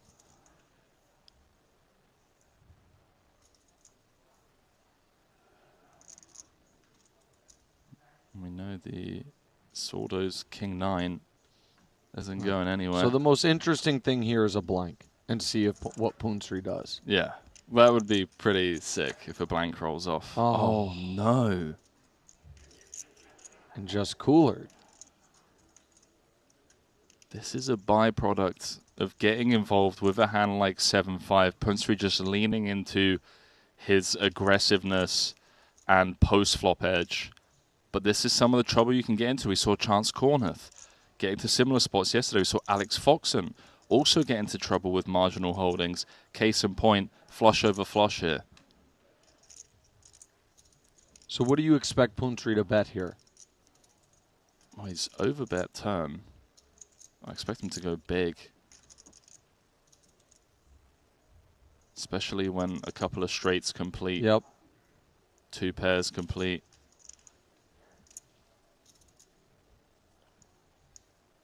We slowed down a lot here. Yeah.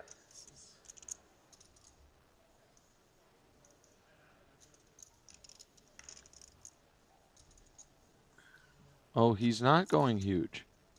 He's going right around half pot. Exactly. So he goes exactly half pot.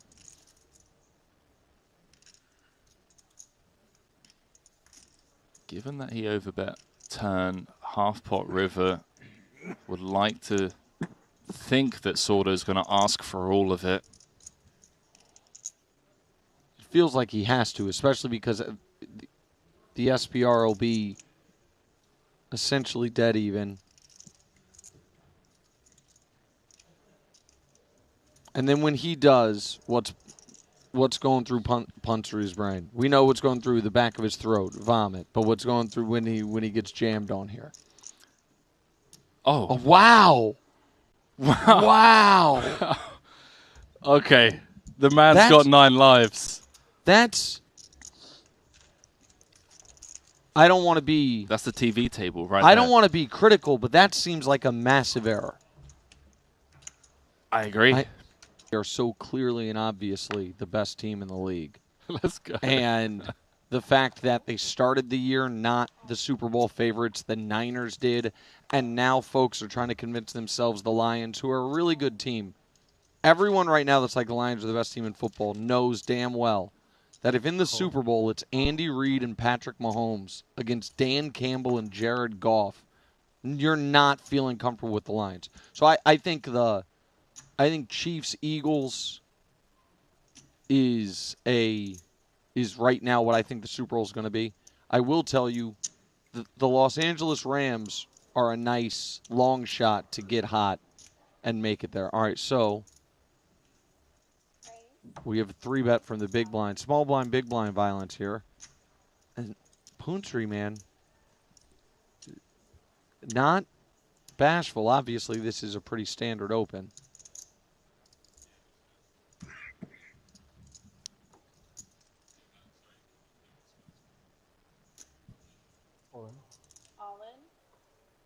There's the jam from Puntri.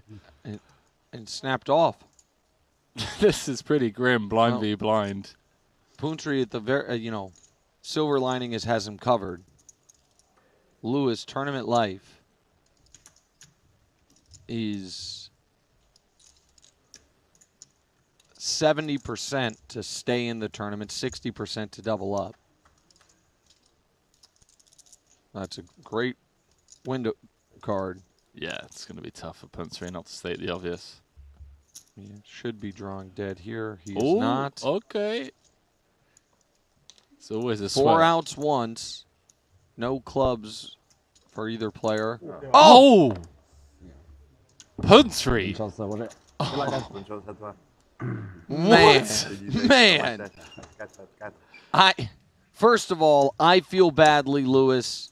I said should be drawing dead on the turn. Oh, my word. Does that kind of stuff ever happen in chess? You got lucky. Really. Just, runner, perfect. You literally said it as well. You were like, he should be drawing dead. Yeah. Then the 5 comes, like, well, there's a chance now. Oh. I apologize for not knowing this. You live in Thailand. I do. For how long? I've been there about 3.5 years now. The Ace King Open. I assume you love it. People seem to love it. Yeah, I mean, in terms of Asian hubs, it's fantastic. I've got Macau 3 hours away, Australia, New Zealand not too far. Loads of friends in Malaysia and Thailand. So yeah, I've been. Is there real poker in Thailand, or you have to go elsewhere? Yeah, unfortunately, it's still not legal. But hopefully, me, Puntri, and a few of the Thai superstars are really trying to speak to government officials. Oh, wow. And yeah, trying to get the things in motion. So. Hopefully this time next year, mate, we managed to get it legalized out there. This is obviously not going to work for Mitzi. You been to Thailand? I have not. For for the first time 10 months ago, went to Asia and spent 10 days in Japan. Nice, man. Still haven't done Japan myself. Unbelievable. Yeah. Unbelievable. Here's the only, I mean, this should be a 4-bet. We have seen multiple times, though, in this exact spot, the 114. ace-king. Okay, good. Because we've seen the ace-king take the passive approach against the button 3-bet and then get blown off it. The fact that ace-4 hasn't hit the muck yet, and we saw Mitzi with the queen-jack offsuit earlier go crazy, does have me on the edge of my seat.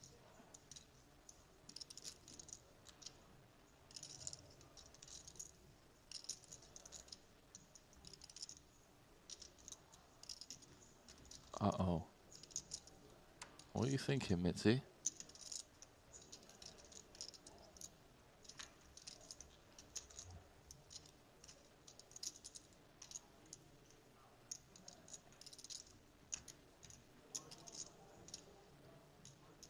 And keep in mind, all the players at the table also saw Sordo just call with the second nut flush.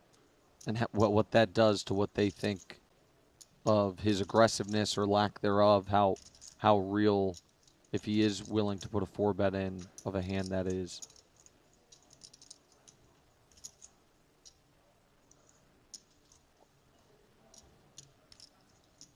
This man's trying to have his own personal highlight reel made.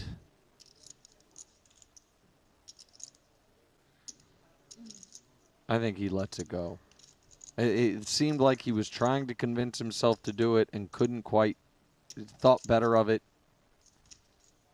Okay. Sicko. Absolute sicko. This is for, what, 80 bigs? Just shy of 80 bigs apiece?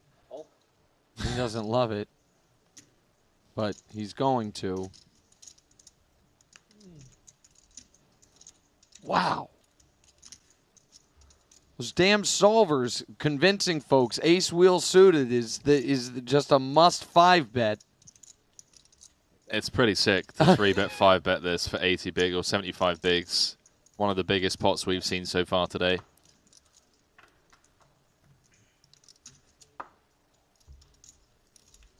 Pretty safe. The one heart you don't love. 20% for Mizzy. Uh-oh. Oh, wow. Now all of a That sudden, happens again. 2, 4, 6. A little sweat never hurt anybody. 11 outs once. Nice. It's not one of them. Wow. And with that, Mizzy's eliminated. And that, I mean, talk about a high variance approach. The whole afternoon. I'm not criticizing it, but he. And it's live, you know. It's the mic is Under here. the gun, Kings for Capriles. Yeah. That was. That's very active. Broke my heart. Active, like 5.5 hours. Yeah. Garza with a bit of a wardrobe change since we last saw him. I have another one. Sometimes another 2. Yeah. We've got a very chatty table over here. Yep. It's fun. Quick defend I can watch from tennis Janu. as much as long you know. Ace 10 suited. Ooh, 9-10 suited on the button. I don't know if it's right, but I know this. If that's me with 100 bigs, I am 100% defending here. Very tight side. Just call. He does. Declares very tight side and just calls. And now Boris Becker, who has stayed out of all types of action, finds himself fourth man in the big blind with queens and just calls. Thank you. What on earth is going on? And maybe saves himself. I mean, he does, right? Like, he'd be drawing to 2 outs if they were all in. And now ace-10 of diamonds.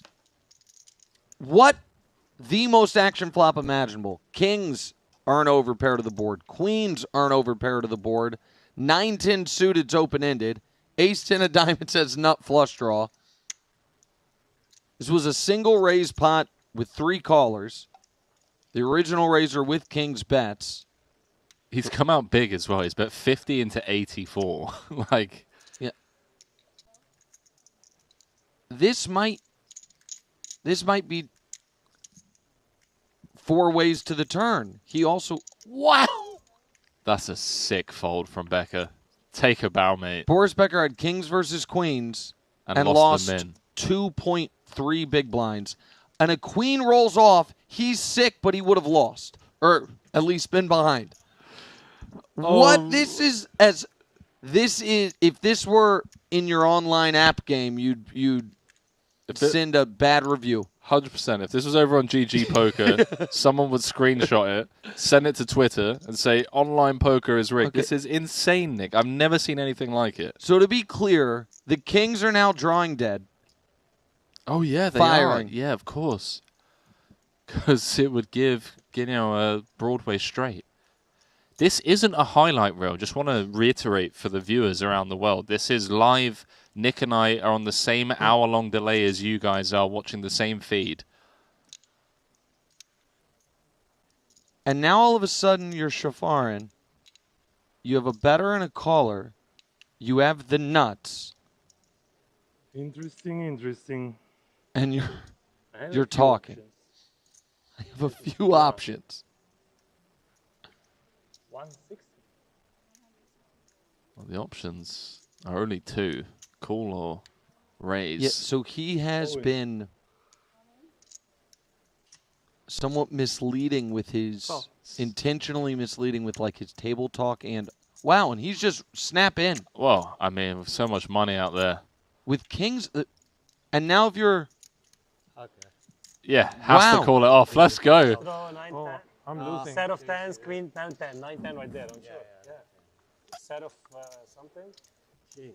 And if Becker had totally reasonably called the 50, it would have been a 4-way all-in. Nice 3 times now. I knew it. Look at him shaking his head. Would have turned top set. Would have been drawing to a few outs. Yeah. I'm playing tomorrow. Oh. It is. Damn. A diamond or a king. For Janu or else Shafarin just wins a massive pot. There's danger. There's danger on this table. 50 for chop or diamond for win. Oh! You got a diamond. Yes. That 3 times is amazing. Ooh. And all of a sudden, Diamond the wrestler. What the hell? Caprile's obviously eliminated. Janu more than triples up. Wow. That's right, yeah.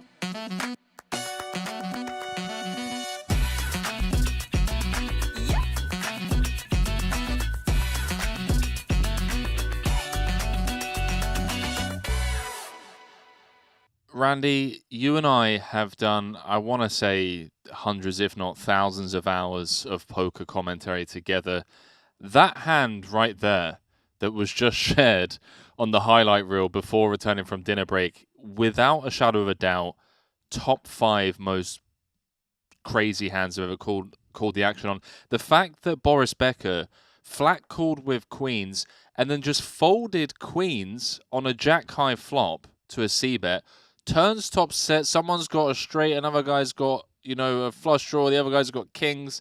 Fantastic stuff here. I mean, sorry for going on a bit of a rant as we welcome you back to continuing coverage of this $25,000 super main event, 50 mil guaranteed, largest ever guaranteed prize pool in the history of poker. And Randy, it's been delivering so far, my friend. Oh yeah, and late last night we had the Jack Germain craziness. In here we had the 3-way all-in. Could have been 4 ways potentially if Boris Becker didn't fold.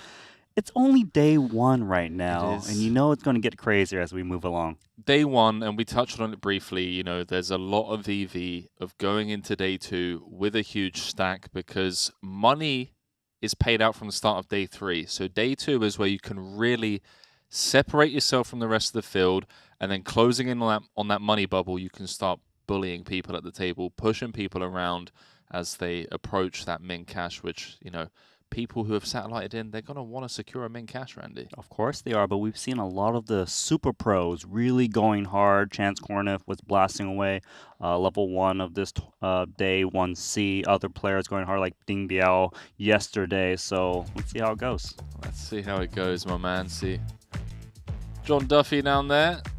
Shout out J-Dog. Who else we got? Is that Vieira? See over there, Greenwood. That's the table we just had, obviously, with Botez, Greenwood, Wiseman. Is that Elliot Hudona? I see as well. A couple of new feature tables. Over on the Reef, it's Filatov, Chip leading. KT in second, Alex Keating in third. Got Punsri over there as well with a fresh stack. Boris Kolev, the Bulgarian, 7th, just 4 bigs. Then on the Lagoon table, Peter Kelly, Aaron Elias, Alan Keating. Give me Keating on any table. Give me Keating with Andy Nee specifically, actually. I don't know if these two, I mean, they must be familiar with each other. Both play nosebleed cash games. I mean, Andy, who do you think plays higher? Randy? Not to put the two guys on blast, but like, I know Nee's no stranger to like 1K, 2K games, mate, so. But we don't know what happens behind the scenes, That's you true. know? That is true. Man, what a fun day it's been so far.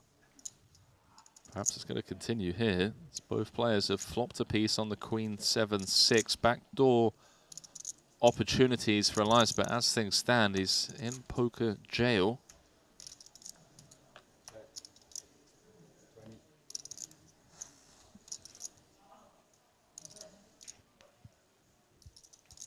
Top pair for Exeter Cotter in there.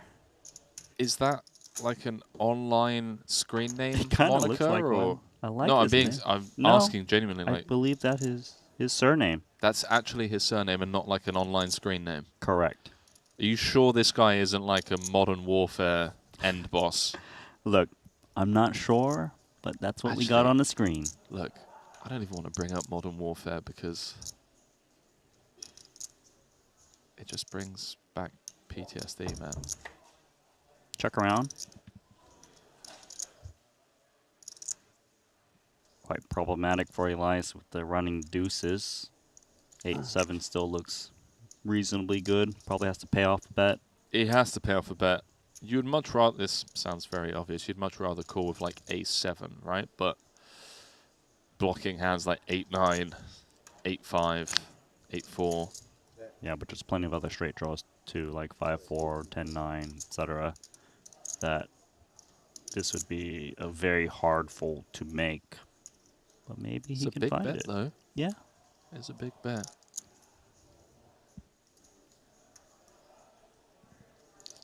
Bigger bet polarizes this to Queen X or nothing, so maybe Elias doesn't have to be worried about an Ace-7 betting in this way for kicker issues.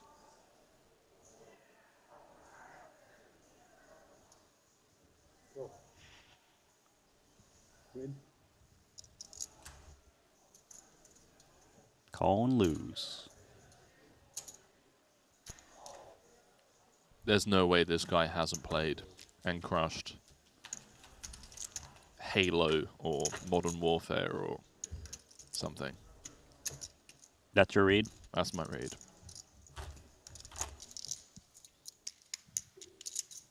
What was your go-to game, Randy? Me, I like to play video games. Street Fighter. Mm. Yeah, you know it.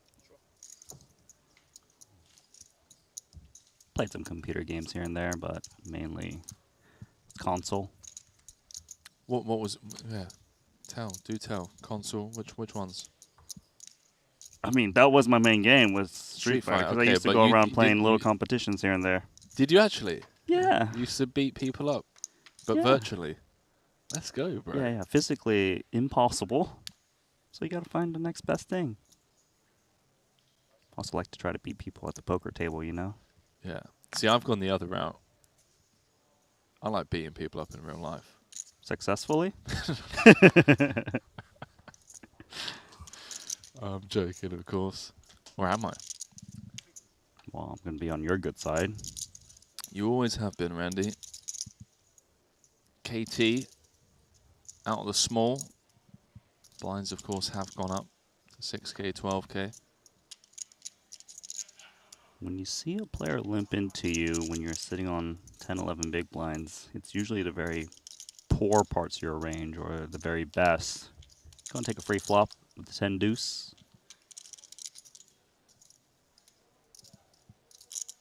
Interesting to see these hands players limp, by the way, and check back.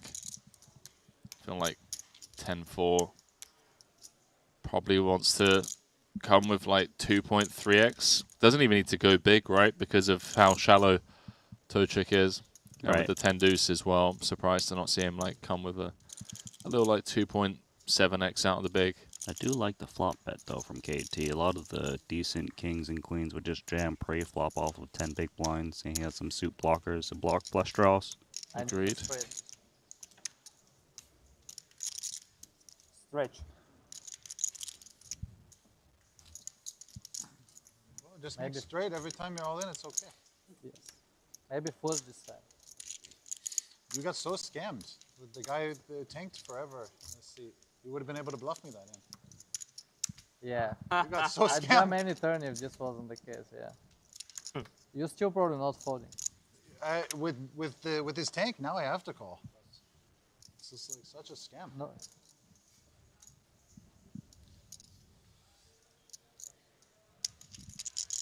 Here's the definition of... He should have turned one ace over and folded. I get ton of outs in that one.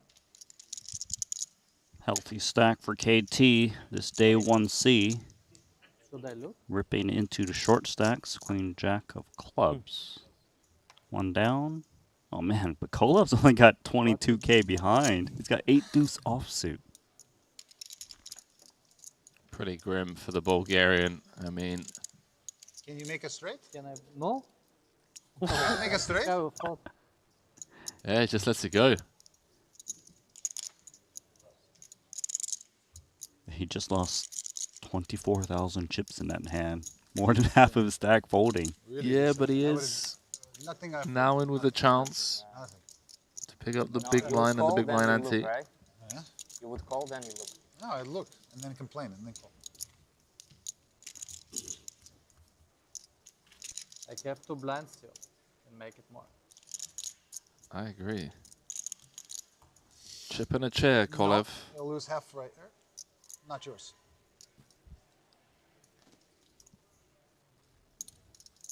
Shout out to Keating. Always entertaining at the table. Okay. And shout out to his company as well. Fly Flat.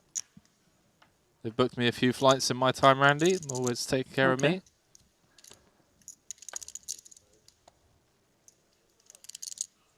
Shout out to Pocket Queens. 3 betting.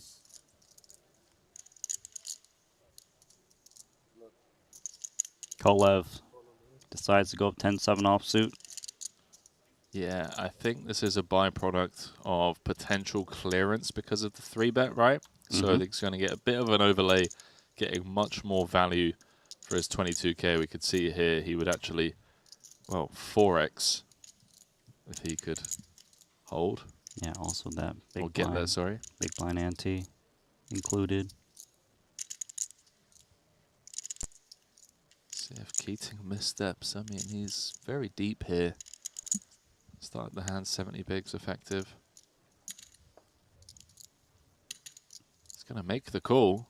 Little 3-way affair, making this a lot tougher for Kolev. I know what I have right.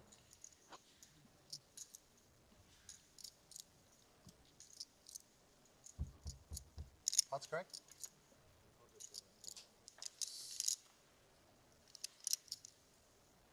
Glimmer of hope, perhaps? No. Not on that board. I mean, he's got 60% of a straight, but drawing to running cards. Keating has leapfrogged into the lead.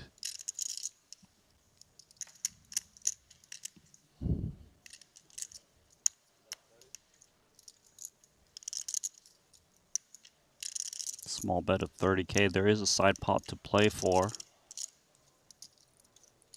Currently with 156,000 in there. Not the type of hand you want to inflate with ace-jack in 3-bet pots, given that bigger aces are definitely in your opponent's range.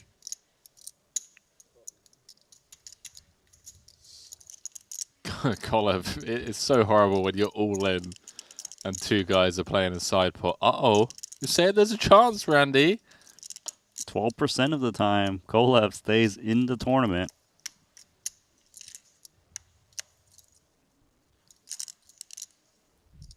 Need some pot control with these two queens at the moment.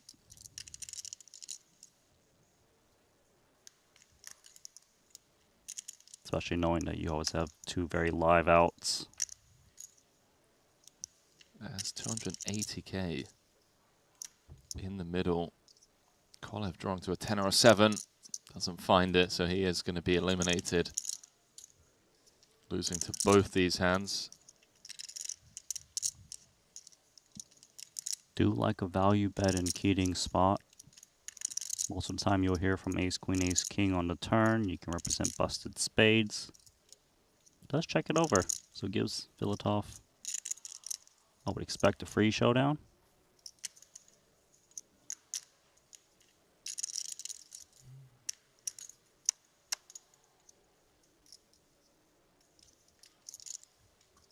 This would be a thin value bet with two queens.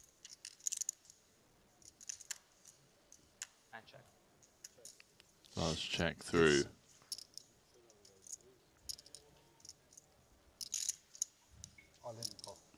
GG, Kolev.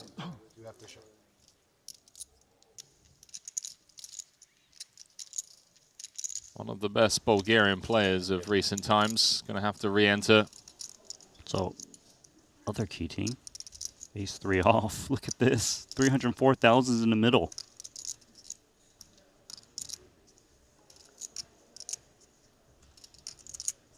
That's aggressive from the small blind against the cutoff open off of that stack. Snap. Good luck. Likewise. Good luck, chaps.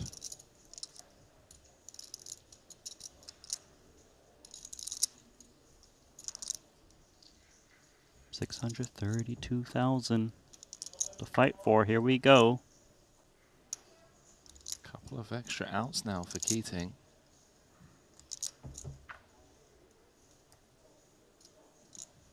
Ace or a 3 needed. 9 on the turn changes nothing. Can he find it? Yes! Oh, how about that? Yes, he can. Ouch. 304. Oh, that's pretty brutal, man. Brutal for the sevens. But you know, Keating likes to push action. He's going to get there sometimes. Just sucks to be the receiving end. Sorry about that. Bad luck there. Good action. Calliope's not complaining. You want that kind of action. Well, he's being a gentleman, Randy. Inside Feel me? is seething.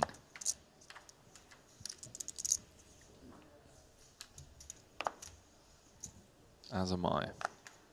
You are too. Yeah. For him? Yeah, I feel bad for him, yeah.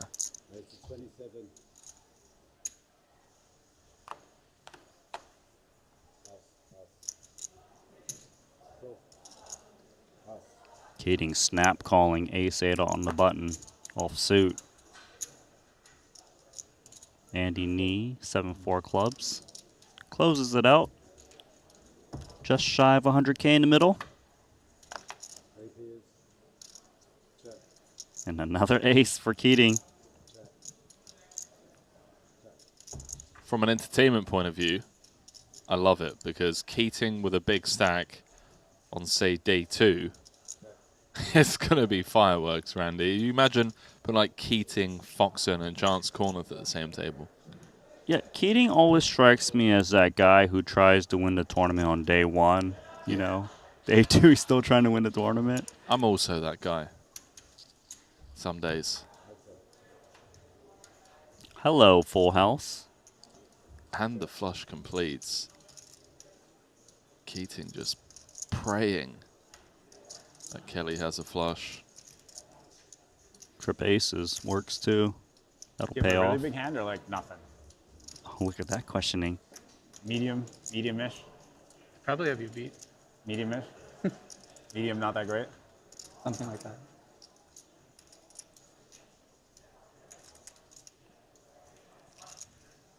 So based on the response, is his bet sizing? That's a great line of questioning and interrogation from Keating. I really like it. And then the overbet. Mind games.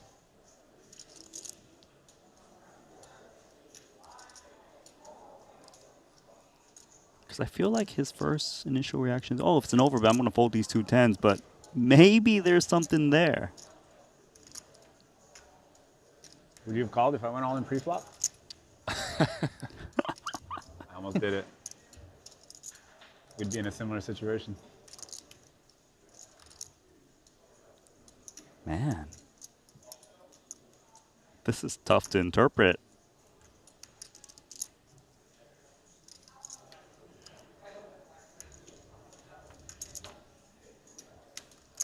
Tens with the 10 of hearts. And you've got Keating overbetting you. With speech play. Oh my, I think it worked. You deserve those chips, Keating. Well played, Keating. That was some brilliant speech play.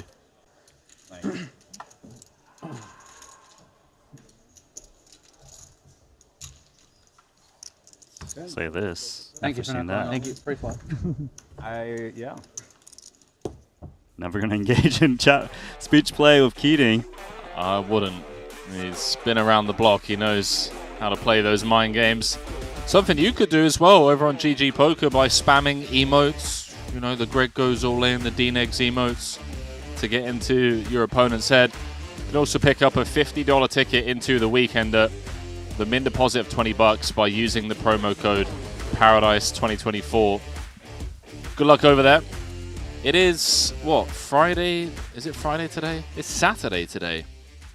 So I assume a lot of you are grinding online whilst having the stream open.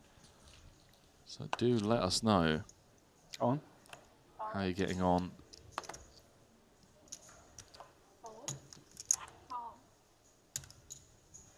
Keating's just getting any ace-X offsuit and splashing in chips 3 in a row. This time ace-7 off, calling the jam. Kalopi. Oh, sure. Exter Cotter. Ace-queen suited. That can hang around as well. Bets 95.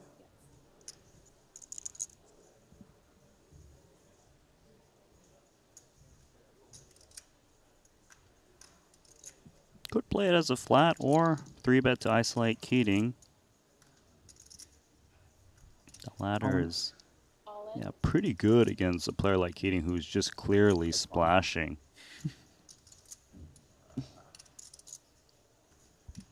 I know I'm not supposed to call. Come on, Keating, don't do it, man. You got 814,000 chips.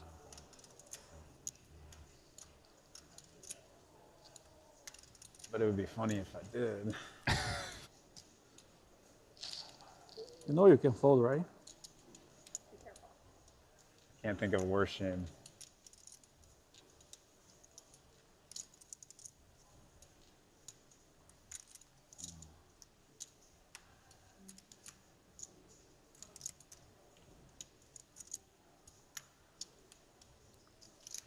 Don't you dare, Keating. This has got to be one of the... Don't you dare. Not a great hand to call with when a man jams for 1.39 million after you call 95K. Often dominated. Take your advice. And he's out. Kind of feels like a 7's coming on the flop, though. Good luck. Now that he's folded.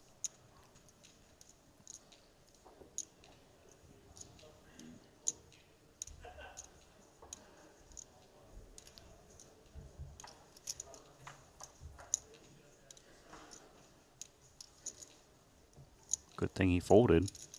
Ace queen, hammerlock. Well, Keating would have been dead. Colopy's drawing to 2 outs once. Doesn't find him. GG's, mate. Obviously, rough to just lose like that. 2 spots in a row. Not even 2 flips. You got something there? Got rivered against Keating and then losing this flip. Nice hit. See Faraz Jaka, is he coming to our One feature impulse table? word away from calling. Call. That's all it takes.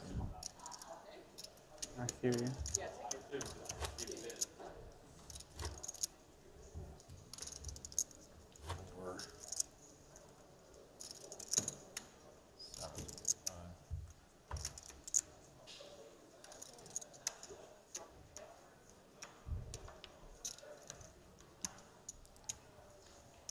We need change. Yep. Good evening. Hey. The table's better and better. That sounded like a lie. Who's just joined us? We Got a really- mystery hand with Keating. Really, really, production team. You find the craziest guy in the room, and then you get us to call the action on a mystery hand. The guy that can have every hand possible. I'm going with Ace-X offsuit. He's had that 3 in a row. He's put in chips. That's my read already. 28. In comes Kelly.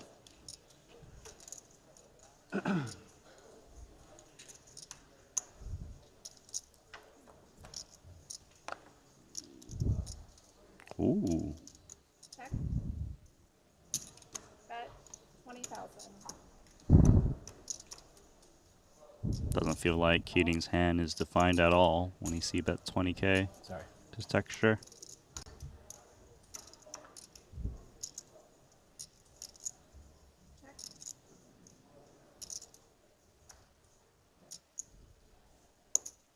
Bet 70,000.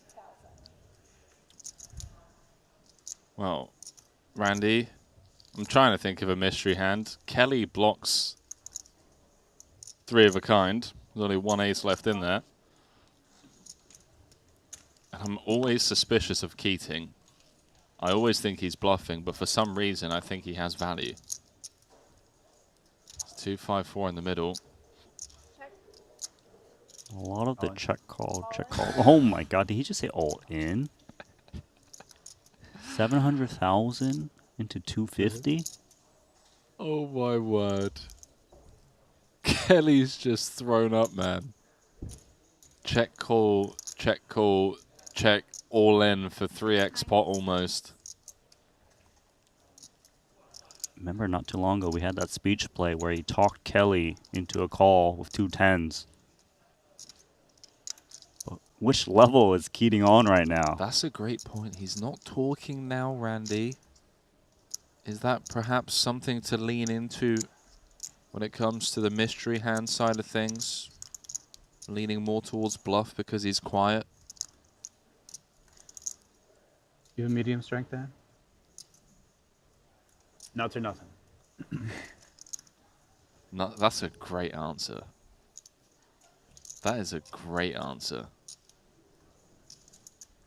Nuts or nothing. Just Snap responded with that. What do you think, chat? Is he bluffing or has he got the goods?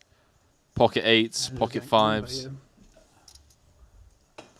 Ace, queen, queens. I mean, he could even just jam like ace king right now. Maybe even ace jack, the way his image is going. He said nuts or nothing as well, so I wonder if it is ace queen.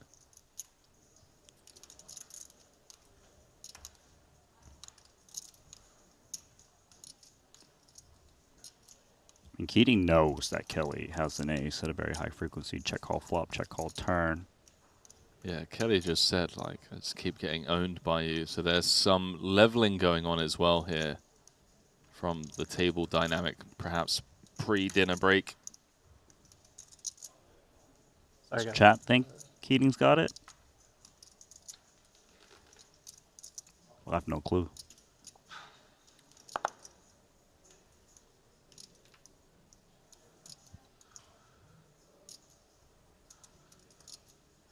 You know Kelly wants to call so bad, but if he's wrong, he'll be down to 300,000 in chips.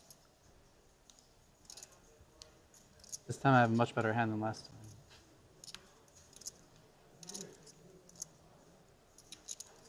It's interesting that Keating isn't engaging in conversation. Calls. Been paid. Oh, that's gross. Rivered Nuts or nothing. Queens. Wow. You can afford that. This is why he's dangerous. He'll ask that? for all your chips, single raise pots. Wins 832,000. He's able to jam what, almost 3x pot, and there's quite a bit of better full houses out there, given there's 2 aces on the board, and he's just like, no, I can get called by just a lone ace, even no kicker. So 2 full houses in a row for Keating. Vaults him up the leaderboard. He's now playing a very healthy 1.6 million. Has to be one of the tournament chip leaders.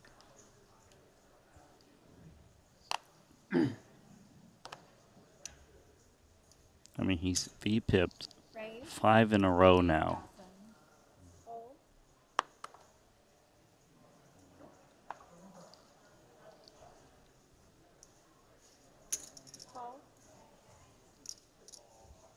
Andy Knee's going to come along with position.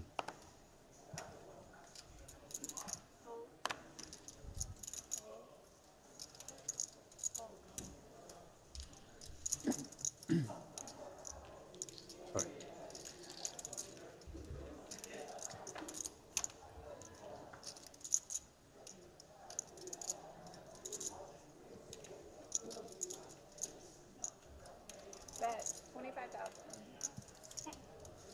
Oh. This isn't a mystery hand, chat. I don't know, maybe it is. Let's play it as a mystery hand. Why not? So King 7-4 King. Shout out Andy Knee, by the way. Calls. He's got Jack 6 offsuit under the gun. Playing a rush or what? Look at Andy Knee also floating Jack 10 suited in position on the flop.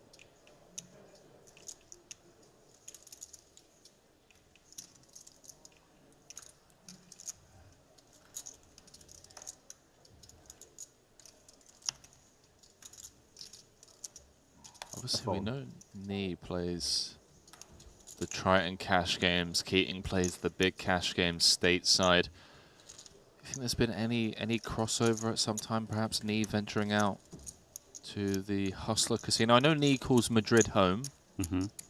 So America's not too far away. I mean, like a 12-hour flight. It's out here in the Bahamas. But yeah, I don't know. I don't know if they've played before. Do you know? I'm going to guess no. You're going to say no, yeah? Yeah, I'm going to say no. But I think with the hours they've been playing today, he's becoming aware that Keating's a little bit crazy, you know? Jack 6 offsuit. Guy. He did get 2 jacks to fold yesterday with Jack 6 offsuit, so perhaps that's one of his favorite hands at the moment.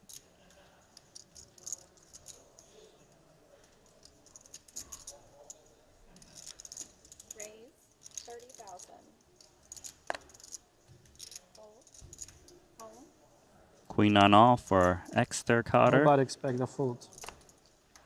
Nobody expects the fold from that big blind. Can you imagine? A lot of chips now, too. Check. Bet 25,000.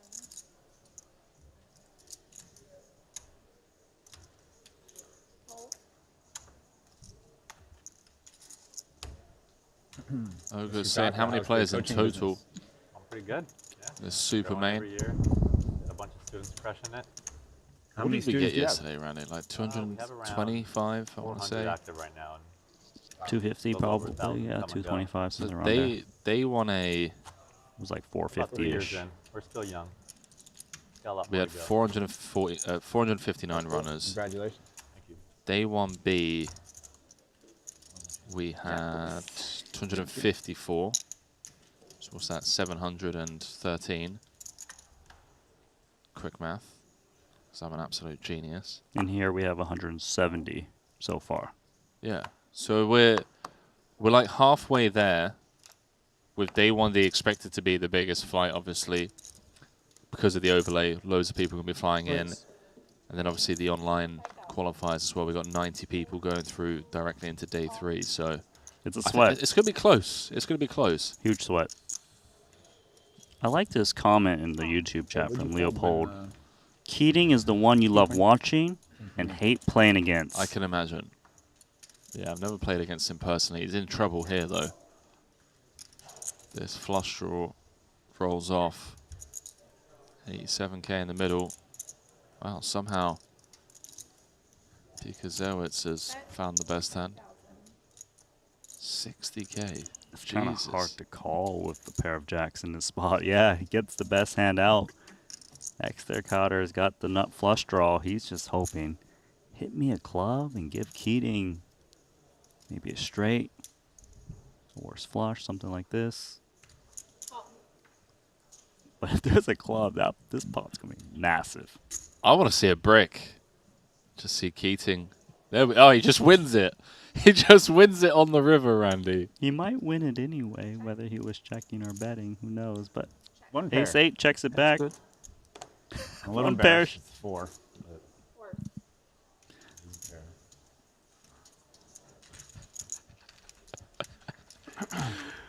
This guy is fantastic. Invite him to every WSOP GG stream.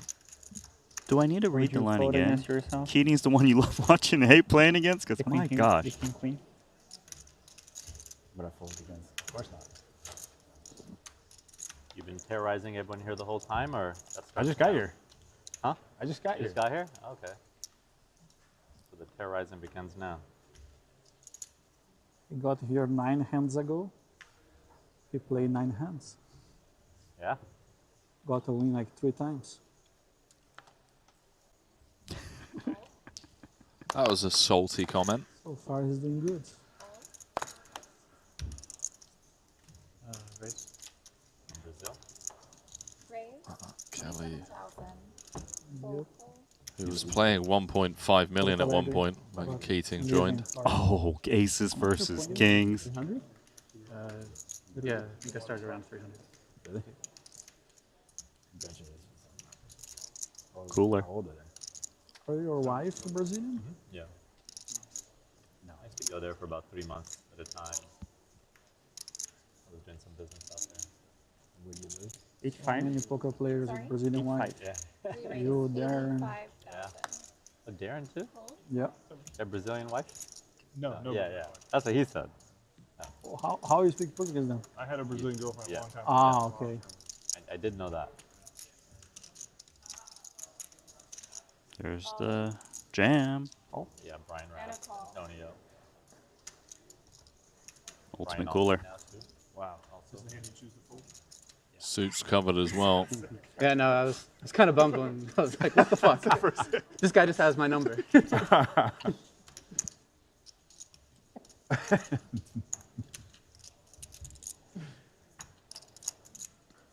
Can Kelly finally win a hand?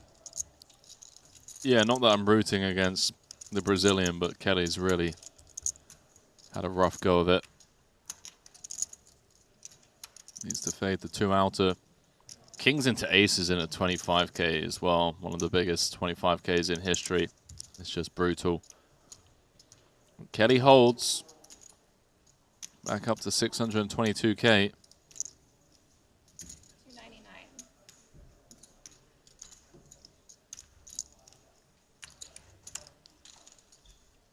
Where you at? LA? Vegas?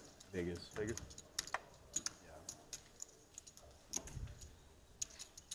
Yep, for now. The chairs at this teacher table are much better than Back over here. and 3. The other Keating. I had the 8 of clubs. Nervous? No. Man, Canapong's at the same table as Punat again. They were both playing it yesterday. So they both couldn't bag day 1B. They were the same table then, same table once again. And KT's on pace to bag this one, given his massive chip count.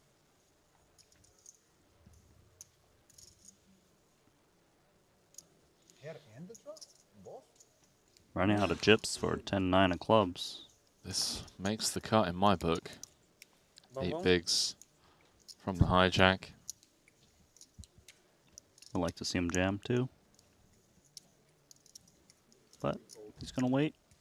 That is a big fold.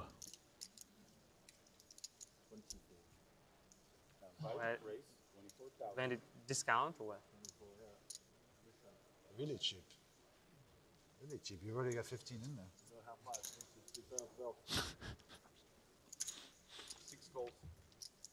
Punat getting needled for not raising to 25k. He's the guy that's making players make change.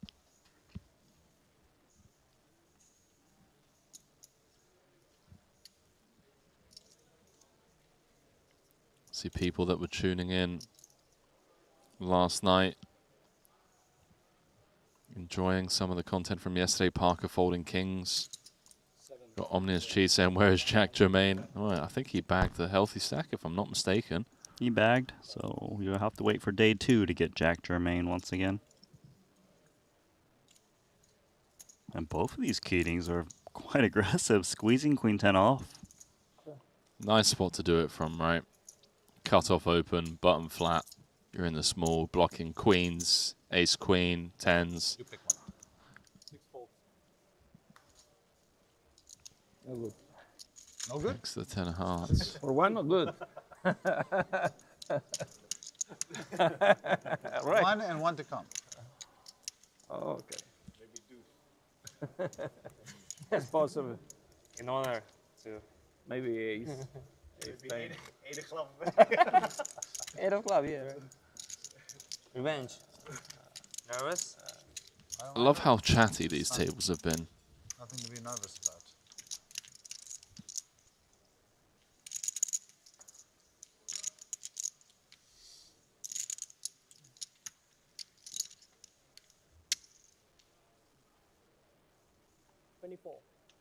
Players just appreciating Just put it in the smaller and smaller. Come on, the opportunity to play this 25k. Guys, come on, it's ridiculous. Why we even have this blind level?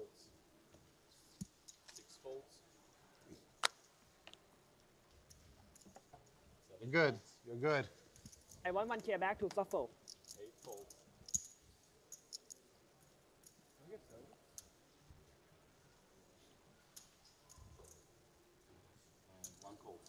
Yes. Shuffle. Heads up. Man, KT's got a monster stack. 1.7 million is perhaps going to increase a bit here on the Queen 8-4. He's flop top pair. Jessica has middle pair.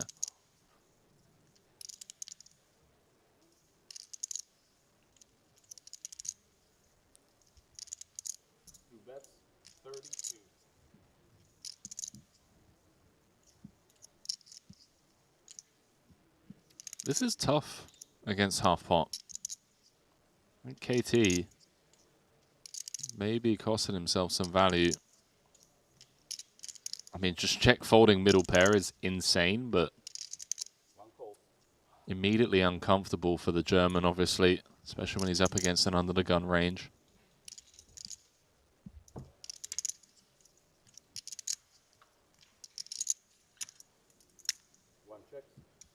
That turn card is very favorable to KT, brings another flush draw. Some of the little aces like ace 5, ace deuce suited, they pick up more equity where they might multi-barrel. 8-6 unblocked straight draw, C bets on the flop. Stuff between queen and 8.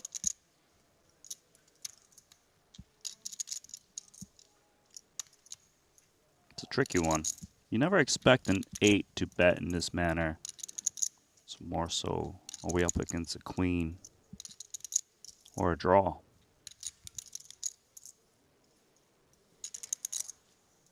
Two, 3, 5 with 105 being asked for. He's got 344k back.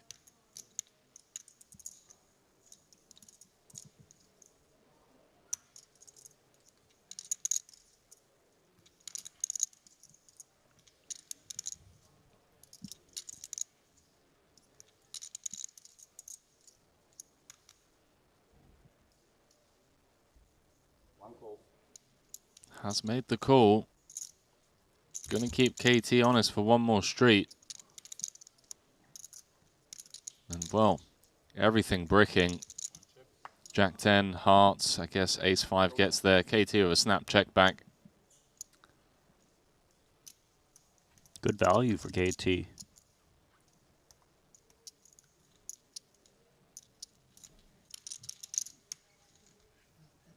Should bring him up to about 2 million in chips.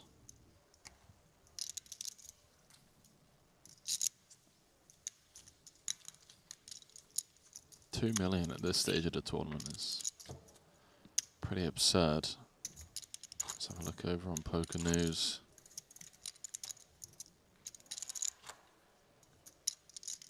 Yeah, he's one of the tournament chip leaders. He's up to 3rd in chips.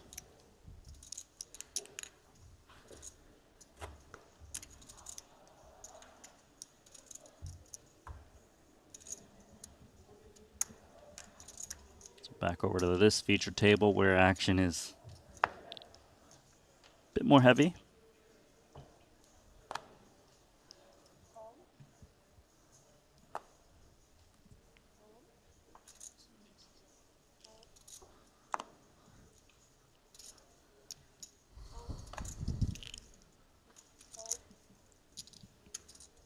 Oh, Adamski, we saw him 25. in the main, right? The 100k main? Triton debut, yeah. Yeah.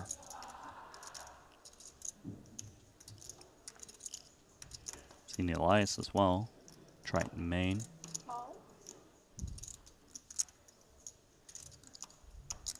Yeah, just bunch of greens, drop it in. Queen Jack suited. Alan Keating. Like, all I was doing was put them all in. You know, they got these tiny little stacks. You know.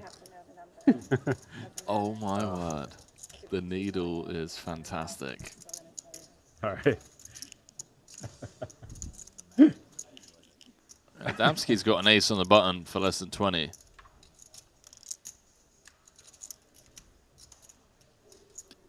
I would think this is supposed to be a fold, but against this player, it's different.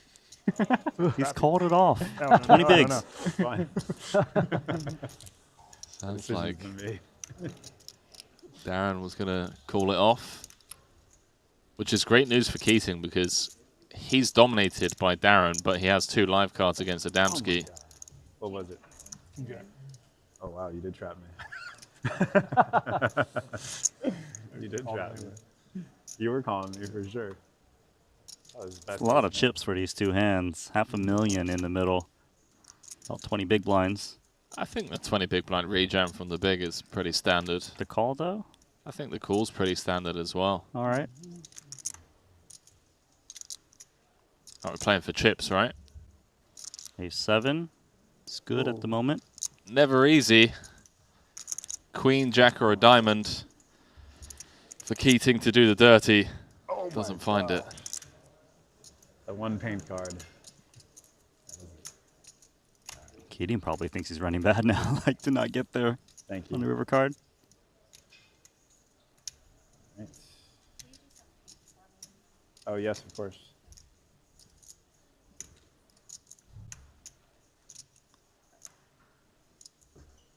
Just chill, Keating, okay? We need you with chips. All the good hands were right here. It's wild. Thank you. Thank you. So, having a a look over in that 10K PLO that's running. They are in the money. Eric Wasserson, most recent elimination, he's out in 20th. See a bracelet and $393,000 up for grabs in that one. Some big names left in the mix. Roman Hrabets, Mike Gordinsky, Nicky Dueck, Biao Ding, Samuli Sapila, Chris Brewer. Follow all that action over on Poker News. Daniel Negreanu, Mike Watson, Danny Tang, all in that one, by the way. So keep your finger on the pulse of that as we continue coverage here. The 25K. Super main. Exter Cotter is the table chip leader, and Darren Elias. GG, sir. Yeah. Rebuy desk. Incoming. Unless he can find an 8 against the 2 kings. I love how we've just gotten to the point now, Randy, where we just say GG's before the 5 cards have been dealt. Both his suits are live. 20% for Darren.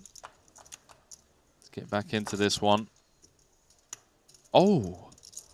Hello, 8. What a little slow roll there from the dealer. There. Wow. It's not great out there. So maybe no GG. The way that peeled off, that was brutal. Full house for Darren. Wow. 191. It's back up to 412,000.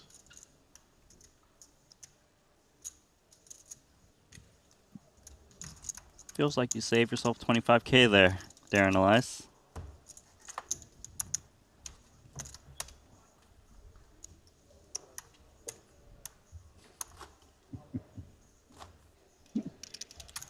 Keating and Darren having fun. Joking saying jinx by the casters. I agree. I take full responsibility for that 8. I think we deserve at least 5% of his action, Randy. That was all us. Even though this happened 40 minutes ago. Yeah. King Jack. Faraz Jaka.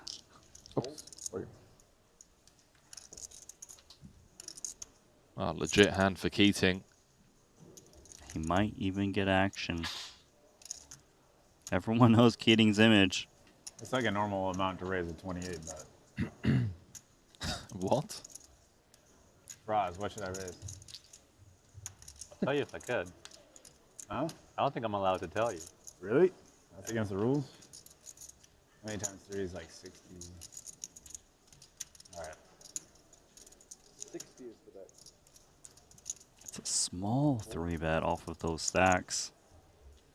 Oh, come on, knee. One time. Could've Called just for. Keating's You just want Knee to lose his chips? 20 times 3 is about 60. There's people in the chat asking if this is highlights. No, this is live. Oh, Wow, yeah. it worked. Too Did big. Faraz just fold to the min click? Nicely. Done. I knew raising Give him was a price. bad. I'm going to slow play all my big hands now. I'm going to re-raise all my bad hands.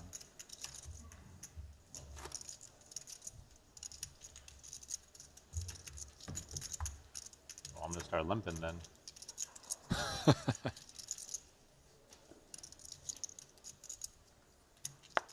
Alan doesn't have an answer for that. Limpin' is pimpin'.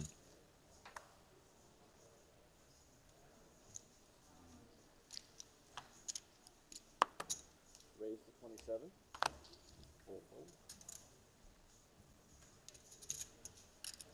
Raise to 60.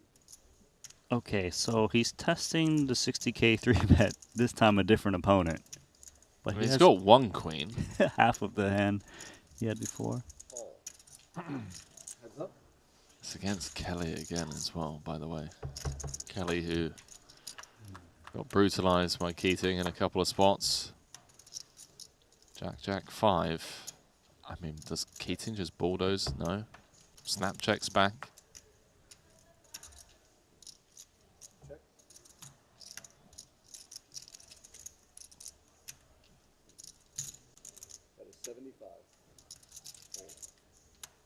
Just brutal.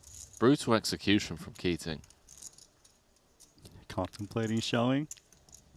Tempting. What? No.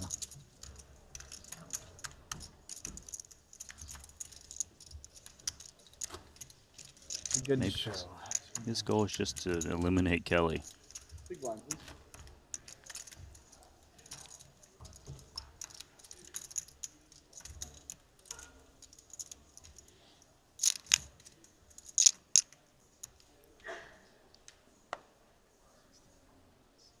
Do you know who we need at the same feature table? Keating and Sean Winter. Or Keating and Jack Germain. Yeah, I'll take Jack Germain. Thing is, I'm not sure how long it'll last because one will bust the other very quickly. Jaka's just like, please give me a set. I know Keating's gonna blast off.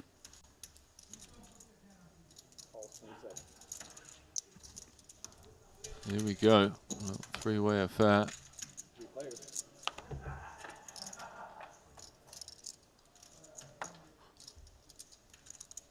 Keating's flop top 2. Faraz does have a diamond, but it's the 4 of diamonds. 25. Can't be thrilled about chasing a flush draw here, yeah? Keating's just going to chip on up. Seems like it's the Keating show right now. I mean, the dealer's only pushing the pot one way at the moment. Must be fun. Just splashing around, winning every pot.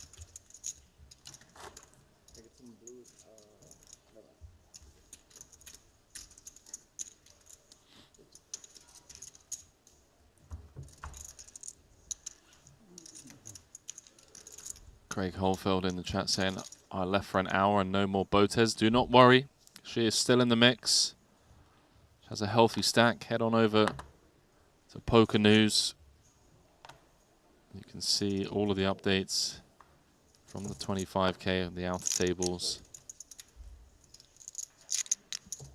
Raise to 27.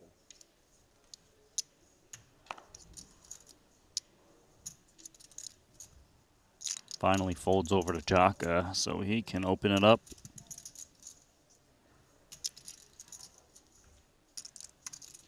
Falls 27.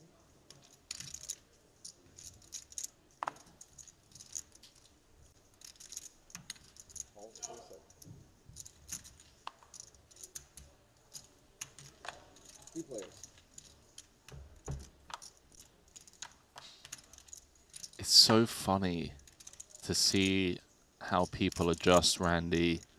When you throw someone like Keating in the mix, everyone's VPIP suddenly increases a little bit, you know? They start getting involved a little bit wider than they usually would, and the thing is, Keating is comfortable playing a wide range. He knows how to navigate those murky waters, but for a lot of people, it's uncharted territory that gets them into trouble. Yeah, we had that same effect with Jack Germain last night. Exactly. Something about this 25K super main day one. Players are splashing. For now, though, it is open-ended straight draw, c-betting, called by the gut shot in 2 overs. 10 would be showers for Jacka.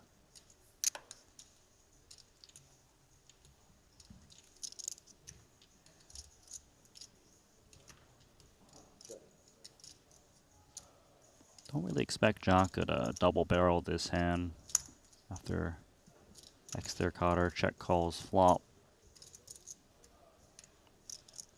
8 does kind of rate to improve the check calling range from the small blind. But to bet here again, it probably would work. It does find a bet. This is nice. That is 125. Precisely targeting better straight draws that aren't looking to check call. Since it wouldn't have showdown value as played. Nicely done, Jaka.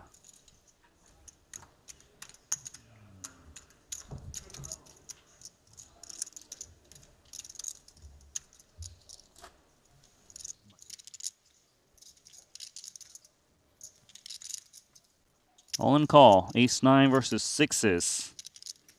They telling you what kind of flop you should open, or 6, 7, 8, or Ooh, spicy. So check now favor equity wise. 7? 10 or 7, yeah. Just like that. 10 or 7. You guys are all weirdos. Maybe jack or 8. That King Zubov. Oh. Oh, Flush. okay. What a 10 of clubs. No? Okay. Chill, Randy. Just want to see a straight flush. King Zubov fresh off that main event Wrong run. way around. First to 7, then to 7.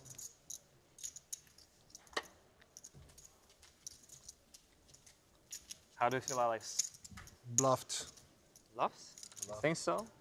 It's going to hurt me all You the way. don't think so? I do think so. Now I think so. I didn't at first, but you want? I'm good. Thank you. But now I think so.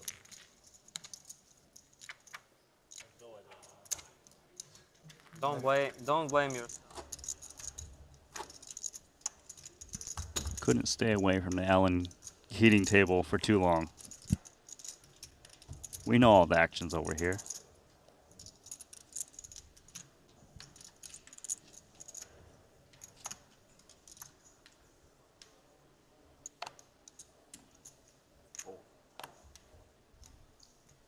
$24? 34? 24. 24. Raise to 24. Fold.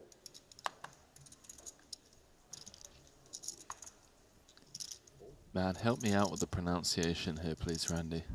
Or we going with Pi? No, Pi it's Kazowitz. Pikazowicz. Pikazowicz. That's what Ollie was going with. Pikazowicz. Okay.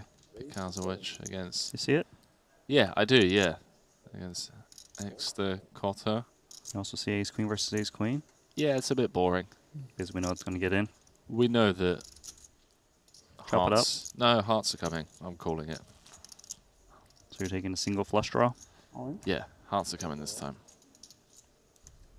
So Pikazowicz does jam. It's just 7, right? X the Cotter doesn't love it, but he's going to call it off. So cards on their back, anticlimactic.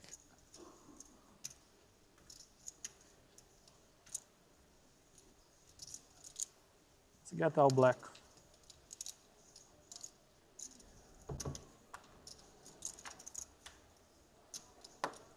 Ooh, 1 heart. Called it. Called it, guys. 60% of a royal. Just like that. Called it. Nicely done. 1 heart. Chop up those blinds and antes. I'm just going to let you know the viewers are saying that Ali is wrong. And I tend to believe the viewers when it comes to surnames.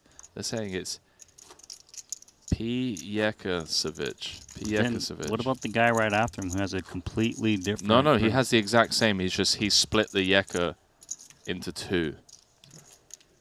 Pijekasevic. Okay. It's all right. We are contractually obliged to butcher 69% of surnames. Don't forget, Randy's American, Ali's American, and I'm English. So, you know, we're very ignorant when it comes to other languages and pronunciations. I got Kelly, though. Kelly I can do. Elias I can do. What about Keating? Can do Keating. Keating's going to defend. Of course. Complete whiff for both players. We needed a little ace-high board, you know. Ace-high would have been beautiful. Hand's not over, all right. Snap, check, call. Pair 3s are good, but ace 4's got that double gutter working. Wow. Is this going to be revenge for Exeter Cotter? It's got bottom pair. Keating checks, he loses the hand.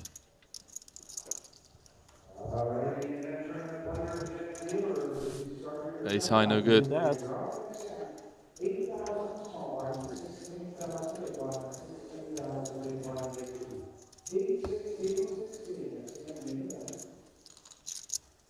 Blinds going up to 8K, 16K, so level 18.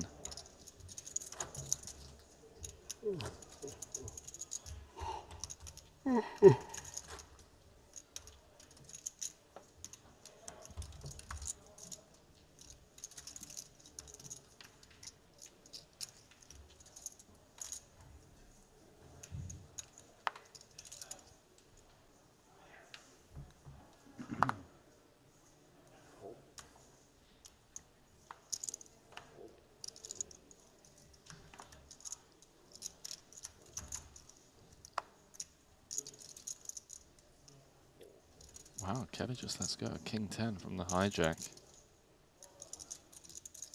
Gonna give Adamski chance to raise. Raised to 33.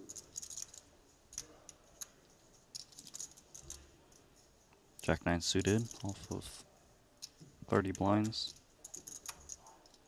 Or actually less than 30, right? Blinds are up.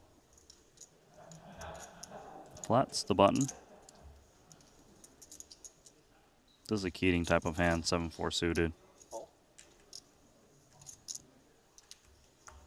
Look at all those diamonds, and it's a reshove. Oh, there's always one that just spoils the party. Does have the best hand. So fair play to the Brazilian for finding the jam. 272, I guess. Wow, Keating might just call this off for the memes. Do you have a pair? I refuse to speak. That's good. If he knows he's not up against a pair, he's gambling here. Let's sneak this one out. Oh, there we go. He says, let's sneak this one out. Yeah. Double down.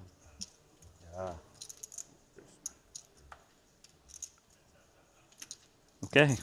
7-4 suited calling off. Trying to get there. Thank you. GG's to the Queen Jack. You think so? Yeah. Oh man, that would have been spicy flop. Anyways. You have a diamond out now. There's one I'll take. That's a weird one. 7, 6 of diamonds included, or a 4. Doesn't find it. Queen Jack finds the hold. 273. Bro, this is insane, man. We've been calling the action on this for the last 2 days. It is literally a $25,000 buy-in. This is real money. Oh, my word. Nice turn card. Zubov just getting absolutely scammed on the turn here. What could have been a monster pot for him. There's a lot of chips in there. Presume there's a 3-bet at some point. May have even been a 4-bet pot pre. Would make sense. Under the gun open, +2 gets a bill loosey-goosey. Then calls against the 4-bet. Especially with this tank from Zubov, I think you are right.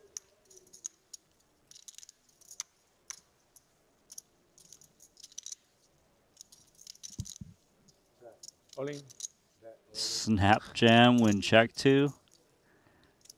Oh man. How much?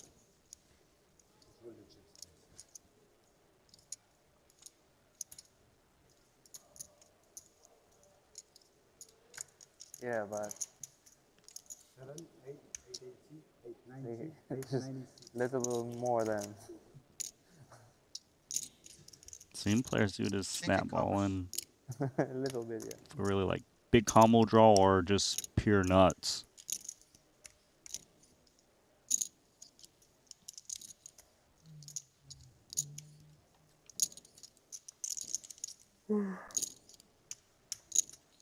Lani gave Zubov a way to get away easily though. Yeah, I'm struggling to think of hands that snap jam turn we're ahead of. Like King, Queen of Hearts. Okay, I'm stretching. Queen, Jack of Hearts.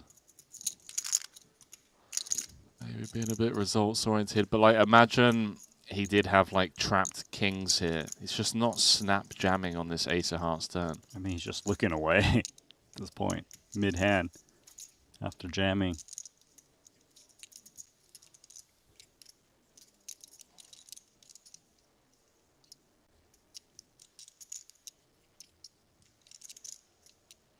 Like Jacks isn't snap jamming turn.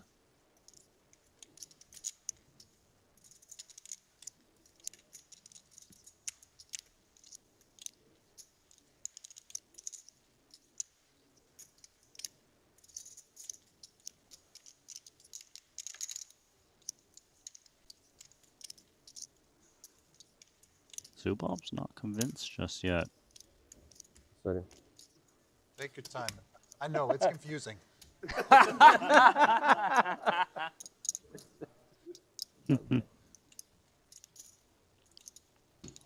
That makes me want to fold even more now.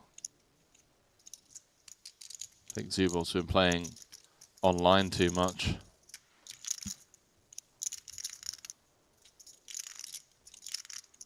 He's trying to find any excuse to call. He's going to call it. Oh, he calls. Same hand as you.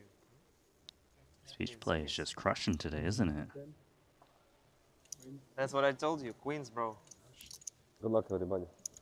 There's cards coming.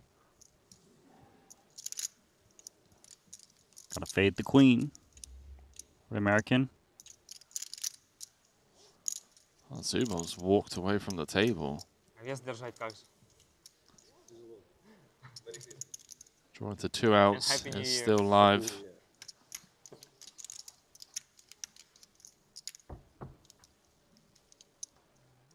Oh, it was close, man. Red paint. Bye-bye. Had me sweating for a bit. That's good for this. Who are you? You bluff me and you steal him. Oh, everything's bluffing? Okay.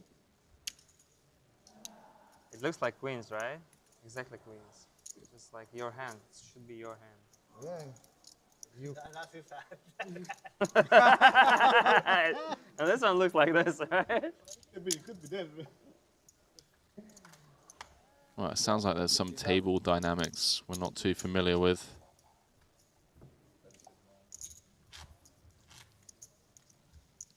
That was a huge call and Very nice, incorrect. very When you're behind, you're just trying to 2 outs. Oh my God, he just tipped $20. Who am I?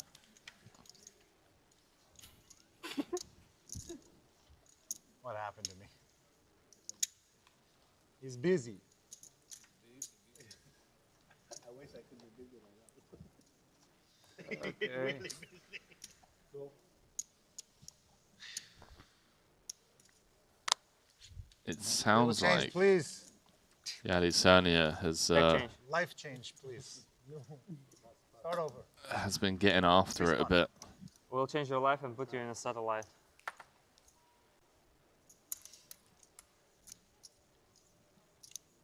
Well, he's limping on UTG with ace-8 off. Once he gets an option to see a free flop, Jack-3 offsuit. Has he checked yet? No, he's raised.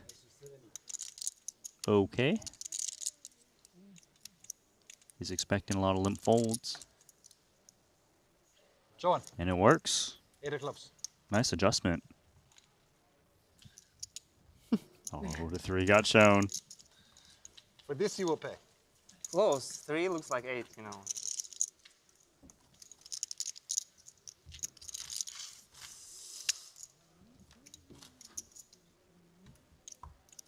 Interesting show there. Yeah, why not, man? Show the 3, you Last know? dealer he was 60. And this one he's my friend.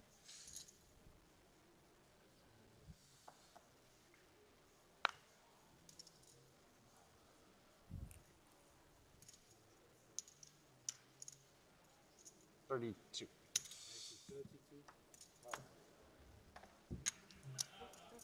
Man, both Allen and Alex Keating, they're very loose pre-flop. Under the gun, 8-6 suited. What a race.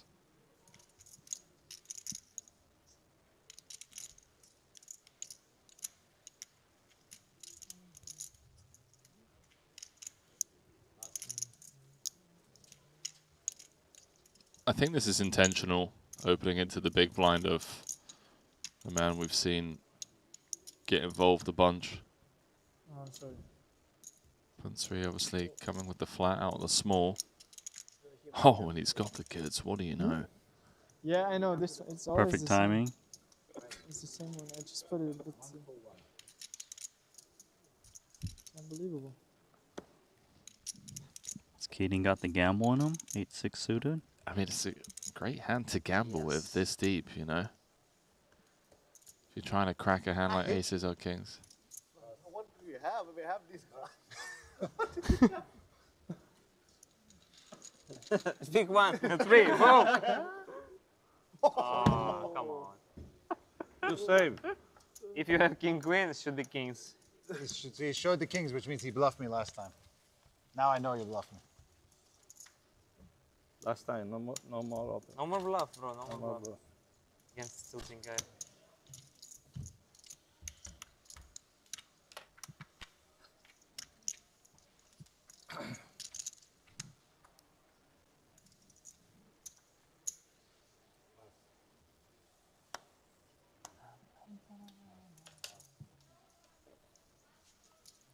Man, every hand there is a premium dealt. Just beyond ridiculous at this point. $10? Boom, boom. Tojik says run it. King Deuce going to get out of there, so it's going to fold around to Keating. Could be interested, ace deuce of clubs. How much? 9 big blind jam. 140, that's right.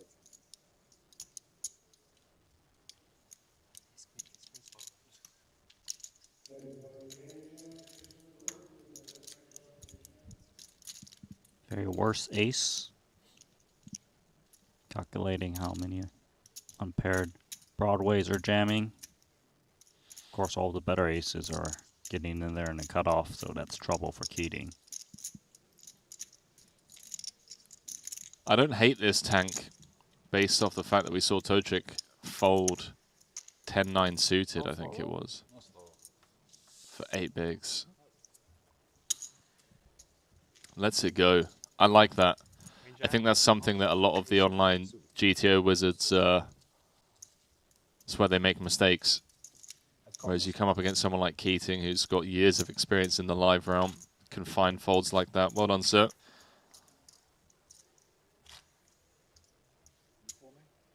Huh? Of course I call you. You look like you want a rebuy.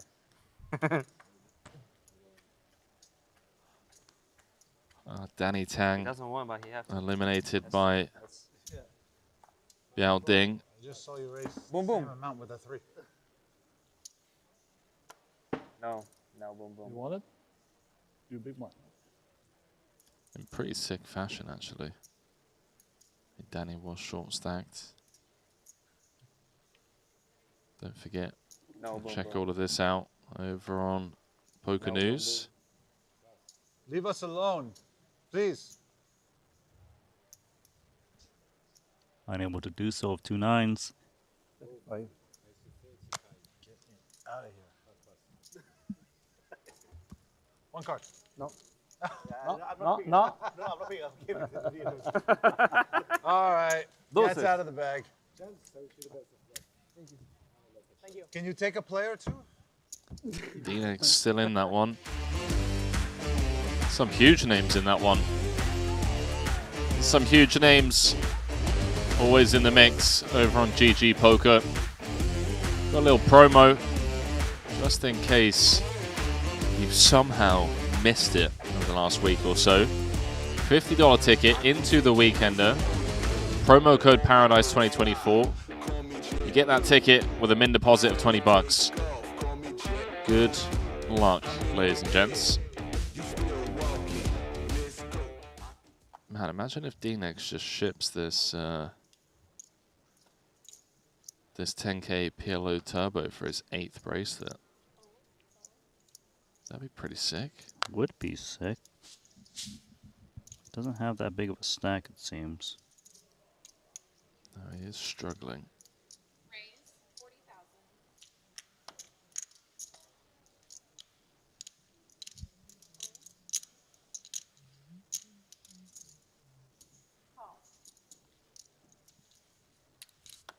Joshka, Jack 8 also going to defend off of his short stack. Fresh blood. Flop's best with a pair of 8s. Who's this And he could just try and get chips in.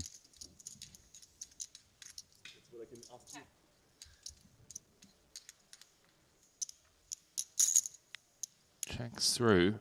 Jessica with 93% of the equity now. And loving life. Especially as the short stack.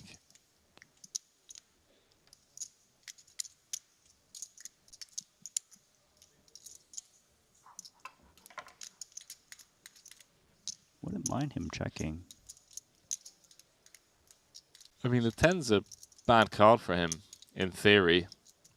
He's never thrilled about it. Like, Keaton can certainly have like Queen Jack, Ace 10, King 10.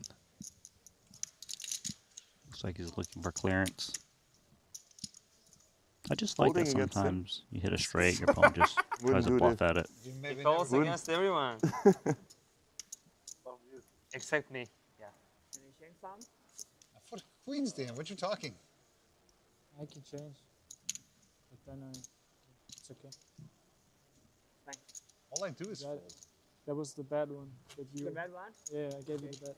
I called the middle. Embarrass my family. They're gonna be so mad. Maybe not. That you 3 I bet. have some advice for you. Don't mess with this one. He got my chips in the first bullet of the day already. I swear. I swear. Would you mind telling us how? I made a mistake. Okay. So far, everyone has made a mistake against him. Yeah?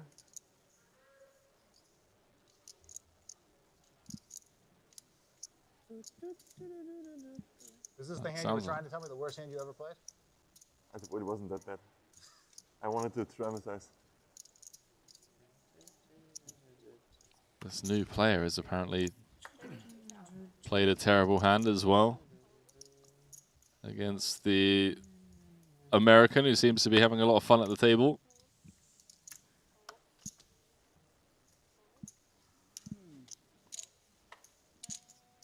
Little take in raise. Ace 8 suited. Oh, this one come back to me.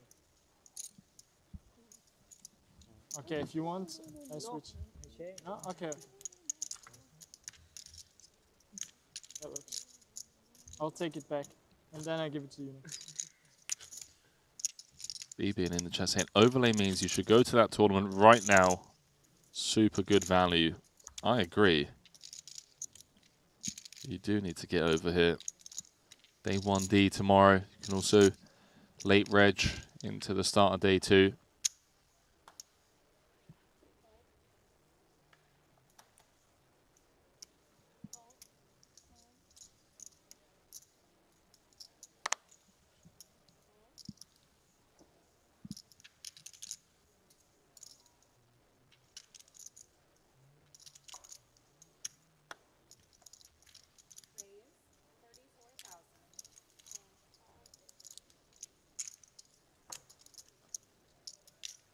Filatov with a very healthy 1.9 million chip stack, getting a bit loose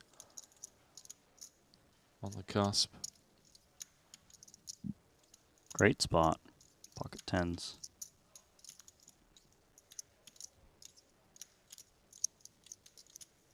Mandatory jam off of this stack.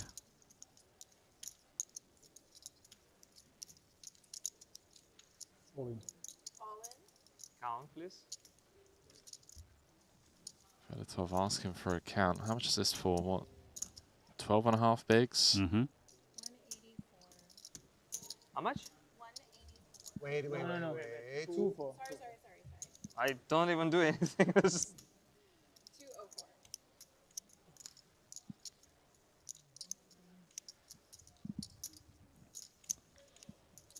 There was some hesitation. I'm not sure if Filatov's going to interpret that as potential weakness. He'd be wrong, as it is 2 10s.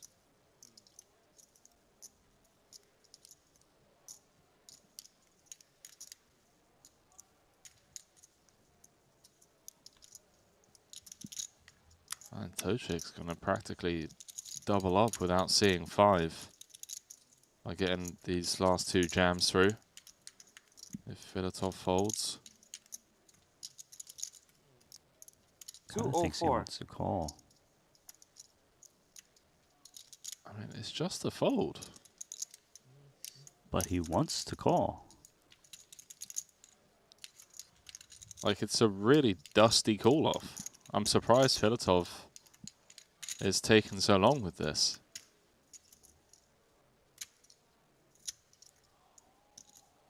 Gamble. That's good. Gamble announced. He's calling. But maybe not. Oh. For sure got a baccarat hand. Yeah, it's not some baccarat. Natural 9.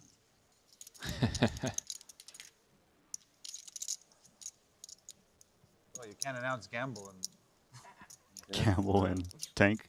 this is totally against. He said pretty much call, right? Yeah.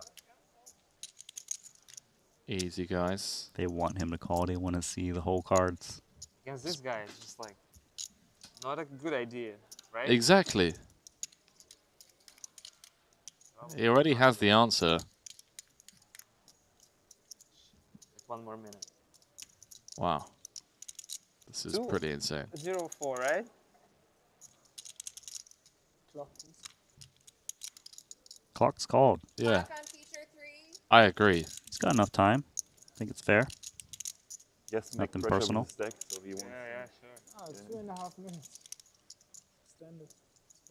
Yes. I agree. 2.5 minutes for a 12.5 big blind. Like, you should know your ranges here as a professional poker player. I get you banned from the U.S.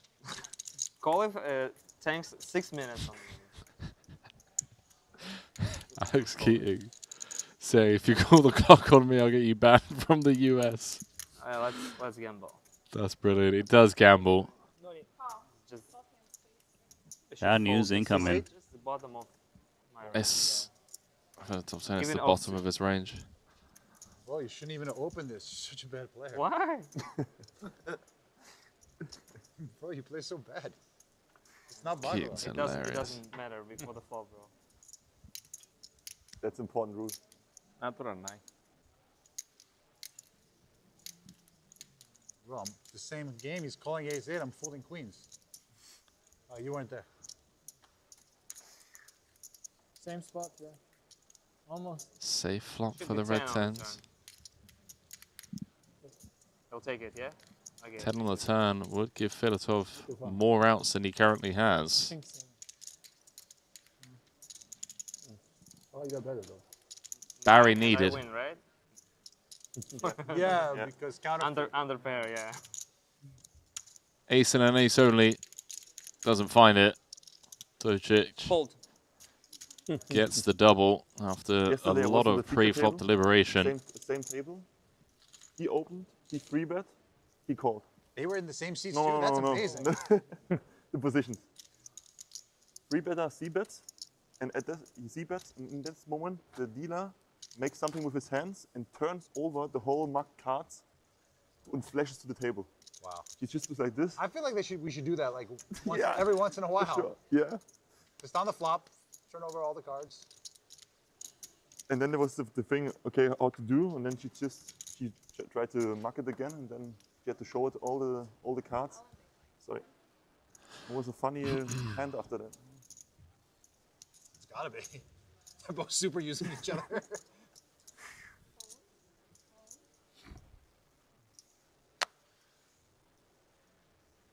Oh, it's your blind? Yes. Okay. So you said you fold queens, right? Yeah. I just folded to a 4-bet. Okay. Okay. I 3-bet, they 4-bet, I folded.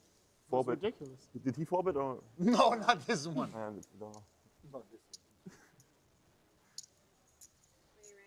one. 3-betting chips from Filatov on the back end of losing that, and well, music to the ears of Jessica because he's going to 4-bet jam his 15 bigs. Keating's going to get out of the way. Go top priced in. Yeah, he is.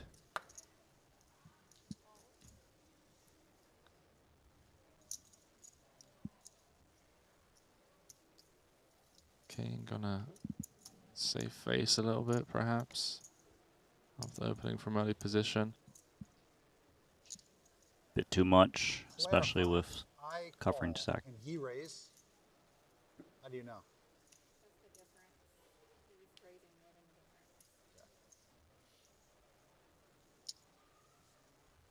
Okay, so seeing if the action would be Such a reopened if he had called, and the answer is gamble? yes. Gamble. Gamble, gamble again. Man, Did I? yes, You took your chips. You did a weird thing. great shape. The pot's right, and you did a weird thing. Yes, yes, he's calling. Let's go.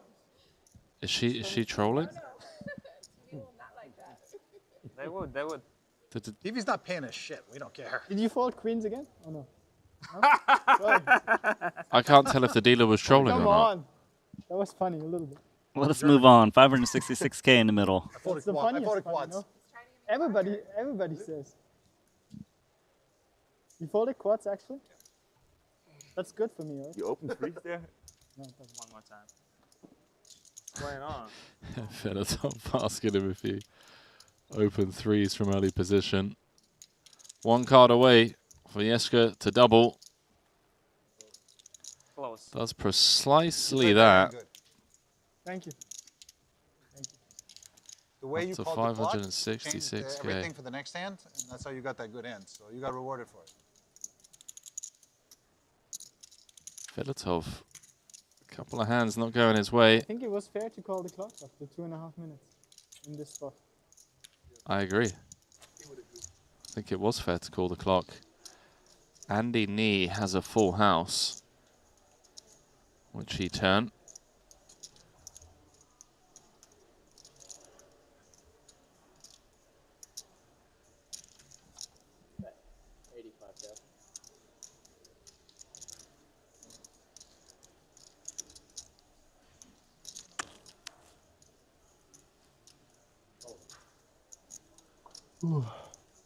Nee unable to extract value. Nothing against these players, but that other table has been really fun. But we do want to see some Keating over here.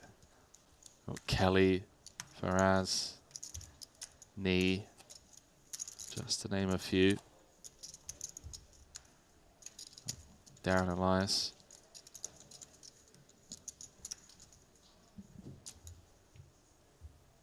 Yeah, this is a table. Alan Keating, smashing.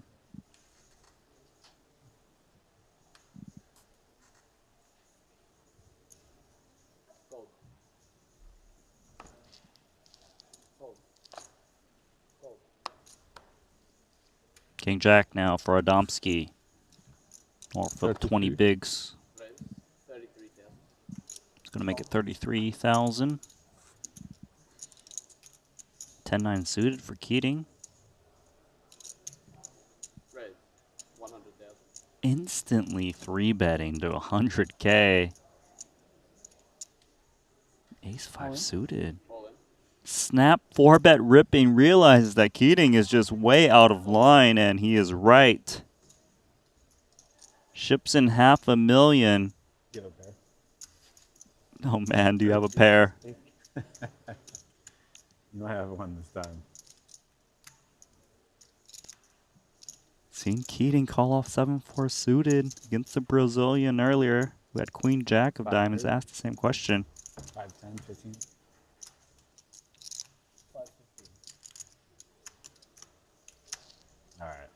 gotta do Wow, this is just pure gambling. 10-9 suited calls, and it's 43% again. equity for Kading.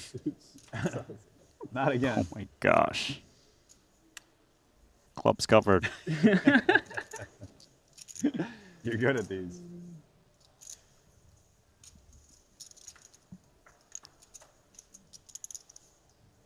And a 10 in the window, followed by 2 5s. Wow. Wow.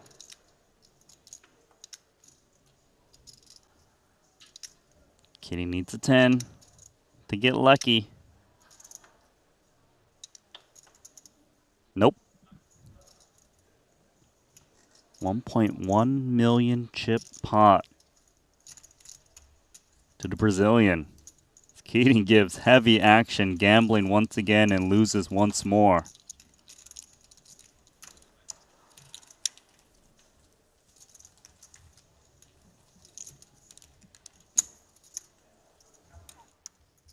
Flipping it back over. Herman, King 7 offsuit against Ponsri's Ace 9 suited. 166,000 chips in the pot. Blind versus blind confrontation.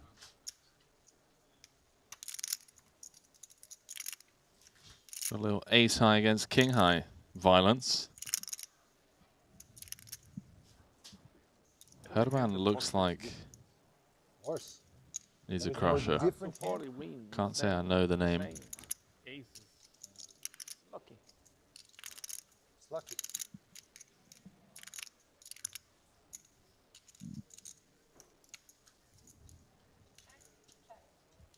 Check, check.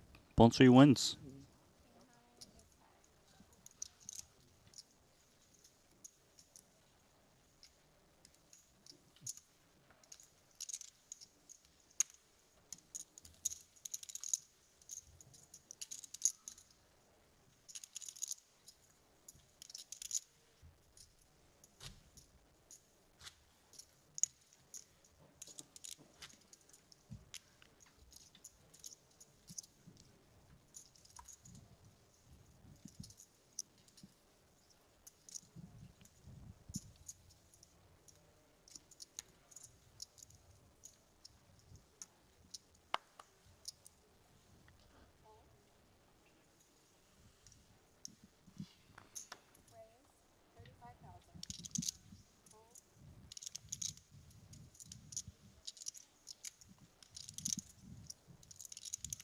KT with a playable one, especially this deep. That was a bit surprising. Love to see KT. We usually see KT getting in there. Perhaps actually trying to bag a day 2. Yeah, it'd be nice to take day 1 D off, right? Get a day of rest in before a big day 2.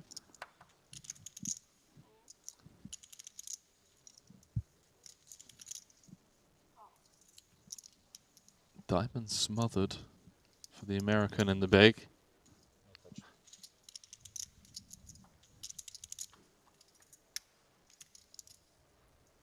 Oh my.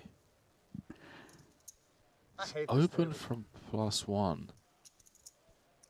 Yes, quad 6s. And he's just flopped quads, Randy. If there's ever a time to just check it and just hope like an ace, king, queen, jack rolls off, please don't bet.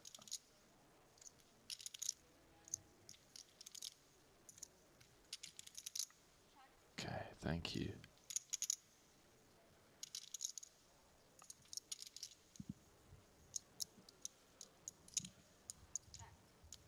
This is nasty. Okay, safe turn.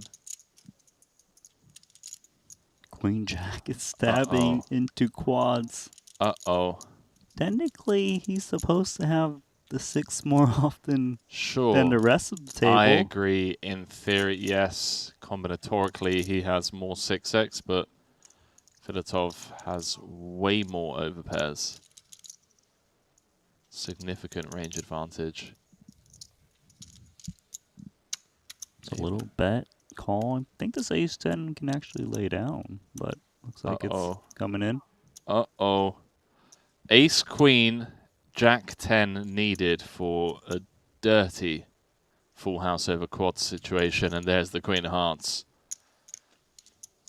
189k in the middle. Wow. Yeah, this has rivered the full house. Checks it over. That's great news for him because won't be put to the test for much more.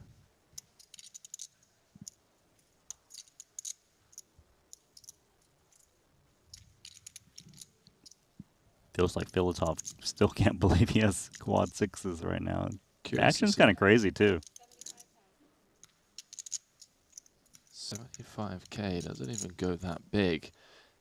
I love it because it opens the door for a raise from a queen. Right? Yeah, the sizing does. It's also hard for his opponents to have a queen as played on the turn, so maybe that's why he sizes down, trying to get some crying calls.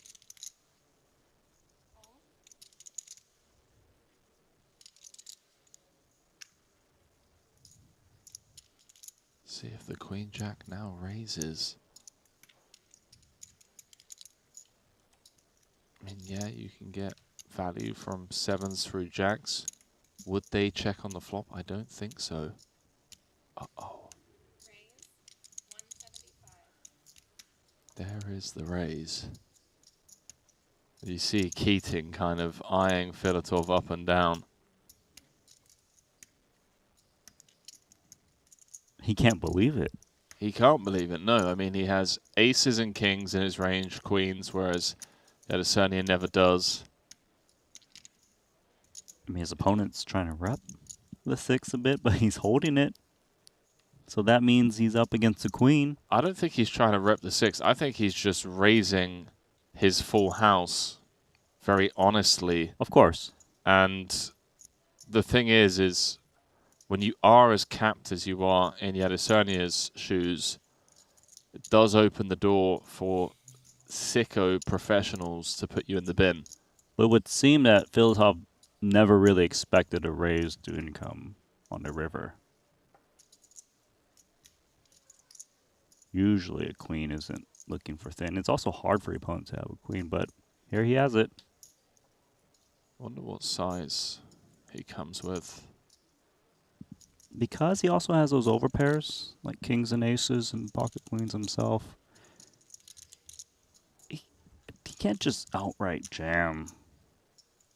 There is range advantage in the sense that, you know, Queen X could potentially find a hero call if you just jam 1.3 million.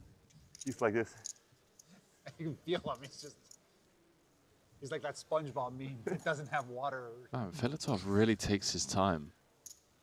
Like after tanking for so long and then folding, I just before raising. Okay, 475. Gets paid. Gets shown quads. Filatov up to 2 million. Gets shown the queen as well. And I wonder if he could have got even more. Did he get snapped off?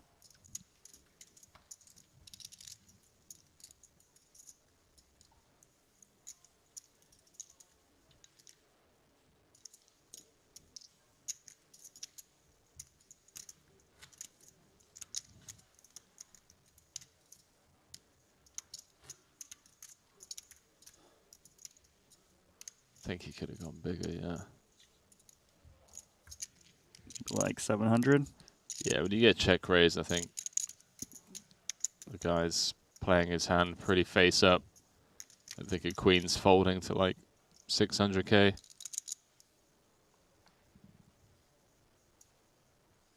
$2 million chip stack, threes in the bin.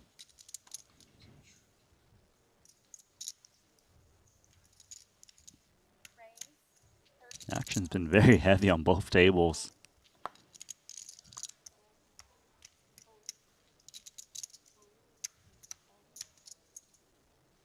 I was about to say I want to see more Keating.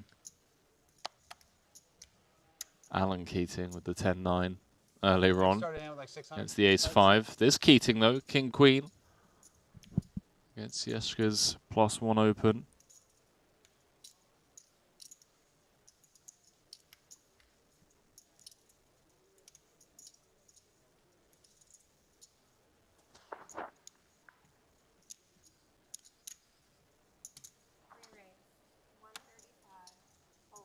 Want to see one? Nice 3-bet there from Show one Keating. of the aces. I think a lot of people miss those spots. King 10. Does he look like a guy who 3-bets there, King 10? He was definitely bluffing. No. It's very up. King's minimum. Yeah, Okay, ace king. ace king. But not all the time, 50%. I'll take the under. King deuce, offsuit. Oh, you said it, King 10. It was a good guess. How did you know? His eyebrow. Do you have your phone on you somewhere? Cheating? Did they take? Back over here. How many chips has Keating got left? Feels like he either bags the day as chip leader, Randy, or he's back tomorrow firing another bullet. Yeah, you're right about that. If he's playing like a sub 3 million chip stack, he's looking for ways to build it or incinerate it.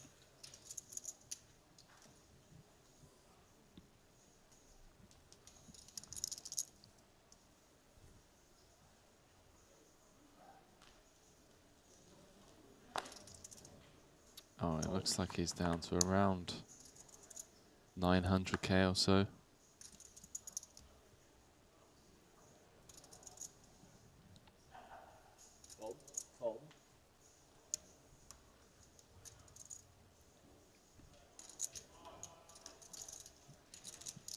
Been some solid poker out of Exeter Cotter. Jack-9 suited coming in. 2.5x. Slicing up doesn't really work on Keating. Jack-9 suited comes in. Diamond variety. Oh, so Keating's got 1 million, okay. It's going to say carve it up, boys, but I think whoever sniffs at this pot. It's a sizable c-bet as well. Keating obviously cannot continue.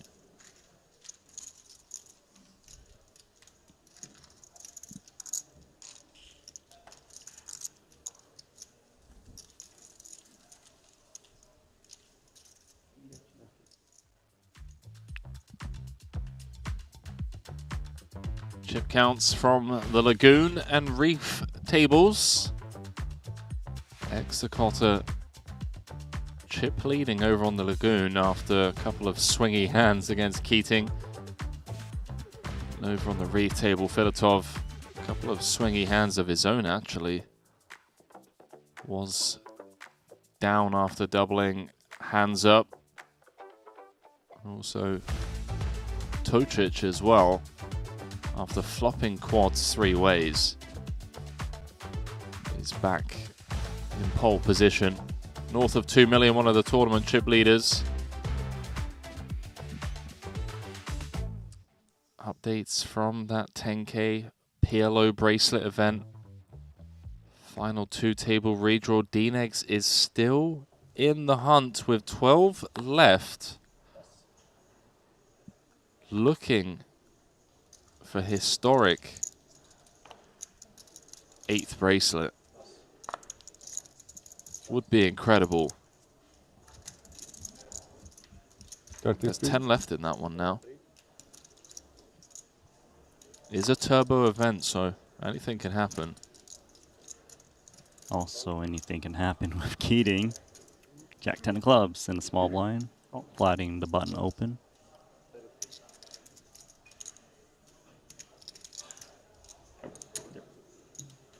Plenty of 10s in these 3 hands.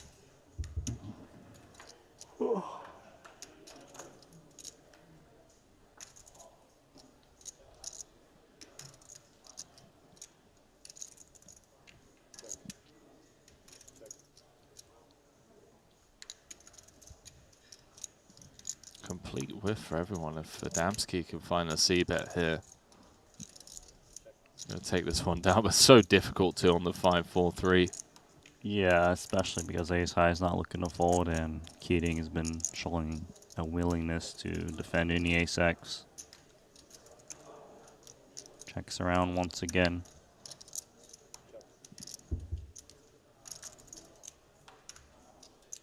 King 10's good. It is, Randy. But it's checked down to the river. Wait, he Keating just open mucks. He open muck Jack 10 high. He's trying to make the other players get into a little bit of battle just because there's less players to get through with a bet now. That changes things, doesn't it, for Brazilian? I mean, who open mucks Jack high on this texture? There is a chance that they just chop it up. I mean, it's opened the door for this Jack 10 to stab. Probably wasn't looking to bet into two opponents, but one who's showing, just checking down. What a crazy hand. Even though it's a little pot.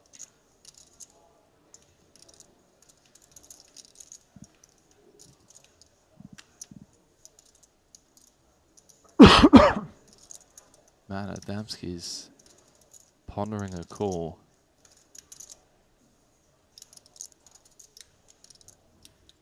With King High. Oh my. Sicko. Deserved.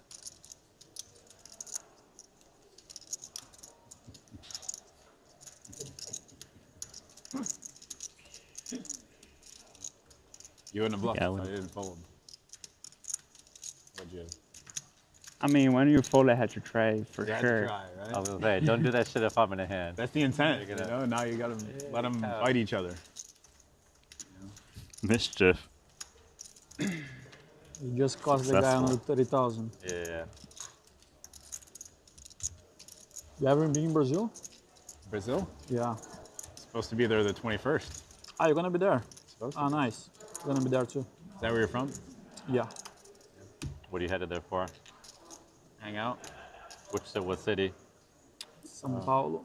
Sao Paulo. Nice. Everyone always goes to Rio. Sao Paulo. I like Sao Paulo better. If you like big cities. Neymar is hosting a poker tournament next week, so that's the reason. Are you gonna play it? Yeah. You're gonna play? Yeah. I think it's gonna be pretty nice. Neymar's hosting a poker tournament. Try the pizza there. Good pizza city. Real legit Italian pizza. Okay. The pizza's good, apparently. Legit Italian pizza in Brazil. Thanks, Ross. 90. This is trouble for Radomski. Tens. I believe he announced 90.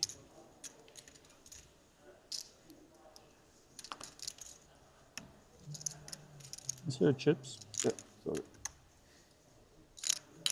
So not quite all in at the moment. Although I'm sure he's got intentions to call it off. If and when chips do fly in. Most likely What's the bet? 4 bets incoming rather than slow play of 2 kings.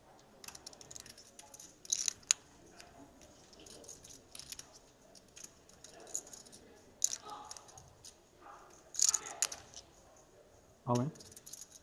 There's the jam. And the snap. Good luck, boys.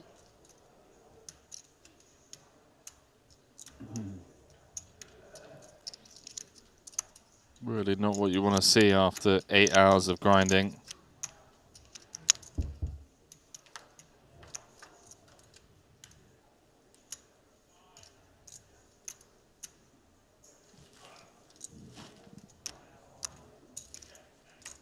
Not great. No, clubs covered by the kings, obviously. And now Adamski reduced to a lone out. 10 of diamonds.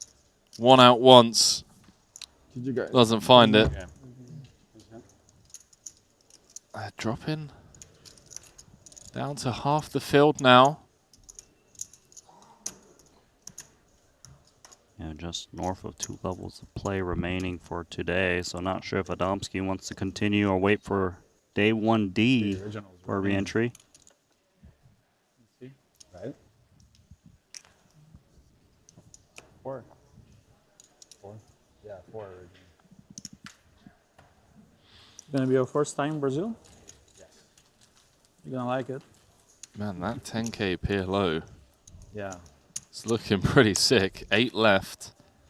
Biaoding, Rui Neves, Mike Goldinsky, Roman Hrabets, Mike Watson, Daniel Zak, and Daniel Negreanu. Bahamas? Yeah. Okay. Good luck, chaps. Where are you from originally? Michigan. Michigan. Okay.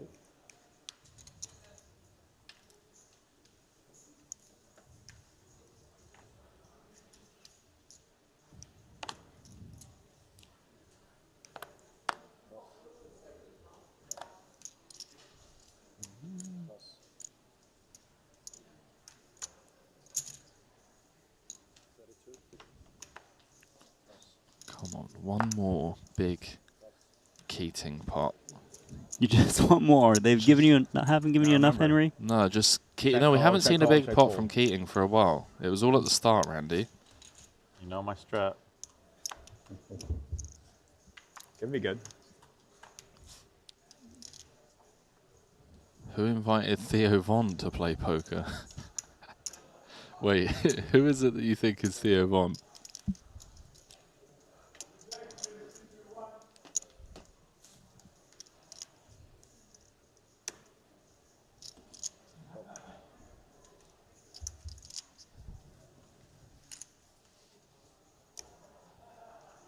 Seven's still good. Yeah, Jacko getting lucky post flop. Finding the 3 outer. That river does complete the front door flush and put a 4-liner on board.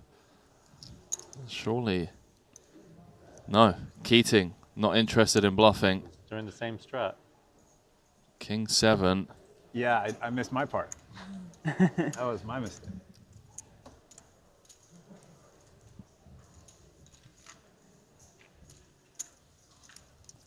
Oh, the Brazilian Theo Von.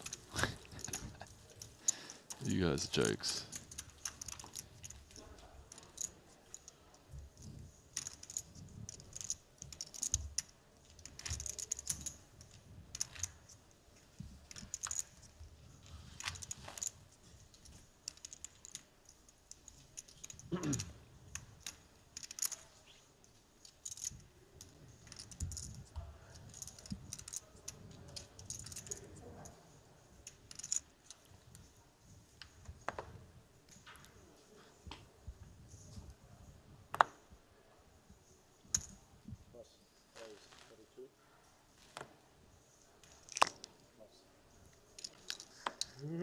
There needs to just be a Keating cam.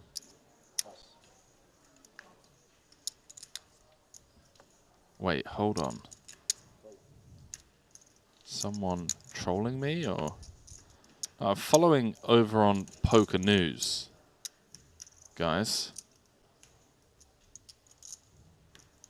Says there's 8 left. So unless I'm somehow severely missing something. Oh, now it says 9 left. I'm confused. King Queen is up against the open-ended steel wheel draw of Keating. You wanted some fireworks. This is what I've been asking for, Randy.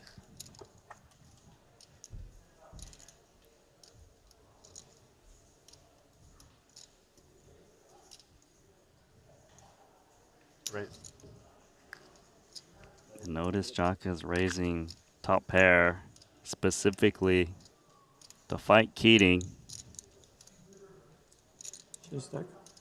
Executor is tilted at that because bottom pair, backdoor hearts cannot continue this action in front of him.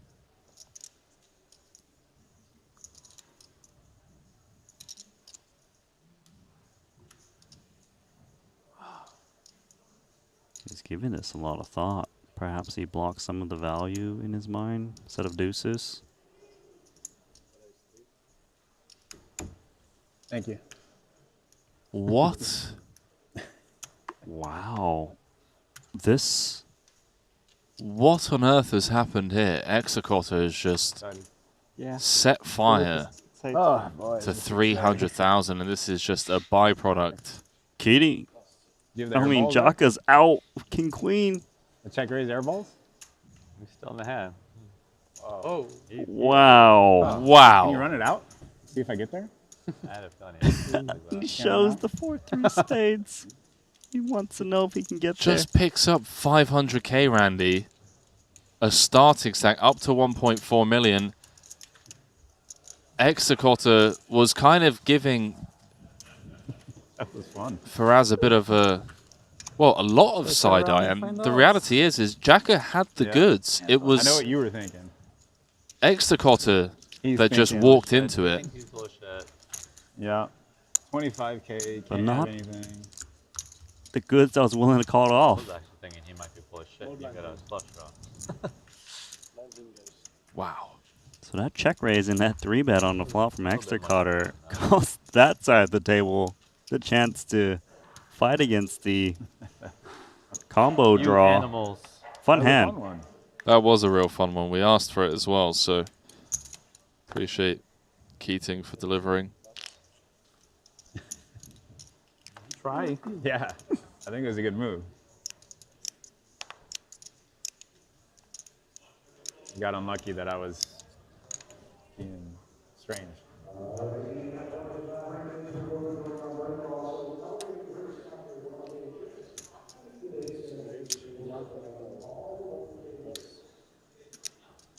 Andy Nee 3-betting Keating.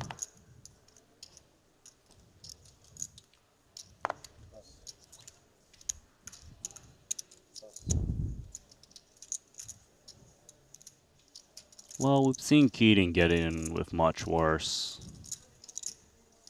So this is a massive premium for him, Ace King, of course. So funny. He wants to play a huge pot, you know him. I'm gonna tank for like another 15 seconds and then probably put you all in. Compare what you might do in that situation. Trying to talk me into calling it off. All right, I'm on. You all in? Yes, all in. All in announced. You had 15 seconds. You don't know what to do yet? Should be obvious. Ooh. There you go.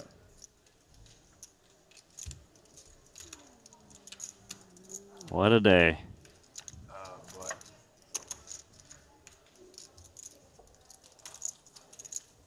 You guys. Thieves.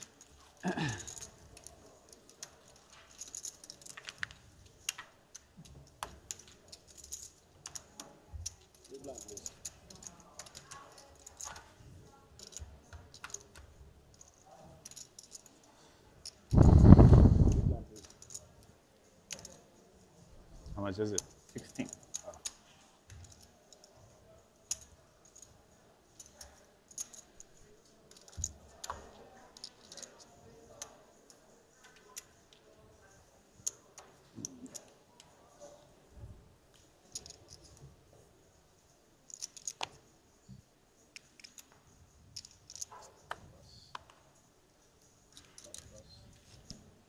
So about 10 minutes left, if that, before we head into the final break of the evening.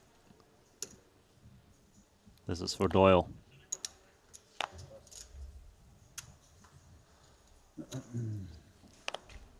Man, Keating just picking up A huge one there. With 4 high. He's won $500,000 in chips uncontested. Didn't even have to see full run out. King flopping best.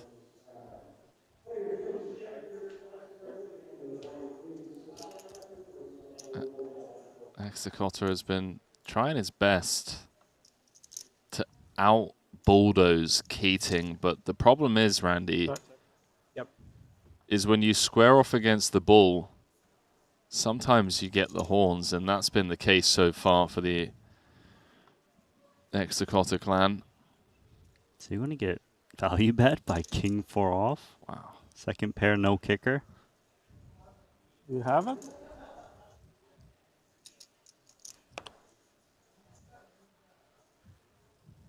Only beats an 8, losing to 10-9. Yeah, some of these busted hearts actually pair up and they don't want to bet.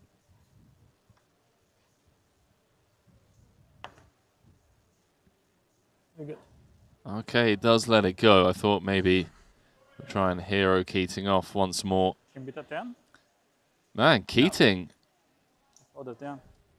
Oh, you said. I thought Keating was gonna lie to him there, last hand of that frame. So Keating bouncing back up to 1.6 million. Randy, that's one of the most entertaining frames, and I know the chat are saying we keep harping on about Keating, but it's a byproduct of Keating in a 25k. He's got 1.6 million. He's been ripping it in. The speech play very early in that frame that got him paid was just world class, and yeah, that was a fun one, especially for day one of a 25k. The day one frames with you, Henry, have been amazing. The action's been crazy. Both Keating's been driving, but especially Allen, and the 4-3 suited play for us, Jaka, check raising king queen, and the 3-bet to 300k folding. That was something else. It really has been non-stop madness. If the last 2 days of coverage haven't convinced you to fly on down for tomorrow's day 1D, or even, you know, come in tomorrow late reg, or maybe start of day 2. But yeah, looks like a overlay here potentially in this 50 mil guaranteed. I'm stepping out. James Dempsey's going to be stepping in alongside Randy Lou to take you home for the final frame of day 1C. In about 10 minutes time, we'll see you very shortly.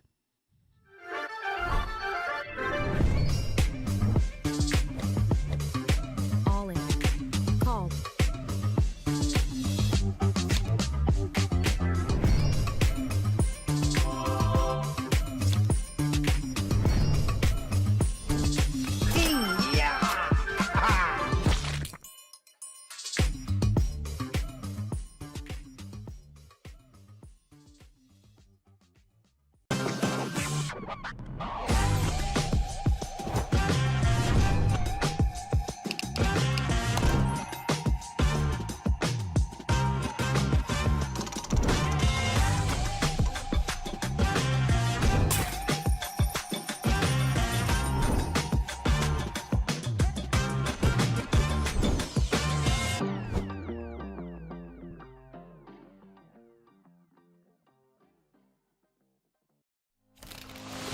Every moment counts.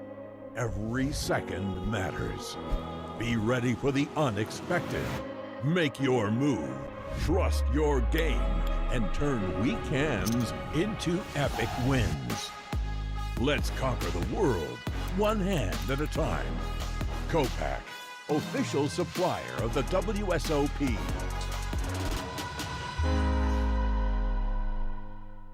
Line Look, right? You would call, then you look. No, I look and then complain and then call. Like you have 2 blinds still and make it more. I agree. Chip in a chair, Kolev. No, you'll lose half right there. Not yours.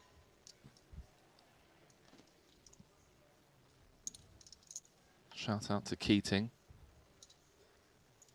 Always entertaining at the table. Okay. And shout out to his company as well. Fly Flat. They've booked me a few flights in my time, Randy. Always take care of me.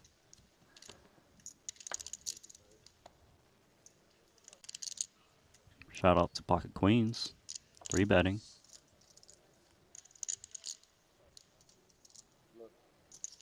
Kolev decides to go 10-7 offsuit. Yeah, I think this is a byproduct of potential clearance because of the 3-bet, right? So I think he's going to get a bit of an overlay, getting much more value for his 22k. We could see here he would actually, well, 4x if he could hold. Yeah, also that big or get blind, there, sorry. Big blind ante included. See if Keating missteps. I mean, he's very deep here. Start the hand 70 bigs effective. He's going to make the call. Little three-way affair, making this a lot tougher for Kolev. What I have, right?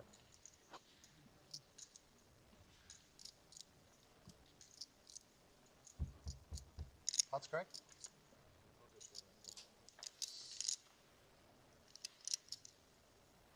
Glimmer of hope, perhaps? No. Not on that board. I mean, he's got 60% of a straight, but drawing to running cards. Keating is leapfrogged into the lead.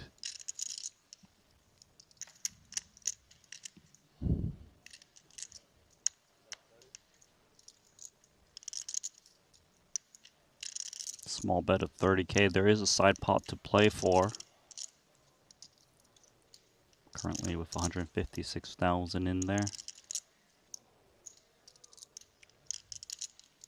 Not the type of hand you want to inflate with ace-jack in 3-bet pots, given that bigger aces are definitely in your opponent's range.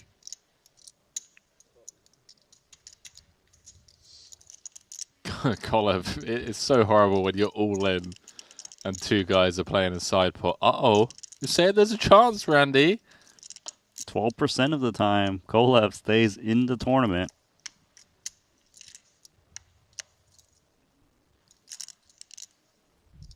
Need some pot control of these two queens at the moment.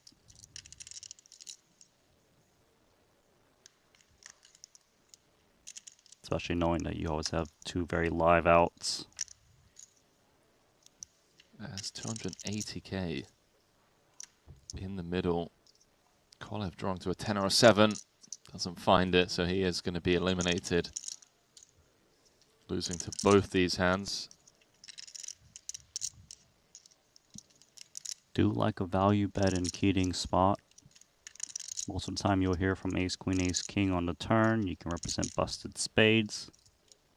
Does check it over, so it gives Filatov, I would expect, a free showdown.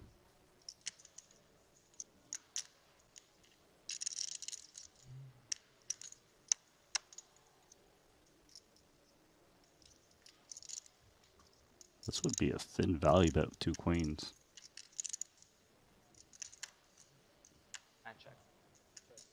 Let's check through.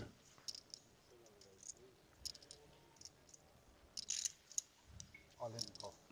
GG, Kolev. You have to show.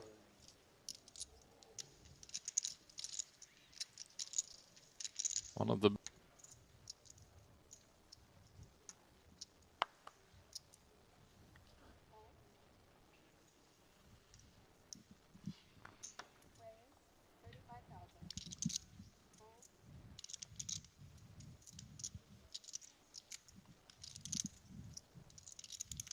KT with a playable one, especially this deep.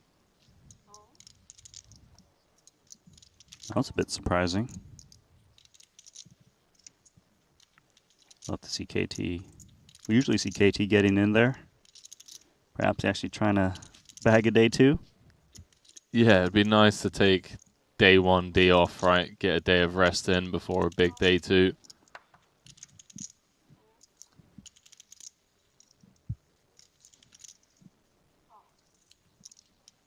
Diamond smothered for the American in the big.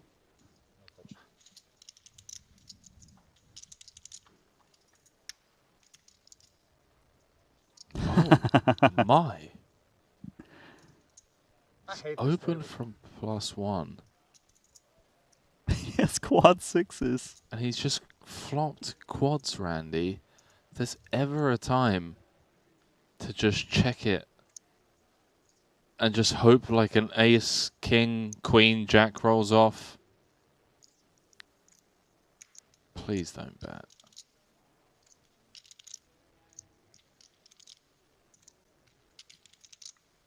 Okay, thank you.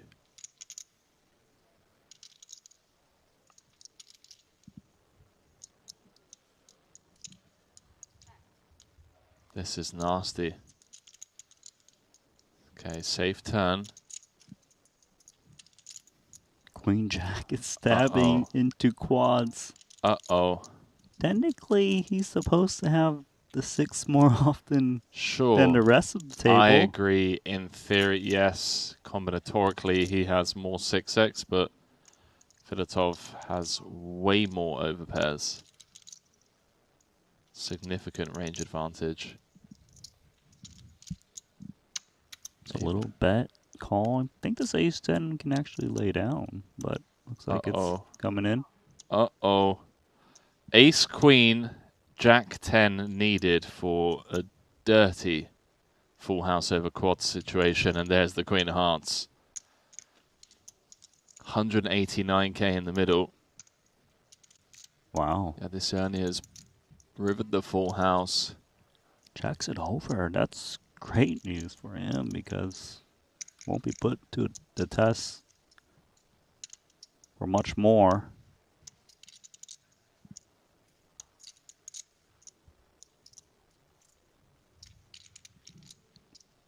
Feels like Filatov still can't believe he has quad sixes right now.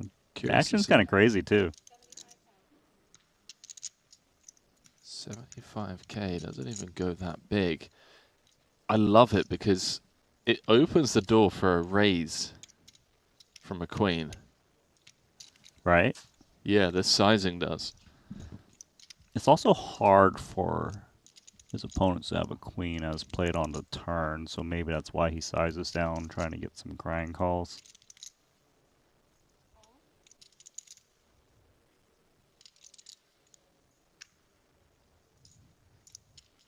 See if the queen jack now raises.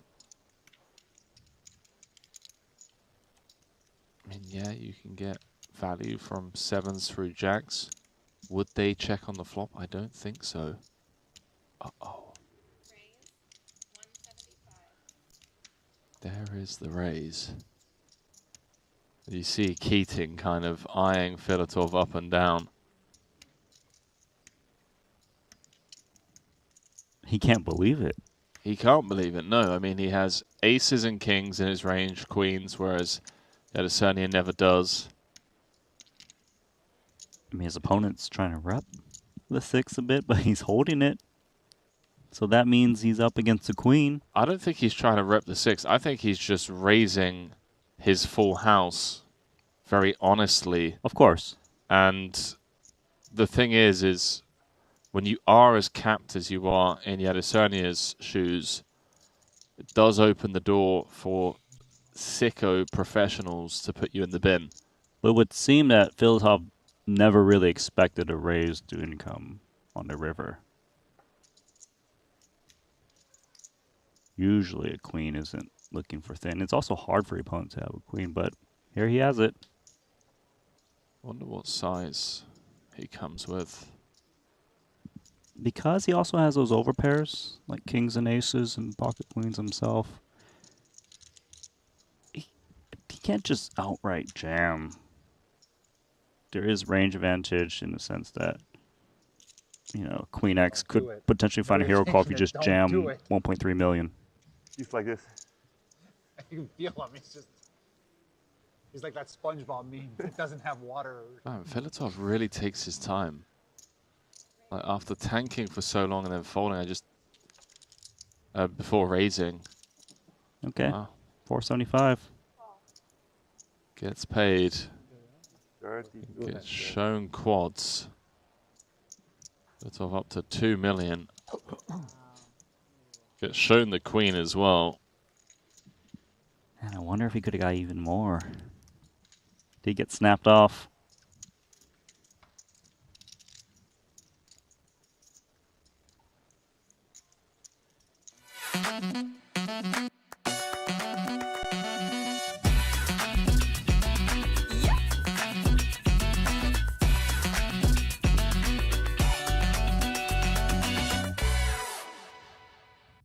Welcome back, one and all, to the Atlantis here on Paradise Island in the Bahamas, where, of course, it is the WSOP Super Main.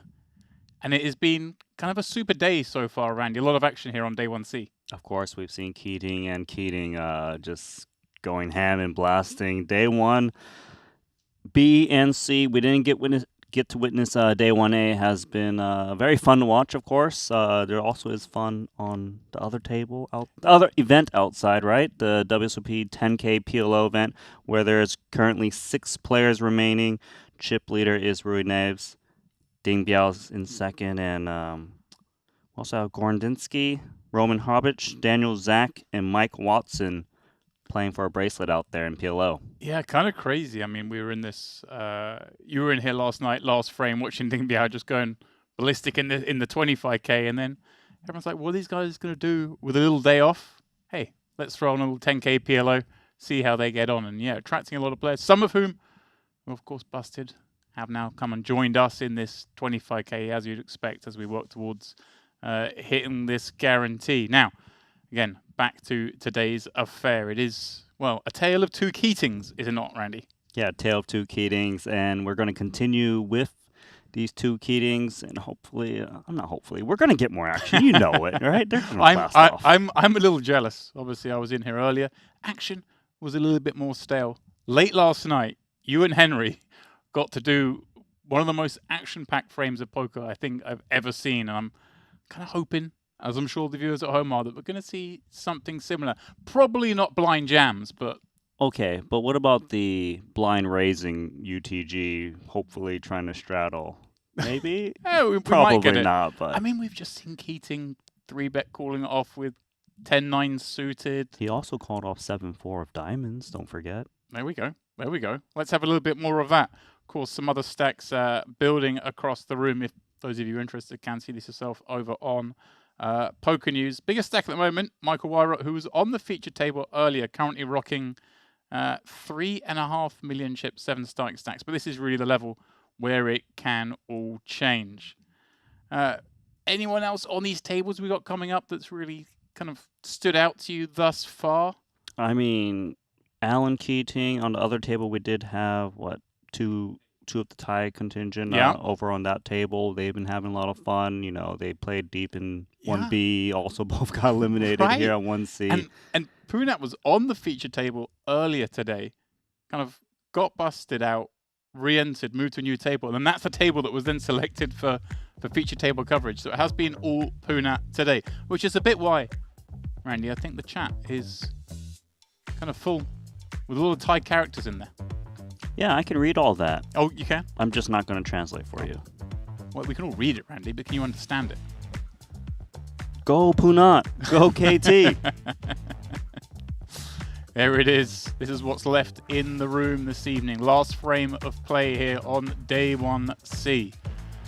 And it is Exter Cotter currently leading the way. We saw last hand before break. He made a little fold there. Not the strongest of folds, but a fold nonetheless to Alan Keating. And those two have been going back and forth a little bit. Andy Nee also on that table. Kind of getting short now, although with still well over a starting stack. No reason to be doing anything but playing as good as he can. Other table, Filatov, big stack as he has been all day. Battling off, as we mentioned, against KT, against Poonat, and of course, against, in my mind, Randy, the original Keating, Alex Keating. Original Keating, we're going to go with that. He's the Keating I know. But both Keatings are amazing. Oh, different ways. Box office stuff, of course. Yeah, Alan Keating. What a nice little start on this bullet then. Up to 3 times starting, of course. Busted out late yesterday. Back in the mix today. Going to play 10K, 20K. And Randy, I've already been informed there are going to be a lot of players that we have seen over the last couple of days haven't made it through yet today. I've decided not to re-enter, but they are going to be coming back tomorrow. Makes sense. You know, you want to get as many levels in hands as you can. It's a bit late to re-enter at this point for most. Ace-Queen to start things off. for knee. Extra Cotter. He's gonna get himself a hoodie. Oh, he's changed it up. Not only is Keating fun to watch, but always well dressed. Oh, he just looks the business, doesn't he? Mm-hmm. Kind of has the X factor. Okay, King 9 Thought about offsuit, raising. small blind flat. I want you to know. I almost raised.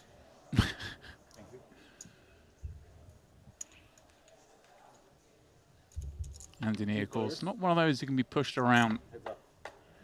Familiar with the very high stakes himself. And that's a pretty good flop. Ace, Queen, 7.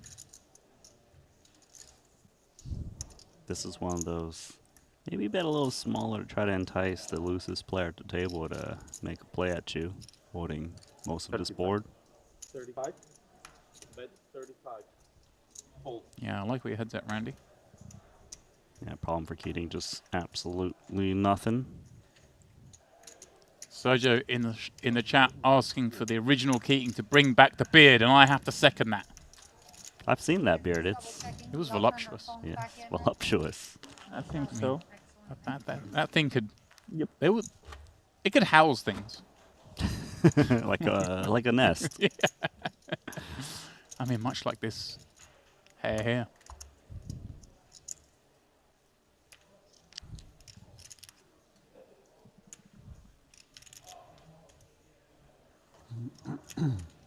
Yeah, we're referencing obviously plenty of action going on outer tables.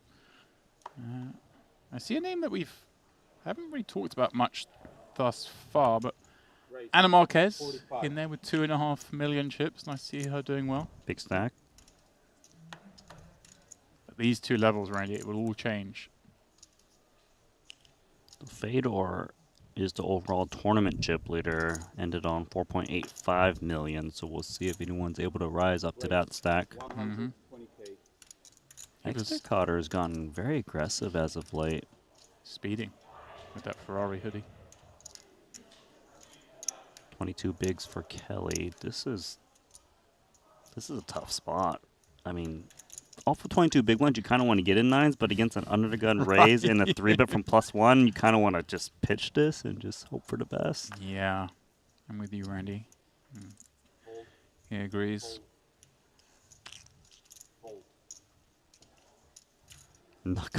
More nines? Whoa! Did we just send them over to knee? How would you play these 2 nines, Andy?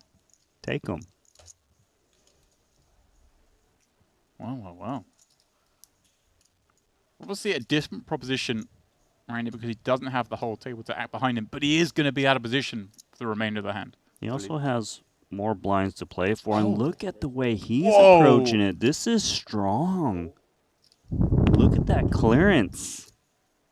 Wow. You know Kelly's just kicking himself right now. Are you serious? No, I mean, Kelly's loving life, isn't he? He's thinking, wow, I would have run into it. And he needs 3-bet jam from the big. True. I think, anyway. But yeah. No, you're right about that. But he's just like, man, these two are up to no good. Oh, yeah. That information's out. All right. Beer. No, yeah, that's what I'm saying. He's drinking and driving, right? That's not a 0, is it? Is that the units? Wow, you remember your unit chat from Jermaine last night. Okay. I mean, he was blasting away on that. How can I not learn about units? I never knew that term before. But I think they were discussing at the table they have units in Australia, Randy. The same units. And that's where you live. But you clearly don't pay too much attention to such things. I haven't been hitting up the tinnies, I won't lie. You know that one? You taught me that. Randy's partial to a little tinny after a day's work. Couple nines is like, hey, whoa, you played it wrong last hand. What is this? Try again. We're averaging 1.5 pair of 9s per hand here. Look at the instant rejam for redemption. Oh, I thought we saw a 9-8 there. I thought maybe just maybe. You have a 2 9s again. 445. 445.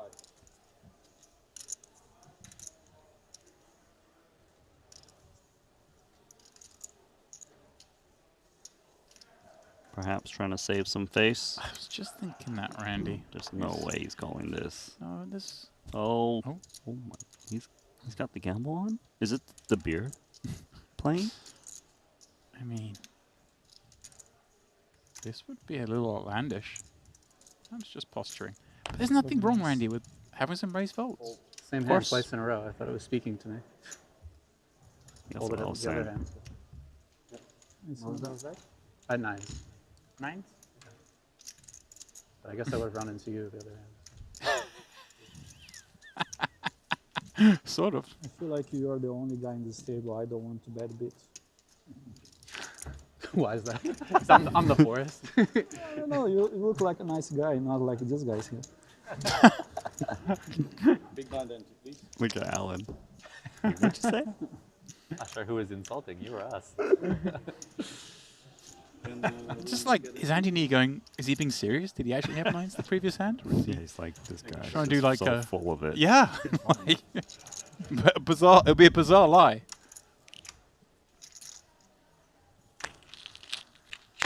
But he can't really even push the point. Like, did you really have 9s? He It also becomes do- apparent. He doesn't really want to let the rest of the table. He had 9s when he jammed 800k or so either. Yeah. Keep the image going. Yes. Never stop bluffing. Yeah. Yeah. Okay, how much is it? 20? Big blind, 20K. Thank you. Race, 40. Fold. I like that tagline. Never stop bluffing.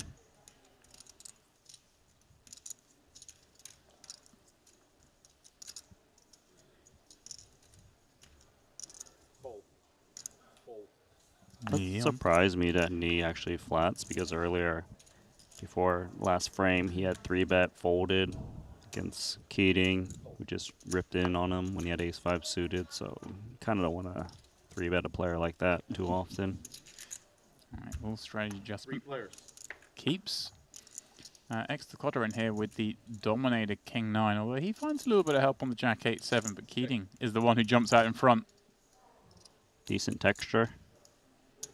Bet 35. Fold.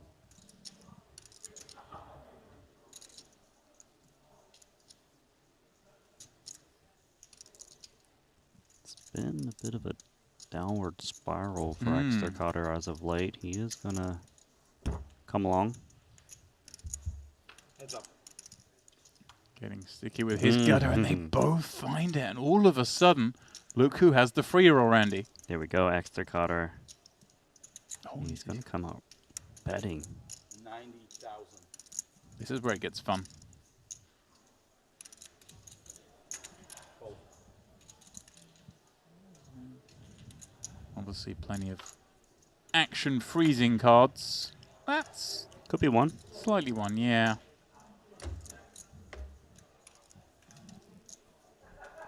Kind of like a check in Extra Cotter's point of view. Looks like he will bet, but just because you can pot control against a club, 2 clubs I mean, and maybe like an ace-queen or king-queen would stab when check 2. Straight. Oh. Yeah, good thing you clarified that. And actually much of us hand. Yeah. 9 of clubs and a black card behind, yeah. Thank you. Couldn't tell. I'm the nice guy, so. Yeah, obviously. You proved yourself. You don't look like a degenerate like the rest of us. I think you got the wrong read on him. Don't think so. He's setting them up. Just go with it. Okay, you're right.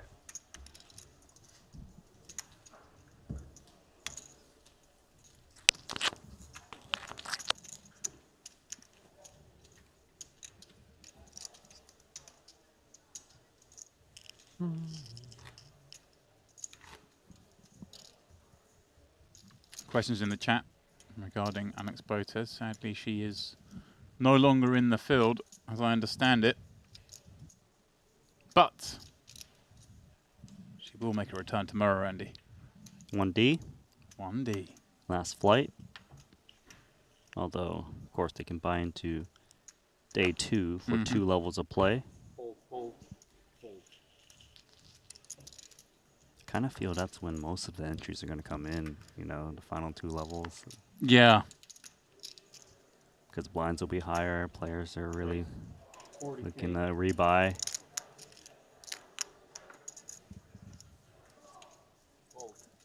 But here we are now. Jack 10 for knee. Min raise into Kelly. That's about starting stack at the moment.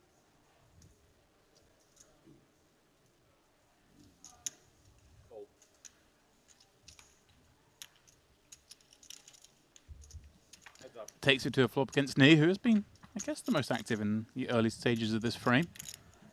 King Queen trait. Boring one, Randy. Yeah, boring for Kelly. Great flop for knee. High frequency C-bet. Pot being pushed forward to knee shortly. Here we go. Chris in the chat, Randy, wants you to tell them what will first prize be. In this tournament, I'm actually pretty bad at these types of calculations. I know what you're thinking out there. You're thinking, here's the Asian guy. Let's ask him number questions. You're pretty good at this, though, honestly. What do you think we will be paying out? 4.5? 4.5? Yeah, Sounds about right? Like a little under 10%. How many binds is that? It's a lot of binds, Randy. You don't know. It's a lot of binds. Yeah, I think it'll be like 180 binds, something like that. That's massive. Getting Eric. Probably. We'll see. Maybe more even. If we do get a little overlay, obviously we're paying, one presumes, 15% of the field. You know, if all of a sudden I'm feeling sick on day 2 and I can't commentate, don't look for me out in the field. I won't be there, but you know. Yeah, it's a tempting one, isn't it? Yeah, I mean. Again, if you're watching and you're thinking about it, stop thinking. Henry keeps saying, if you're on the East Coast, come down here. Randy, I put it to him. If you're on the East Coast of Australia, you can get here. Yeah, you should travel any distance to arrive at this spot. But yeah, like, I often get asked the question, do I have the itch to play? Like, this is the biggest itch I'm trying to scratch, you know? But it's all safe and fun in the booth. 40? Here we go. Against your big blind? He's not going to win that. KT. Great stack he has here. He's in for multiple bullets. Seems like he's on pace to make day 2 with a healthy stack.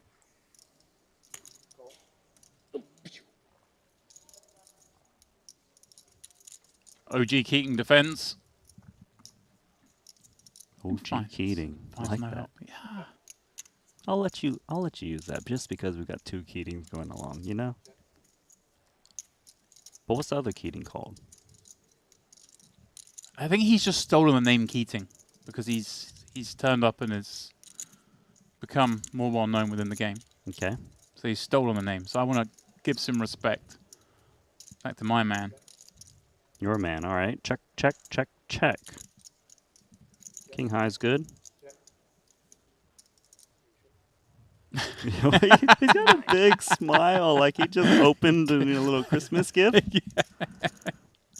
110,000 chips is your reward, KT. Merry Christmas. Good read. That was so easy, eh? Yeah, that was so easy. It was very easy for him. He just told me that was so easy. Check.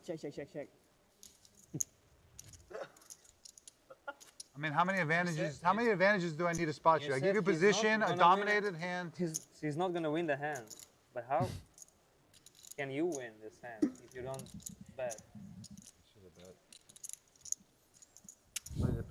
I mean, I saw these two were nestled next to each other earlier today, Randy. Keating and Filatov. And I imagine this level of needle has been just non-stop.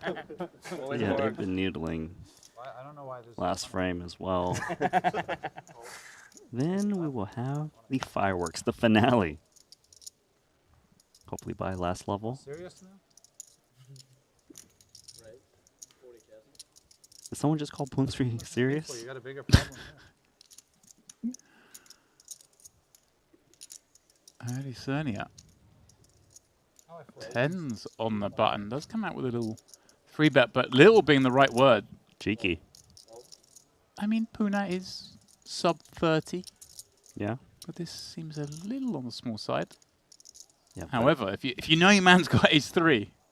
The thing is, like, you know, when I was gonna say if he folds this spot, you kind of look like you just get 3-bet relentlessly, you know. Yeah. So you kind of have to protect your image. Makes the call base 3 off, flopping nothing.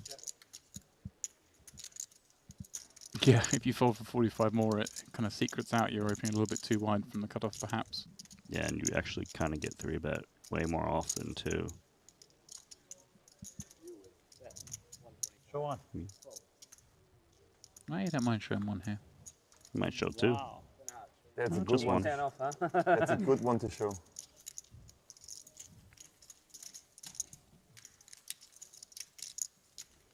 Kunat's like, you showed a 10? Bluffing me?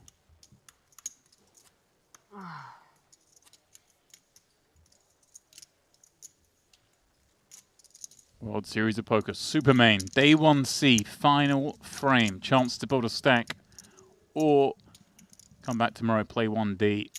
I say it like it's just easy, or just come back tomorrow and play 1D. It's $25,000 a go, Randy. It's a lot of money, you know. Like, sure, we are blessed with these big buy-ins these days that we get to watch on these streams, like 50K buy-ins, 100K buy-ins, and stuff like that. But 25,000 is still $25,000 to play one poker tournament, you know. It feels like in this room people have lost their sense of the worth of money. Yeah, you know.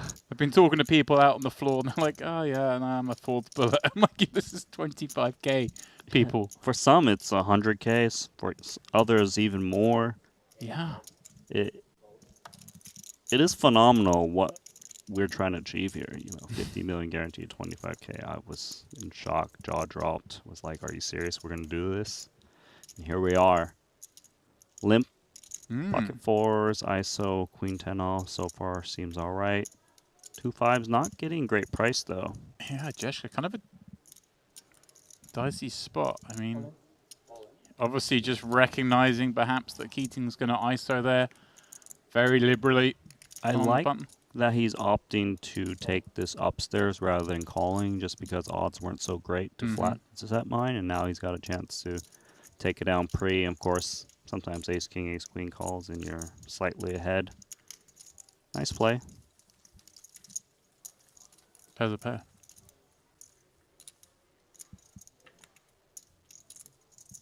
And yes, Chris R in the chat. Players are allowed to re-enter different day ones. Also the same flight as well. Fire as many as you want. Unlimited re-entry, is it? Or is it limited per flight? Unlimited, baby. There we go. So There's a 50 million guaranteed, Randy. We're not going to put restrictions on people. You are welcome to make it $1 million buy-in for yourself. Players will allow you to. Yeah, I wonder. I mean, we're not going to shame the person, but someone out there has to be in for the most bullets at the end of this tournament. If you had a guess, what do you think the number would be? That's what I'm thinking. Like 7 seems pretty good guess, right? Think it'll be more? Over 4 flights, there's got to be someone who's dusted off a couple a day and maybe gets through them a third day with 6, but then busts out the start of day 2. Yeah, That's I mean, true. It could be like 9 or 10. I feel like there might be But someone. like one guy. Yeah, I feel like the winner's going to be winner. Like the outlier might well be winner. Like 9, I guess. Yeah. You should get a prize if you put in the most entries into this tournament, you know? It's like consolidation. Participation envelope, maybe? Participation. An envelope to carry all your receipts. I like that. Little plaque. All your receipts. For others, it's worth nothing. For you, it's worth $250,000. A reward for trying the hardest. There we go. I remember playing a charity poker tournament 20 years ago. It was a rebuy. Half the money is going in the pot, half the money goes to charity. So you're incentivized to go. But they used to put prizes out for, like, the person with the most rebuys would get something. Right. And this is like an old school rebuy where you sit in your seat, you shout chips and hand the cash over. I had something like 63 rebuys in the rebuy period. And this is you playing your best, yes. Thanks, Randy. I lost the competition by 1. 63 bullets, and I still didn't win. So you didn't get the prize? No. And I lost 63. Biggest loser, bullets. James Yeah. Dempsey. Yeah. That's my story. When I try to lose the most, I still couldn't get that right. Back to this one real quick. It looks like we're checking it down. Both players with decent showdown value, high card. Like the way KT. In every of my 5 bullets, I had the dream to be on the table with Boris Becker. But I did All not. of them? Huh? All of them? I had a dream. I had a dream to be at the table with him. Oh, okay. But it didn't come true. You can try one more time? Maybe. Maybe. Well, the tournament's not over German yet, legend. Randy. That's because you like soft tables, or? No, he's got one already. Wow. It sounds like Herman is in for 5 bullets already. So 7 seems low when I mentioned that. Yeah, I mean, there's bound to be people in early. It's hard to keep that pace going, though, Randy, because eventually you're going to win your all-ins. Well, he's sitting on 1.2 million now. Quite a nice stack. 9-8 suited. Racy daisy.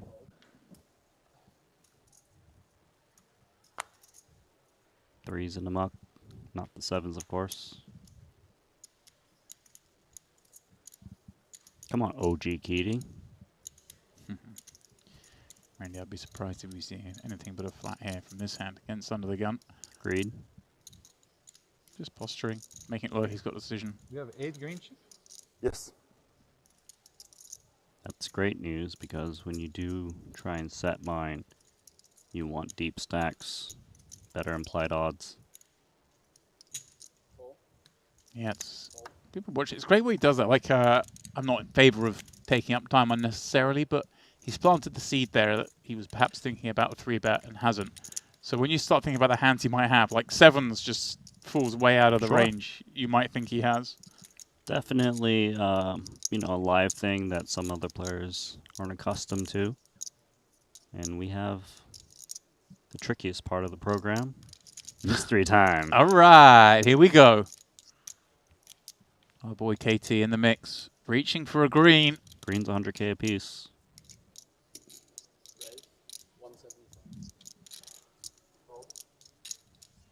Look at the stacks, James.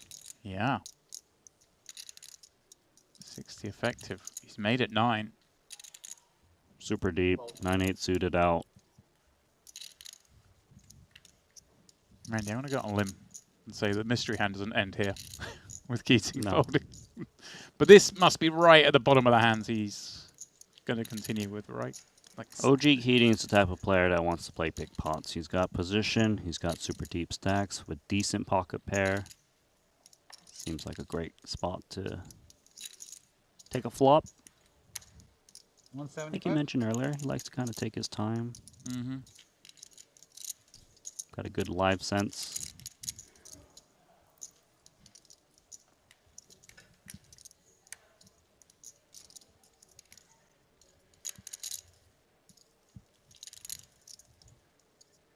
Okay, Randy, seeing this is a mystery hand, Mm-hmm. start piecing together the kind of the light hands that KT could have here from the small. Normal hands, you know, of course, the baby suited aces like ace-5, ace-4 suited, some suited connectors, suited broadways, less offsuit kind of stuff like queen-jack off, jack-10 off, etc. For now, though, this board texture doesn't feel that great for 2-7s, although, of course, ace-king does miss. Mm-hmm.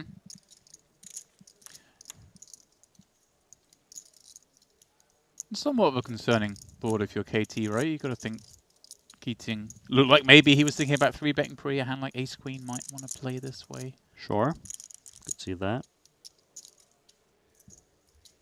Great Nines. news for Keating. Possibility, yeah.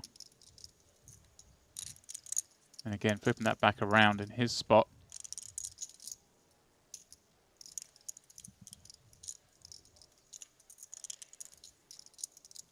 And does he want to approach this 430,000 chip pot?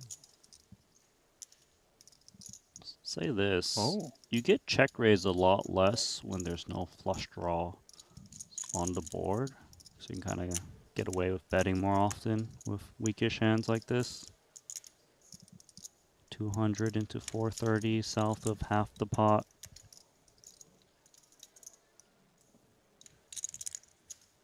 All in. Oh, KT as check jam. I was saying it's unlikely he gets jammed on this type of texture given Yeah. the flush draw, and here he comes asking for it all. You didn't say impossible, Randy. You said less likely. If he's bluffing, it's mainly Jack 10, I would think. Feels like King Jack and King 10 would be really crazy. Yeah, show me Jack of clubs. It's okay. Yes. Ace King high. Whoa. Sick. Good card. That's crazy, man. Wow. That's crazy, T. Queen 9-4. That's the question. KT. Queen 9-4 or Queen 9-5? Must be Queen ace. 5. Oh, sorry. What is going on? Maybe ace queen. Nasty. Well. If that doesn't whet the appetite for a little bit of poker, I don't know what will. Why don't you head on over to GG Poker, use the promo code Paradise2024. Get yourself that free $50 ticket to the Weekender. Yeah, I mentioned to play after watching that. Randy, yeah? Just get in there. The Ace King, you miss. Yeah, look, me and Keating were kind of on the same line as show me a Jack, expecting kind of Jack 10, maybe Jack King, but Ace King was something else.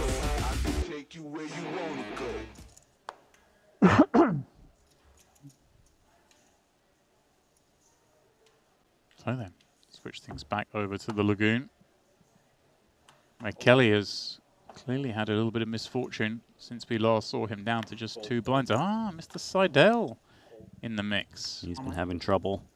Day one's 2.25x jam for Kelly. Obviously going to get looked up by Ace King suited. Because it's such a small jam, he should be looking to isolate this one, just because the big blind would be getting a great price to close it out for 125k more. Probably click it to like 100k or so. Maybe a little more. 90? 90. There you go, does just take it up. 4.5 blinds, and you need Ace 10 O, the next seat over.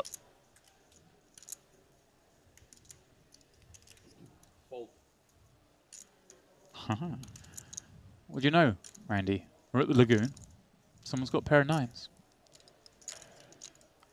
Yeah, 9 seems to be the hand being dealt regularly at this table, and I think Jaka could actually just jam this one. He does. Let's play this massive pot. Yeah. Kelly has kicked this off with that jam, causing carnage behind for a huge side pot, 1.4 million. It's Jack 8. Still alive enough in this spot. Side pot, 1.42 million. 9s versus Ace King. How much fade outs are gone?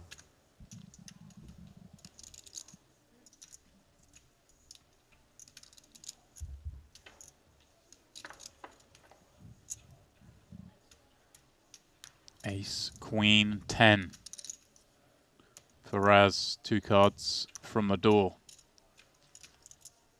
Good flop for Kelly to stay in, potentially. Yeah. King or 9, and there's the King. Well, and he's got the club covered. But Jaka has a chance to hit a 9, a club, to beat the Ace King for the side pot. He'll take that. Can he get there? Nope. Well. Kelly survives, but caused carnage behind. For Raz, bullet done. No doubt we'll see him return. Likely tomorrow. Yeah, I feel like he's not one to rush back into the fray tonight. No, he's a really calm and collected player. Knows his edges here in the tournament. Have fun, boys. Wants as many hands dealt.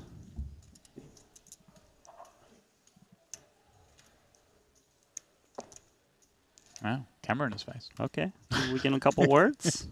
How do you think about that run out, Jaka? Do you like that?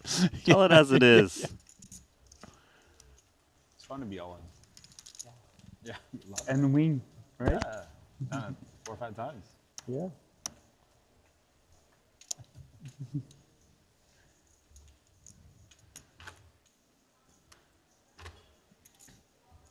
I see Perez going over there. Randy to pick up his phone. Obviously, something a little different here.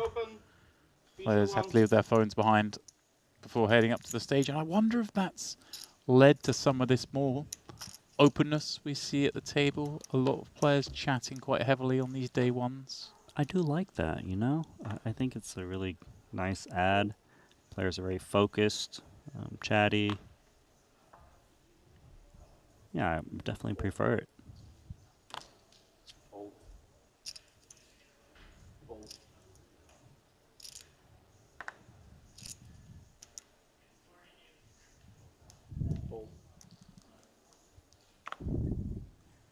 Extakota being very active this frame. Wants to just run it versus the handful of blinds that Kelly has. Kelly, look at this, finds an ace.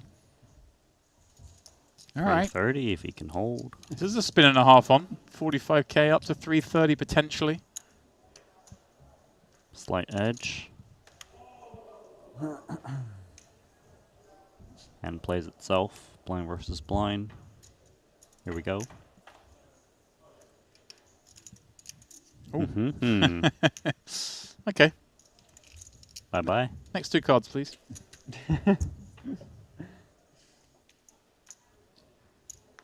Done. Here he goes then. Up to 330k. Spin is real. Yeah, now his stack is That was not the one I reasonably looked at. playable. That's a nice one back. 155. Good for 16.5 bigs. Here we go. He was sitting on 2.5 not too long ago. I wonder if that was a... if he doubled someone up, or that was one of those things where he maybe bluffed a river or bet a number and left himself a couple of blinds behind for the spin. I think either he called wrong and was incorrect, or more likely, like you said, is just double someone up. Most likely, the reason I say that is most of the times when players kind of bet all but one, they don't leave two blinds. Right. They leave something less than one big blind or so. I can barely read that on that hoodie right there. Oh, Spelling yeah. is There you go. autocorrect is not working. Yeah. You know, Somewhat X is confusing. replacing other letters. What's going on? But, I thought you were referring to all the Tide chat. no, Tide chat. On YouTube. Tide chat I got, but that sweater was something else. 40. 40. You said? 40. All right, Keaton's folded a couple of hands in a row. Not going to make it 3. I kind of wonder if Seidel is aware of Keating's style of play, but it's hard to imagine he isn't, given that Keaton, given how much Keaton's been around the poker world the last few years, and how aware Seidel is, of course, of that word. Here we go then, Randy. Mystery time. Back in the mystery house. Hit me with this name again. I was just thinking that, Randy. You've been in here calling it. I want to know how we're going. Pikazowicz? I don't know. Pikazowicz? Pikazowicz? Let's fly with that for Yeah. now. 3 ways. Garza's in. King 8 of clubs. 3 players. Boom. Ooh. Hello. Check. Check. Bingo for the opener. Keating, who does decide to check this one. Super snap check. Yeah, checks through. Ace on the turn, binging a flush draw. Check. Garza, no interest. Can't Keating. imagine the queen is worried at the moment as played. Yeah, just casually flicks in 3 of those 75k chips. 3 of those 25k chips, pardon me. Betting 75k. Sorry. Thank you. Because of which Heads up. calls for now and Trying to make a finds a spade on. Oh. Probably not. Asked him about that river card. Spades come in. Keating still targeting ace-X. Yeah, a little over half. Do you like that river? Keep in mind, there was a snap check on the flop. I would think that if Pikazowicz had like a queen, he would have thought about it at least before checking back. Oh. Raise. Bam. Hit him with the big raise too, up to 600.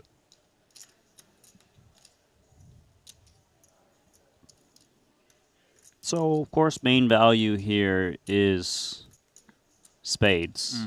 I think even sevens would consider betting the flop to start building a pot. Right. Maybe a little bit of sevens. I don't think it's nines because of the Keating bet on a turn. Still call multi-way with the ace out there. And the nines surely would be consideration for a hand that might bet the flop, as you mentioned the turbo check back. But then, with the likes of King Jack of Spades, King 10 of Spades, kind of sometimes thinking about betting the flop as well. Maybe unclear, but definitely flushes is the main hand I'd be worried about. In terms of bluffs, it's very hard to find them. You know, it's the ace, like ace jack with the jack of spades or something, like ace turning an ace into a the bluff. thing is, do they need to turn itself into a bluff Right. against a half pot bet on the river? I'm not so sure. So, if he's bluffing, it looks very credible as a flush at the moment. Yeah, that's the only hand I can really think of is those like, ace jack-o or something. Because I don't really expect like King Jack offsuit, Jack 10 offsuit to flat pre and also float that turn with a gut shot, paired board, ace out there, which is very much in Keating's range. He's going to make a big laydown. I want to know if he's right.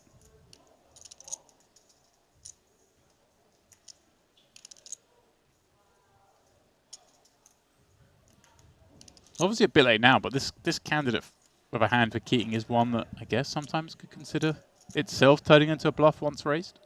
Ideally with a spade. A bit late now. Yeah, a bit late now holding like this. Here we go. What do we got? Pocket nines river. So he did have the nines. There we go. Excellent fold, Keating. Especially because he's known to be one of the sticky ones out there. Wow, wow, wow.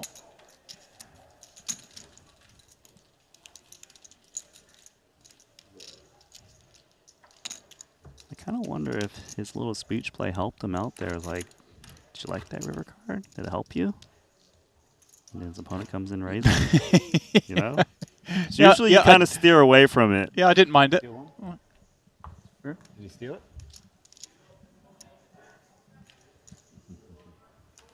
And very, very close. Yeah, tough spot for Keating having checked that flop. Kind of towards the top end of his range. Obviously, he could have had flushes himself. Yes, that's true.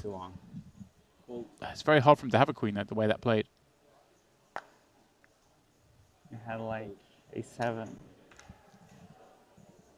Something. Huh? Something.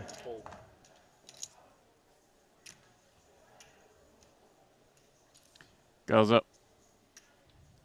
Ace king. You might have bluffed me. In the small. You might have bluffed it. I don't bluff.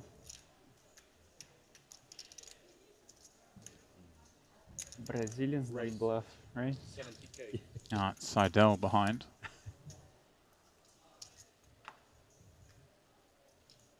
It's a weird hand. All right, Randy.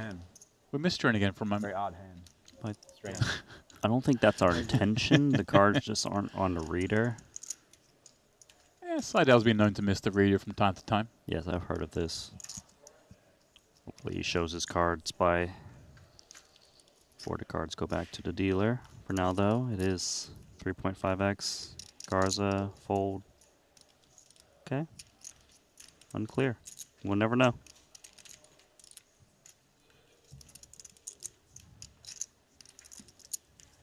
Welcome one and all to those of you joining us here on the World Series of Poker YouTube channel. If you are just tuning in, you're watching the Supermain Day 1C. It is the final frame of play, so still some exciting action for you guys. But if you don't want to miss out next time, why don't you give us a little like and subscribe on the channel. Be notified when we go on air tomorrow for more coverage of this. And of course, we are streaming every day all the way through till Friday, and we will crown that Super Main Event champion. And it might be Randy Lou, because he's smelling overlay. Yeah. And it might be 4.5 million, we're not sure. We're not sure. Maybe 5 million. Do we know how many days this tournament actually is off the top of your head? Is it like day 5? the crown, or? Well, day 2 will be Monday, right? Mm-hmm. So 5 days, yeah. 6 days. So We finish on Friday? No, we leave on Friday. Finish on Thursday. So I don't want the calculation. I just want the answer. This is like when I send you your call times in 24-hour clock and. Producer James, you're right now. You're a commentator, James. So you don't release this kind of information. It's private matters, private messaging. You know what I mean? Ay. Queen on queen action, blind versus blind. Cards are scanned. There we go. Might not be over. Oh, it is.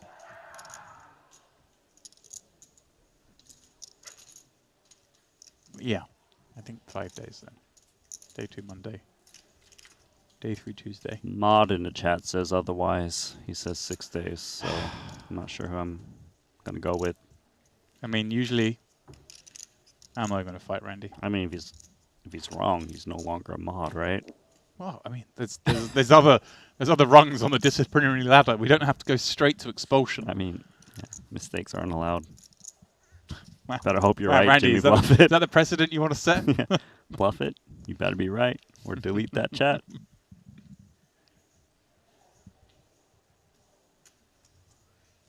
Andy knee. A little tired. He's grinded Yeah. quietly and nicely. 1.2 million. Haven't seen any huge altercations with him so far today. But it's been a long stop already for the likes of Andy Nee, who was here for the high roller portion of the festival, the Triton stuff. But as well, they've been dabbling in some other events, no doubt. Perhaps some high stakes cash, Randy. 10's in there. 80. Fold. That's very good. Wow, he also had Jack 3 offsuit. This is it. This you gave me 25, I gave you 5. Okay.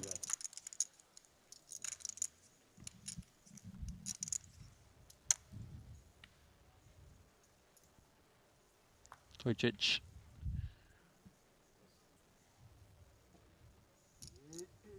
Haven't seen too much of him, Randy. Obviously, I was watching the previous frame.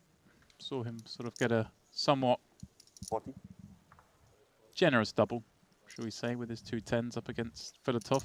He's grinding. Nothing wrong with that. Not everyone is just spewing out there, you know? Keating in the cutoff against +1. How feisty is he feeling? Down to 700k. A couple of missteps in the last orbit or so. Well, thought we were going to see more from him. Randy, Jimmy Bluffett says my bad. Enjoy the Wendy's truck.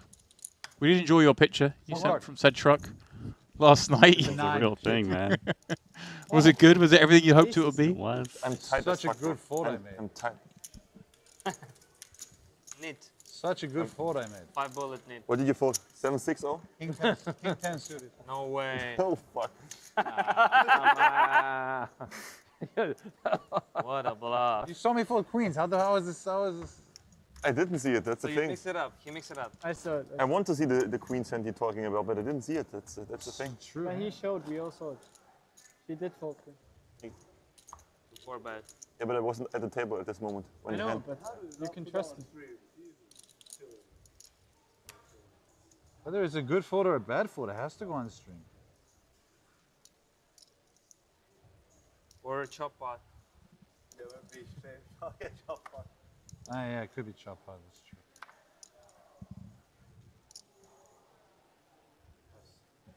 Discipline.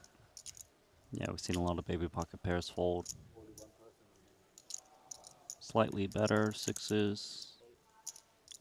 Yeah, a couple of seats further round. Coming in with a limp. We've seen a couple of those from that seat. And now Keating. Last time there was a limp, he did ISO. That time with Queen 10, had to fold to a jam behind. Now finds 2 8s and that little bit shallower. Oh, Filatov's interest peaked. And Randy lurking behind with 2 10s. Makes sense why his interest is peaked. Premium holding. Goes a little clicky. Again, the meta here. These two have been sat there all day. This limp kicking off what could be a big collision. Yeah, it's not unreasonable that Keating is isolating light against the limp, and Filatov is recognizing that and it's re-attacking. It was a very fast 3-bet to 175k, so I'm not so sure if that perhaps puts some alarm bells for Keating. KT thought something of it. King Queen O himself.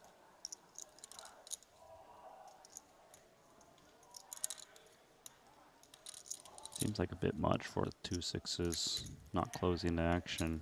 Yeah, Keating behind. Adesanya, I mean, probably losing the minimum here, you'd have to say, with that limp. Just Suspicious, hurts. though, because of everything we just said, right? He's recognizing that Keating might be doing this light. Mm-hmm. Bits of the same. Is there any way we get away from this? I'd be pretty concerned, though. I mean, the speed of the 3-bet and so clicky. I mean, sometimes some players, they're holding like Ace-King, might size up a little bit more, try to dissuade post-flop situations. Yeah, just 90k more. Currently, he's got 615k behind. Cost 90 if he does. Got about $500,000 remaining. Big blind 20k. Definitely could go in that direction. The vibe I'm getting right now, though, is Keating is very concerned. Yeah.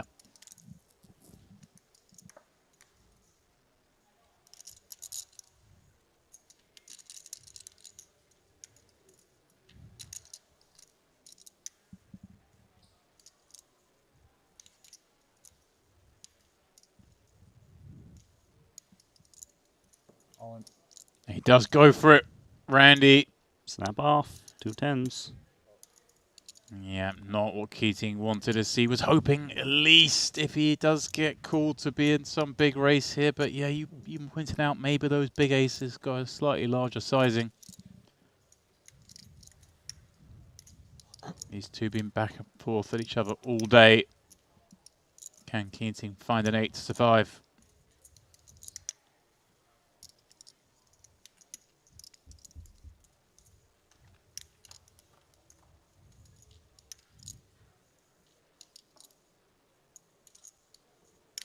Well, 3 diamonds, no use to Keating. Filatov has that part of the deck covered. Snowman is the only way out of this. And there aren't many of them here. Nope. You know, it's warm in paradise. It's going to be hard to find that 8. 2 outs remaining.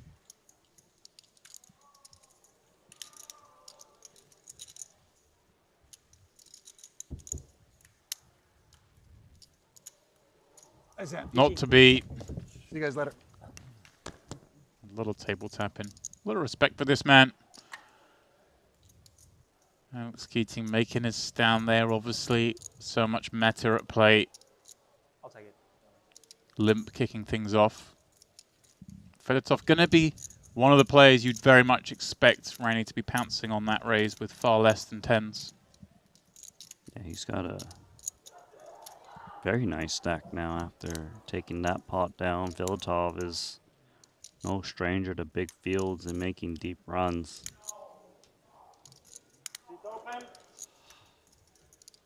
Good news for some players is now you don't have to be confused which Keating is which. Yeah. You know? And by players, you mean the chat? Like, which one's Alan, which one's Alex? Well, just Alan remains. There we go. 2.4 million now for Filatov, 120 bigs. How long Healthy. did they two get delayed registration? 4 levels. 4 levels? 4. And at the beginning it was 2 levels? It was 2 levels, yeah. Now it's 4. Oh. I think you can register day 3 also. I believe it's straight to the money. Yeah. I believe it's 3 levels of late reg. It's 3 levels of late reg? I believe so. More. There was I think, don't hold me to this, Randy, but I believe the app was indicating 4, but it's supposed to be 3 or something. I'm Okay, not sure. we'll confirm that Yeah. when day 2 comes around. It's down the line, Randy. It's down the line.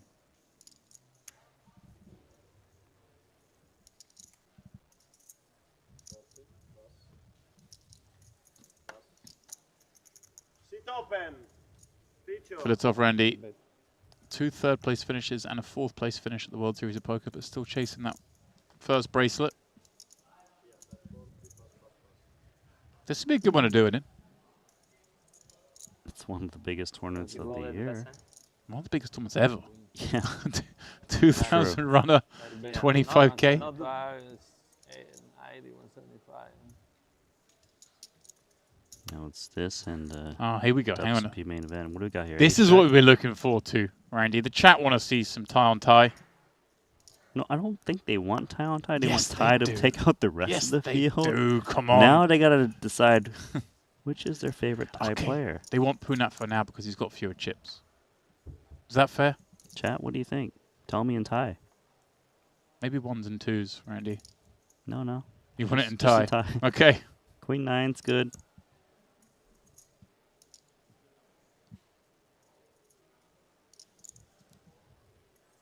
Yeah, great flop for Punat, having opened this one from the jump. Like this check. You tend to check your weakest queens for protection when you've got ace highs, little pairs that you want to show down. Hand's not that vulnerable. Really only fear the ace or king. Looks like it's gotten KT to take the bait.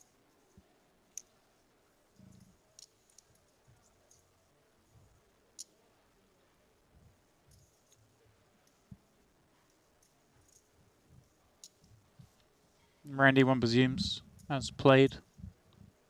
Check call. Should be the play. He wants to protect ace highs that he often will have. Just trying his best to sell that story and hope KT blasts at least one more street. Turn card now. Really? Changes nothing. Punat still with the best of it. No cappuccino? Too late. Pretty difficult to multi-barrel this, although of course we know there's a lot of history between these two. Often talk strategy as well, I'm sure. To bet again is trying to fold out what, some ace highs, although you blocked that a little bit. 140. 140. Ooh, hello. What is going on here? So attacking pocket pairs, making it tough. And it would be tough. Imagine Punsri has 2 7s, 2 9s, 2 5s. Could be drawing to just 2 outs, potentially. For now, though, top pair is still top pair for Punsri.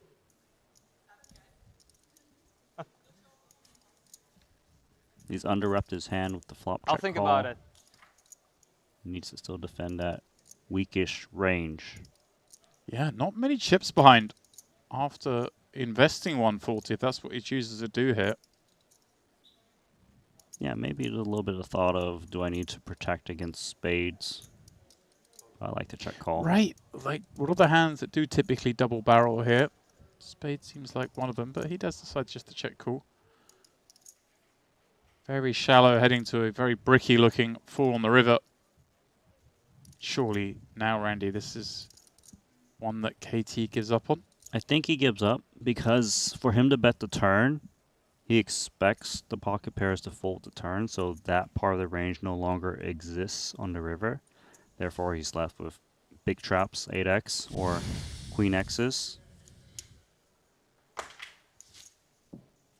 And he does knuckle. Punat getting the max. To be honest, he didn't knuckle. His fingers tapped All the right, table. Randy, I knew you were coming I'm with just that. saying. I'm just saying. I could see you. I could see your little There's face no way you light knew, up. there's no way you knew that. You're easy to read, Randy. You're easy to read. That's why I don't play this 25K, you know? I'm afraid they're going to read me like a book, a tell box. You don't play this 25K because you're not allowed to. Because you've got to be in here. I'm allowed to quit, though, right? And lose 25K. Lose 50K, miss 75, 100, depending on the number of bullets. Just stay here, Randy.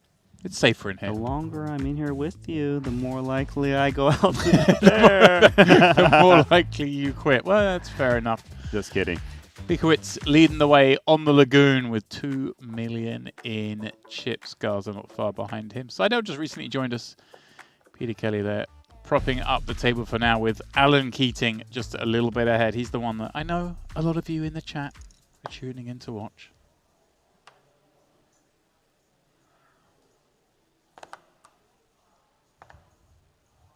Neat. 2 jacks. Who we hooking in? Wow. You went there, huh? Mm-hmm. 2.5x. It's a big hook. Oh, you just caught Wow. some trash. Wow, yeah. Careful what you ask for. 3-bet incoming, of course, for 2 kings.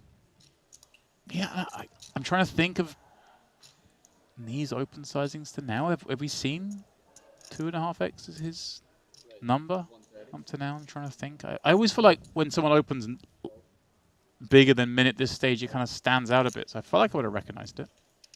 Yeah, unclear regardless, though. He did open from undergun, get 3-bet from the cutoff, deep stacks, 65 big blinds or so. I like calling. I feel like when you 4-bet in this spot, you kind of turn your hand into a bluff. Just better to leave some of your opponent's bluffs in there and not inflate it too much in case you're up against a big pair like this. So 310 in the middle, see a queen, and a 10 and a deuce.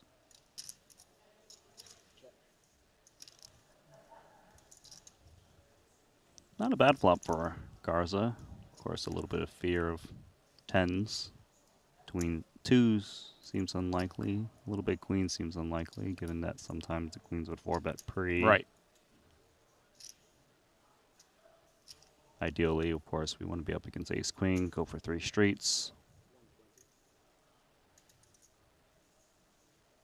Give me change on this.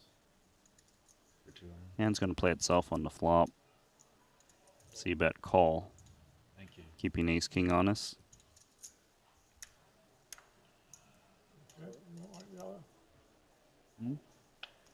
Back there. Dicey looking card for both here. Garza hates this. Real action killer.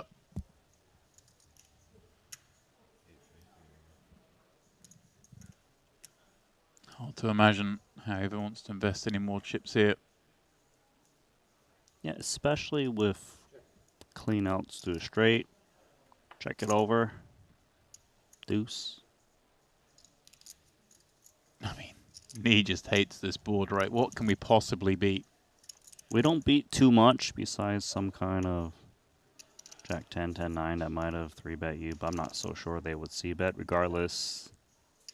Even though he doesn't beat much, he's not going to get a better hand to fold usually. As a ace-X, ace-king, ace-jack, they're not looking to fold when they play pot control on the turn. Right, such a weird part of the ranges here. That exactly that. It's like we don't really beat anything, but we can't make much better fold. Same with the jacks. That's no use. Not too much damage for the 2 jacks. Could have been worse. Loses a $250,000. Bad turns. Left and right. Ah, there it is, Randy. Win the pot with kings on an ace-high board, but still find the little bit of moan. Moaning out of it. Like, how unlucky am I? Look at me as I rake in this pot with kings on an ace-high board. Yeah, but even then, let's just say it was an ace on the turn, it just blanked out. I'm not so sure Nee was going to pay off more with 2 jacks with the queen out there. Right. Yeah, it was the undergun open after all. Look at this setup, Randy. It is like we are Underwater. in the ancient city of Atlantis. Atlantis. It's a real place, right? Yes, Randy, it's a real place. Okay. Just confirming. Saw it in The Little Mermaid, you know? Oh, yeah? Yeah. They are. That was real. Why are we watching The Little Mermaid, Randy? I've got a kid. Oh, yeah. Have you seen it? Because I don't think I've got a kid. I mean the new one? Or, yeah. The one from way back when? You've seen them both, haven't you? No, I'm not saying I've seen either. I just... want to So you're clarify the not rules saying of you this. you haven't seen it either, have you? Ace 8, 4, 2 clubs, and well, Mamma Mia. See that for Ace 9 of clubs? Yeah, that's all of the board. Do you know I go back to my room, Randy? I've got to watch something. So Little Mermaid happens to be on. Am I really supposed to turn it off? Please do. Please do.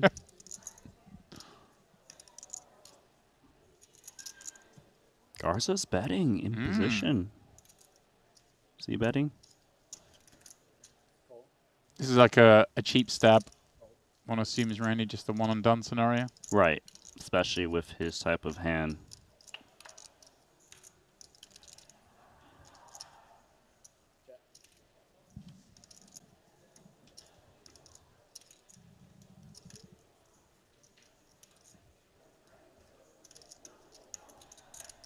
A little bit to think here with King 7 of diamonds. Oh, hang on. Yeah, he's reaching for chips. Let's see. Wow, what's the game plan? This is pretty out of line. I mean, Small, 95k bet. Perhaps he's targeting 8x, pocket 9s, maybe a 10s that played it slow pre. I would think that he should be betting the river a lot if he's betting this hand, as it unblocks clubs and spades. These are hands that would check call twice, especially if it's got a pair to go along with it, and check fold unimprove, although the spade comes in and it pairs to 4, which if the small blind had an ace, their kicker improve and, you know, not really looking to fold so much. Because if it was like a 3, right, ace 9 would have a lot of trouble calling down 3 barrels. This one is a tough one to bet, because sometimes you just get crying calls out of your opponent. And you also don't block hands that back into spades. okay. We surrender.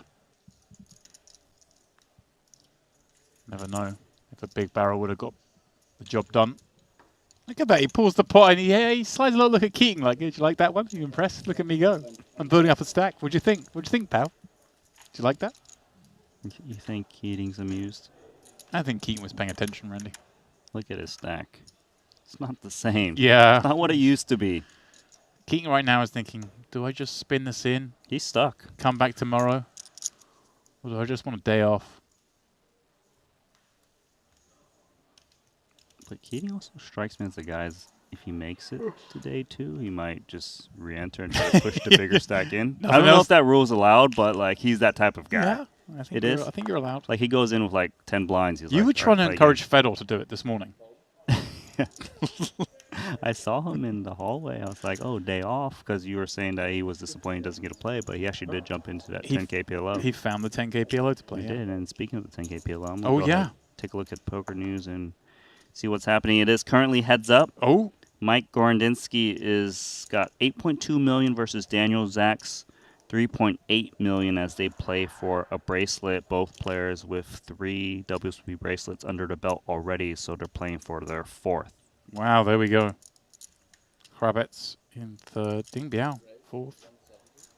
Yeah, and when there were 6 remaining, I believe it was Ding Biao and Rui Knives who were top 2 in chip counts. They But of were. course, you know how You're PLO is. People We just lose chips. We came back on air. That definitely was the case. His knee takes this one down with a 3-bet. Of course, the fans wanted some DNX action there, finishing at 8th. I happen to know DNX, I believe, bagged his stack on an online day 1 and is picking up action here in day is that 2. what happened? I think so, yeah. Okay, because I was kind of wondering why we aren't getting coverage of Daniel throughout this 25K. That makes sense. I hope he bagged a big stack. Kind of let us down there playing online. What's he doing?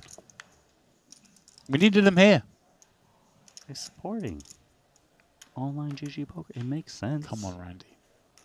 No one wants to hear he's already in day 2. You know, he does the little stream on his Twitter or whatever, you know, so he technically let you solve more hands than he would on these streams. Right, 50,000. Trying to cover for him, all right. 5-4 suited. No, Randy.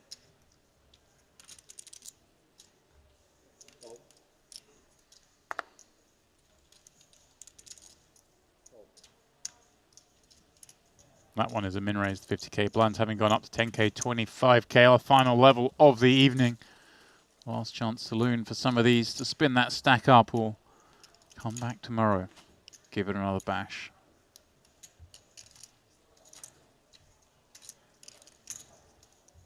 How do you feel about this comment in chat?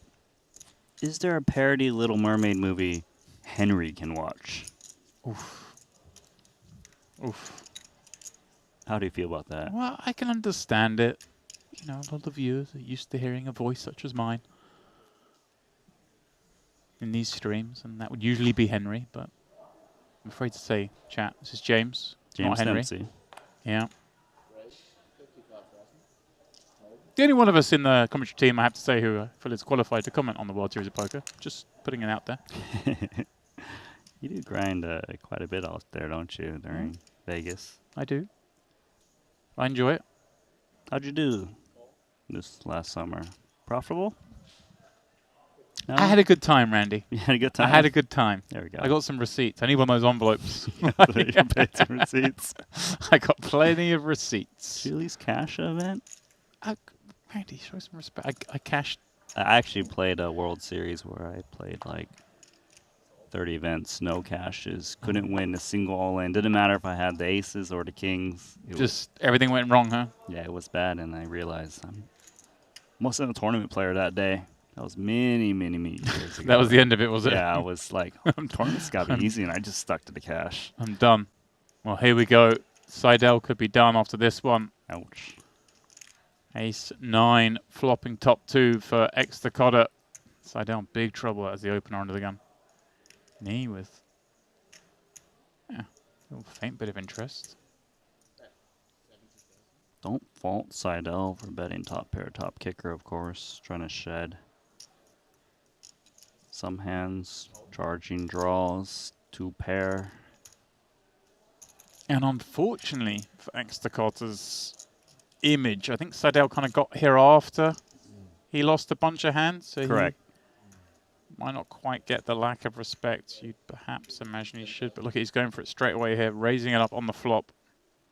If Seidel had seen Exeter Cotter couple like glass frame, there's no way Ace King is ever folding. But right now, there's some concerns, of course. Can't fold now, but we, of course, fear set of 9s, set of 5s, Ace 9, and Ace 5 at the moment.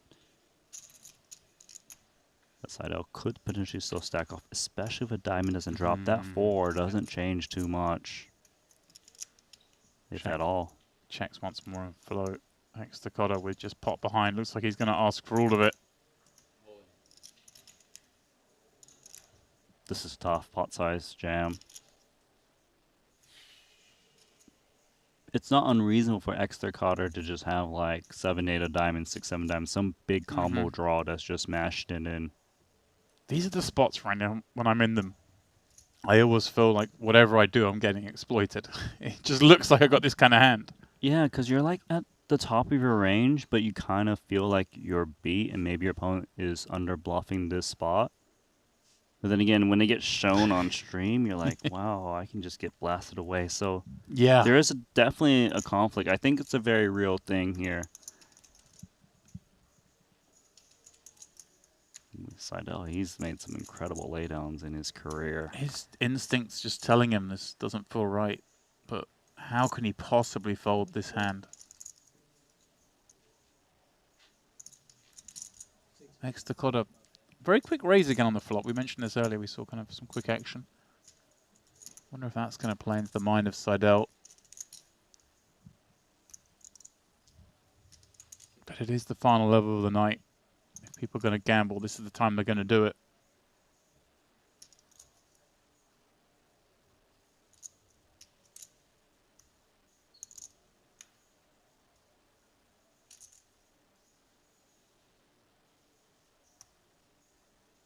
Yeah, is it 2 pair plus?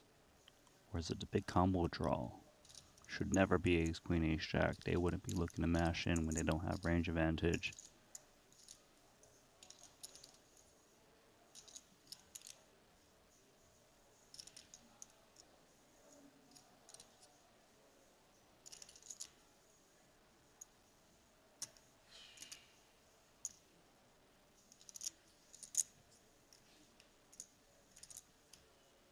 think he might find it, Randy.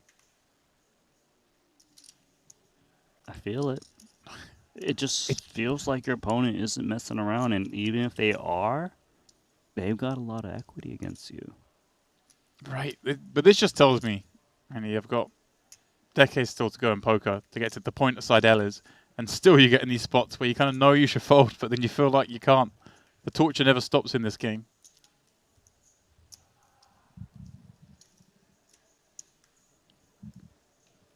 Let's see if experience is going to work out for Seidel.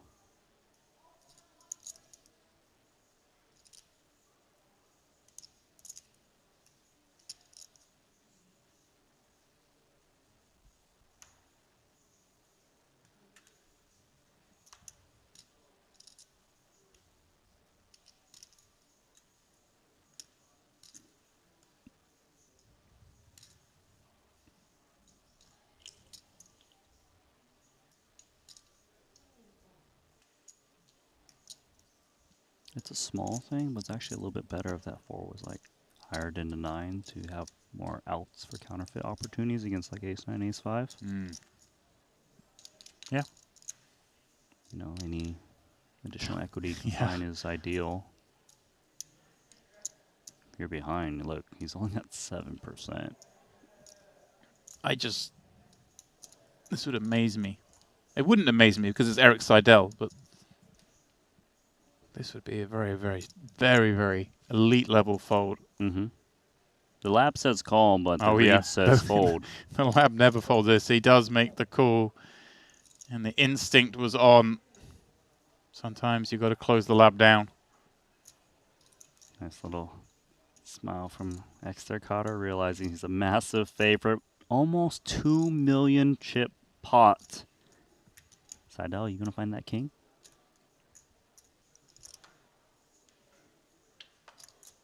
Nope. Not to be. Full double for Exeter Cotter. And I wonder how he feels about the fact that he sees Seidel table a hand that strong. He's like, wait, you nearly folded that? Like, whoops. Maybe I played my hand a little too fast. Exeter Cotter now is peeking in chips.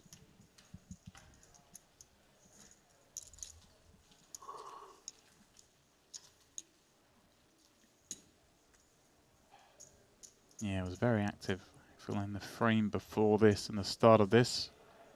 Obviously, we were over on the red table for a while, the reef. Speaking of reefs and corals, Randy, have you been enjoying the resort? Much away from the booth? I see you at the breakfast buffet, and that's about it. I've been going to the pool like almost every single day. Yeah, it's a great place. Honestly, I do highly recommend you guys check it out. Being able to play poker, have a good resort during your downtime.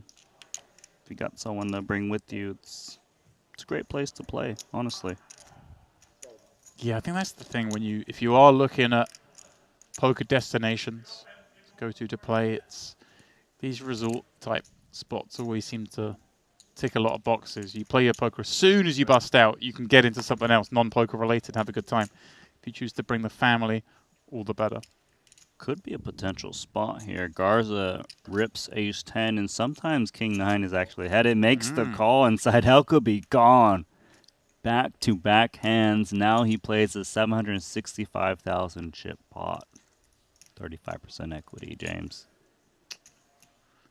It's going to be a cruel game, but it's not done yet.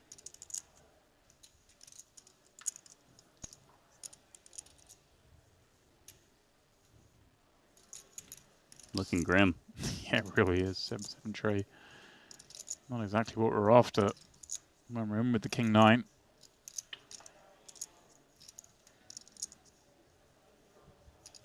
The Reapers are waiting.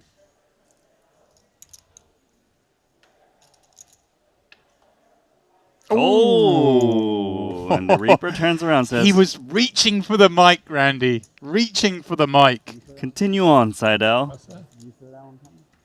I never feel it one way or another. So. I don't have those skills. Randy. Mm-hmm. Whilst that hand was going on. Go on. And the camera was fixed on Seidel. I looked into the background. There, you see it. I think the PLO's finished. Okay, so update me. Who won it, or are they just Gordo. Gordo? He did. Gordinsky. Mike Gordinsky taking that one down, defeating Danzak heads up. As you mentioned, Randy, they were both tied on 3 bracelets coming into that heads up match, but Gordo now picking up his 4th. And with it, a rather tidy payday, $393,000 for a one-day event, Randy. That's a good way to spend the day off. Brilliant. 4th title, of course. WSOP bracelet. More important for Gordo. Cementing himself as one of the best mixed game players out there. Former World Series of Poker Player of the Year, I believe. Is that right? I think so. I mean, I'm there all the Certainly time. Qualified. I see his banner, I'm pretty sure, hanging up there on the wall for those unfamiliar in Vegas. The former Player of the Years have a huge banner hanging from the ceiling, and you sit there and just look at these people, Randy, and you get angry. You get angry? How do they run so good? You get angry? You get angry when you see the Negron you won? Oh, yeah. That one's you one do? of the, that just annoys me. There's a couple up there of Negreanu. Everyone thinks it makes me angry, Randy. Hey, Daniel, did you hear that? You actually made me look. We got a 4-card royal flush between these 2 hands. But we're just going to get the queen high texture. Gut shot for Seidel. Both players with backdoor diamonds working. Top pair, of course, looking nice for knee. Here's the pre-flop razor. Trying to build this pot up.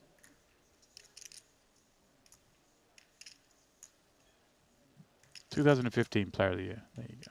Okay.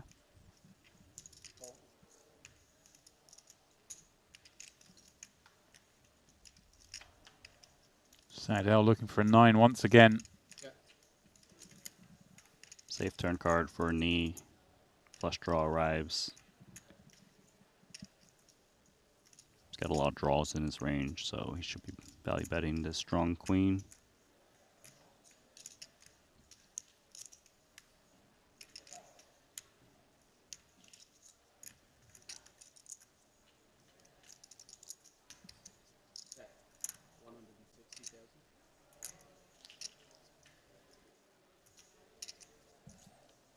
$160 the request. Jack 10. Unable to match it.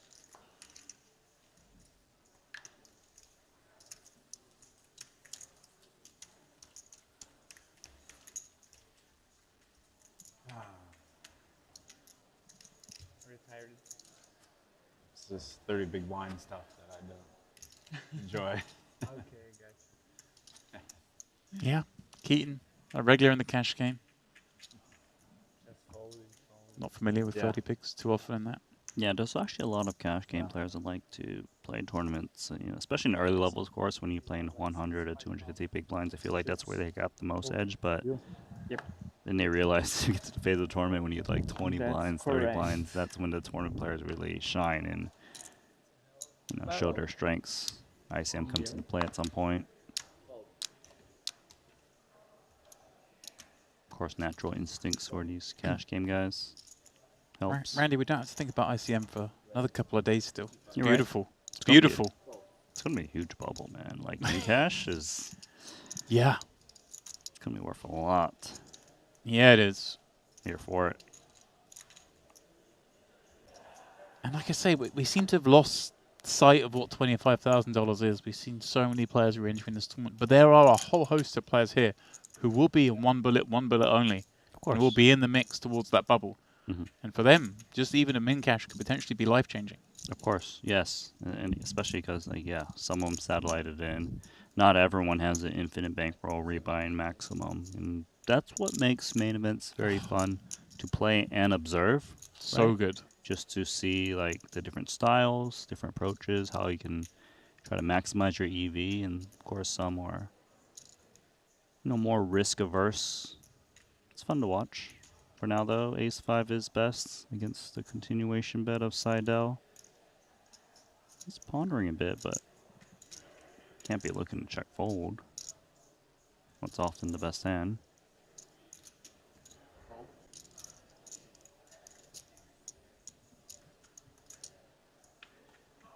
Seidel finds it on the turn. Mm-hmm. 3 hots though. Wet texture. Kind of want some pot control against the jack.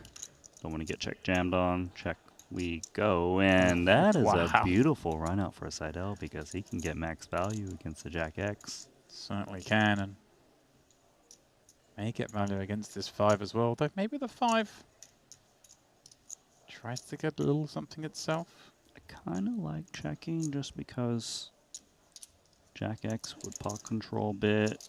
There are bigger pairs that would c-bet the flop like 6s through 10s, and you don't want to value own yourself. Can't really get called by worse unless it's another 5x, of course, combos-wise. Less when you're holding that 5.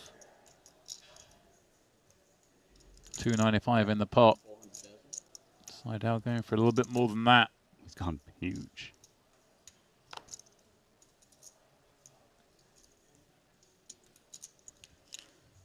If you're in this man's seat, you've seen Seidel check back that turn and then suddenly go for an overbet. What sort of hands do we think that might be? Okay, he does let it go. I mean, but does he check back many flushes? Real quick, flushes are less likely unless it's like the nut flush, but even then they might still bet. But sets that turn into full houses come to mind are able to bet so large. But they still bet at reasonable frequency on the turn, do they not? Right, of course. Not at 100% frequency, but some players, you know, take more passive lines. So, of course, it's a bit confusing, but I suppose he gave Seidel credit for having traps or maybe backed into it somehow. Didn't really think too long with that 5.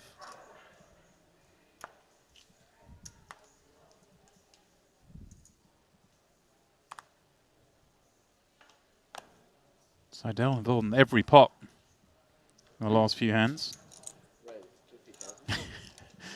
Estacado, he's been chilling out for a minute. Just got his double up. King 9-0. Standard. Let's give it a go. Not standard, of course. King 9 off, 2 under the gun. Min raise click. Kelly folding ace jack. 19 bigs.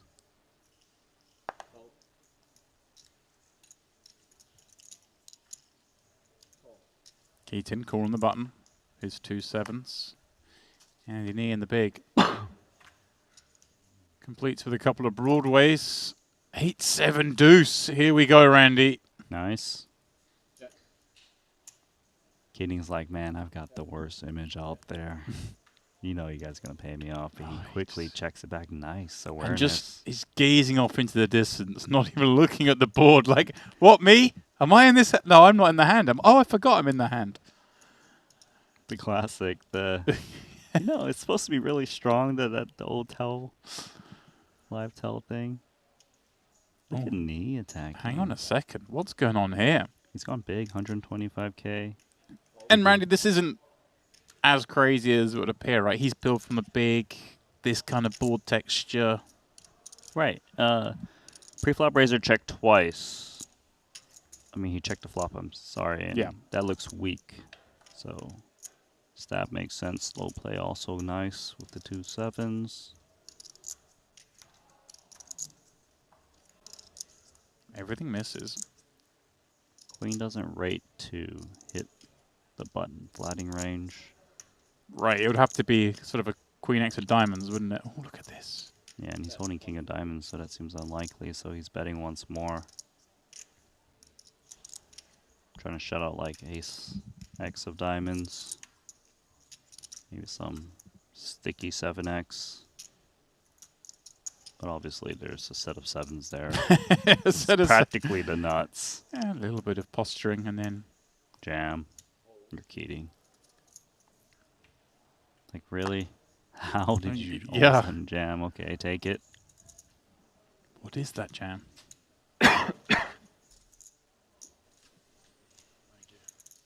Nice pickup for Keating.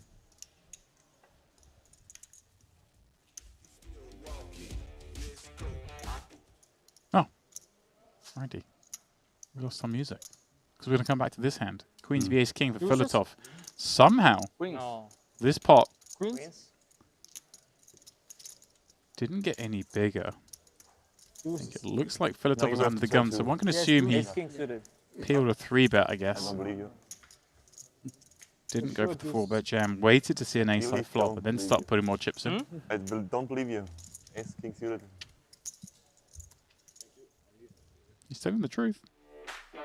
Okay, here we go. Here we go, Randy. I get to have my little jig. What time is it, Randy? It's sun up- Weekender time. There we go. Sun on up at GG Poker. Use the promo code Paradise 2024. Whack in at least $20, and you will get yourself a free $50 ticket to the Weekender. And Randy, it is the weekend. Time to dance. Is it? I mean, you don't know what day it is. It's the weekend. I promise you. It's Sunday. It's a little late. We should have been pushing this a little harder 2 days ago, Is it although we Sunday? I were don't even know what day pushing it it. is. No, it's only just turned Sunday. By a couple of minutes. It's past midnight. It's Saturday night. Guys, your Sunday plans taken care of. Randy, are we going to the club after this? No, you are. Am I? By yourself. Oh. Do you think I can get in? I'm going to stand you up. I'm not going. King, Jack. Of course you're going to be able to get in, buddy. Yeah? Yeah, I like you. Okay. Thanks.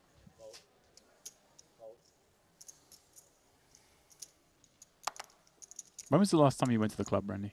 Me? Been a while, man. I'm with you. Yeah, it's been a long time. Sixes. Time to go. Uh-oh. Come on. Just finds it. In the big. We just saw him win a big pot with Ace King. We saw him win the big pot 10s V8s against the OG Keating. And now he's... He looks pained. He does. This guy. But that's more like the we've been playing all day kind of face. No, he's been doing these like fake tells like throughout today. Yeah. Sigh. ISO's Lee. Jeshka making way with that King Jack.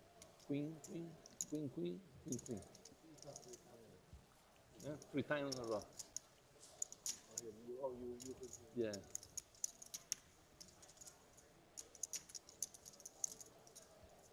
South Korea's Lee. It's going to be at risk. Pocket sixes against the queens. Fold is the best hand. 4-1 dog. And? And you hit. There you go. Remains trailing Randy. Yes, Jack. Jack 8, that's it. Ace Jack, come on. 6, the only path to victory. Oh, Quads. 3 o'clock. Quad. No, King Jack. King Jack. I think King on the way. GG. That's it. Upward ascent continuing for Filatov. 3.2 million, man, that's a lot of chips. Might even potentially be the day chip leader. He's getting up there. We've seen what the first couple of days you've needed 4.5 to 5 million chips to get that mark. Still time for him to do that, though, of course. Yeah, currently good for top 2 in Black chips box. for day 1C. Playing a solid game. I'm just seeing the name Never has made it risen that far all the in way this to the top tournament. I'm of the pretty chip happy. counts. Yeah. It's a name we mentioned before, one Level Anna 7 was Marquez, always there. showing There we us go. 3.5 million at the moment. Cooking. Right after dinner, right? That's the leader. Right. Having dinner and then going home. Santosh Suvana in there with 2 million chips. Love Santosh. A 2-time World Series of Poker bracelet winner. Got to witness one of those myself over in Rosvedov. Oh, yeah. He won the Boom, 50K, boom. I believe, high roller. Didn't we? Yeah. King Queen suited. 290. Okay. No boom boom. Same as this guy. Cost one Come on. 250K No, this summer for probably not. $5.5 million in Vegas. Oh, right. That's right. Kings? This year, right? That's right. Yes, aces. Aces. Deuces. Deuces. 5.5 million. He's one of the few players in this field who could win this and it wouldn't be their biggest cash. What even is that, Randy? Yeah, it's safe to say there's not too many of those players. Why Beat boom, Pen boom? Tolerine heads up in that one, who has been having a stellar series here himself, a second place and a third place already in the 100k PLO, then the 50k PLO. I thought I could only tell. Because, hey, cool.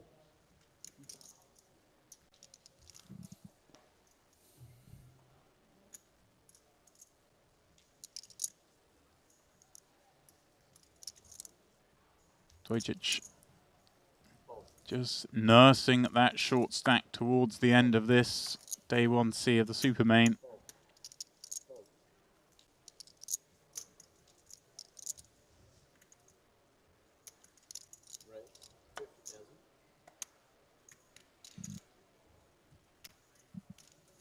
Filatov, feeling fruity. Everything been going his way. Finds this King 7-0 on the button. Pops it up. Jeschke, sub 30 blinds, Randy, in the small. Ace-Jack just feels like a lot of hand here. Yeah, we've seen players just Almost outright there, ripping it rather than try to induce with that type of hand. Deuces? No. Deuces I call, bro, you know. No, you Never fold the pair. Deuces we chop. 2-8, yeah, offsuit. You chop? Deuces we chop, yes. You really Because chop? Ace. No, he doesn't have deuces, man. That's because he folded deuces. He's like, come on, really?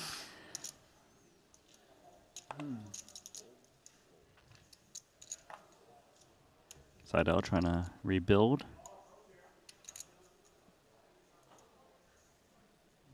It's pretty dusty for Garza in the big blind against the under the gun open. Wisely makes way.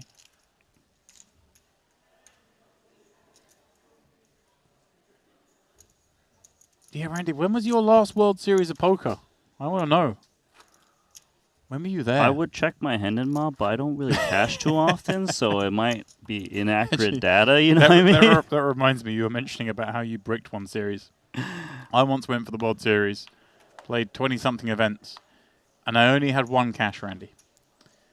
But Yeah. there was a mistake on the part of the World Series of Poker, and that cash has gone on a different James Dempsey's Hendon mob. There isn't a different James Dempsey. It's just a misspelling of my name. So he's got like one cash. And at first I was like, hang on a second, that 14 grand's supposed to be on my name. But then, Randy, I thought, do I really want one cash for my World Series of Poker that year? It's better to have none and have people think I'd skipped it that year.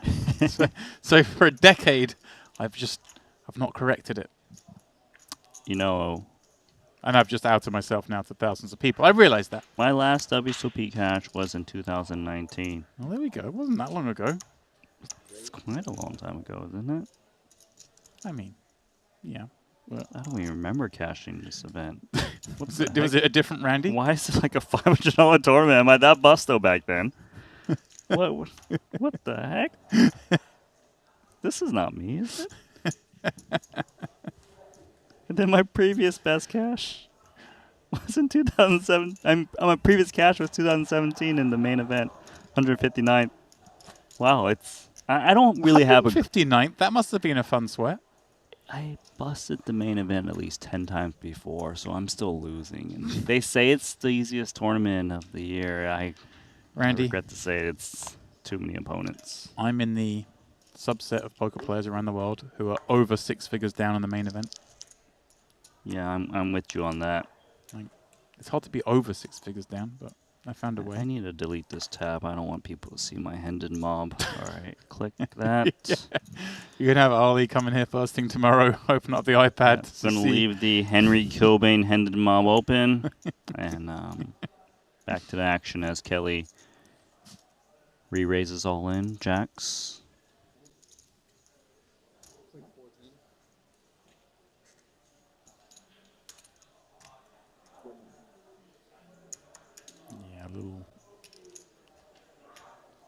A little bit too much, one feels. In late position, ace-10 suited slam dunk calling off his button versus small blind, for example. Here, it's undergun open. So even though the cutoff is relatively short, 17 big blinds or so, they still can't reshove too light in the spot. So they're not taking all pairs and reshoving like deuces, threes, fours, and fives. Those are going into the muck. Even some of the baby suited aces like ace 4 suited, for example, are not going to take this spot at a high frequency. So I kind of like giving this one up. I think it's a bit thin. There we go. Nicely done. Well explained by Randy. This is Randy Lou, who cashed the main event at the World Series of Poker back in 2017. 2017, yeah. This is his #1 accolade. I have a lot of funny main events, little stories, like, because I've played it a lot. Mhm. My favorite one is, it was like day 3 or so. I was at Johnny Chan's table. We all know Johnny Chan, right? The master. Seidel's nemesis. There we go.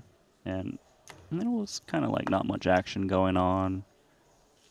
But then Johnny Chan sits down and, doesn't get a couple hands for a while. And he asks the dealer for a scramble. You know what a scramble is, right? Yeah, it's when you get your eggs and you No. put them in the pan. When the dealer just scrambles the cards a bit, mixes it up a bit, this is kind of a live thing.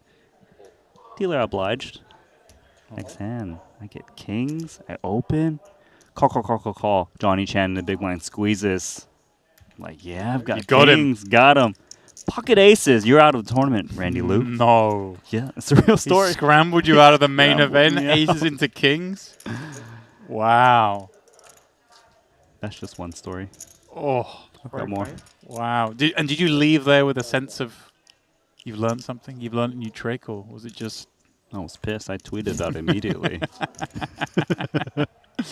Yeah, that would be upsetting. Extacotto's got the boots this time. Doesn't have Randy Lou shoveling in chips for kings, though. So notice the lead from the big blind. His type of texture doesn't want to see a check back from, overcards. Whoa. Oh.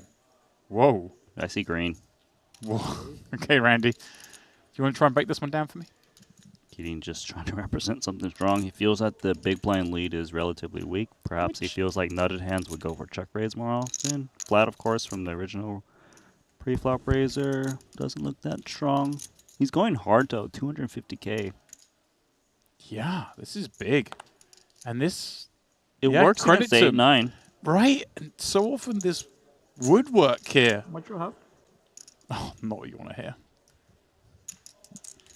When you're out sailing.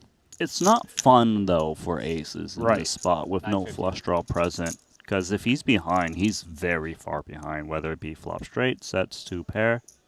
But is this a case where all that taken into account, this is Keating, and if anyone's capable of being out here, if you're not going to fold to someone, it's Keating. Right. But he lays down wow! aces. Alan Keating got 8-9 top pair down. The overpair of aces. You don't want to play that one back on tape. Wow, he's been snug for the last hour or so, and he's tricked them all into thinking he's a changed man, Randy. But there's been no reformation here. Keating still has it in him. Wow. This poker is good. There we go. Extacotto. I mean, Randy, you made the point. Doesn't feel nice with aces. Someone's led you flat. Now there's a squeeze from the small blind. It was showing a lot of strength. There are no flush draws on board. Minimal sort of perceived likely straight draws that want to check raise there. I don't know. Wow. Especially because Keating plays a wide range, especially even from small blind flat, so he can have all of that board. Right. And even a little bit more 2-pair combos than others wouldn't have, like 8-4 suited, for example, 7-4 suited, things like that. Well. There we go. Do one of your random calls.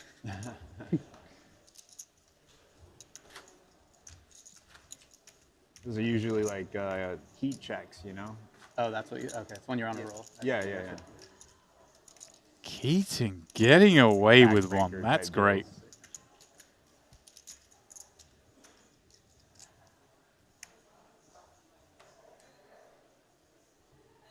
All right, Kelly, you try these 2 hands.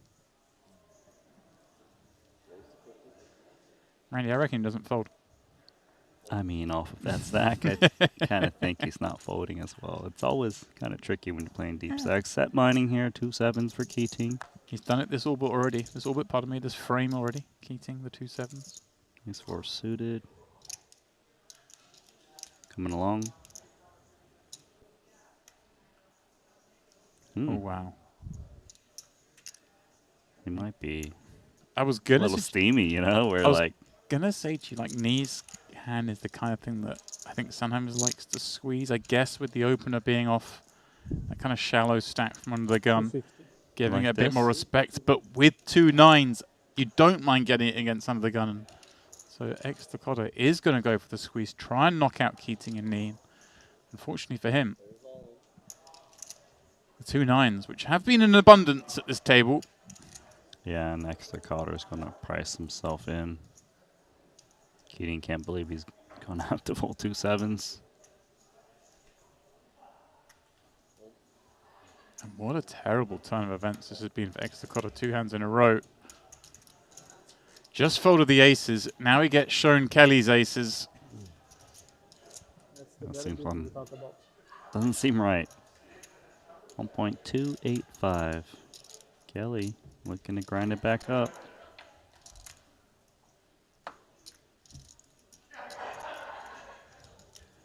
Queen 6 deuce. Randy, the best hand's been holding. Mm-hmm. Still, aces are holding. One more shot. There we go. I don't know why I was trying to jinx in some blood there, but I was. No offense to Mr. Kelly. Now look, Extracota in that hand didn't play the hand wrong by any means. You know, he was looking to get it against the opponent who was short, playing a 20 to 24 big blind stack.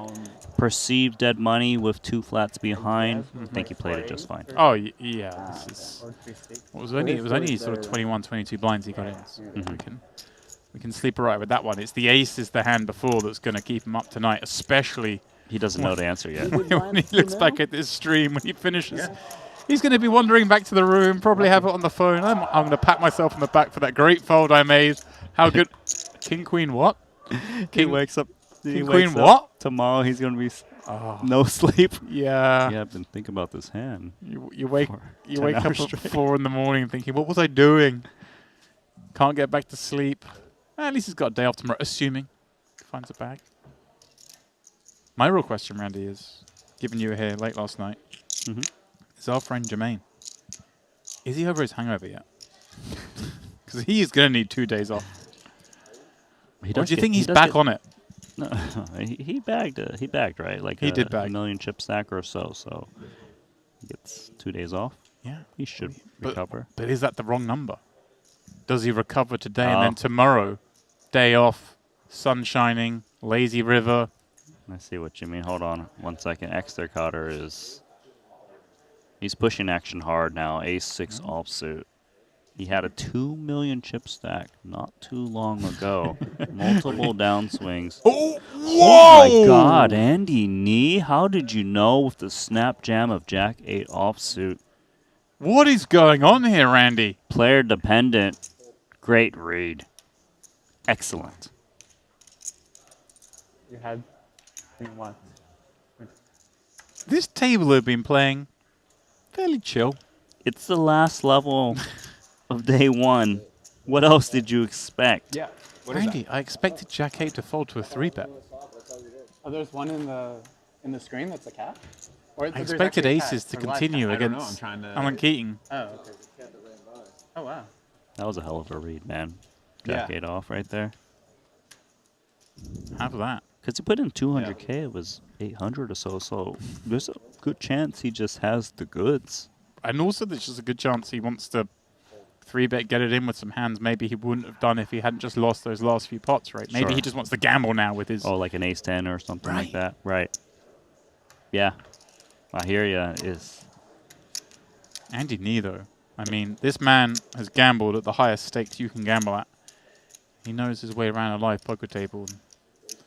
Exemplified right there. Why he is so feared. Oh, you know how annoyed Extracota's got to be. He's lost pot after pot after pot. 2 million. Now raising. He's going to get played back at by the big blind. From the big blind as well. It's just really... like to see a small induction from extra If card. You I can raise kind of less, tell maybe you go he's all steaming a in bit. more or less. If I make Is this like going to be like a little 550 150? instead of 600? I thought about like I just yeah I just did the 175. It's all right. like Don't mind it. Oh, don't do it, Extracota. Don't do it. 300 and maybe 465. Don't do it.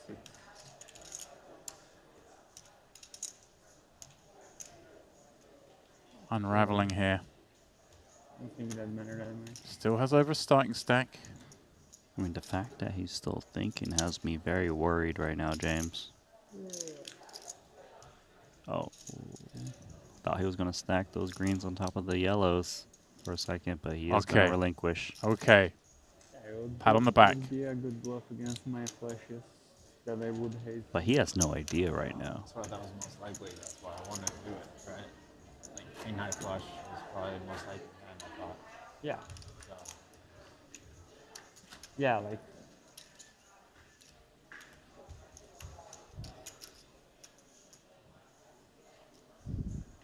Eating discussing the fold he made earlier on. 3 queens, queen 10 on the queen, queen 7, ace 9 running spade board. They've obviously, I guess, someone stepped up and seen that hand, or they've just shared information perhaps. Yeah, we are winding down near the end of today's coverage. River with all my king high flushes. And I would check out of them because the queen was upstairs. I mean, Kelly has had actually a very swingy day. He had a massive stack, made several hero calls against Keating, diminished to a very small stack, and now he's back to where he was about with 1.2 million or so. Randy, we picked back to this table at one point to see him all in 45,000 from under the gun with Jack 8 offsuit. Got it against 9s, ace king. We're talking equity in the teens. Oh yeah, he did go down all the way down to 2 blinds or so, didn't he? And he spun that. Tournaments are grueling. Tiny equity, tiny stack. Really grueling. They take a lot Into out a of it. very nice stack to end the day with. Although we're not quite there yet. How long do you usually play in those cash games? I don't know. Is it like not even close to as long? No, at least 10 hours, but More interesting for you? more going on, you know, Yeah. like ram and jam type deal. A bit more interesting than Ram. He just want to pop with king queen off, Randy, against aces. He's ramming and jamming. Yeah. You know, Keating likes it when there's high tension. Having fun, though. You know, Meeting new people, it's really would love to see cool. him make like deep runs with In that respect. huge pay jumps out there. See what kind of moves he's willing to take. Makes the color opening again, and Seidel can smell blood, but you have to be careful. Action being given by Keating. Deuce 4 suited.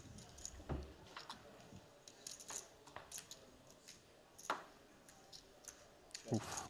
There you go. Keep flopping the flush draw. Thanks to Cotter wisely checking this one back.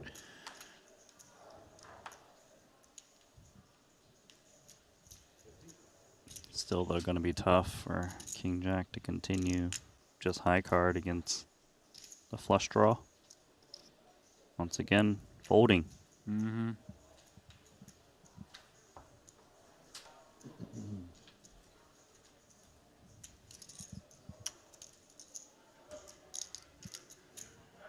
Jimmy Bluffett saying this dealer is one of the best at the World Series. He deals the big events every year, I have to say.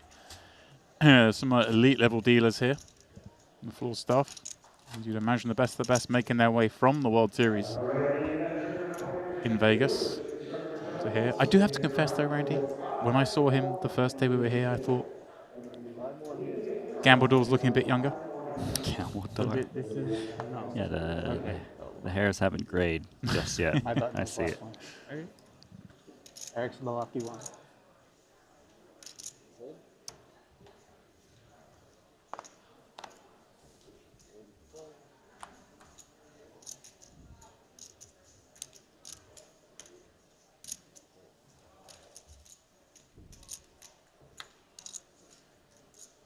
Not bad.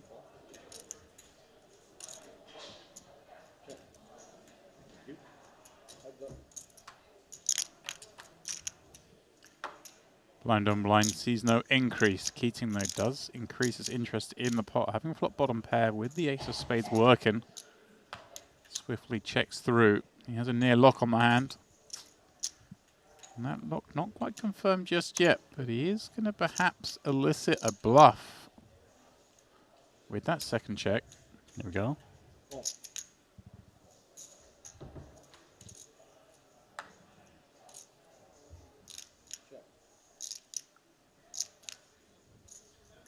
It's very hard to pry hands out of Keating's.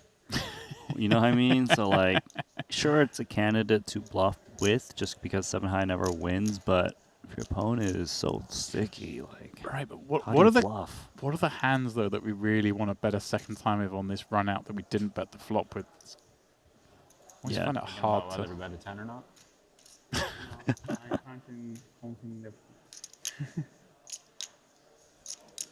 Too many things you can be thinking about. Bluffing or bet a 10.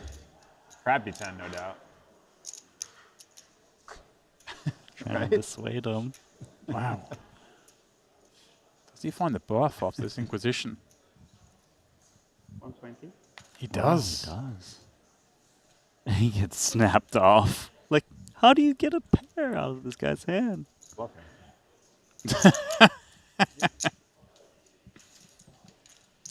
He knew exactly where he was at. And I think he knew that the chat was perhaps going to make him feel like he had to bluff. I'm not betting a 10, and then you bet.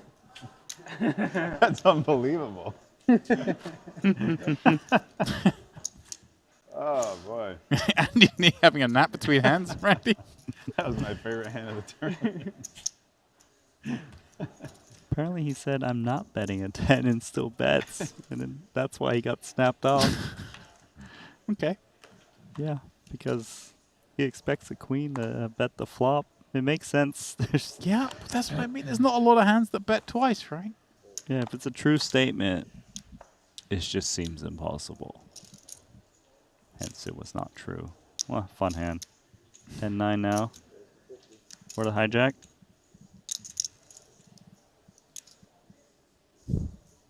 Yeah, this has been a fun last orbit or so at this table, and Keating wants to keep it so. Pressing the advantage late here on day one. Jack 4 suited, taking it upstairs against the Garza. Light open from the hijack, so great timing from Keating. This is just one of those late night shenanigans. Jack 4 suited Robbie, okay. Do you think part of that was the fact that Andy Nee was having a nap as the cards were getting dealt? His big blind getting attacked a little bit more. You mean from Garza? Yeah, I can see that. It's dangerous when you got Keating behind. And yeah, I mean, a sleeping knee is still a dangerous man. Yeah, it's not like his cards are auto-mocked when you take a nap. Now, this is a big blind you're brave to go after.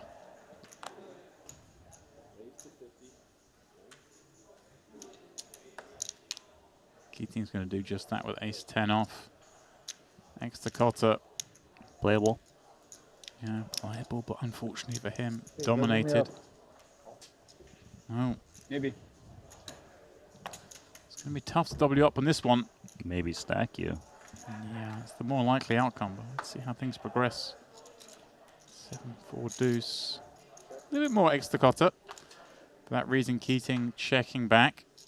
Rainbow completes.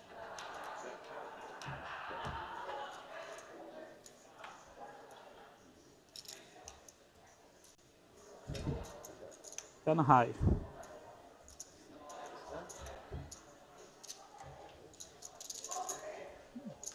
If anyone's short stacked, it's a good time to get stacked.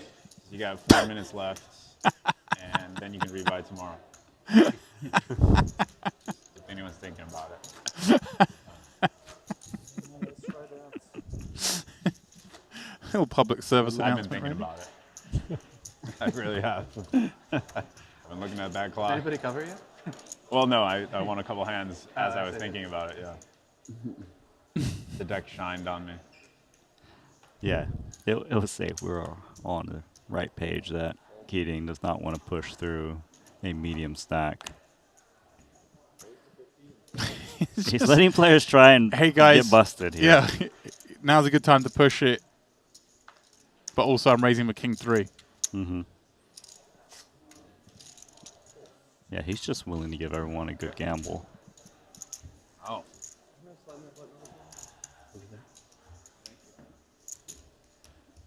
Really likable guy, Alan Keating. Funny, big action. I mean, he really is just like the perfect player to have at our featured tables. Yeah, the powers that be. GG, Randy, were very insistent. We get Mr. Keaton onto the feature, and I have to say it was a very good shout from them.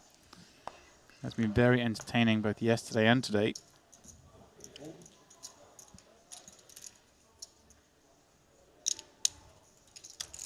Here we go. Come on.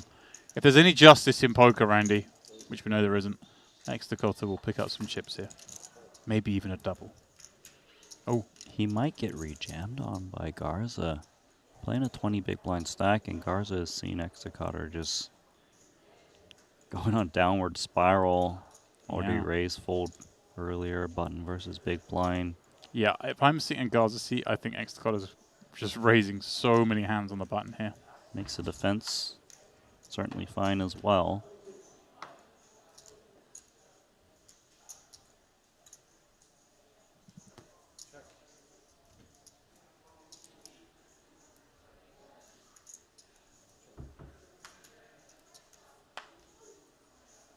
Check through 5-5 deuce. Board developing all right for Garza.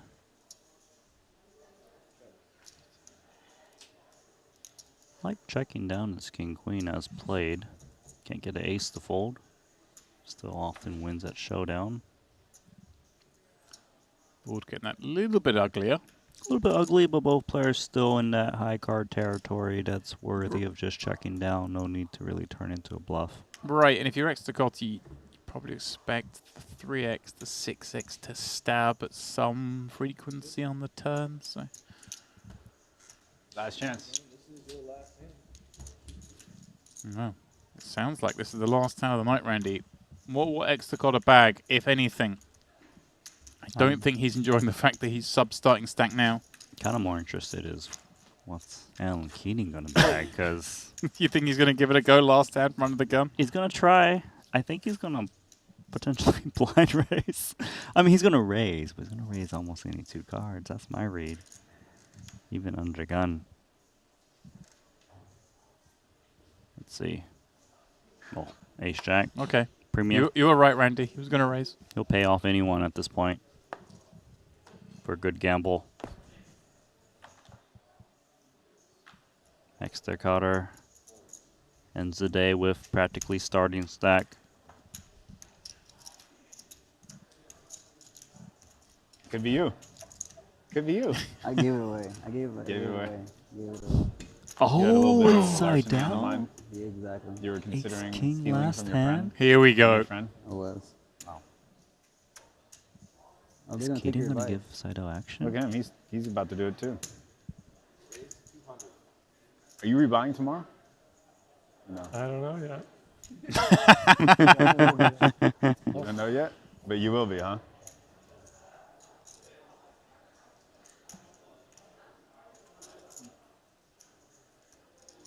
Wow. Keaton's senses are pretty spot on here. Okay. Yeah. Let's see if you do. He's giving action, but I think he kind of thinks his opponent's got it. So here we go. 2.2 million chip pot. Randy, Seidel was 1 card away from the supposed to be buffering. re-entry desk. Yeah, it is actually 1.665 million in the middle. How are you? Last hand of the day. Seidel, you gonna have a big stack? The old-fashioned way. Wow, a queen on the turn. That's crazy. How about a club? 10 of clubs?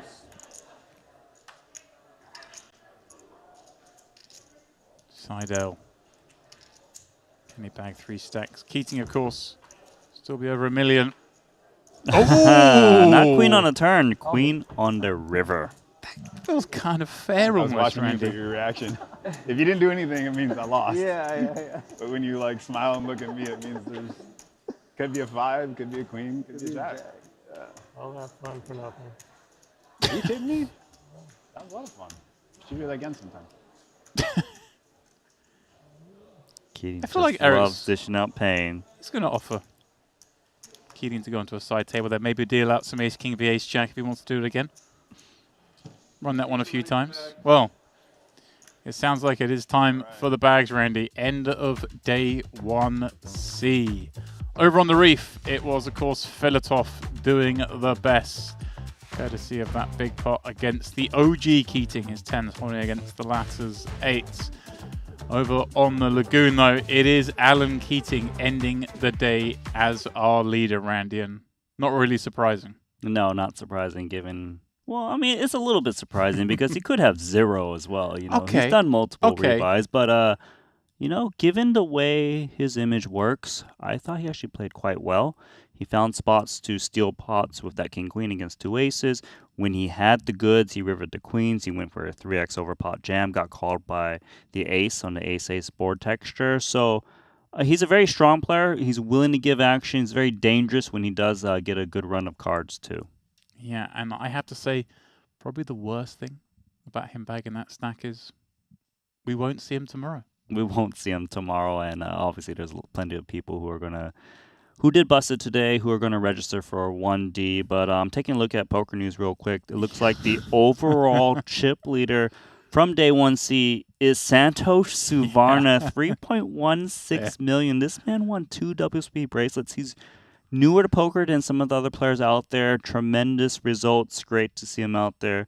Matthew Belcher got in second. Elis Parson, and he's in third, the 4-card specialist. So, you know, the chip leader here bagging 3.16 million, not quite as big as Fedor Holtz in day 1B, who bagged 4.85 million, and Juan Pardo, who also had about 4 million chips or so. Yeah, well, of course, we will be back tomorrow, as will some of the players you saw today. I know the likes of Alex Botes will be back in action. We've also got Elke joining the fray tomorrow. And anyone seen Helmuth yet? I think he might just be in He's tomorrow. in Atlantis, right? He loves a little last day 1 entry, doesn't he? He's always that guy. So for myself, Randy, Ali, and Henry, and of course Nick Wright, who joined us earlier today as a guest. We wish you good night, and we'll see you tomorrow here at 1 o'clock.